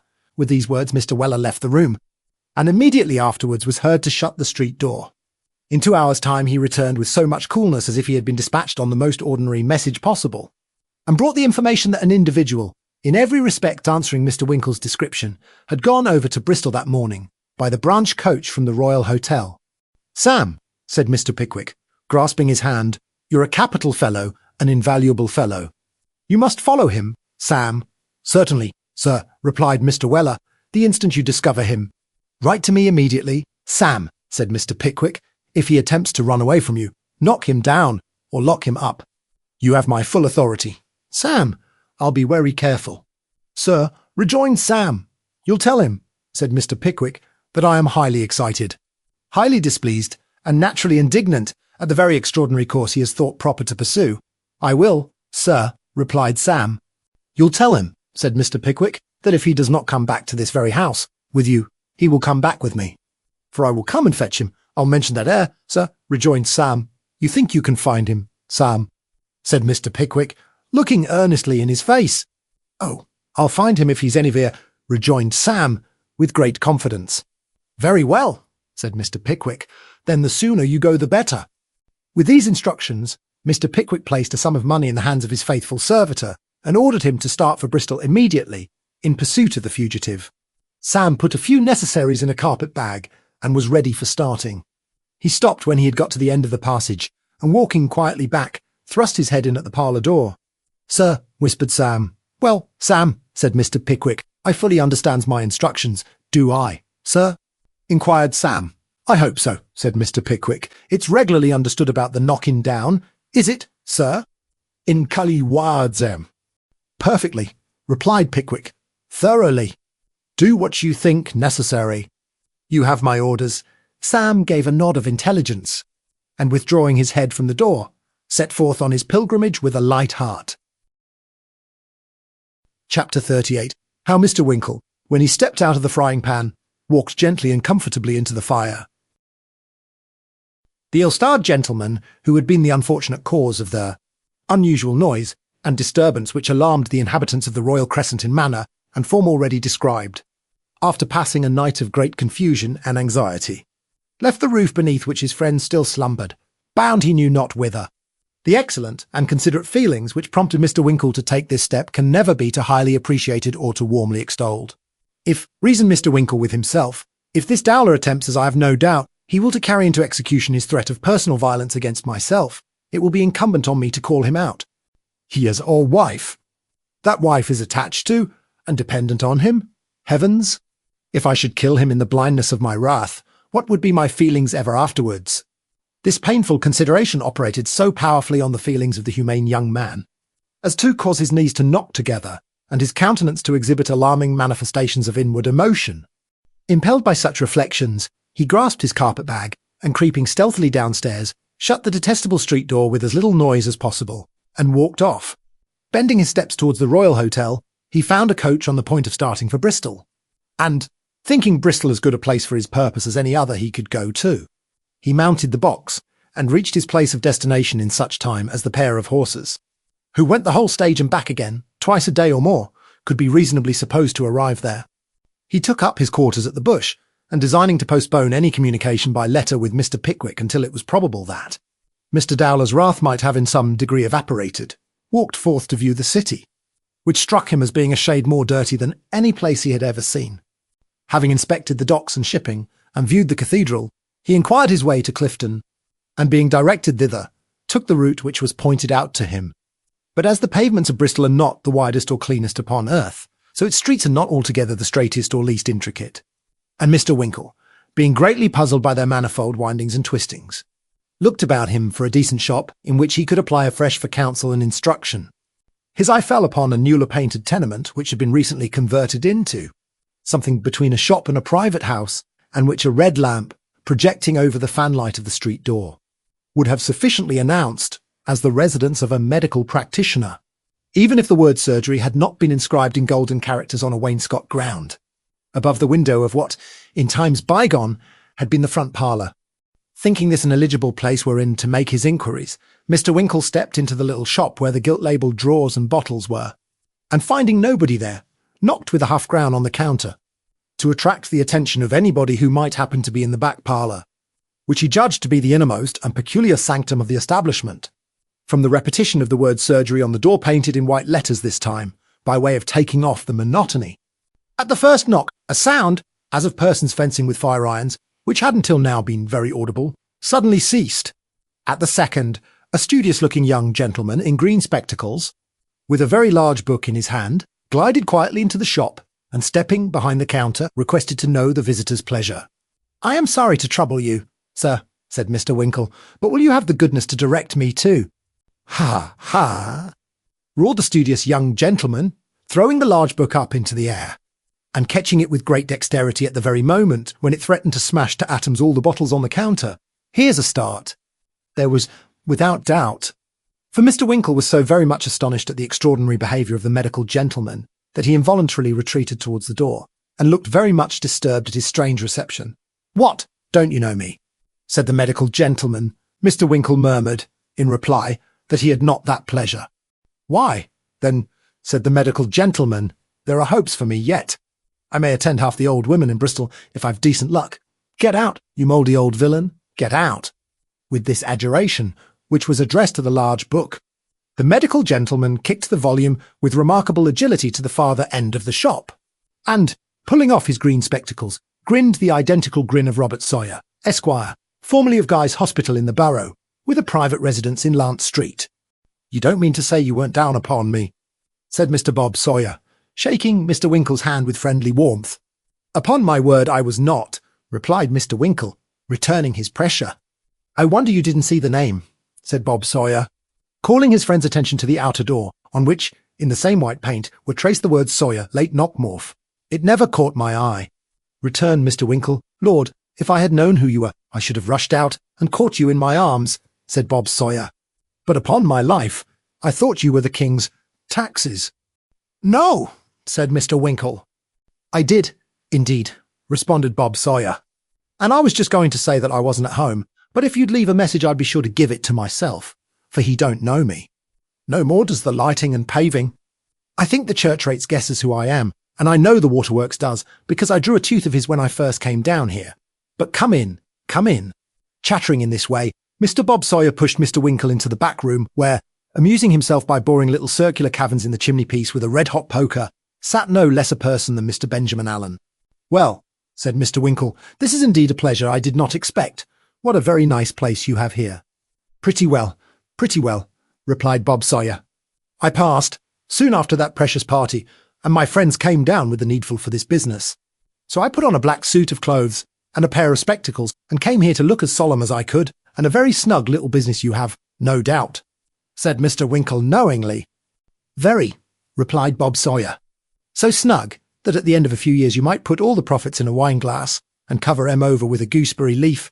You cannot surely mean that," said Mr. Winkle. "The stock itself—" "Dummies, my dear boy," said Bob Sawyer. "Half the drawers have nothing in 'em, and the other half don't open. Nonsense," said Mr. Winkle. "Fact honour," returned Bob Sawyer, stepping out into the shop and demonstrating the veracity of the assertion by divers hard pulls at the little gilt knobs on the counterfeit drawers. "Hardly anything real in the shop but the leeches, and they are second-hand.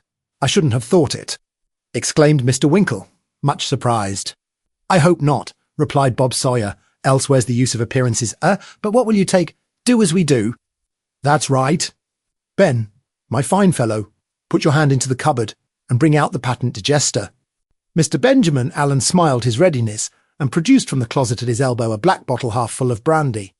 "You don't take water, of course," said Bob Sawyer. "Thank you," replied Mr. Winkle. "It's rather early. I should like to qualify it, if you have no objection." "None in the least." "If you can reconcile it to your conscience," replied Bob Sawyer, tossing off, as he spoke, a glass of the liquor with great relish.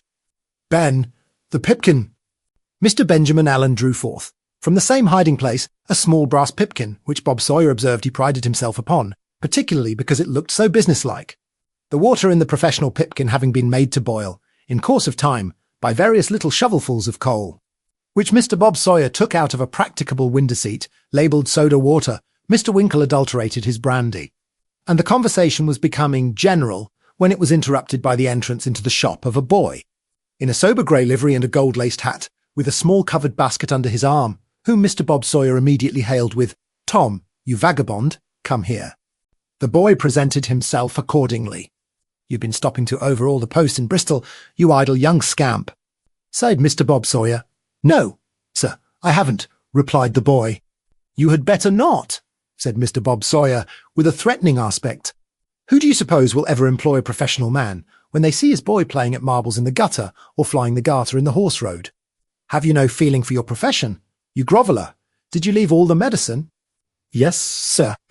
The powders for the child, at the large house with the new family, and the pills to be taken 4 times a day at the ill-tempered old gentleman's with the gouty leg."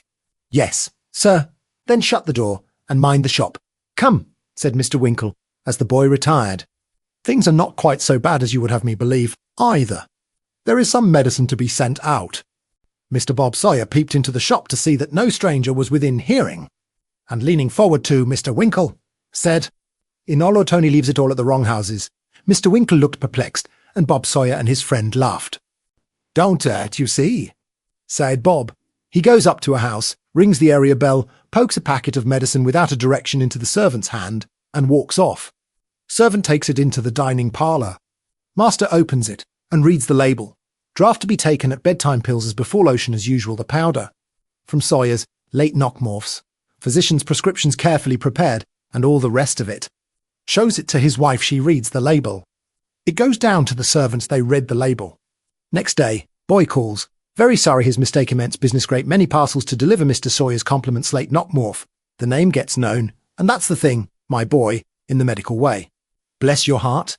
Old fellow, it's better than all the advertising in the world. We have got 1 4-ounce bottle that's been to half the houses in Bristol, and hasn't done yet. Dear me, I see, observed Mr. Winkle. What an excellent plan. Oh, Ben and I have hit upon a dozen such, replied Bob Sawyer, with great glee.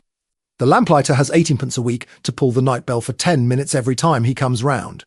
And my boy always rushes into the church just before the Psalms, when the people have got nothing to do but look about and calls me out, with horror and dismay depicted on his countenance.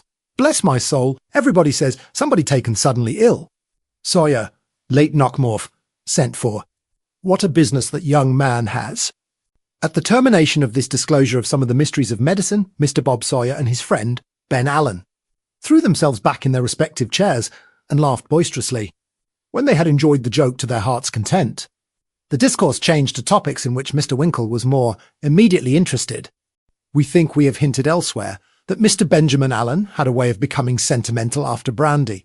The case is not a peculiar one, as we ourselves can testify, having, on a few occasions, had to deal with patients who have been afflicted in a similar manner. At this precise period of his existence, Mr. Benjamin Allen had perhaps a greater predisposition to maudlinism than he had ever known before. The cause of which malady was briefly this: he had been staying nearly 3 weeks with Mr. Bob Sawyer. Mr. Bob Sawyer was not remarkable for temperance, nor was Mr. Benjamin Allen for the ownership of a very strong head. The consequence was that, during the whole space of time just mentioned, Mr. Benjamin Allen had been wavering between intoxication partial and intoxication complete. "My dear friend," said Mr. Ben Allen, taking advantage of Mr. Bob Sawyer's temporary absence behind the counter, whither he had retired to dispense some of the second-hand leeches previously referred to. "My dear friend, I am very miserable." Mr. Winkle professed his heartfelt regret to hear it, and begged to know whether he could do anything to alleviate the sorrows of the suffering student. "Nothing, my dear boy, nothing," said Ben. "You recollect Arabella. Winkle, Mr. Arabella little girl Winkle, was with Black East when we were down Wardles. I don't know whether you happen to notice her, a nice little girl. Winkle. Perhaps my features may recall her countenance to your recollection." Mr. Winkle required nothing to recall the charming Arabella to his mind, and it was rather fortunate he did not, for the features of her brother Benjamin would unquestionably have proved but an indifferent refresher to his memory. He answered, with as much calmness as he could assume, that he perfectly remembered the young lady referred to, and sincerely trusted she was in good health. "Our friend Bob is a delightful fellow, Winkle," was the only reply of Mr. Ben Allen. "Very," said Mr. Winkle, not much relishing this close connection of the two names. "I designed them for each other. They were made for each other, sent into the world for each other, born for each other, Winkle," said Mr. Ben Allen, setting down his glass with emphasis. "There's a special destiny in the matter, my dear sir. There's only 5 years difference between 'em, and both their birthdays are in August." Mr. Winkle was too anxious to hear what was to follow to express much wonderment at this extraordinary coincidence, marvellous as it was. So Mr. Ben Allen, after a tear or two, went on to say that, notwithstanding all his esteem and respect and veneration for his friend, Arabella had unaccountably and undutifully evinced the most determined antipathy to his person. "And I think," said Mr. Ben Allen, "in conclusion, I think there's a prior attachment. Have you any idea who the object of it might be?" asked Mr. Winkle, with great trepidation. Mr. Ben Allen seized the poker, flourished it in a warlike manner above his head, inflicted a savage blow on an imaginary skull, and wound up by saying, in a very expressive manner, that he only wished he could guess, that was all. "I'd show him what I thought of him," said Mr. Ben Allen, and round went the poker again, more fiercely than before. All this was, of course, very soothing to the feelings of Mr. Winkle, who remained silent for a few minutes, but at length mustered up resolution to inquire whether Miss Allen was in Kent. "No, no," said Mr. Ben Allen, laying aside the poker. and looking very cunning. I didn't think Wardle's exactly the place for a headstrong girl. So, as I am her natural protector and guardian, our parents being dead, I have brought her down into this part of the country to spend a few months at an old aunt's in a nice, dull, close place. I think that will cure her, my boy. If it doesn't, I'll take her abroad for a little while and see what that'll do. Oh, the aunt's is in Bristol, is it? Faltered Mr. Winkle. No, not in Bristol, replied Mr. Ben Allen, jerking his thumb over his right shoulder. Over that way down there. But, hush, here's Bob. Not a word. My dear friend, not a word. Short as this conversation was, it roused in Mr. Winkle the highest degree of excitement and anxiety. The suspected prior attachment rankled in his heart. Could he be the object of it? Could it be for him that the fair Arabella had looked scornfully on the sprightly Bob Sawyer, or had he a successful rival? He determined to see her, cost what it might.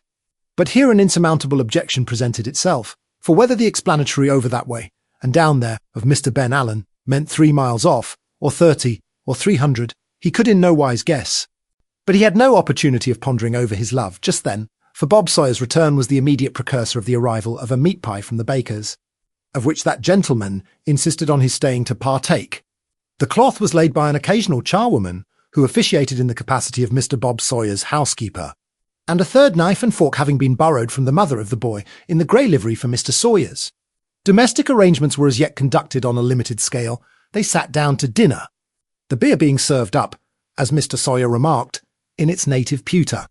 After dinner, Mr. Bob Sawyer ordered in the largest mortar in the shop, and proceeded to brew a reeking jorum of rum punch therein, stirring up and amalgamating the materials with a pestle in a very creditable and apothecary-like manner. Mr. Sawyer, being a bachelor, had only one tumbler in the house, which was assigned to Mr. Winkle as a compliment to the visitor, Mr. Ben Allen being accommodated with a funnel with a cork in the narrow end, and Bob Sawyer contented himself with one of those wide-lipped crystal vessels inscribed with a variety of cabalistic characters, in which chemists are wont to measure out their liquid drugs in compounding prescriptions.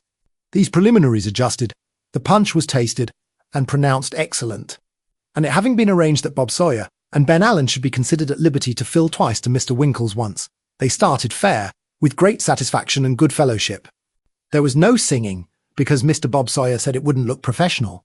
But to make amends for this deprivation there was so much talking and laughing that it might have been heard, and very likely was, at the end of the street, which conversation materially lightened the hours and improved the mind of Mr. Bob Sawyer's boy, who, instead of devoting the evening to his ordinary occupation of writing his name on the counter and rubbing it out again, peeped through the glass door, and thus listened and looked on at the same time. The mirth of Mr. Bob Sawyer was rapidly ripening into the furious. Mr. Ben Allen was fast relapsing into the sentimental, and the punch had well nigh disappeared altogether, when the boy, hastily running in, announced that a young woman had just come over, to say that Sawyer Late Knockmorf was wanted directly, a couple of streets off. This broke up the party. Mr. Bob Sawyer, understanding the message, after some 20 repetitions, tied a wet cloth round his head to sober himself, and, having partially succeeded, put on his green spectacles and issued forth, resisting all entreaties to stay till he came back, and finding it quite impossible to engage Mr. Ben Allen in any intelligible conversation on the subject nearest his heart, or indeed on any other, Mr. Winkle took his departure and returned to the bush. The anxiety of his mind, and the numerous meditations which Arabella had awakened, prevented his share of the mortar of punch producing that effect upon him which it would have had under other circumstances. So, after taking a glass of soda water and brandy at the bar, he turned into the coffee-room, dispirited rather than elevated by the occurrences of the evening.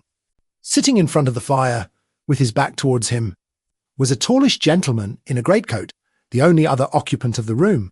It was rather a cool evening for the season of the year, and the gentleman drew his chair aside to afford the newcomer a sight of the fire.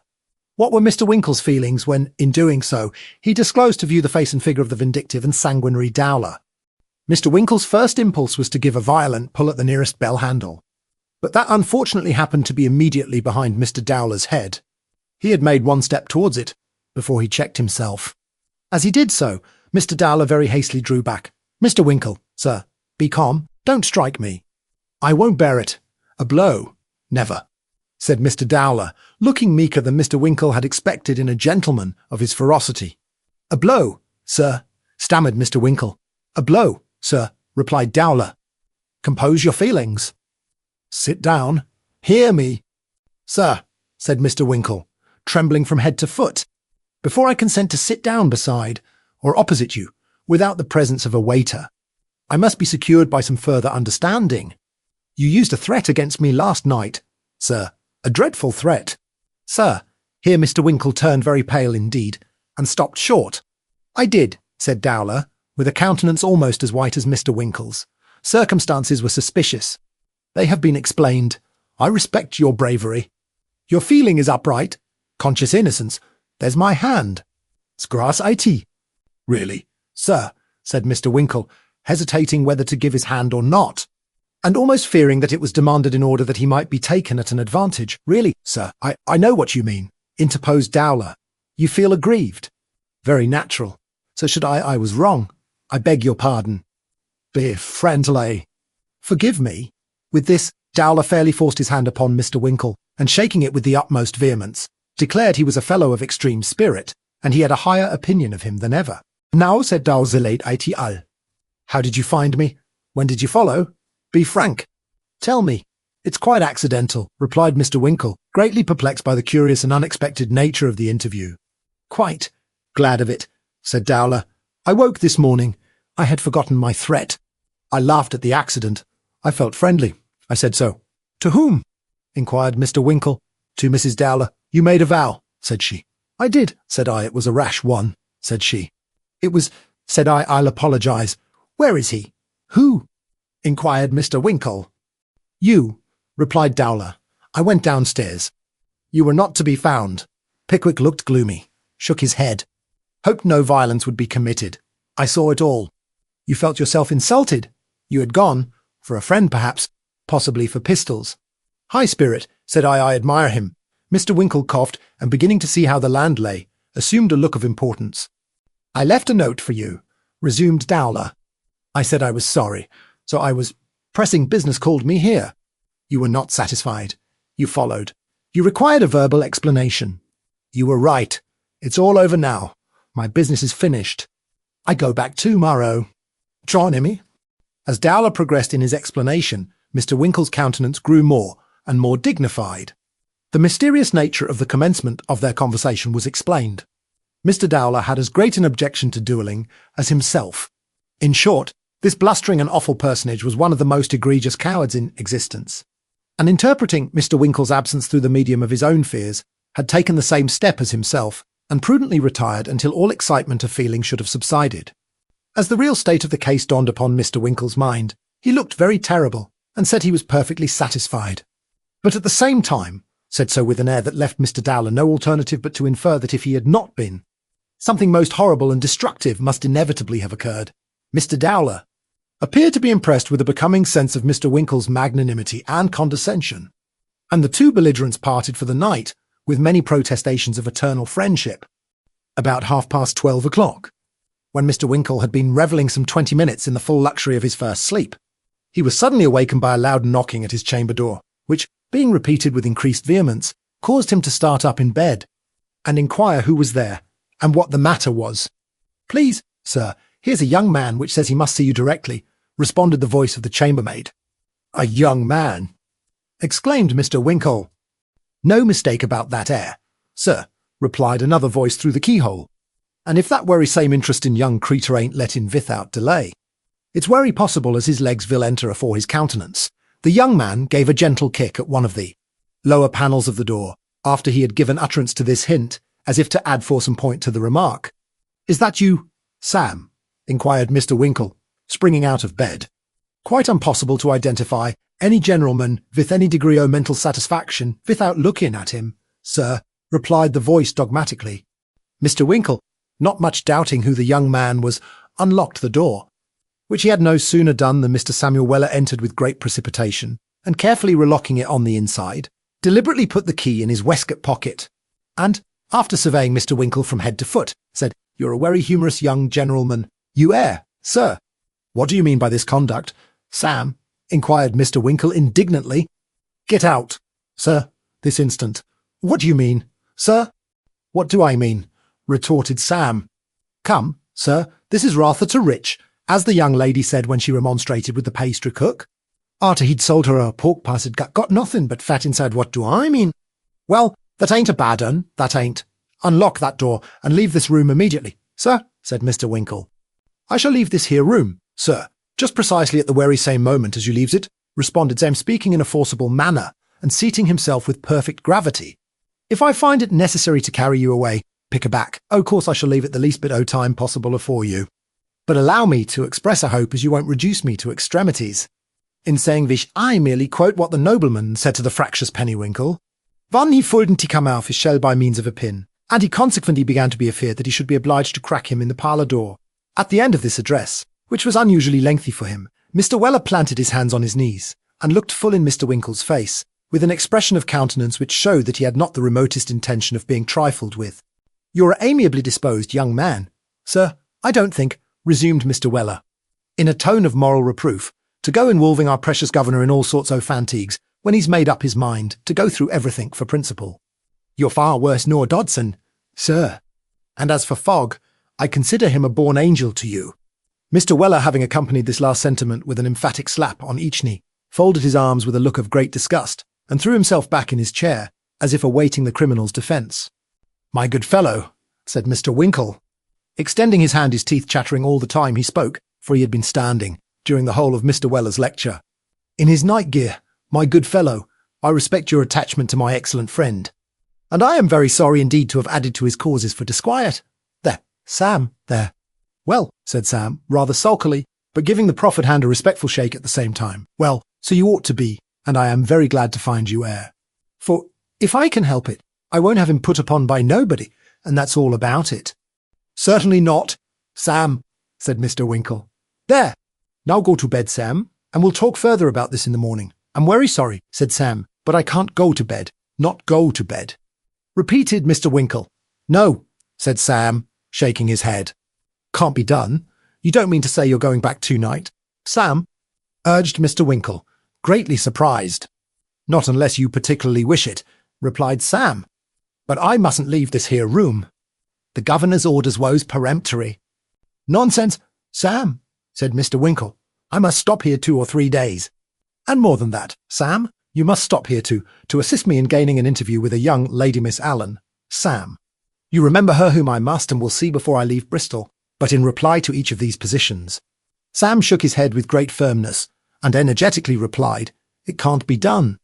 After a great deal of argument and representation on the part of Mr. Winkle, however, and a full disclosure of what had passed in the interview with Dowler, Sam began to waver, and at length a compromise was effected, of which the following were the main and principal conditions: that Sam should retire and leave Mr. Winkle in the undisturbed possession of his apartment on the condition that he had permission to lock the door on the outside and carry off the key, provided always that in the event of an alarm of fire or other dangerous contingency, the door should be instantly unlocked, that a letter should be written to Mr. Pickwick early next morning, and forwarded per Dowler, requesting his consent to Sam and Mr. Winkle's remaining at Bristol for the purpose and with the object already assigned, and begging an answer by the next coach, if favourable the aforesaid parties to remain accordingly, and if not, to return to Bath immediately on the receipt thereof.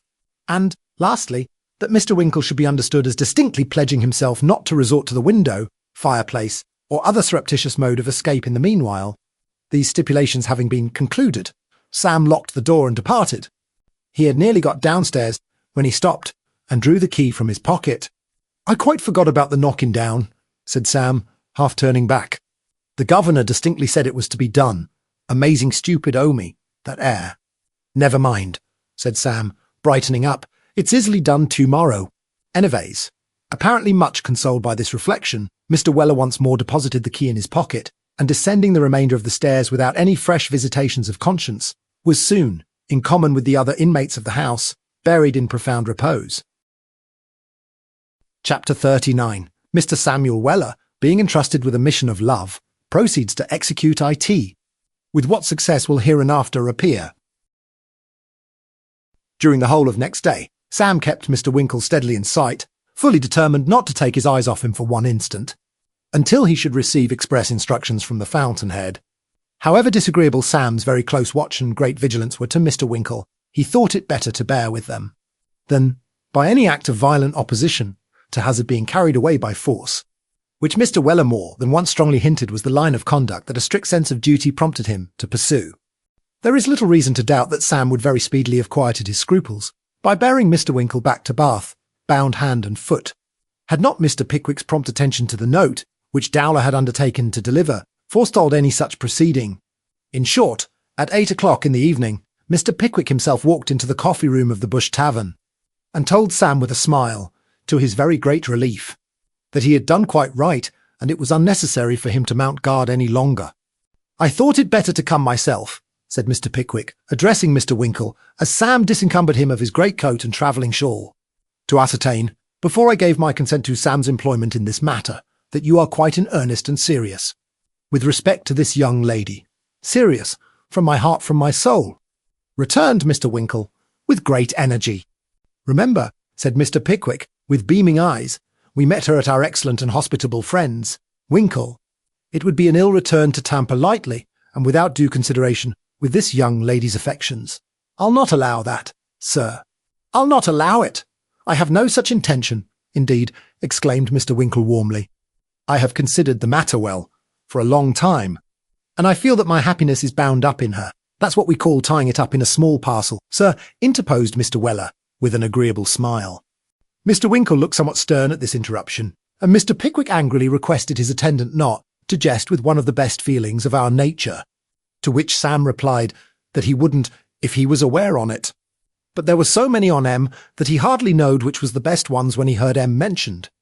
Mr. Winkle then recounted what had passed between himself and Mr. Bain Allen, relative to Arabella, stated that his object was to gain an interview with the young lady and make a formal disclosure of his passion, and declared his conviction, founded on certain dark hints and mutterings of the aforesaid Ben, that wherever she was at present immured, it was somewhere near the Downs, and this was his whole stock of knowledge or suspicion on the subject. With this very slight clue to guide him, it was determined that Mr. Weller should start next morning on an expedition of discovery. It was also arranged that Mr. Pickwick and Mr. Winkle, who were less confident of their powers, should parade the town meanwhile, and accidentally drop in upon Mr. Bob Sawyer in the course of the day, in the hope of seeing or hearing something of the young lady's whereabouts. Accordingly, next morning, Sam Weller issued forth upon his quest, in no way daunted by the very discouraging prospect before him. And away he walked, up one street and down another we were going to say, up one hill and down another, only it's all uphill at Clifton without meeting with anything or anybody that tended to throw the faintest light on the matter in hand. Many were the colloquies into which Sam entered with grooms who were airing horses on roads, and nursemaids who were airing children in lanes. But nothing could Sam elicit from either the first mentioned or the last, which bore the slightest reference to the object of his artfully prosecuted inquiries. There were a great many young ladies in a great many houses, the greater part whereof were shrewdly suspected by the male and female domestics to be deeply attached to somebody, or perfectly ready to become so, if opportunity afforded. But as none among these young ladies was Miss Arabella Allen, the information left Sam at exactly the old point of wisdom at which he had stood before. Sam struggled across the downs against a good high wind, wondering whether it was always necessary to hold your hat on with both hands in that part of the country, and came to a shady by-place, about which were sprinkled several little villas of quiet and secluded appearance. Outside a stable door at the bottom of a long back lane without a thoroughfare, a groom in undress was idling about, apparently persuading himself that he was doing something with a spade and a wheelbarrow. We may remark, in this place, that we have scarcely ever seen a groom near a stable, in his lazy moments, who has not been, to a greater or less extent, the victim of this singular delusion. Sam thought he might as well talk to this groom as to anyone else, especially as he was very tired with walking, and there was a good large stone just opposite the wheelbarrow. So he strolled down the lane, and, seating himself on the stone, opened a conversation with the ease and freedom for which he was remarkable. "Mornin', old friend," said Sam. "Afternoon." "You mean," replied the groom, casting a surly look at Sam. "You're very right, old friend," said Sam. "I do mean afternoon. How are you?" "Why, I don't find myself much the better for seeing of you," replied the ill-tempered groom. "That's very odd, that is," said Sam, "for you look so uncommon cheerful, and seem altogether so lively, that it does one's heart good to see you." The surly groom looked surlier still at this, but not sufficiently so to produce any effect upon Sam, who immediately inquired, with a countenance of great anxiety, whether his master's name was not Walker. "No, it ain't," said the groom. "Nor Brown, I suppose?" said Sam.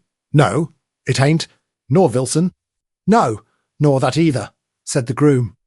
"Vell," replied Sam, "then I'm mistaken, and he hasn't got the honour o' my acquaintance, which I thought he had."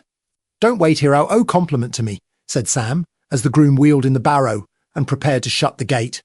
"Ease afore ceremony. Old boy. I'll excuse you. I'd knock your head off for half a crown," said the surly groom, bolting one half of the gate. "Couldn't afford to have it done on those terms," rejoined Sam. "It 'ud be worth a life's board wages at least." "To you, and I'd be cheap at that. Make my compliments indoors. Tell them not to vait dinner for me, and say they needn't mind putting any by, for it'll be cold afore I come in." In reply to this, the groom, waxing very wroth, muttered a desire to damage somebody's person, but disappeared without carrying it into execution, slamming the door angrily after him, and wholly unheeding Sam's affectionate request that he would leave him a lock of his hair before he went. Sam continued to sit on the large stone, meditating upon what was best to be done, and revolving in his mind a plan for knocking at all the doors within 5 miles of Bristol, taking them at 150 or 200 a day, and endeavouring to find Miss Arabella by that expedient, when accident all of a sudden threw in his way what he might have sat there for a 12-month, and yet not found without it. Into the lane where he sat there opened 3 or 4 garden gates, belonging to as many houses which, though detached from each other, were only separated by their gardens. As these were large and long, and well planted with trees, the houses were not only at some distance off, but the greater part of them were nearly concealed from view. Sam was sitting with his eyes fixed upon the dust heap outside the next gate to that by which the groom had disappeared, profoundly turning over in his mind the difficulties of his present undertaking, when the gate opened and a female servant came out into the lane to shake some bedside carpets. Sam was so very busy with his own thoughts that it is probable he would have taken no more notice of the young woman than just raising his head and remarking that she had a very neat and pretty figure, if his feelings of gallantry had not been most strongly roused by observing that she had no one to help her, and that the carpet seemed too heavy for her single strength. Mr. Weller was a gentleman of great gallantry in his own way, and he no sooner remarked this circumstance than he hastily rose from the large stone and advanced towards her. "My dear," said Sam, sliding up with an air of great respect, "you'll spile that very pretty figure out all proportion if you shake them carpets by yourself. Let me help you." The young lady, who had been coyly affecting not to know that a gentleman was so near, turned round as Sam spoke. No doubt indeed she said so, afterwards to decline this offer from a perfect stranger when, instead of speaking, she started back and uttered a half-suppressed scream. Sam was scarcely less staggered, for in the countenance of the well-shaped female servant he beheld the very features of his Valentine, the pretty housemaid from Mr. Nupkins's. "Why, Mary, my dear," said Sam. "Look, Mr. Weller," said Mary, "how you do frighten one." Sam made no verbal answer to this complaint, nor can we precisely say what reply he did make.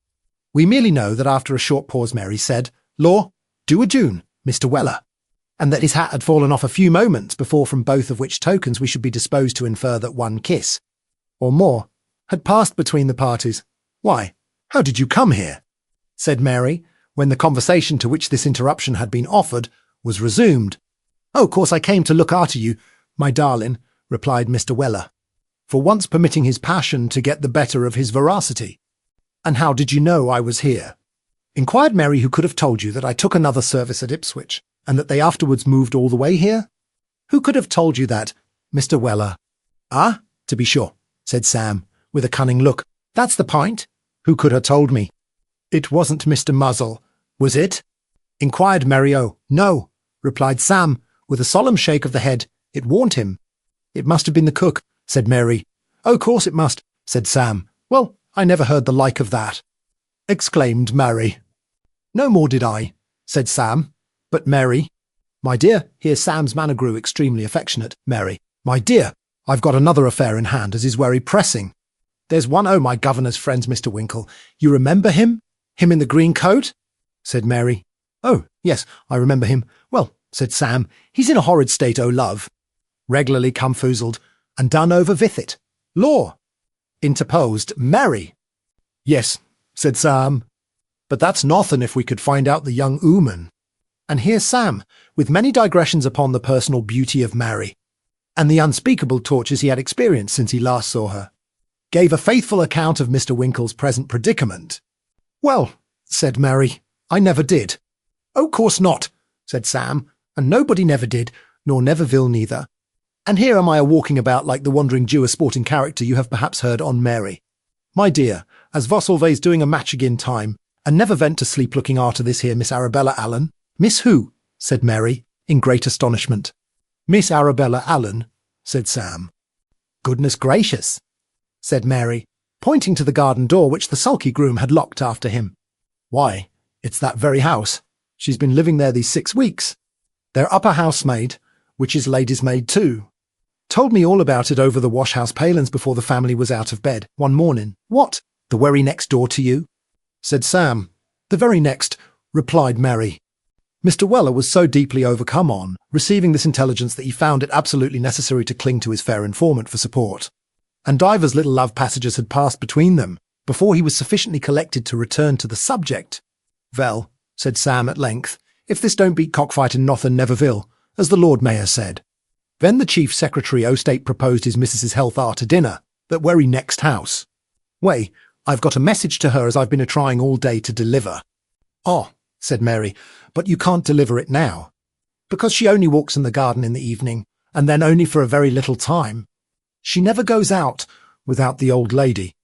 Sam ruminated for a few moments, and finally hit upon the following plan of operations: that he should return just at dusk, the time at which Arabella invariably took her walk-hand, being admitted by Mary into the garden of the house to which she belonged, would contrive to scramble up the wall, beneath the overhanging boughs of a large pear tree, which would effectually screen him from observation, would there deliver his message, and arrange, if possible, an interview on behalf of Mr. Winkle for the ensuing evening at the same hour.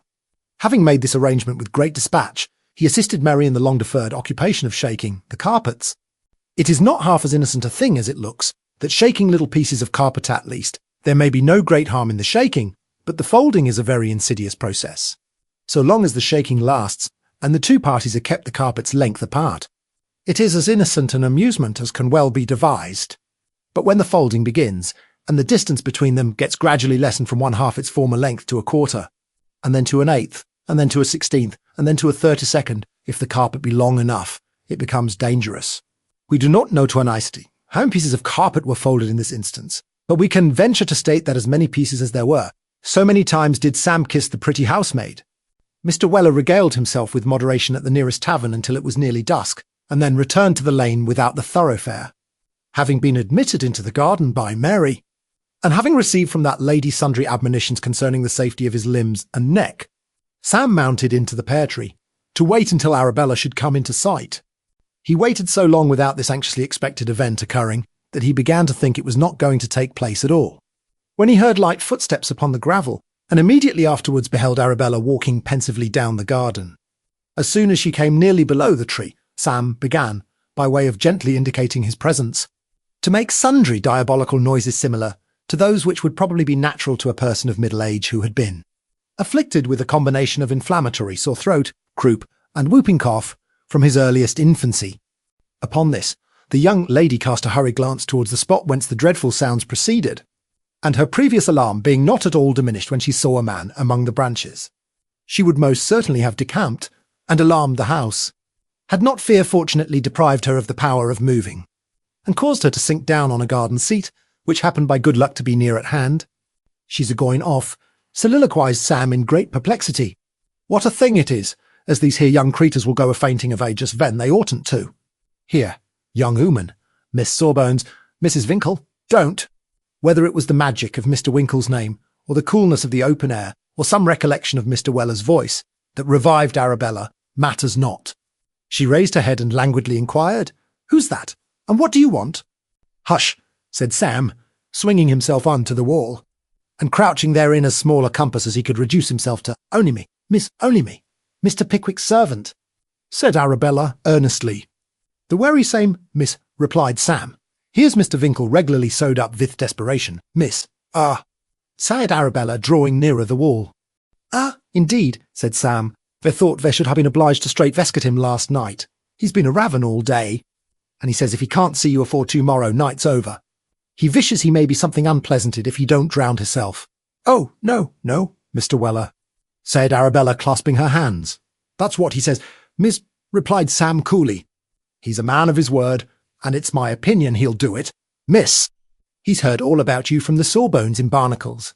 "From my brother," said Arabella, having some faint recognition of Sam's description. "I don't rightly know which is your brother, miss," replied Sam. "Is it the dirtiest van o' the two?" "Yes, yes, Mr. Weller," returned Arabella. "Go on. Make haste, pray." "Well, miss," said Sam, He's heard all about it from him. And it's the governor's opinion that if you don't see him very quick, the sawbones as we've been a-speaking on, I'll get as much extra lead in his head as'll rather damage the development o' the origins if they ever put it in spirits arterwards. Oh, what can I do to prevent these dreadful quarrels? Exclaimed Arabella. It's the suspicion of a priory attackment as is the cause of it all, replied Sam. You'd better see him, miss. But how? Where? Cried Arabella. I dare not leave the house alone. My brother is so unkind, so unreasonable. I know how strange my talking thus to you may appear, Mr. Weller, but I am very, very unhappy. And here poor Arabella wept so bitterly that Sam grew chivalrous. It may seem very strange talking to me about these here affairs, miss, said Sam, with great vehemence. But all I can say is that I'm not only ready but willing to do anything as'll make matters agreeable. And if Chuck can either owe them Saubeneses out o' winder, I'll do it. I'm the man, as Sam Weller said this. He tucked up his wristbands, at the imminent hazard of falling off the wall in so doing, to intimate his readiness to set to work immediately. Flattering as these professions of good feeling were, Arabella resolutely declined most unaccountably, as Sam thought to avail herself of them. For some time she strenuously refused to grant Mr. Winkle the interview Sam had so pathetically requested. But at length, when the conversation threatened to be interrupted by the unwelcome arrival of a third party, she hurriedly gave him to understand, with many professions of gratitude, that it was barely possible she might be in the garden an hour later, next evening. Sam understood this perfectly well, and Arabella, bestowing upon him one of her sweetest smiles, tripped gracefully away, leaving Mr. Weller in a state of very great admiration of her charms, both personal and mental. Having descended in safety from the wall, and not forgotten to devote a few moments to his own particular business in the same department, Mr. Weller then made the best of his way back to the bush, where his prolonged absence had occasioned much speculation and some alarm. We must be careful, said Mr. Pickwick, after listening attentively to Sam's tale, not for our sakes, but for that of the young lady. We must be very cautious. We, said Mr. Winkle, with marked emphasis. Mr. Pickwick's momentary look of indignation at the tone of this remark subsided into his characteristic expression of benevolence as he replied, We, sir, I shall accompany you. You, said Mr. Winkle. I, replied Mr. Pickwick mildly. In affording you this interview, the young lady has taken a natural, perhaps, but still a very imprudent step. If I am present at the meeting, a mutual friend, who is old enough to be the father of both parties, the voice of calumny can never be raised against her hereafter. Mr. Pickwick's eyes lightened with honest exultation at his own foresight. As he spoke thus, Mr. Winkle was touched by this little trait of his delicate respect for the young protégé of his friend, and took his hand with a feeling of regard, akin to veneration. You shall go, said Mr. Winkle. I will, said Mr. Pickwick. Sam, have my greatcoat and shawl ready, and order a conveyance to be at the door tomorrow evening, rather earlier than is absolutely necessary, in order that we may be in good time. Mr. Weller touched his hat as an earnest of his obedience, and withdrew to make all needful preparations for the expedition. The coach was punctual to the time appointed, and Mr. Weller, after duly installing Mr. Pickwick and Mr. Winkle inside, took his seat on the box by the driver. They alighted as had been agreed on, about a quarter of a mile from the place of rendezvous, and desiring the coachman to await their return, proceeded the remaining distance on foot. It was at this stage of the undertaking that Mr. Pickwick, with many smiles and various other indications of great self-satisfaction, produced from one of his coat pockets a dark lantern with which he had specially provided himself for the occasion, and the great mechanical beauty of which he proceeded to explain to Mr. Winkle, as they walked along, to the no small surprise of the few stragglers they met. I should have been the better for something of this kind in my last garden expedition at night, Sam? Said Mr. Pickwick, looking good-humouredly round at his follower, who was trudging behind. Very nice things, if they're managed properly, sir, replied Mr. Weller. But when you don't want to be seen, I think they're more useful after the candle's gone out than when it's alight. Mr. Pickwick appeared struck by Sam's remarks, for he put the lantern into his pocket again, and they walked on in silence. Down here, sir, said Sam. Let me lead the way. This is the lane, sir. Down the lane they went, and dark enough it was. Mr. Pickwick brought out the lantern once or twice as they groped their way along, and through a very brilliant little tunnel of light before them, about a foot in diameter. It was very pretty to look at, but seemed to have the effect of rendering surrounding objects rather darker than before. At length they arrived at the large stone. Here Sam recommended his master and Mr. Winkle to seat themselves, while he reconnoitred, and ascertained whether Mary was yet in waiting. After an absence of 5 or 10 minutes, Sam returned to say that the gate was opened, and all quiet. Following him with stealthy tread, Mr. Pickwick and Mr. Winkle soon found themselves in the garden. Here everybody said, "Hush," a good many times. And that being done, no one seemed to have any very distinct apprehension of what was to be done next. "Is Miss Allen in the garden yet, Mary?" inquired Mr. Winkle, much agitated. "I don't know, sir," replied the pretty housemaid. "The best thing to be done, sir, will be for Mr. Weller to give you a hoist up into the tree. And perhaps Mr. Pickwick will have the goodness to see that nobody comes up the lane while I watch at the other end of the garden. Goodness gracious, what's that?" "That ere blessed lantern'll be the death on us all," exclaimed Sam peevishly. "Take care what you're a-doing on, sir. You're a-sending a blaze o' light right into the back parlour winder." "Dear me," said Mr. Pickwick, turning hastily aside. "I didn't mean to do that." "Now, it's in the next house, sir," remonstrated Sam. "Bless my heart," exclaimed Mr. Pickwick, turning round again. "Now, it's in the stable, and they'll think the place is afire," said Sam. "Shut it up, sir, can't you? It's the most extraordinary lantern I ever met with in all my life," exclaimed Mr. Pickwick, greatly bewildered by the effects he had so unintentionally produced. "I never saw such a powerful reflector. It'll be vun to powerful for us, if you keep blazing away in that manner, sir," replied Sam, as Mr. Pickwick, after various unsuccessful efforts, managed to close the slide. "There's the young lady's footsteps. Now, Mr. Winkle, sir, up with you." "Stop, stop," said Mr. Pickwick. "I must speak to her first." "Help me up, Sam." "Gently, sir," said Sam, planting his head against the wall and making a platform of his back. "Step atop o' the dare flower pot, sir. Now then, up with you. I'm afraid I shall hurt you." "Sam," said Mr. Pickwick. "Never mind me, sir," replied Sam. "Lend him a hand, Mr. Winkle, sir. Steady, sir, steady. That's the time o' day." As Sam spoke, Mr. Pickwick, by exertions almost supernatural in a gentleman of his years and weight, contrived to get upon Sam's back, and Sam gently raising himself up, and Mr. Pickwick holding on fast by the top of the wall, while Mr. Winkle clasped him tight by the legs.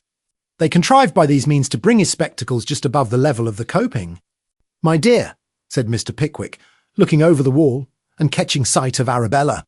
"On the other side, don't be frightened, my dear, it's only me." "Oh, pray go away, Mr. Pickwick," said Arabella. "Tell them all to go away. I am so dreadfully frightened. Dear, dear Mr. Pickwick, don't stop there. You'll fall down and kill yourself, I know you will. Now, pray don't alarm yourself, my dear," said Mr. Pickwick soothingly. "There is not the least cause for fear, I assure you. Stand firm, Sam," said Mr. Pickwick, looking down. "All right, sir," replied Mr. Weller. "Don't be longer than you can conveniently help. Sir, you're rather heavy. Only another moment." "Sam," replied Mr. Pickwick, "I merely wished you to know, my dear, that I should not have allowed my young friend to see you in this clandestine way, if the situation in which you were placed had left him any alternative. And, lest the impropriety of this step should cause you any uneasiness, my love, it may be a satisfaction to you to know that I am present. That's all, my dear." "Indeed, Mr. Pickwick." "I am very much obliged to you for your kindness and consideration," replied Arabella, drying her tears with her handkerchief. She would probably have said much more, had not Mr. Pickwick's head disappeared with great swiftness, in consequence of a full step on Sam's shoulder which brought him suddenly to the ground. He was up again in an instant, however, and bidding Mr. Winkle make haste and get the interview over, ran out into the lane to keep watch, with all the courage and ardour of youth. Mr. Winkle himself, inspired by the occasion, was on the wall in a moment, merely pausing to request Sam to be careful of his master. "I'll take care on him, sir," replied Sam. "Leave him to me." "Where is he? What's he doing, Sam?" inquired Mr. Winkle. "Bless his old gaiters," rejoined Sam, looking out at the garden door. "He's a-keeping guard in the lane with that ere dark lantern, like a amiable Guy Fawkes. I never see such a fine creature in my days. Blessed if I don't think his heart must have been born for 20 year out of his body, at least." Mr. Winkle stayed not to hear the encomium upon his friend. He had dropped from the wall, thrown himself at Arabella's feet, and by this time was pleading the sincerity of his passion with an eloquence worthy, even of Mr. Pickwick himself. While these things were going on, in the open air, an elderly gentleman of scientific attainments was seated in his library, 2 or 3 houses off, writing a philosophical treatise, and ever and anon moistening his clay in his labours with a glass of claret from a venerable-looking bottle which stood by his side. In the agonies of composition, the elderly gentleman looked sometimes at the carpet, sometimes at the ceiling, and sometimes at the wall, and when neither carpet, ceiling, nor wall afforded the requisite degree of inspiration, He looked out of the window. In one of these pauses of invention, the scientific gentleman was gazing abstractedly on the thick darkness outside, when he was very much surprised by observing a most brilliant light glide through the air, at a short distance above the ground, and almost instantaneously vanish. After a short time the phenomenon was repeated, not once or twice, but several times. At last the scientific gentleman, laying down his pen, began to consider to what natural causes these appearances were to be assigned. They were not meteors, they were too low. They were not glowworms, they were too high. They were not the wisps. They were not fireflies. They were not fireworks. What could they be? Some extraordinary and wonderful phenomenon of nature, which no philosopher had ever seen before. Something which it had been reserved for him alone to discover, and which he should immortalize his name by chronicling for the benefit of posterity. Full of this idea, the scientific gentleman seized his pen again, and committed to paper sundry notes of these unparalleled appearances, viz. The data hour, minute, and precise second at which they were visible, all of which were to form the data of a voluminous treatise of great research and deep learning, which should astonish all the atmospherical wiseacres that ever drew breath in any part of the civilized globe. He threw himself back in his easy chair, wrapped in contemplations of his future greatness. The mysterious light appeared more brilliantly than before, dancing, to all appearance, up and down the lane, crossing from side to side, and moving in an orbit as eccentric as comets themselves. The scientific gentleman was a bachelor. He had no wife to call in and astonish, so he rang the bell for his servant. "Pruffle," said the scientific gentleman, "there is something very extraordinary in the air tonight. Did you see that?" said the scientific gentleman, pointing out of the window as the light again became visible. "Yes, I did, sir. What do you think of it, Pruffle?" "Think of it, sir? Yes, you have been bred up in this country. What should you say was the cause for those lights? Now?" The scientific gentleman smilingly anticipated Pruffle's reply that he could assign no cause for them at all. Pruffle meditated. "I should say it was thieves, sir," said Pruffle at length. "You're a fool, and may go downstairs," said the scientific gentleman. "Thank you, sir," said Pruffle, and down he went. But the scientific gentleman could not rest under the idea of the ingenious treatise he had projected being lost to the world, which must inevitably be the case if the speculation of the ingenious Mr. Pruffle were not stifled in its birth. He put on his hat and walked quickly down the garden, determined to investigate the matter to the very bottom. Now, shortly before the scientific gentleman walked out into the garden, Mr. Pickwick had run down the lane as fast as he could, to convey a false alarm that somebody was coming that way, occasionally drawing back the slide of the dark lantern to keep himself from the ditch. The alarm was no sooner given than Mr. Winkle scrambled back over the wall, and Arabella ran into the house.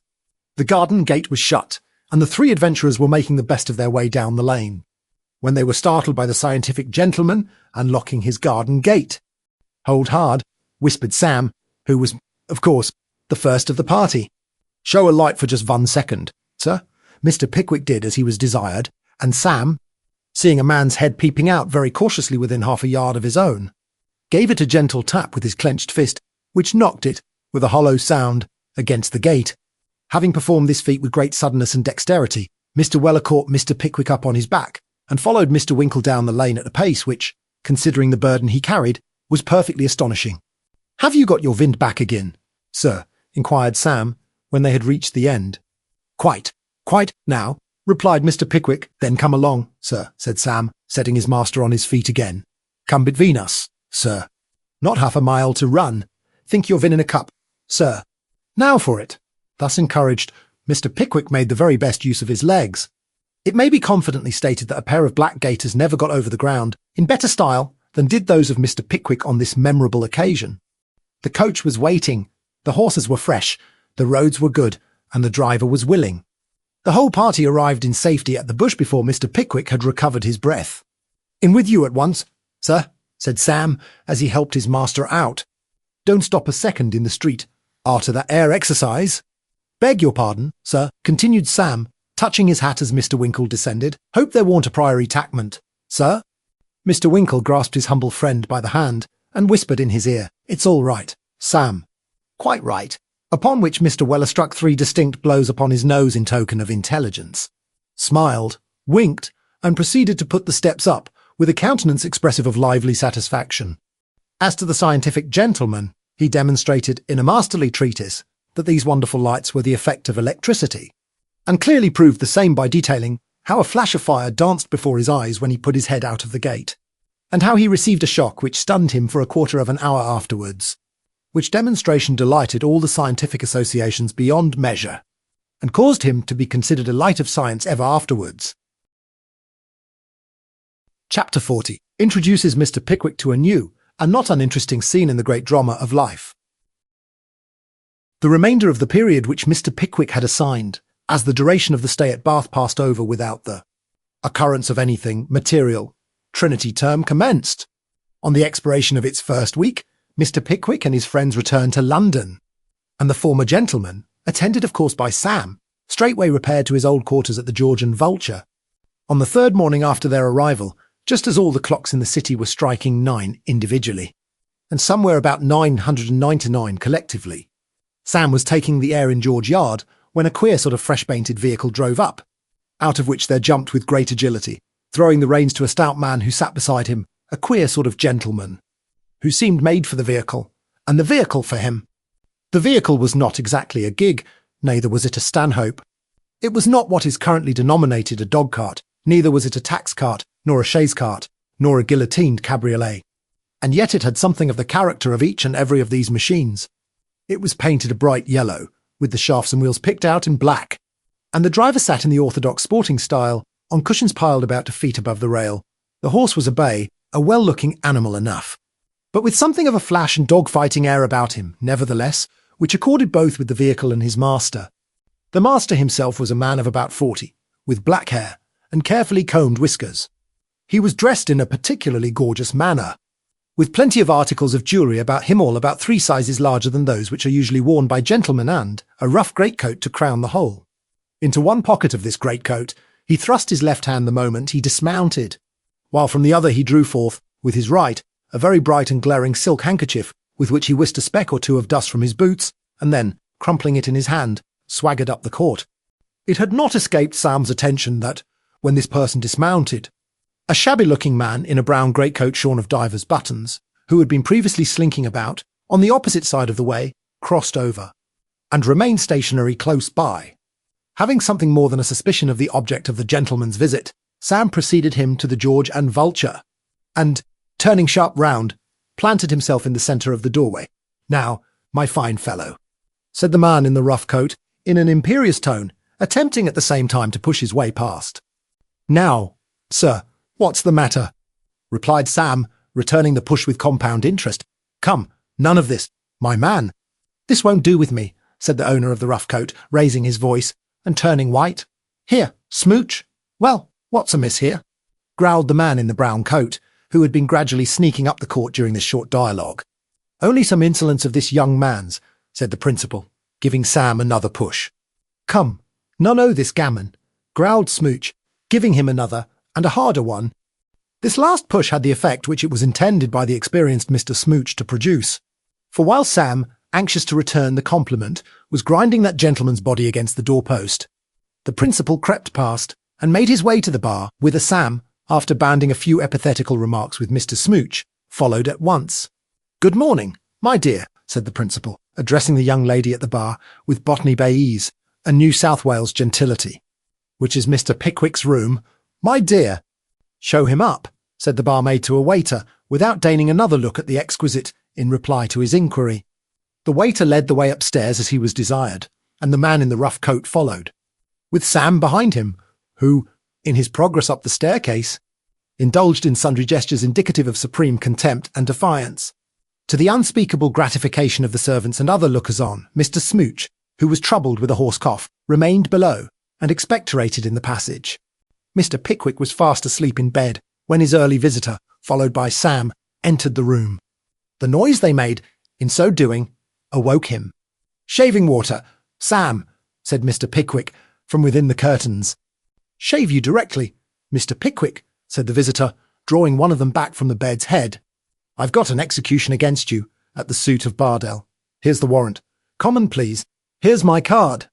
I suppose you'll come over to my house," giving Mr. Pickwick a friendly tap on the shoulder. The sheriff's officer, for such he was, threw his card on the counterpane, and pulled a gold toothpick from his waistcoat pocket. "Namby's the name," said the sheriff's deputy, as Mr. Pickwick took his spectacles from under the pillow and put them on, to read the card. Namby, Bell Alley, Coleman Street, Artesis Point. Sam Weller, who had had his eyes fixed hitherto on Mr. Namby's shining beaver, interfered. "Are you a Quaker?" said Sam. "I'll let you know I am, before I've done with you," replied the indignant officer. "I'll teach you manners, my fine fellow, one of these fine mornings." "Thank'ee," said Sam. "I'll do the same to you." "Take your hat off." With this, Mr. Weller, in the most dexterous manner, knocked Mr. Namby's hat to the other side of the room, with such violence that he had very nearly caused him to swallow the gold toothpick into the bargain. "Observe this, Mr. Pickwick," said the disconcerted officer, gasping for breath. "I've been assaulted in the execution of my duty by your servant in your chamber. I'm in bodily fear. I call you to witness this." "Don't witness nothing, sir," interposed Sam. "Shut your eyes up tight. Him I'd pitch your minder. Only he could fall far enough, 'cause the lead's outside." "Sam," said Mr. Pickwick in an angry voice, as his attendant made various demonstrations of hostilities, "if you say another word, or offer the slightest interference with this person, I discharge you that instant." "But, sir," said Sam. "Hold your tongue," interposed Mr. Pickwick. "Take that hat up again." But this Sam flatly and positively refused to do. And, after he had been severely reprimanded by his master, the officer, being in a hurry, condescended to pick it up himself, venting a great variety of threats against Sam meanwhile, which that gentleman received with perfect composure, merely observing that if Mr. Namby would have the goodness to put his hat on again, he would knock it into the latter end of next week. Mr. Namby, perhaps thinking that such a process might be productive of inconvenience to himself, declined to offer the temptation, and, soon after, called up Smooch. Having informed him that the capture was made, and that he was to wait for the prisoner until he should have finished dressing, Namby then swaggered out, and drove away. Smooch, requesting Mr. Pickwick in a surly manner to be as alive as he could, for it was a busy time, drew up a chair by the door and sat there until he had finished dressing. Sam was then dispatched for a hackney coach, and in it the triumvirate proceeded to Coleman Street. It was fortunate the distance was short, for Mr. Smooch, besides possessing no very enchanting conversational powers, was rendered a decidedly unpleasant companion in a limited space by the physical weakness to which we have elsewhere adverted. The coach, having turned into a very narrow and dark street, stopped before a house with iron bars to all the windows, the doorposts of which were graced by the name and title of Namby, officer to the sheriffs of London, the inner gate having been opened by a gentleman who might have passed for a neglected twin brother of Mr. Smooch, and who was endowed with a large key for the purpose. Mr. Pickwick was shown into the coffee room. This coffee room was a front parlour, the principal features of which were fresh sand and stale tobacco smoke. Mr. Pickwick bowed to the three persons who were seated in it when he entered, and having dispatched Sam for Perker, withdrew into an obscure corner, and looked thence with some curiosity upon his new companions. One of these was a mere boy of 19 or 20, who, though it was yet barely 10 o'clock, was drinking gin and water, and smoking a cigar, amusements to which, judging from his inflamed countenance, he had devoted himself pretty constantly for the last year or two of his life. Opposite him, engaged in stirring the fire with the toe of his right boot, was a coarse, vulgar young man of about 30, with a sallow face and harsh voice, evidently possessed of that knowledge of the world and captivating freedom of manner, which is to be acquired in public-house parlours and at low billiard tables. The third tenant of the apartment was a middle-aged man in a very old suit of black, who looked pale and haggard, and paced up and down the room incessantly, stopping now and then to look with great anxiety out of the window as if he expected somebody, and then resuming his walk. "You'd better have the loan of my razor this morning, Mr. Ersler," said the man who was stirring the fire, tipping the wink to his friend the boy. "Thank you, no, I shan't want it. I expect I shall be out in the course of an hour or so," replied the other in a hurried manner.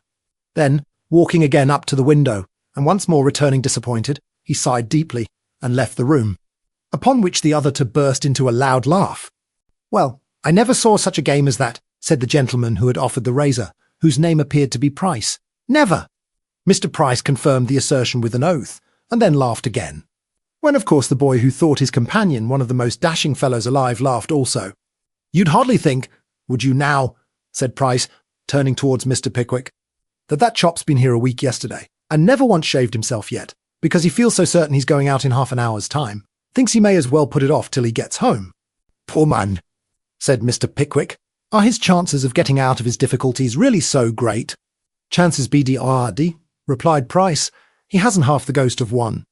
I wouldn't give that for his chance of walking about the streets this time 10 years. With this," Mr. Price snapped his fingers contemptuously and rang the bell. "Give me a sheet of paper. Crooky," said Mr. Price to the attendant, who in dress and general appearance looked something between a bankrupt glazier and a drover in a state of insolvency. "And a glass of brandy and water. Crooky, d'ye hear? I'm going to write to my father, and I must have a stimulant, or I shan't be able to pitch it strong enough into the old boy." At this facetious speech, the young boy, it is almost needless to say, was fairly convulsed. "That's right," said Mr. Price. "Never say die. All fun, ain't it? Prime," said the young gentleman. "You've got some spirit about you. You have," said Price. "You've seen something of life." "I rather think I have," replied the boy. He had looked at it through the dirty panes of glass in a bar door. Mr. Pickwick, feeling not a little disgusted with this dialogue, as well as with the air and manner of the two beings by whom it had been carried on, was about to inquire whether he could not be accommodated with a private sitting-room, when 2 or 3 strangers of genteel appearance entered, at sight of whom the boy threw his cigar into the fire, and whispering to Mr. Price that they had come to make it all right for him, joined them at a table in the farther end of the room. It would appear, however, that matters were not going to be made all right quite so speedily as the young gentleman anticipated, for a very long conversation ensued, of which Mr. Pickwick could not avoid hearing certain angry fragments regarding dissolute conduct and repeated forgiveness. At last, there were very distinct allusions made by the oldest gentleman of the party to 1 Whitecross Street, at which the young gentleman, notwithstanding his primeness and his spirit, and his knowledge of life into the bargain, reclined his head upon the table and howled dismally. Very much satisfied with this sudden bringing down of the youth's valour, and this effectual lowering of his tone, Mr. Pickwick rang the bell, and was shown, at his own request, into a private room furnished with a carpet, table, chairs, sideboard and sofa, and ornamented with a looking-glass and various old prints. Here he had the advantage of hearing Mrs. Namby's performance on a square piano overhead, while the breakfast was getting ready. "When I came, Mr. Two, aha, my dear sir," said the little man, "nailed at last, eh? Come, come, I'm not sorry for it either, because now you'll see the absurdity of this conduct.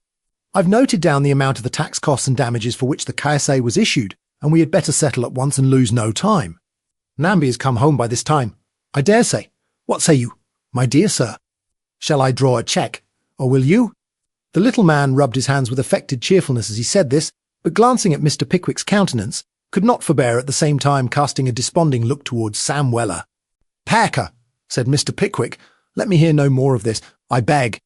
I see no advantage in staying here, so I shall go to prison tonight." "You can't go to Whitecross Street, my dear sir," said Parker. "Impossible. There are 60 beds in a ward, and the bolt's on 16 hours out of the 24 and 20.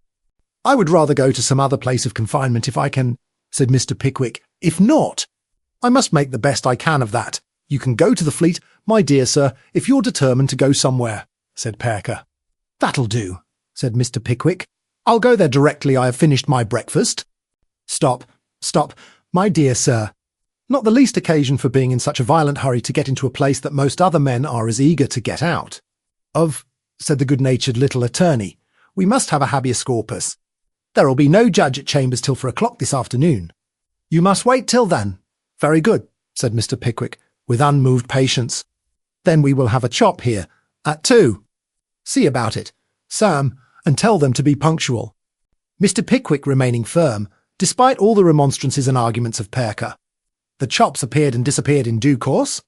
He was then put into another hackney coach and carried off to Chancery Lane, after waiting half an hour or so for Mr. Namby, who had a select dinner party and could on no account be disturbed before.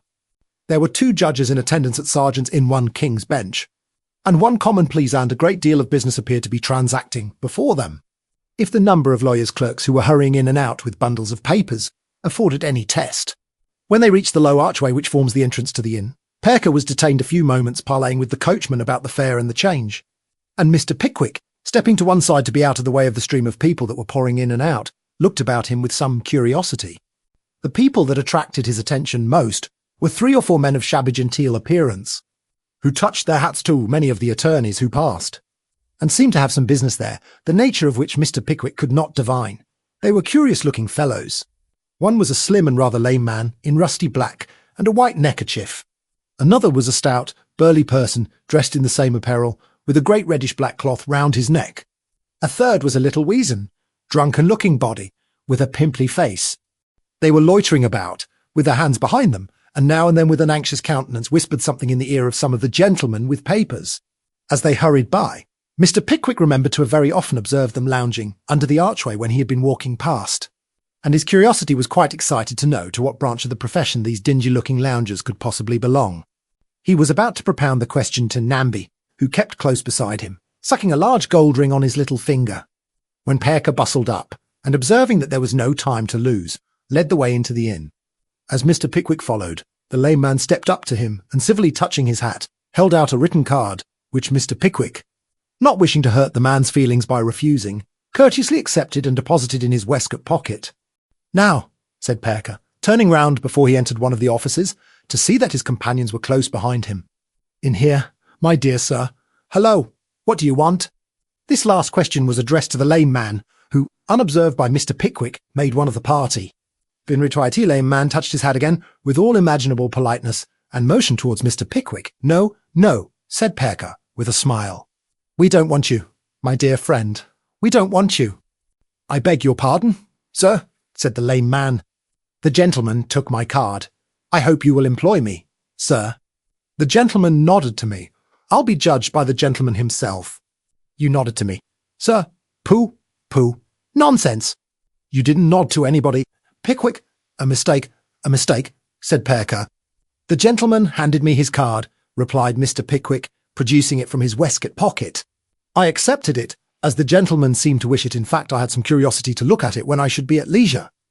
"Aye?" The little attorney burst into a loud laugh, and returning the card to the lame man, informing him it was all a mistake, whispered to Mr. Pickwick as the man turned away in dudgeon, that he was only a bail. "A what?" exclaimed Mr. Pickwick. "A bail," replied Perker. "A bail. Yes, my dear sir, 6 of 'em here. Bail you to any amount, and only charge 1/2 crown. Curious trade, isn't it?" said Perker, regaling himself with a pinch of snuff. "What? Am I to understand that these men earn a livelihood by waiting about here, to perjure themselves before the judges of the land, at the rate of 1/2 crown a crime?" exclaimed Mr. Pickwick, quite aghast at the disclosure. "Why, I don't exactly know about perjury, my dear sir," replied the little gentleman. "Harsh word, my dear sir, very harsh word indeed. It's a legal fiction, my dear sir, nothing more." Saying which, the attorney shrugged his shoulders, smiled, took a second pinch of snuff, and led the way into the office of the judge's clerk. This was a room of specially dirty appearance, with a very low ceiling and old panelled walls, and so badly lighted that although it was broad day outside, great tallow candles were burning on the desks. At one end was a door leading to the judge's private apartment, round which were congregated a crowd of attorneys and managing clerks, who were called in the order in which their respective appointments stood upon the file. Every time this door was opened to let a party out, the next party made a violent rush to get in. And, as in addition to the numerous dialogues which passed between the gentlemen who were waiting to see the judge, a variety of personal squabbles ensued between the greater part of those who had seen him. There was as much noise as could well be raised in an apartment of such confined dimensions. Nor were the conversations of these gentlemen the only sounds that broke upon the ear. Standing on a box behind a wooden bar, at another end of the room was a clerk in spectacles who was taking the affidavits, large batches of which were, from time to time, carried into the private room by another clerk for the judge's signature. There were a large number of attorneys' clerks to be sworn, and it being a moral impossibility to swear them all at once, the struggles of these gentlemen to reach the clerk in spectacles were like those of a crowd to get in at the pit door of a theatre when gracious majesty honours it with its presence.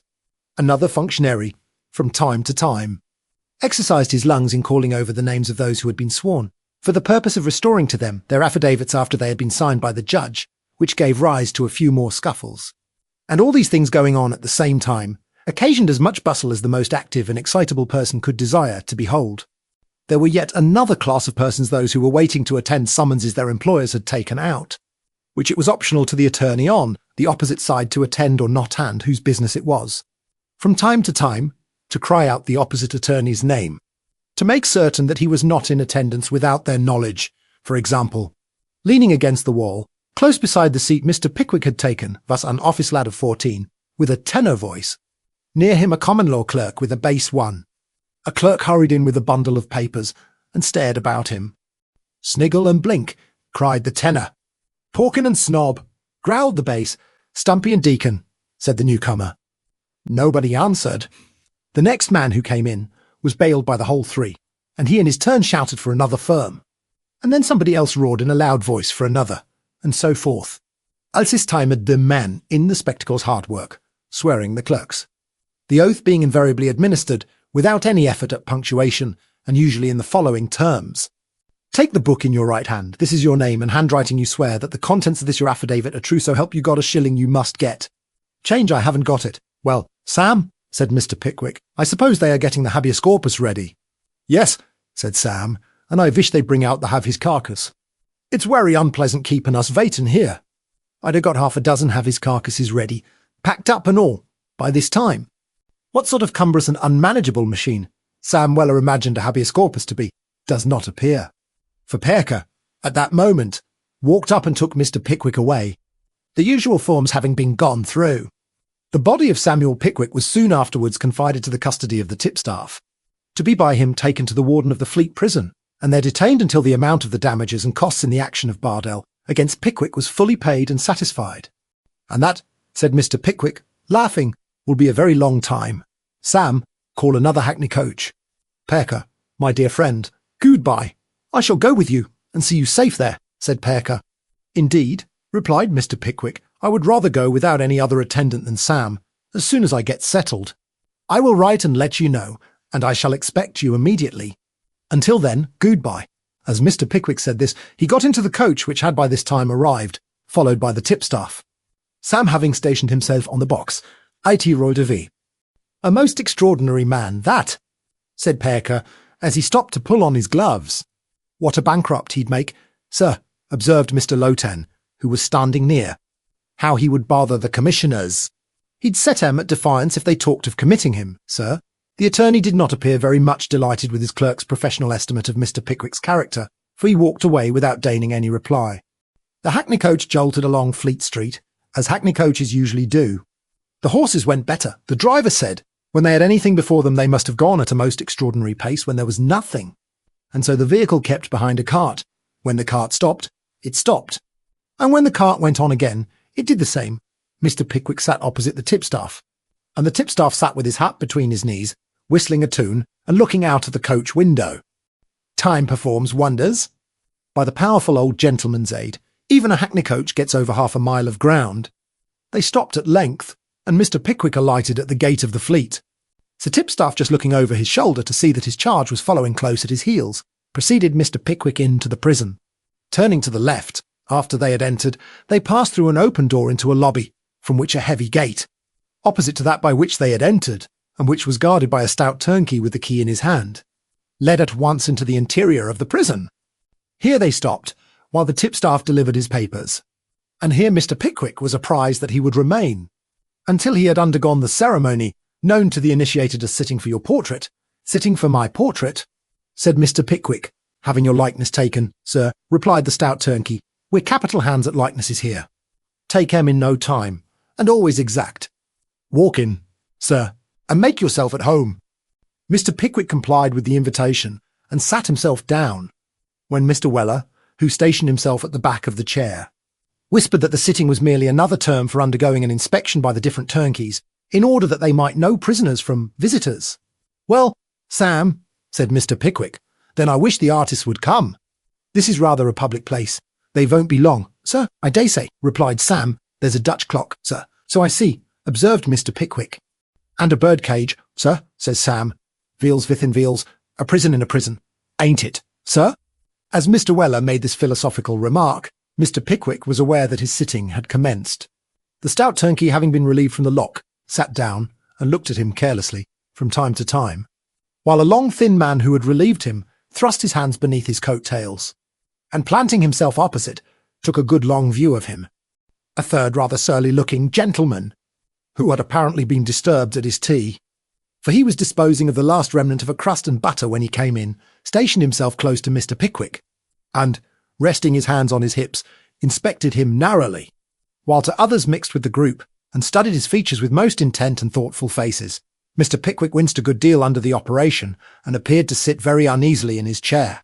But he made no remark to anybody while it was being performed, not even to Sam, who reclined upon the back of the chair, reflecting, partly on the situation of his master, and partly on the great satisfaction it would have afforded him to make a fierce assault upon all the turnkeys there assembled, one after the other, if it were lawful and peaceable so to do.